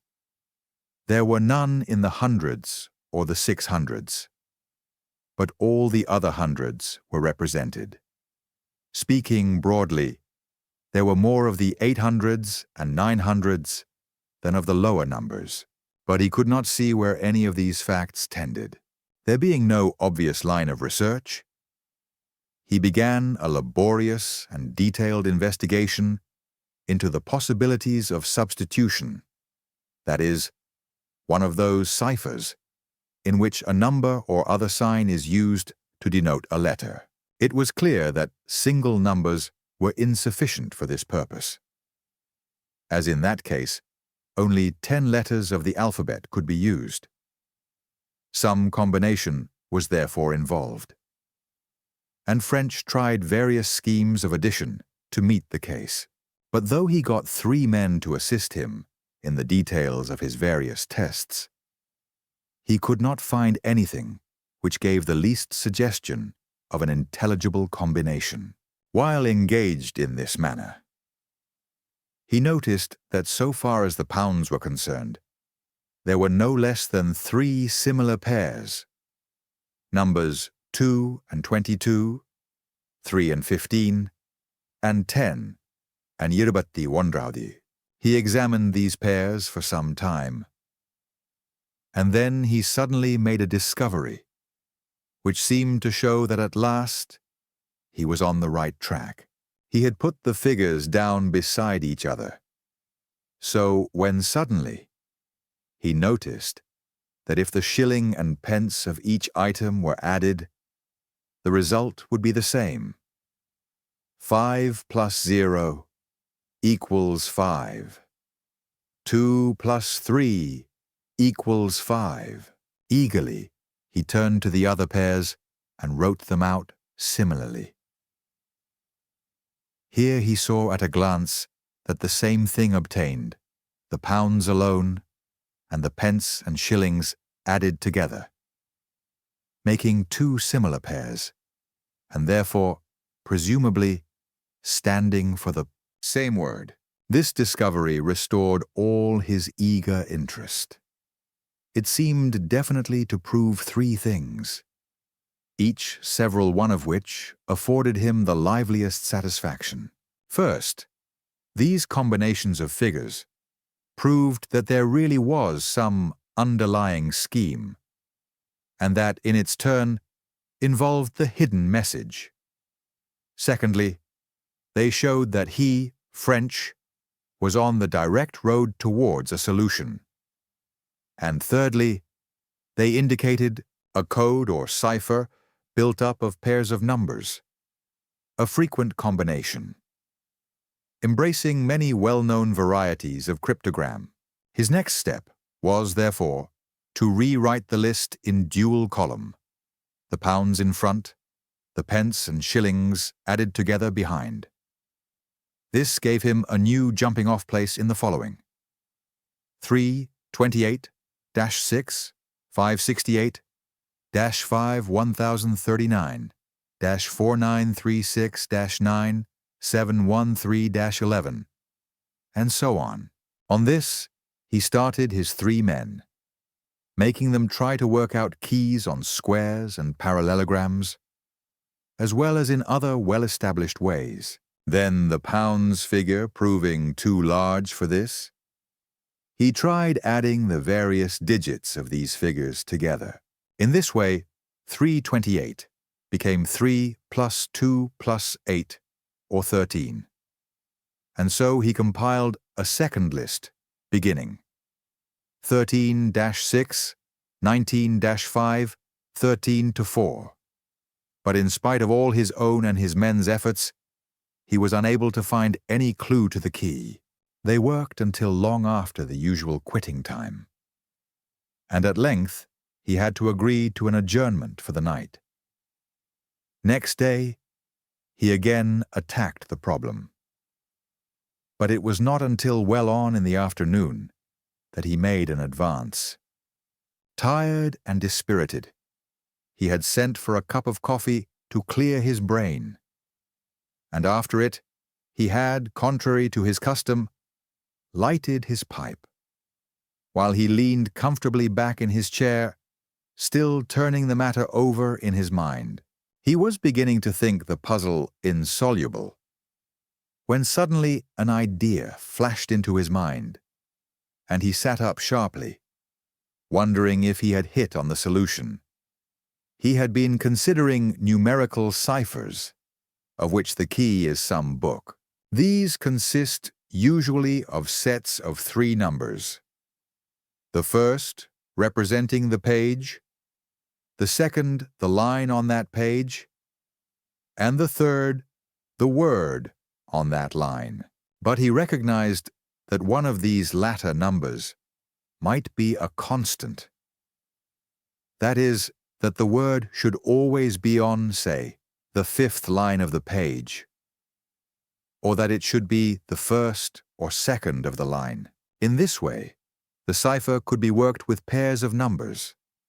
The difficulty in these cases was, of course, to find the book which each of the communicating parties used.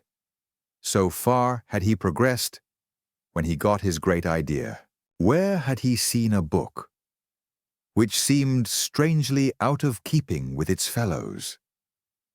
Of course, that was it at last, the concise Oxford Dictionary in Mrs. Vane's sitting room.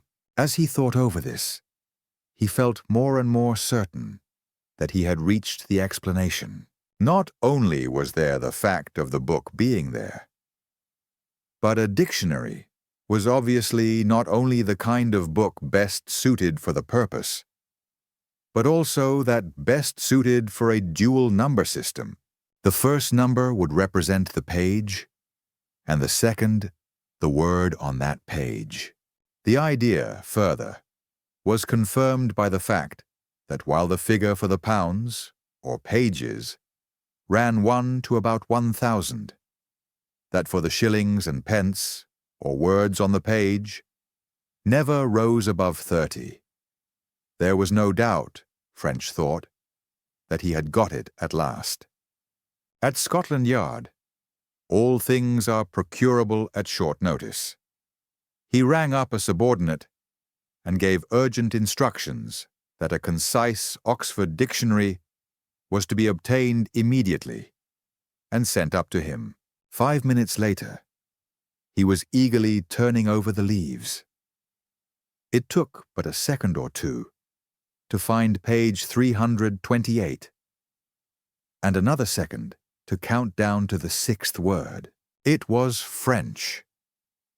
Without waiting to consider whether this might refer to himself, in which case he had found the solution, or merely be a coincidence, in which case he hadn't, he hastily went on to the next number. Page 568, word 5, was on. French on. Still, it might make sense, or it might not. He looked up number. The 4th word on the 1039th page was your. French on your was going all right, but when he turned up 4 and found that the 9th word on page 936 was track, all doubt was at an end. French on your track.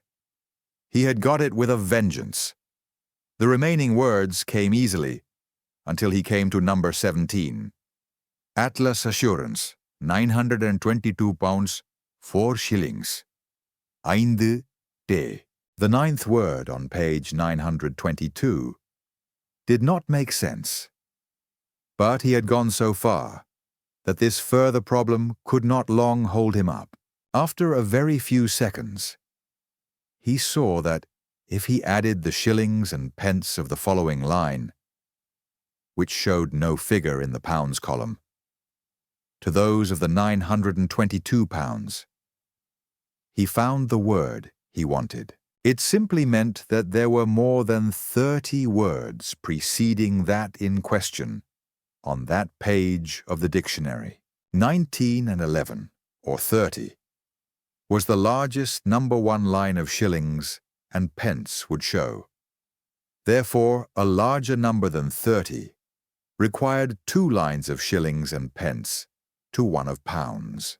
The word telegrams had evidently been written as a blind, and he soon saw that the item balance was wanted for a similar purpose. After this, a few minutes sufficed to turn up all the words, and presently he sat back and looked at the completed result of his work. French on your track, rendezvous Victory Hotel, Lee DS if I fail. Take your own ticket boat, leave S on 26th TH. This, as it stood, was clear, but he rewrote it, putting in stops and capitals and joining the broken words. French on your track. Rendezvous Victory Hotel, Leeds. If I fail, take your own ticket. Boat leaves on the 26th. So they were trying to escape by sea, Mrs. Vane and the person who had sent her the warning. Who that person was, French had but little doubt. Almost certainly, it was Mr. Vane. And if so, it seemed to him also beyond reasonable doubt that Mr. Vane was the murderer. At all events, whether or not, the person who had sent cipher directions to Mrs. Vane regarding their joint flight was the person he wanted. He chuckled to himself as he thought that he would soon know all about it now. He would soon find the boat they were sailing in, and then he would have them in the hollow of his hand. But would he? As his eye fell on the almanac, hanging above the chimney-piece, he swore. Inexorably, it reminded him that this was the 26th. the steamer had left on that very day. But be that as it might, his procedure was clear. He must find the boat. For a moment, he sat considering ways and means.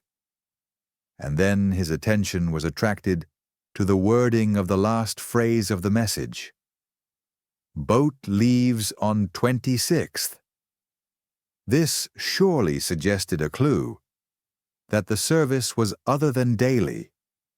Had the latter obtained, the phrase would have been, "Take next Thursday's boat," or words to that effect. If his deduction was correct, it meant that the steamer was a seagoing ship, not merely a cross-channel packet. This view, moreover, was to some extent supported by the probability that the fugitives would almost certainly make for a distant rather than an adjacent country. From where, then, in the neighborhood of Leeds, did steamers start to distant lands? Liverpool was, of course, the obvious answer, but it need not necessarily be Liverpool. From Hull and Grimsby, or even Manchester and Goole, ships left for foreign ports. It would be necessary to make a list of all the ocean-going steamers which left all the ports near Leeds on the current date. Late though it was, French stuck to his task. A study of the shipping news revealed the fact that 7 steamers were booked to leave Liverpool and Hull, and the ports adjoining.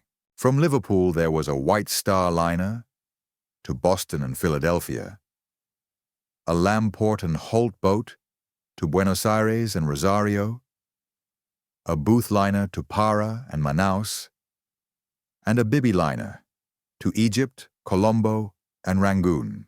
From Hull, a Finland liner sailed to Helsingfors, and a Wilson boat to Copenhagen, while another Wilson liner left Grimsby for Kristiansand.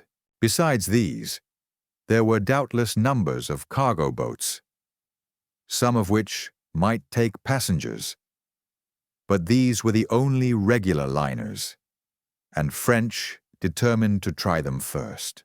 He called up the head office of each of the lines in question and asked, had any persons named Vane booked passages on their ships leaving on that day? And if not, could they tell him if a couple answering the description which he gave had done so? There was a considerable delay in getting replies, but when he received that from the Booth line, he did not grudge the loss of time. It stated that a Mr. and Mrs. Vane of Crew Lodge, St. John's Wood Road, had booked passages to Manaus by the Enoch, which left Liverpool at 3 p.m. that afternoon. Further, these persons had gone on board at Liverpool, and as far as the head office knew, had actually sailed. French was a trifle hazy about the Booth line.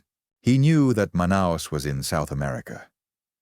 Brazil, he imagined. But whether the steamer sailed there direct, or made intermediate calls at which it might be overtaken, and at which an arrest might be made, he did not know. He telephoned to have the information sent up to him. The last lap, he thought contentedly, as he pictured the arrival of the steamer at Manaus and the descent of the fugitives onto the wharf into the clutches of the waiting police. And for him, it would mean not only the completion of a peculiarly worrying and difficult case, but undoubted kudos, if not actual promotion. Chapter 18. The SS.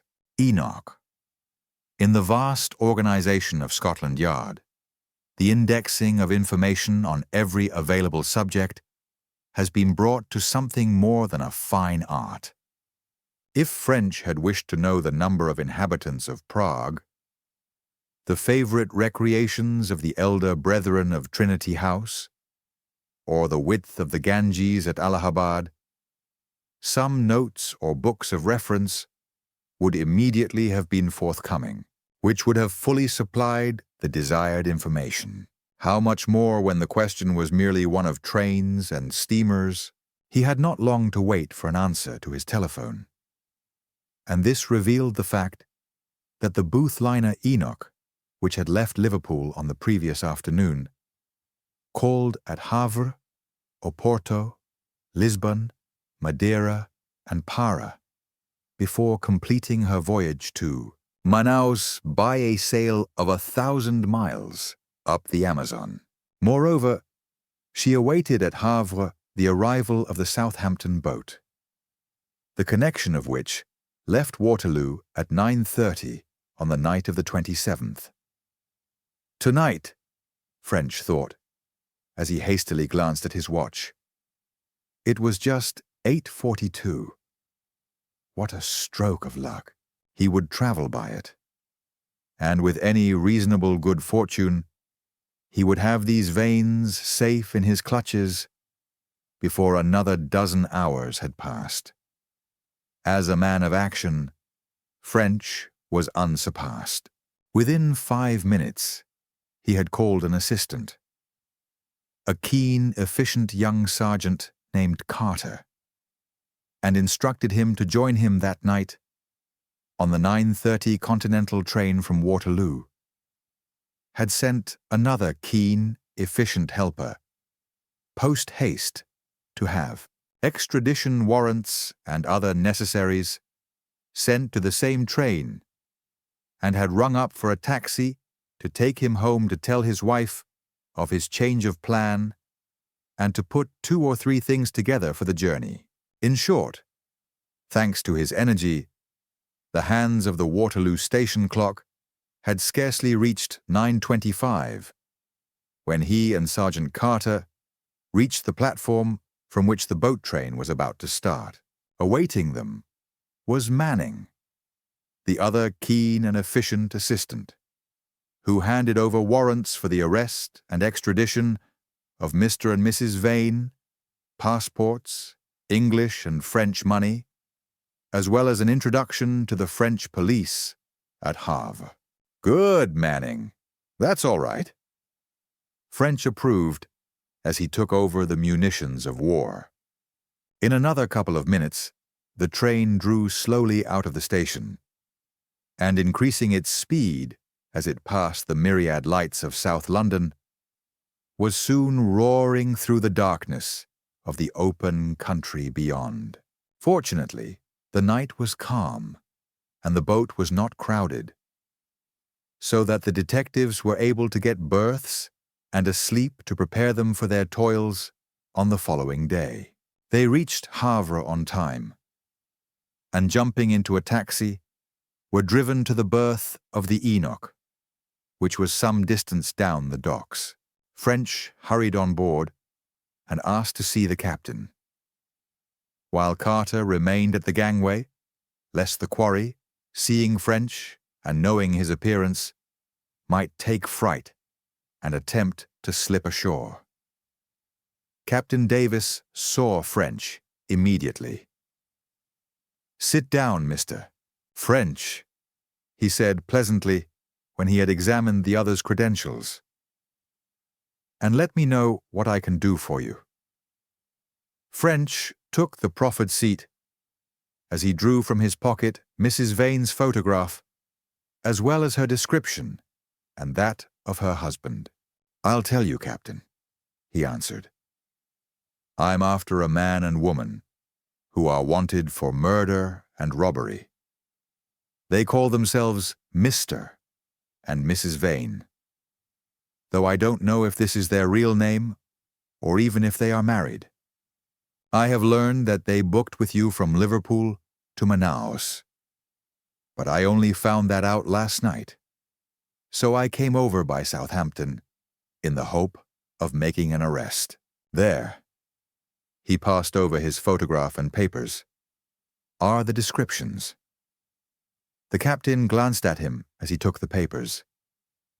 He did not speak until he had looked through the latter. Then he said gravely, I'm afraid, Mr. French, they've been one too many for you this time. A Mr. and Mrs. Vane did book passages and even came on board at Liverpool. But they left the ship almost immediately and didn't turn up again. I assumed that some accident had prevented their return, and that they would follow by Southampton as you did. But from what you tell me, it looks as if they had learned you were on their track and made a bolt for it. But we had better see the purser. He will tell us details. French was aghast. Once again had happened to him what he had so often previously experienced. When he was most sure of himself and most confident of success, that was the time of failure. How often had he taken a sporting chance? Doubtful of himself and his ability to meet a situation, and the occasion had resulted in a brilliant coup. And how often, alas, had his certainty of success ended in disaster. By the time the purser arrived, he had to some extent recovered his equanimity. Mr. Jennings, Inspector French of the CID, the captain introduced them. Sit down, Jennings, and hear what the inspector wants. It's about that Mr. and Mrs. Vane that came aboard at Liverpool and left again before we sailed. Ask him what you want to know, Mr. French. Jennings was a shrewd, efficient-looking man of about 40, and as French began to speak, he felt a comfortable assurance that at least he would receive in answer to his questions concisely worded statements of accurately observed facts. It's this way, Mr. Jennings, he explained. These Vanes are wanted for murder and robbery. I traced them to your ship and crossed last night from London, hoping to arrest them here. But the captain tells me I have missed them. Perhaps you'll give me any information you can about them. There's not much to tell, the purser answered. They came aboard about noon on Thursday, and Mr. Vane showed me their tickets and asked for their stateroom. The tickets were singles from Liverpool to Manaus. All okay. An upper-deck stateroom, number 12, had been reserved at the London office, and I gave the number to their cabin steward and saw him leading the way there with the luggage. About half an hour later, they came back to my office and asked what time the ship sailed. I told them 3 o'clock. Mr. Vane said they had to go ashore to complete some business, but would be back in good time. They then left in the direction of the gangway. Did you actually see them go ashore? No, you can't see out on deck from the office. Yes, and then?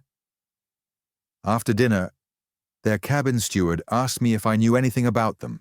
He said they hadn't been down for dinner, and he couldn't find them anywhere about the ship. We had a look round, and then I spoke to Captain Davis, and he had a thorough search made. They have never been seen since, and they're certainly not on board now. They couldn't have hidden somewhere and slipped ashore here in Havre? Quite impossible. There's not the slightest doubt they missed the boat at Liverpool. Intentionally or unintentionally, the captain interjected. I don't know anything about that, Mr. Jennings replied. But they certainly did not sail with us. Perhaps, Inspector, they learned when they went on shore that you were after them. Impossible, French declared. I did not myself know where they had gone until last night. He felt ruefully sure that the whole thing was part of the elaborate laying of a false trail, but he did not see that anything was to be gained by discussing this with the ship's officers.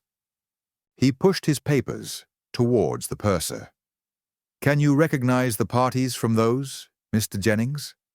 A glance at the photograph sufficed. The original was undoubtedly that Mrs. Vane, who had for a brief half-hour boarded the Enoch, and the description was that of Mr. Vane also. French was forced to the conclusion that his quarry had indeed, in the captain's words, been too many for him. He swore bitterly beneath his breath. "You say they left some luggage in their stateroom," he went on. "Could I have a look at it?" "Of course. But, you know, they may still be here. On several occasions, I have known passengers to miss the ship at Liverpool and follow on here. They may turn up at any minute. If they do, so much the better," French answered. "But I won't bank on it. If you don't mind, I'll have a look at the luggage now." "What time do you sail?" "In about half an hour." "That will just give me time. Meantime, I have a man at the gangway, and he'll spot them if they come along."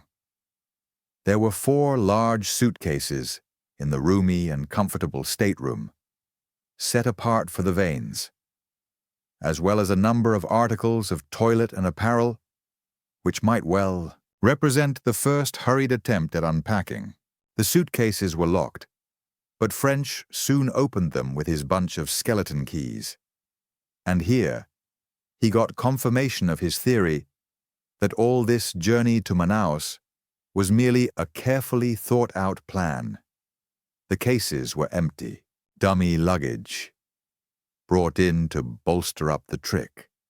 But there was nothing in the cabin to give any hint of where the fugitives had really gone. "I needn't wait for them to turn up," French said grimly. "Those empty suitcases give the show away." "I'm afraid it looks like it," the purser admitted. "Sorry we didn't know about it sooner." "Can't be helped. That's what we Scotland Yard men are up against all the time." He bid the friendly purser good day and slowly left the ship. But he did not leave the wharf, though he thought it unlikely. There was still just a chance that the quarry had missed the ship and were following on. He would make sure. But though he waited until the Enoch cast off and swung her bows round towards the open sea, there was no sign of any late arrivals. And when he had once seen the liner underway, he turned disconsolately to his satellite. "It's all UP, Carter, as far as this trip is concerned. They've given us the slip about proper. Goodness only knows where they are by this time. Perhaps halfway to the States. Let's find a telegraph office and report to headquarters." A few minutes later, French had sent a long wire to his chief at the yard. Then, at a loose end, he turned to Sergeant Carter. "Well, Carter, what shall we do with ourselves now? Here's 10 o'clock, and we can't get back until the evening. We have the whole day to play round in." Except that he believed he could do with a bit more breakfast, the sergeant's ideas were nebulous. French laughed at him. "It's what I was thinking myself," he admitted. "But it's a bad time. These folk over here have no notion of what a good breakfast means, and it's a bit early for their lunch. However, we'll see what we can do."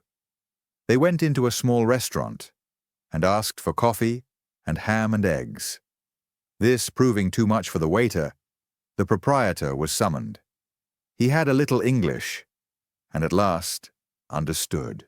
"But yes, monsieur," he cried, waving his hands. "The ham, the eggs, the omelette, is it not so?" He bowed low. "Immediately, monsieur."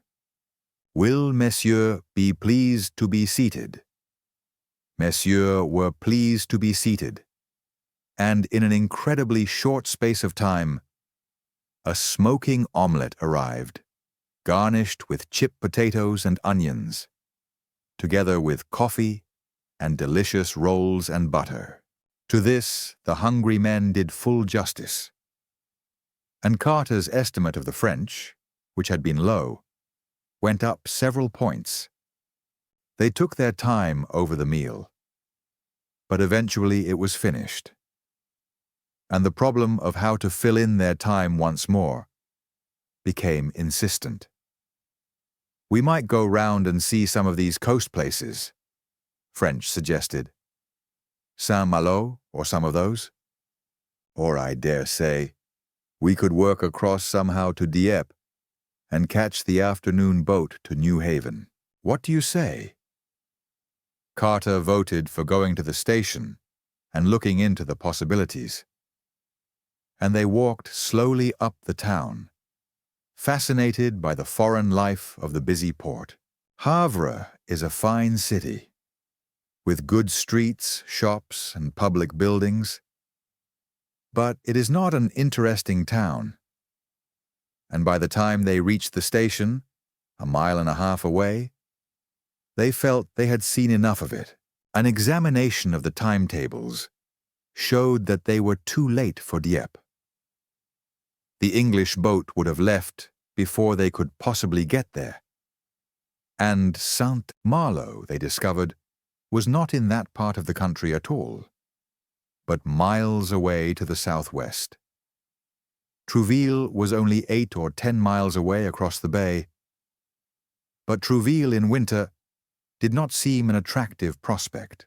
"Tell you what," French said at last, "we've got an introduction to these French Johnnies. We'll go and look 'em up, and perhaps see something of their police station." Sergeant Carter, delighted with his superior's condescension, hurriedly agreed. And a few minutes later, the two men found themselves ascending the steps of a large building, which bore over the door the legend Gendarmerie. Here, French tendered his introduction, with the result that he was shown into the presence of and politely welcomed by the officer in charge. "I regret the chief is out of town at present," the latter said, in excellent English. "He will be sorry not to have seen you. I hope that presently you will give me the pleasure of your company at lunch. And in the meantime, let me know if there is anything I can do for you." French explained the circumstances. He would not stay for lunch, as he had but a short time since finished an excellent breakfast. But he would be most grateful if the other would tell him how best he could spend the time until his return boat to Southampton. "That's not until midnight," answered the Frenchman. "You don't know this country?" "Not at all. It was just that if there was anything to see within reach, we might as well see it." "Of course, naturally." "Well, monsieur, were I in your place, I should certainly go to Caen. It is an interesting old town, well worth a visit. There is a steamer all the way, but you would scarcely have time for that. It is rather slow. I should recommend you to go to Trouville by steamer. It's just across the bay. And then go on from there to Caen by rail. In the time at your disposal, I really do not think you could do anything better." French thanked him, and the other continued. "The steamer sails according to the tide. Today," he glanced at an almanac, "it leaves at midday. You should get to Caen about 2, and you could dine there and come back in the evening, in time for your boat." At 10 minutes to 12, French and his satellite reached the wharf, having delayed on their walk downtown to consume bocks in one of the many attractive cafes in the main streets. They took tickets and went on board the little steamer. The day was cold, though fine, and there were but few travelers. They strolled about, interested in the novel scene, and at last, finding 2 seats in the lee of the funnel, sat down to await the start. Midday came, and with leisurely movements, the horn was blown, the gangway run ashore, and the ropes slacked. The captain put his lips to the engine room speaking tube. But before he could give his order, an interruption came from the shore. Shouts arose, and a man in the blue uniform of a gendarme appeared running towards the boat and gesticulating wildly. The captain paused. The slackened ropes were pulled tight, and all concerned stood expectant. The gendarme jumped on board and ran up the steps to the bridge, eagerly watched by the entire ship's company.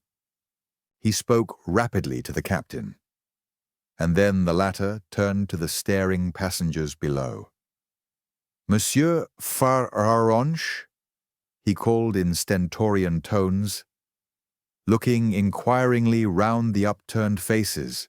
"Monsieur Faronche de Londres." "It's you, sir," cried Carter. "There's something up." French hastened to the bridge, and the gendarme handed him a blue envelope. "De Monsieur le Chef," he explained with a rapid salute, as he hastened ashore. It was a telegram, and it contained news which, as it were, brought the inspector up all standing. It was from the yard, and read, "Liverpool police wire Vanes went aboard Enoch and did not go ashore again. Mackay was watching ship for Henson and saw them. They must still be on board. Follow ship to Oporto or Lisbon." "Come ashore, Carter," French cried rapidly, rushing to the side. The boat was actually moving, but the two men, jumping, reached the wharf amid the execrations of the captain and staff. "Here, officer," he called, beckoning to the gendarme, who had watched the proceedings with a horrified interest. "How do you get quickly to headquarters?" The man bowed, shrugged his shoulders, and indicated in dumb show that he did not understand. French hailed a passing taxi and pushed his companions in. "Monsieur le Chef," he cried to the bewildered gendarme, producing and tapping the telegram. "Monsieur le Chef." The man understood. A smile dawned on his perturbed countenance, and with a rapid flow of French, he gave the required address. In 10 minutes, they were once more at the gendarmerie. French still clamoring for Monsieur le Chef. He was shown into the room of the same polite officer whom he had previously met. "Ah," the latter said, "so my man was in time. You got your telegram?" "Yes, sir, I did. And greatly obliged to you I am for your trouble.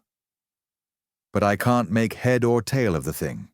Those ship's officers this morning were absolutely positive the wanted couple had not sailed." The officer shrugged his shoulders. "Doubtless," he said smoothly. "All the same, I thought you should have the message, lest you should wish to follow up the steamer, as suggested." "I have no choice," French returned. "It is an order from headquarters. Perhaps, sir, you would add to your already great kindness by telling me my route. With this confounded difference of language, I feel myself all at sea." The officer, who had seemed bored as to the movements of the Vanes, became once more the efficient, interested consultant. The obvious route, he said, was via Paris. It was true that you could get across country to pick up the International Express at Bordeaux, but Paris was quicker and more comfortable. Fortunately, French had returned in time to catch the midday train to the capital. It left at 12:40, and he could easily reach the station and book in the 20 minutes which remained before that hour. His time from the receipt of the wire until the Paris Express pulled out of Havre Station, had been so fully occupied that French had not been able seriously to consider the message sent. Now, seated in the corner of a second-class compartment with Carter opposite, he drew the flimsy sheet from his pocket and reread it carefully. He understood the reference to Mackay and Henson. Detective Sergeant Mackay was one of the best men of the Liverpool detective staff, and he was on a very similar job to French's own. He was watching the outgoing steamers in the hope of capturing one Charles Henson, who, with a couple of others, had made a sensational raid on a country bank, and after murdering the manager, had got away with a large haul from the safe. French knew Mackay personally, and he was satisfied that if he had said the Varners had gone on board and remained there, they had done so. He wondered how it came that Mackay had not at the time recognized the Vanes as a wanted couple. Probably, he thought, the man had been so much occupied with his own case that he had not read up the particulars in the bulletin, which, after all, was a magazine intended more for the rank and file than for men on specialized duties. However, the fact remained that Mackay had missed his chance, though his habit of detailed observation had enabled him to some extent to redeem his error. But if it was true that the Vanes had not left the ship at Liverpool, what became of the statements of the captain and purser? It was not likely that these men could be hoodwinked over such a matter. They were experts. Moreover, they were dealing with a ship with whose every part they were familiar. To the Vanes, on the other hand, the ship would be strange, and they would be ignorant of its routine. Under these circumstances, it was absolutely out of the question that the pair could have hidden themselves on board. No, if they were there, the captain would have known of it. French could not devise any explanation of the matter. The whole thing seemed a contradiction. He had, however, to settle his own plans. The kindly French police officer had helped him by phoning the local office of the Booth line and finding out the itinerary of the Enoch. This was Saturday, and on the afternoon of the following day, Sunday, the steamer was expected to reach Leixões, the port of Oporto. She would remain there that night and the next day, leaving Leixões about 8 o'clock on the Monday evening. Next day about noon, she was due in Lisbon, where she would remain for 2 days. After that, her first call was Madeira. French had intended to meet her in Lisbon, but it now occurred to him that he might be able to make Oporto in time to join her there. He had bought a railway guide in Havre, and he now proceeded to look up the trains. The route, he saw, was to Bordeaux by the Paris-Orléans line, then on by the Midi to the Spanish frontier at Irun, and so by Medina and Salamanca to Oporto. The first through tram from Paris after their arrival at 4:35 p.m. was the 10:22 p.m. from the Gare Quai d'Orsay, and this reached Oporto at shortly after midday on the next day, but one Monday. Oporto to Leixões was only half an hour's run, so he had 6 or 7 hours margin. Oporto, he decided, was his goal. They were fortunate in securing sleeping berths between Paris and Bordeaux, and there was a restaurant car on the train to Irun.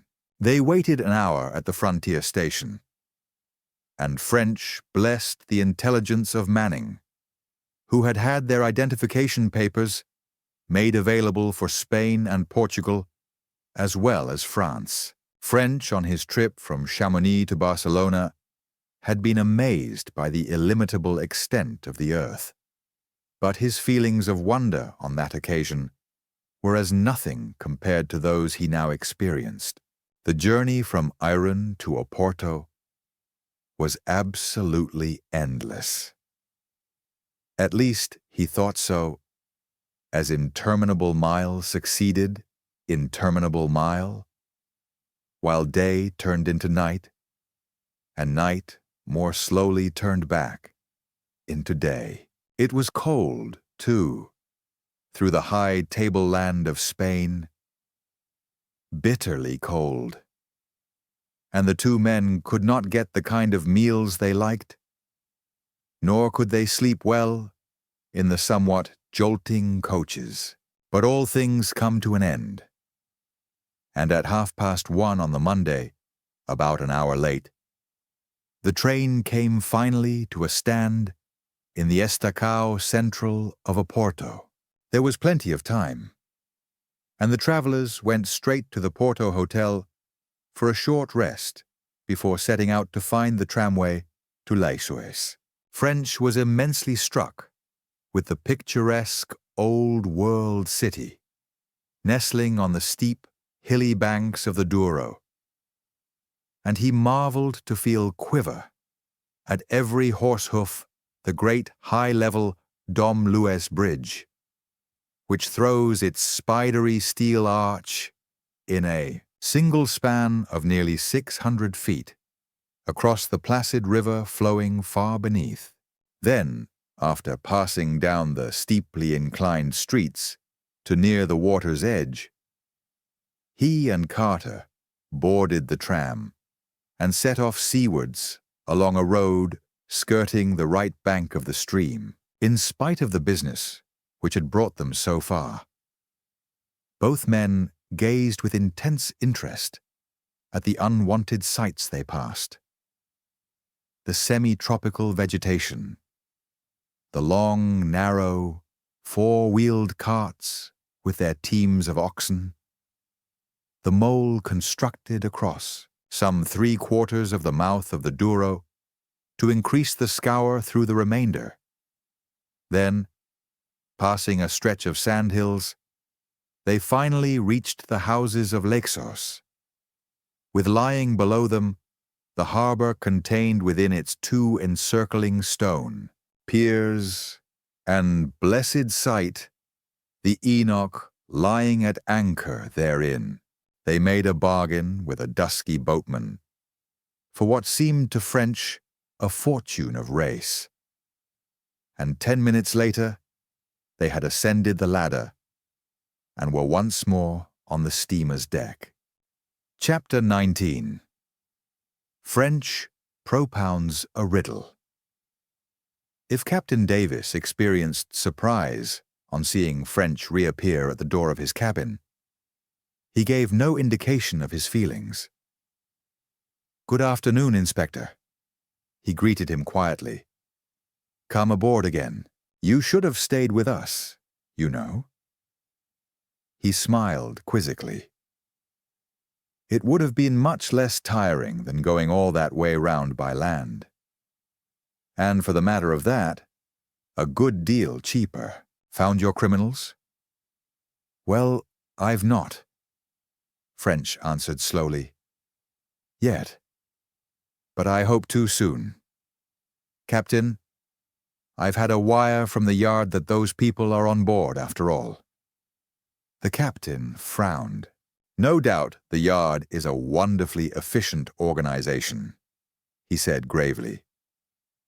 "But when it comes to telling me who is or is not aboard my ship, well, I think that is a trifle, shall we say, thick. How do they profess to know?" "I'll tell you. I got a wire shortly after the ship left Havre on Saturday, and it said that one of the Liverpool detectives, Sergeant Mackay, was watching your ship before she sailed. He was looking out for a man also wanted for murder. Not this vein. A different person altogether. He saw the veins going on board, though, of course, he did not realize they also were wanted. But he saw them right enough. At least, he was able to convince the yard as to their identity. Mackay waited until the ship sailed, and he states the Vanes did not go ashore. I know Mackay personally, and he is a most careful and accurate officer. I am satisfied that if he makes this statement, it is true.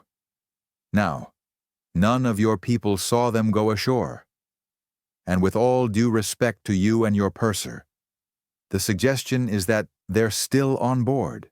The wire ended by instructing me to follow up the ship either here or to Lisbon and investigate further. You've certainly followed us up all right, but having overtaken us, I should like to ask, if it is not an indiscreet question, what you propose to do next? French saw that if he was to retain the help of Captain Davis, he would have to be careful how he answered. There, Captain, I was going to ask for your kind help, though I feel I have troubled you more than enough already. I'll tell you what I was thinking over in the train. Suppose, for argument's sake, the yard is right, and that these people really are on board. It is obvious from your search that they're not here in their own characters. Therefore, they must be posing as two other people. That, I take it, is what the people at the yard had in mind also. Well? This is not such an unlikely supposition as it sounds. The woman is, or rather was, an actress, and we know she is a clever one. Not only was she well thought of when on the stage, but she has recently carried off successfully a far stiffer test than that. She crossed from New York to Southampton on the Olympic and convinced the people on board that she was English. And then she went on to London and convinced the people there that she was an American. I have seen the people in each case. Critical, competent people who know the world. And each lot ridiculed the idea that she was not what she seemed. If she could do that, she could surely manage another impersonation. A comparatively simple disguise would do, as there would be nothing to make you or the purser suspect. The captain was listening with considerable interest, but it was evident that his ruffled feelings were not yet entirely smoothed down. That may be all very well, he admitted. But you have not taken into consideration the evidence of the bookings. 176 passengers booked from Liverpool, and in almost every case, their tickets were taken, and their staterooms reserved several days in advance. The exceptions in all cases were men. 176 passengers turned up, Mr. and Mrs. Vane among them. But there were only 174 passengers on board when we left Liverpool. You follow what I mean? That all the other passengers on board are accounted for? I see that, French admitted slowly. And you may be right. It certainly doesn't seem easy to answer what you say. At the same time, in the face of the instructions I have had from the yard, I daren't do other than go on and sift the thing further. Naturally, but how? I don't know. I don't see my way clear as yet.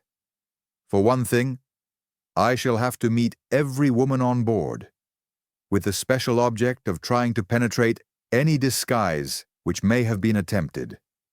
If that fails, I may give up the search, or I may try something else. I suppose you can take me on as far as Lisbon, at all events? With pleasure. The captain seemed to have recovered from his momentary irritation. Let me know if there is anything I can do to help you. Though I confess I think you're on a wild goose chase. I'll give you every facility I can. Thank you, Captain. You will understand that, whatever I may think myself, I am not my own master in the matter. The only thing I should like at present is a chat with the purser. over the passenger list. That, at all events, is easily arranged, answered Captain Davis as he touched a bell. The purser had not observed French's arrival and professed amazement on finding him on board. "I begin to wonder if the ship's not haunted," he smiled as he shook hands. "Mr. and Mrs. Vane we leave behind at Liverpool, and you say they're aboard at Havre. You we leave behind at Havre. I saw you myself on the wharf, and here you are aboard at Lakesose. What distinguished stranger are we to expect to find on board at Lisbon?" "I hope there'll be a clearance of 4 at Lisbon," French rejoined, "though it sounds impolite. Nothing would please me better than to change to a homeward bounder in company with my sergeant and Mr. and Mrs. Vane." "What?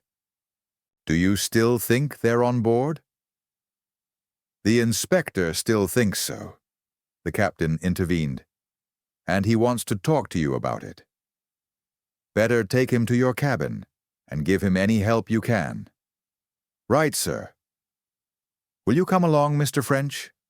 Jennings, in spite of his obvious competence, had a pleasant, leisurely manner, which conveyed to the many who sought his counsel that though he might be busy enough at other times, he was not too hurried at that moment to give them his most careful and undivided attention.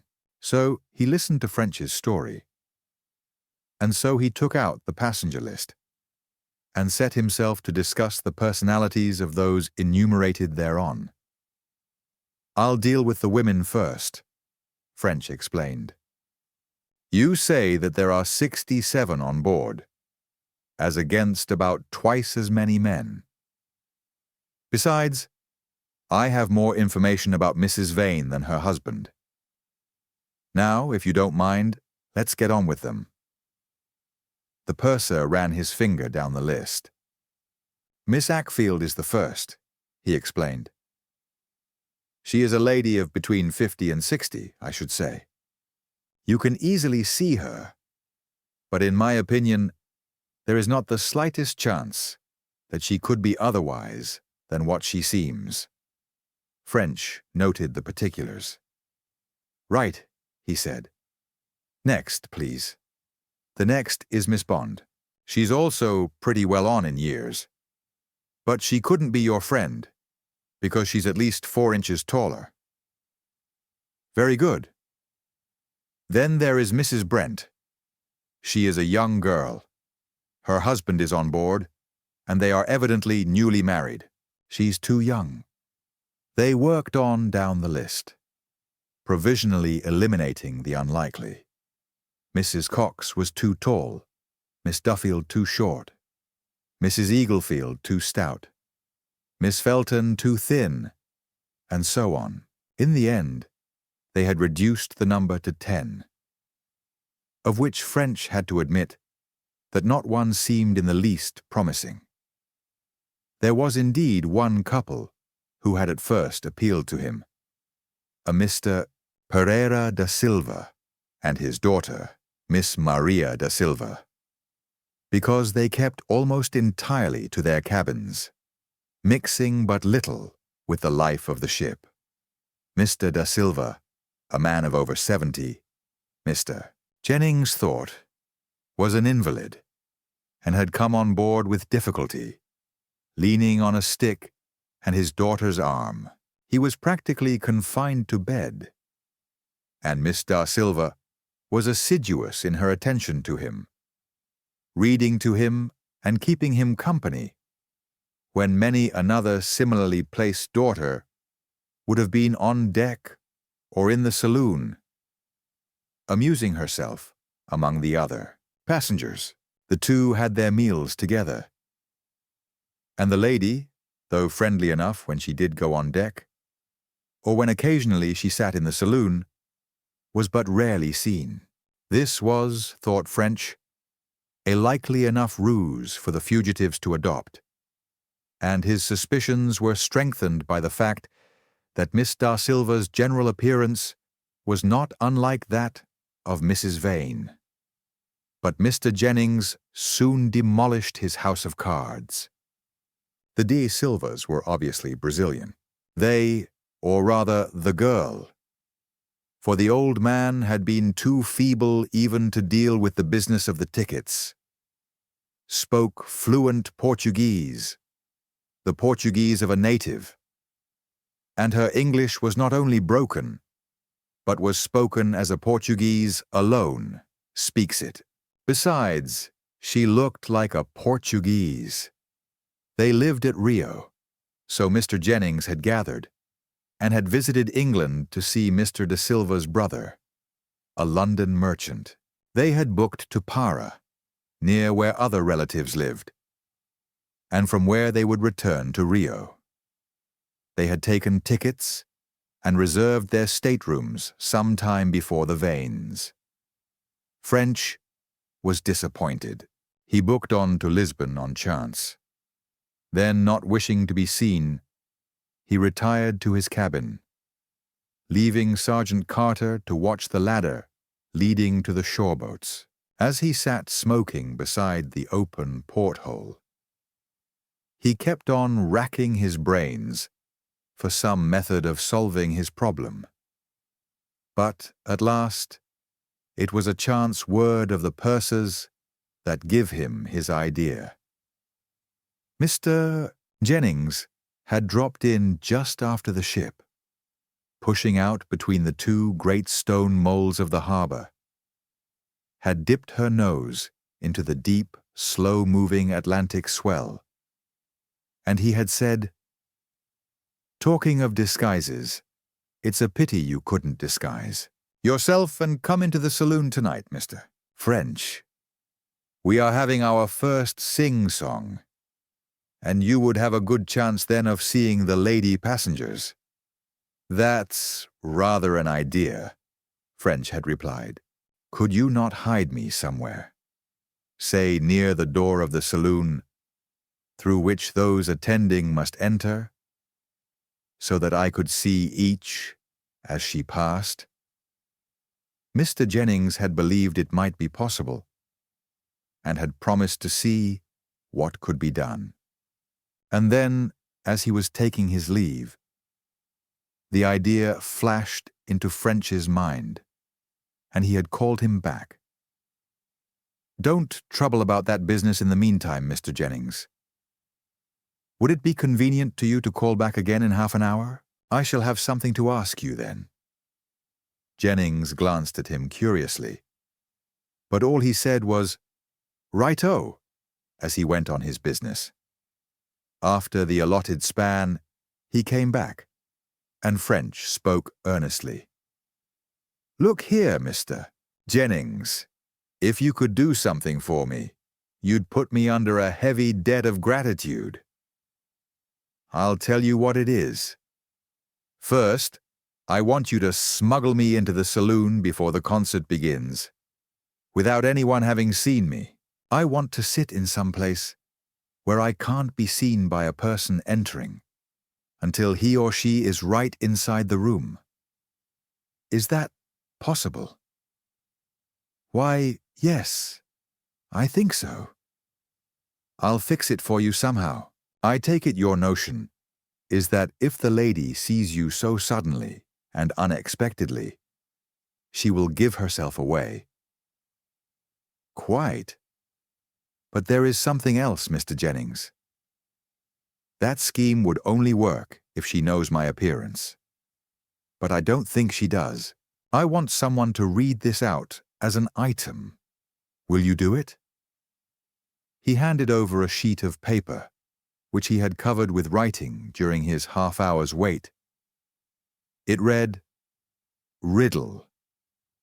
A prize of a £5 box of chocolates is offered for the best answer to the following riddle. If she is Winter in comedy, Ward in Olympic, Root in Savoy, and Vane in Crew, what is she on the Enoch?" Mr. Jennings looked somewhat mystified. "I don't quite get you," he suggested. "Woman's aliases and the places where she used them.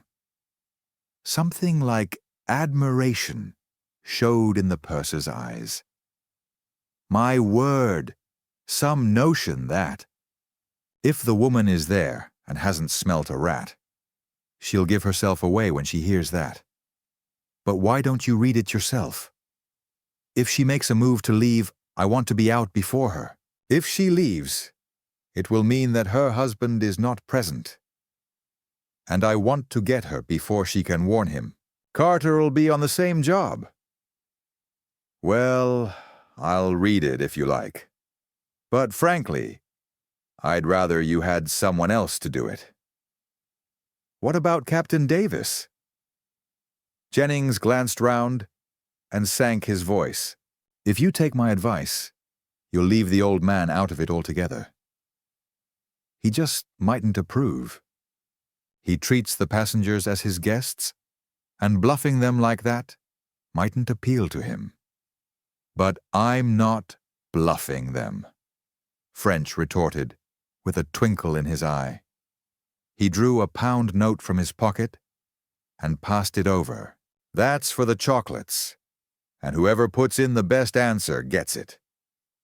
It's all perfectly straight and above board. Whether we get the woman over it or not, no one need ever know. The purser smiled, but shook his head doubtfully. Well, it's your funeral. Anyway, I've said I'll go through with it, and I will. Good. French was once more his hearty, complacent self. Now there is another matter, if this one fails. Mrs. Vane may stay in her cabin. I want you to check the women present by your list, and give me a note of any absentees. Then I shall go round their cabins and make some excuse to see each. The purser agreed to this also. I'll send you some dinner here, and at once, he added, as he rose to take his leave. Then I'll come for you while the passengers are dining, and get you fixed up in the saloon. Better send Carter here, and he can dine with me while I explain the thing to him.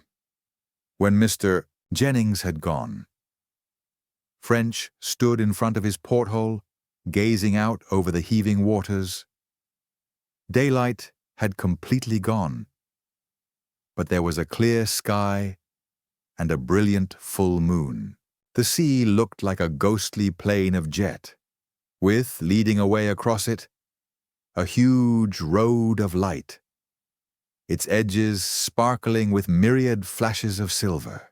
His cabin was on the port side, and some 3 miles off, he could dimly trace the white line of surf beating along the cliffs of the coast. The sea looked horribly cold, and he turned from it with a slight shudder as the door opened and Sergeant Carter entered. Ah, Carter, Mr. Jennings is sending us in some dinner. We'll have it together. I have a job on for tonight. And he explained his plan and the part his subordinate was to play therein. Carter said, "Yes, sir," stolidly to everything. But French could see he was impressed. Shortly before 8, Mr. Jennings appeared and beckoned his fellow conspirators to follow him. They passed quickly across the deck and along some passages, and reached the saloon unobserved. There they found that the purser had placed 2 armchairs for their use close to the door, but hidden from outside it by screens. From French's chair, the face of each person who entered the room would be visible, while Carter's was arranged so that he could see all those of the seated audience which were out of French's immediate purview. The concert was timed for 8:30, and before that hour, little groups of people began to arrive. French, with a novel open on his knees, sat scrutinizing unostentatiously each person as he or she entered. Once he stared with increased eagerness as a dark, stoutish woman entered with two men. It seemed to him that she bore some resemblance to the photograph. But as he watched her foreign gestures, and as he listened to her rapid conversation in some unknown language, he felt sure she could not be the woman he sought. He called a passing steward and learned from him that she was the Miss Da Silva whom he had already suspected and acquitted in his mind. As the time drew on, the saloon gradually filled, but nowhere did he see anyone whose appearance he thought suspicious. When the hour arrived, the proceedings were opened with a short recital by a well-known pianist who was making the voyage to Madeira for his health. French was not musical, but even if he had been, he would have paid but scant attention to the program. He was too busily engaged in covertly scrutinizing the faces of the men and women around him. He was dimly conscious that the well-known pianist brought his contribution to an end with a brilliant and highly dexterous feat of manual gymnastics. That two ladies, or was it three, sang. That a deep-toned basso growled out something that he took to be a Scotch song, and that a quiet, rather pretty girl played some pleasant-sounding melody on a violin, when his attention was suddenly galvanized into eager life and fixed with an expectant thrill on what was taking place. Mr. Jennings had ascended the platform. "Ladies and gentlemen," the purser said in his pleasantly modulated voice, "while possibly it may be true that the days of riddles have passed, and while it certainly is true that the middle of a concert is not the happiest time for asking them, still perhaps you will allow me to put this one to you. It is a topical riddle concerning our voyage made up by one of our company, and he offers a prize of this large box of chocolates for the best solution. The riddle is this, and I can let anyone who cares to consider it have a copy. If she is Winter in comedy, Ward in Olympic, Root in Savoy, and Vane in Crew, what is she aboard the Enoch?" The audience listened with good-humored attention, and, for a moment, Mr. Jennings stood motionless, still smiling pleasantly. The little buzz of conversation, which usually sprang up between the items, had not yet begun, and save for the faint, all-pervading murmur of the engines, the gently swaying saloon was momentarily still. Then through the silence came a slight, though unexpected sound. Miss Da Silva's handbag had slipped off her knee, and the metal hasp had struck the parquet floor with a sharp tap. French glanced at her face with a sudden thrill. It had gone a queer shade of yellowish-brown, and her hand, hanging down by her side, was clenched till the knuckles showed the same livid brownish hue.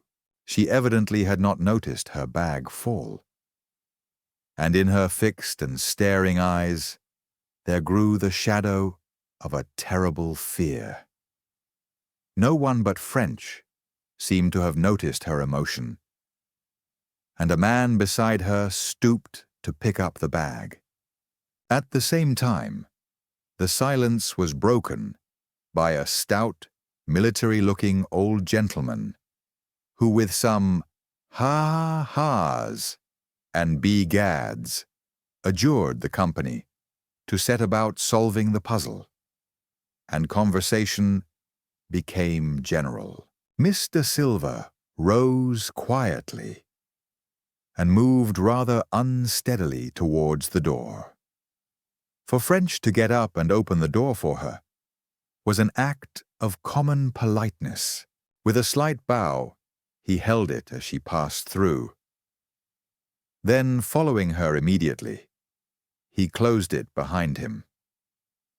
They were alone in the passage leading to the companionway, and as he glanced keenly at her face, he felt no further doubt, disguised by some adroit alterations to hair and eyebrows, and he believed, with a differently shaped set of false teeth, a darkened complexion and glasses. There stood before him the original of the photographs. He laid his hand on her arm. "Miss Winter," he said gravely, "I am Inspector French of Scotland Yard. I arrest you on a charge of being concerned in the murder of Charles Gething and the theft of precious stones and money from Messrs. Duke and Peabody's on the 25th of November last." The woman did not reply, but like a flash, her free arm went to her mouth. French grasped wildly and caught it. She gulped, and at the same moment reeled.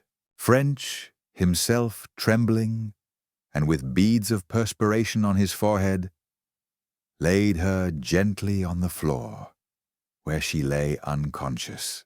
He hastily stepped back into the saloon and moved quietly to where he had seen the ship's doctor sitting, whispered in his ear. Sergeant Carter got up at the same moment, and a second later, the two detectives stood looking down with troubled faces, while Dr. Sandiford knelt beside the motionless figure on the floor. "Good God!" he cried at once. "She's dead!" He put his nose to her lips. "Prussic acid." He gazed up at his companions with a countenance of horrified surprise. "Yes, suicide," said French shortly. "Get her moved to my cabin before anyone comes." The doctor, ignorant of the circumstances, looked at the other with a sudden suspicion. But on French's hurried explanation, he nodded, and the three men bore the still form off and laid it, reverently, on the sofa in the inspector's stateroom. "When you've examined her, tell the captain," French said. "Meantime, Carter and I must go and arrest the poor creature's husband. You might show me his cabin when you're through." A few seconds sufficed the doctor for his examination, and then in silence he led the way to a cabin on the boat deck. French knocked, and instantly opening the door, passed inside, followed by the others. It was a large, roomy stateroom, fitted up as a private sitting room, an open door revealing a bedroom beyond. The room had a comfortable, used appearance. Books and papers lay about. A box of chessmen and a pack of cards were on a locker, while in a lounge chair lay a woman's crochet work. On a table stood an empty coffee cup, and the smell of a good cigar was heavy in the air. In an armchair, under the electric light, clad in a dressing gown and slippers, sat an old gentleman, the cigar in one hand and a book in the other. He seemed a tall man, and his long hair was pure white. He wore a long white beard and mustache, and had bushy white eyebrows. He sat staring at the intruders with surprise and apparent annoyance. But as his eyes settled on French's face, their expression changed. Amazement, incredulity, and a growing horror appeared in rapid succession. French advanced, but the other sat motionless, his eyes still fixed on his visitors, with a dreadful intensity, like that of an animal fascinated by a snake. And then French began to stare in his turn. There was something familiar about those eyes. They were a peculiar shade of dark blue that he recalled very clearly. And there was a mole, a tiny brown mole, beneath the corner of the left one, which he had certainly seen not long previously. So, for an appreciable time, both remained motionless, staring at one another. Suddenly, French recalled where he had seen that shade of iris and that mole. With a murmur of amazement, he stepped forward. "Mr. Duke!" he cried. The other, with a snarl of anger, was fumbling desperately in his pocket. Like a flash, French and Carter threw themselves on him and caught his arm as it was halfway to his mouth. In the fingers was a tiny white pilule. In another second, he was handcuffed. And French's skillful fingers had passed over his clothes and abstracted from his pocket a tiny file containing a few more of the little white messengers of death. At the same moment, Captain Davis appeared at the door. "Shut the door, if you please, Captain," French begged. "The yard was right after all. This is the man." A few sentences put the captain in possession of the facts. And then French gently, and with real kindness in his tones, broke the news of Miss Winter's death to his unhappy prisoner. But the man expressed only relief. "Thank God!" he cried, with evidently overwhelming emotion. "She was quicker than I. Thank God she was in time. I don't care what happens to myself now that she's out of it. If it wasn't for my daughter," his voice broke, "I'd be thankful it was over.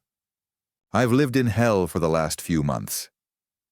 Wherever I turn, I see Gething's eyes looking at me. It's been hell. Just hell.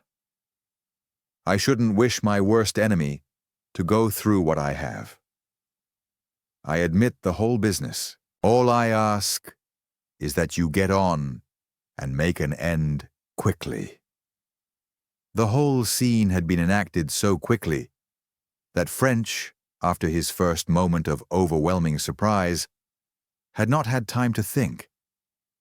But presently, after the immediate exigencies of the situation had been met, the mystery of this amazing denouement struck him even more forcibly.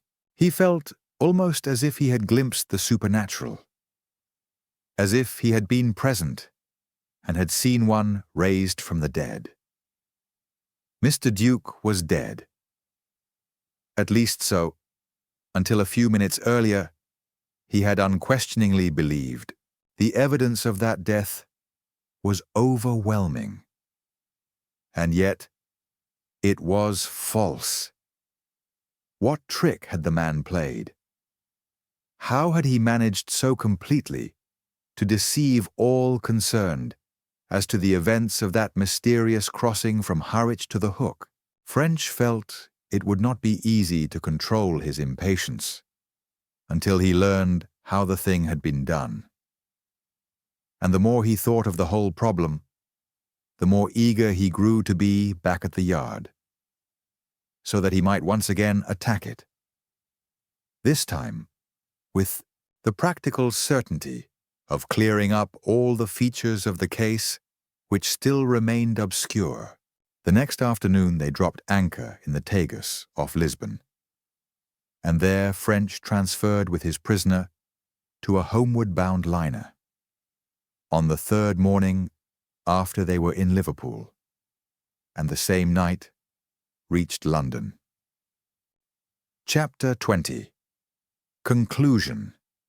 Given the key of the identity of the murderer, it was not long before Inspector French had unearthed all the details of the murder of Charles Gething and the theft of the diamonds, and had arranged them with a due regard to their proper bearing and sequence, and he found, as he had so often found before, that what had seemed a complicated and insoluble mystery was really a very simple happening after all. Briefly, the facts which came out, partly as the result of a renewed investigation, and partly from Mr. Duke's confession, were as follows. Reginald Ainsley Duke had lived a happy and contented life until a terrible calamity befell him. His wife's brain gave way, and with splendid physical health, she had to be removed to an asylum, a dangerous and incurable lunatic. Though he had never been passionately in love with her, they had been sincerely attached, and for some time he was crushed beneath the blow. But in his case, as in others, time softened the sharpness of his grief, and this terrible period of his life gradually became a hideous, though fading, nightmare. Then he saw Miss Sissy Winter act at the comedy, and feeling attracted to her, he arranged a meeting. The attraction proved to be mutual, and other meetings followed, as a result of which he fell violently, overwhelmingly in love with her. To his unbounded and ecstatic delight, he found his passion was returned. Their problem then was a common one. Obviously, they could not marry. So, after much thought, they did what a good many other people would have done in their place: set up an unconventional household. Their difficulty was Duke's daughter. Had it not been for her, they would have taken no trouble to hide their predicament. But Duke did not want any stigma to rest on her, and with Miss Winter's approval, he decided to live a double life and keep two establishments. A simple disguise being necessary, he took for his model Vanderkemp, partly because the traveler was somewhat of his own height and build, and partly in the hope that were he at any time followed from the office to his second dwelling, he might be mistaken for Vanderkemp. With the help of the actress, he evolved a makeup consisting of a wig, a false moustache and glasses, and exchanged his own upright carriage for Vanderkemp's stoop. As Duke, he retained his own personality. As Vane, he wore the makeup. Their plan had met with such success that no suspicions were aroused. To his daughter, he explained his frequent absences by saying he had to keep in constant touch with the Amsterdam branch. And the servants at Pennington, the forerunner of Crewe Lodge, were given to understand he was a traveller for a firm of engineers. The arrangement worked successfully until the war began to interfere with the profits of his business. And then the keeping up of his two homes became a burden greater than he could bear. For a time he struggled on, but an insidious temptation had begun to haunt him, and the greater his difficulties grew, the stronger it became. Here was he virtually in control of the business. His partners gave it but little attention. Peabody was old and doddering, and Cinnamon was well off and spent most of his time traveling. A little juggling with figures, a few slight alterations to the books, and he would have all the money he wanted. He resisted with all his strength, but even in doing so, he saw fresh ways in which the thing could be carried out, with absolute safety, as he believed.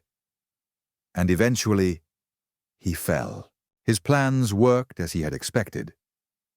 His financial difficulties were met, and he congratulated himself that all would be well. But there was one thing on which he had not reckoned. He forgot that a man cannot start a deceit or a swindle and stop when he likes.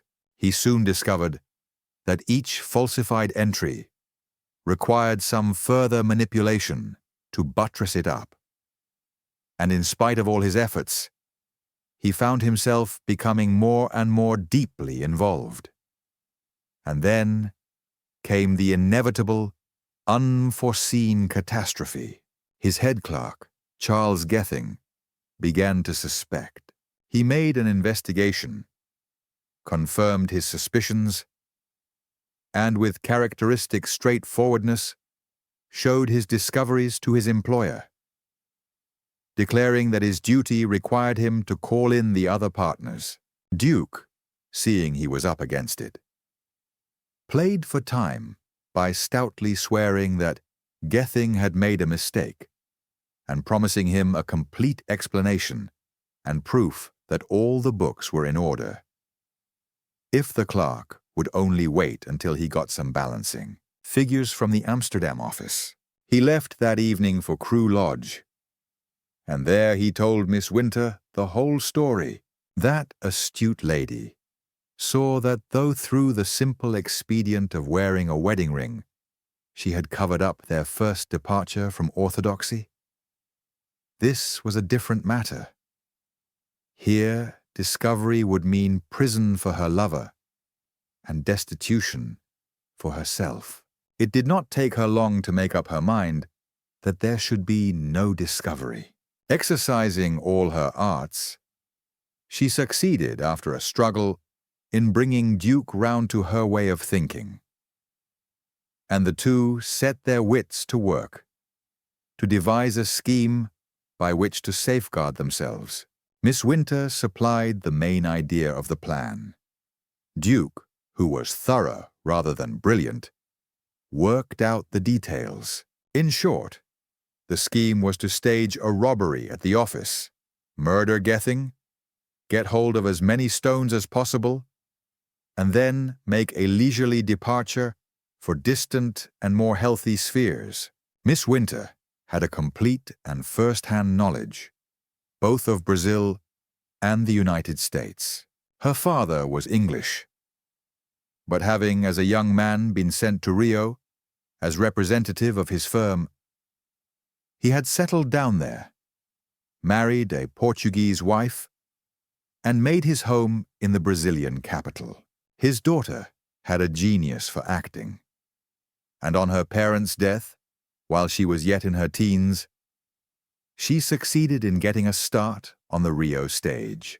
After 5 years, she accepted an engagement with an enterprising New York manager who had seen her act during a visit to Brazil. 2 years later, she came to London and had there met Mr. Duke, as already stated. This knowledge of Brazil and America supplied the foundation of her scheme. Brazil represented an ideal country to which to retire after the crime, and their first care was to arrange a line of retreat thereto. They were well known in the neighborhood as Mr. and Mrs. Vane, and had no difficulty in getting the certificates and letters of recommendation necessary to obtain their Brazilian passports. Having received the passports, Duke forged similar certificates and letters in the names of Da Silva, and having, with the aid of Miss Winter's theatrical knowledge, made themselves up in character, they applied at the same office a second time, obtaining 2 more passports in the assumed names. Thus they had 2 sets of Brazilian passports in the names of Vane and Da Silva, respectively.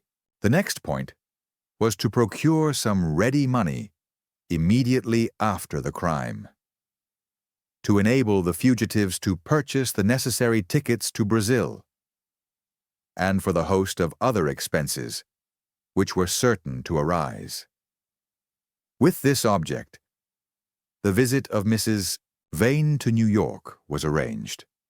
She was to travel there by one line and immediately return by another.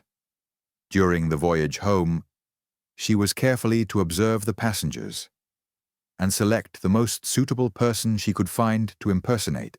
She was to make friends with this woman, find out all she could about her, and observe her carefully, so as to obtain as much data as possible to help on the fraud.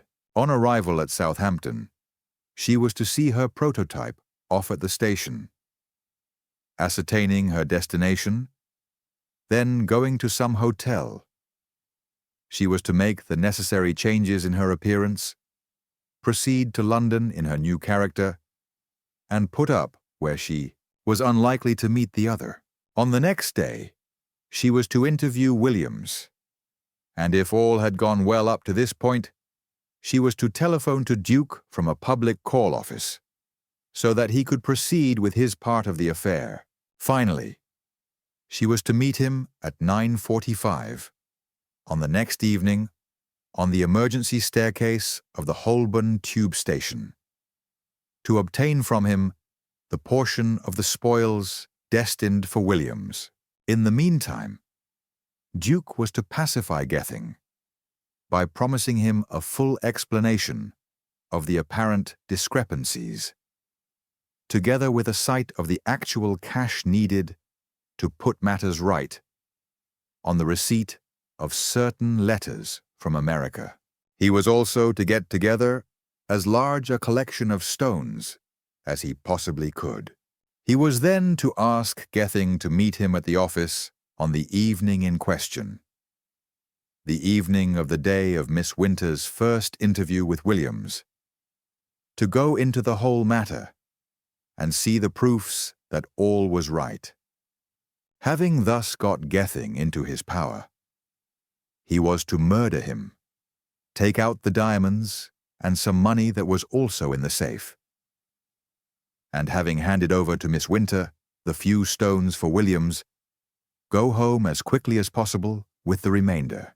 Though this scheme seemed to them good, the conspirators were not satisfied with it, and they added on 3 additional features to safeguard themselves still further in the event of suspicion being aroused. The first of these was an alibi for Mr. Duke. He arranged that he would dine and spend the evening at his club with his solicitor, leaving at a certain definite, prearranged hour. By suitable remarks to the solicitor and the club porters, he would fix this hour, and by similar remarks to his servants, he would establish the time at which he reached his house. The interval between would be sufficient to enable him to walk home, and he would take care to inform the police that he had so occupied it. But in reality, he would taxi from near the club to near the office, commit the murder, and return to Hampstead by tube. The second safeguard took the form of an attempt to throw suspicion onto Vanderkemp. In carrying this out, Duke himself typed the secret instructions which brought the traveller to London, and he gave Gething orders to see Vanderkemp on his arrival, send him on his wild goose chase to the continent, and hand him some of the notes of which he had reason to believe the bank had the numbers, and which he afterwards swore were stolen from the safe. Events after the crime moved so well from the conspirators' point of view that they did not at first put their third safeguard into action. Indeed, they began to think that even retirement to Brazil would be unnecessary, and that they could continue their life in London as formerly. But the chance remark of Inspector French to Duke that he had discovered that the elusive Mrs. X was Miss Sissy Winter showed that their house of cards was falling to the ground, and immediate flight became imperative. Duke, afraid to visit Crewe Lodge, wrote the warning in a cipher on which they had previously agreed. But by one of those strange chances, which interfere to upset the lives and plans of mortals. Just after he had posted it, the guilty pair met in a tube train. Loitering in a passage till they were alone, Duke gave his news by word of mouth. Then Miss Winter made the slip which compassed their downfall. She forgot about the cipher letter, which Duke had said he had sent, and fled, leaving the letter to fall into the hands of the police. Duke then proceeded to carry out his third safeguard, to fake a suicide in order to account for his disappearance. This he did by means of a trick, which they had carefully worked out beforehand, and which they also intended to employ on the booth liner, to put the detectives off in case suspicion should be aroused. In his personality of Duke, he bought at Cook's office a return ticket from London to Amsterdam via Harwich, engaging his berth for that night and impressing his identity on the clerk. He then went on to Liverpool Street, and in his personality of Vane, he took a return ticket from London to Brussels by the same route. As Duke, he had the passport he used on his occasional visits to Amsterdam. As Vane, he had obtained a passport for Holland and Belgium some 18 months earlier, when he and Miss Winter had gone there for a short holiday. As Duke, he travelled down on the boat train to Harwich, choosing his carriage so that he would be among the first on board. He gave up his ticket at the office, received his landing ticket, and was shown to his cabin. There he arranged his things and left the note for his daughter. Then he put on his Vane makeup, slipped out of the cabin unobserved, and joining the last stragglers from the train, presented his second ticket and was shown to the cabin he had reserved as Vane. As Vane next day, he went ashore, leaving behind him incontrovertible evidence of the death of Duke.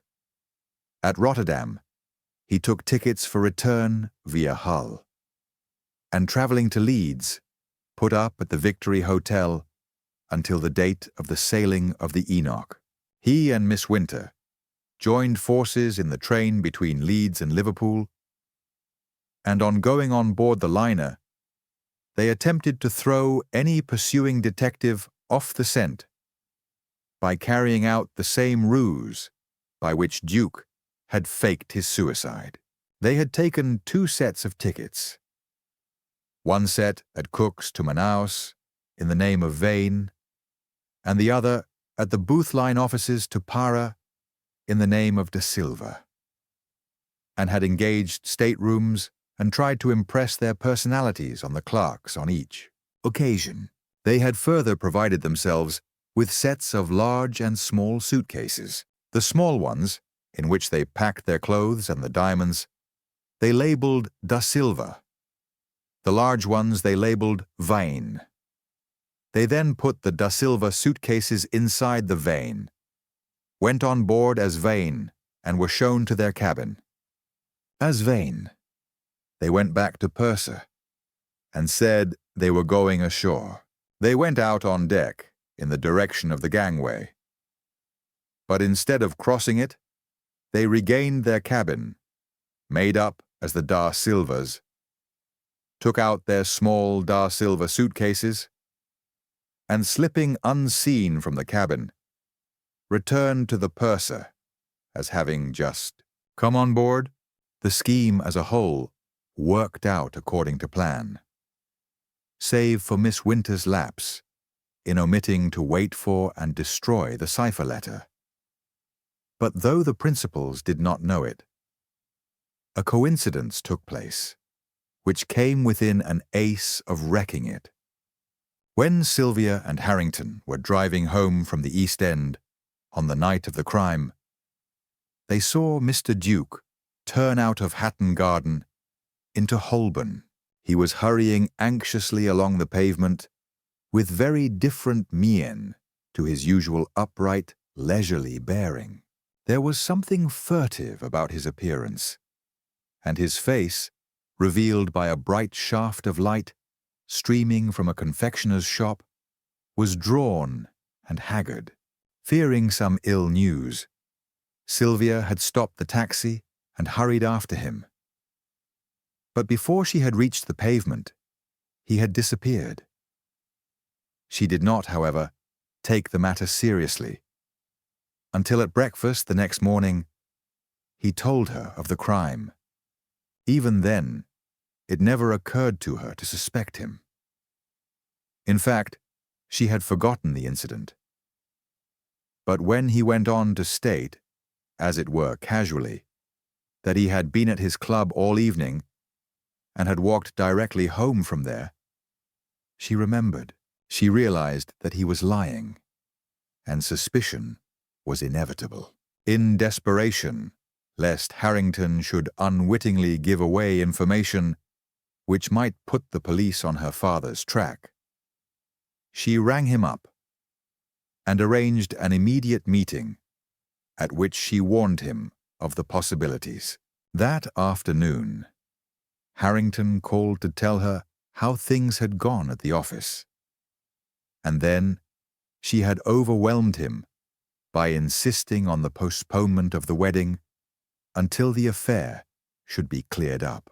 When, however, she learned that French suspected Harrington and herself of knowing the criminal, she thought the postponed marriage might give direction to his investigations.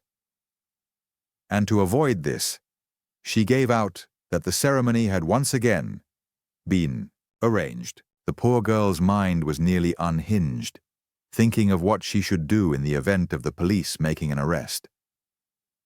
But fortunately for her, she was not called upon to make the decision. It remains merely to say that some weeks later, Reginald Ainsley Duke paid the supreme penalty for his crimes, and his daughter, hating London and England for the terrible memories they held, allowed herself to be persuaded for the third time to fix the date of the wedding with Charles Harrington, and to seek happiness with him on his brother's ranch in Southern California. The firm of Duke and Peabody weathered the storm, and the surviving partners did not forget the Gaithing sisters when balancing their accounts.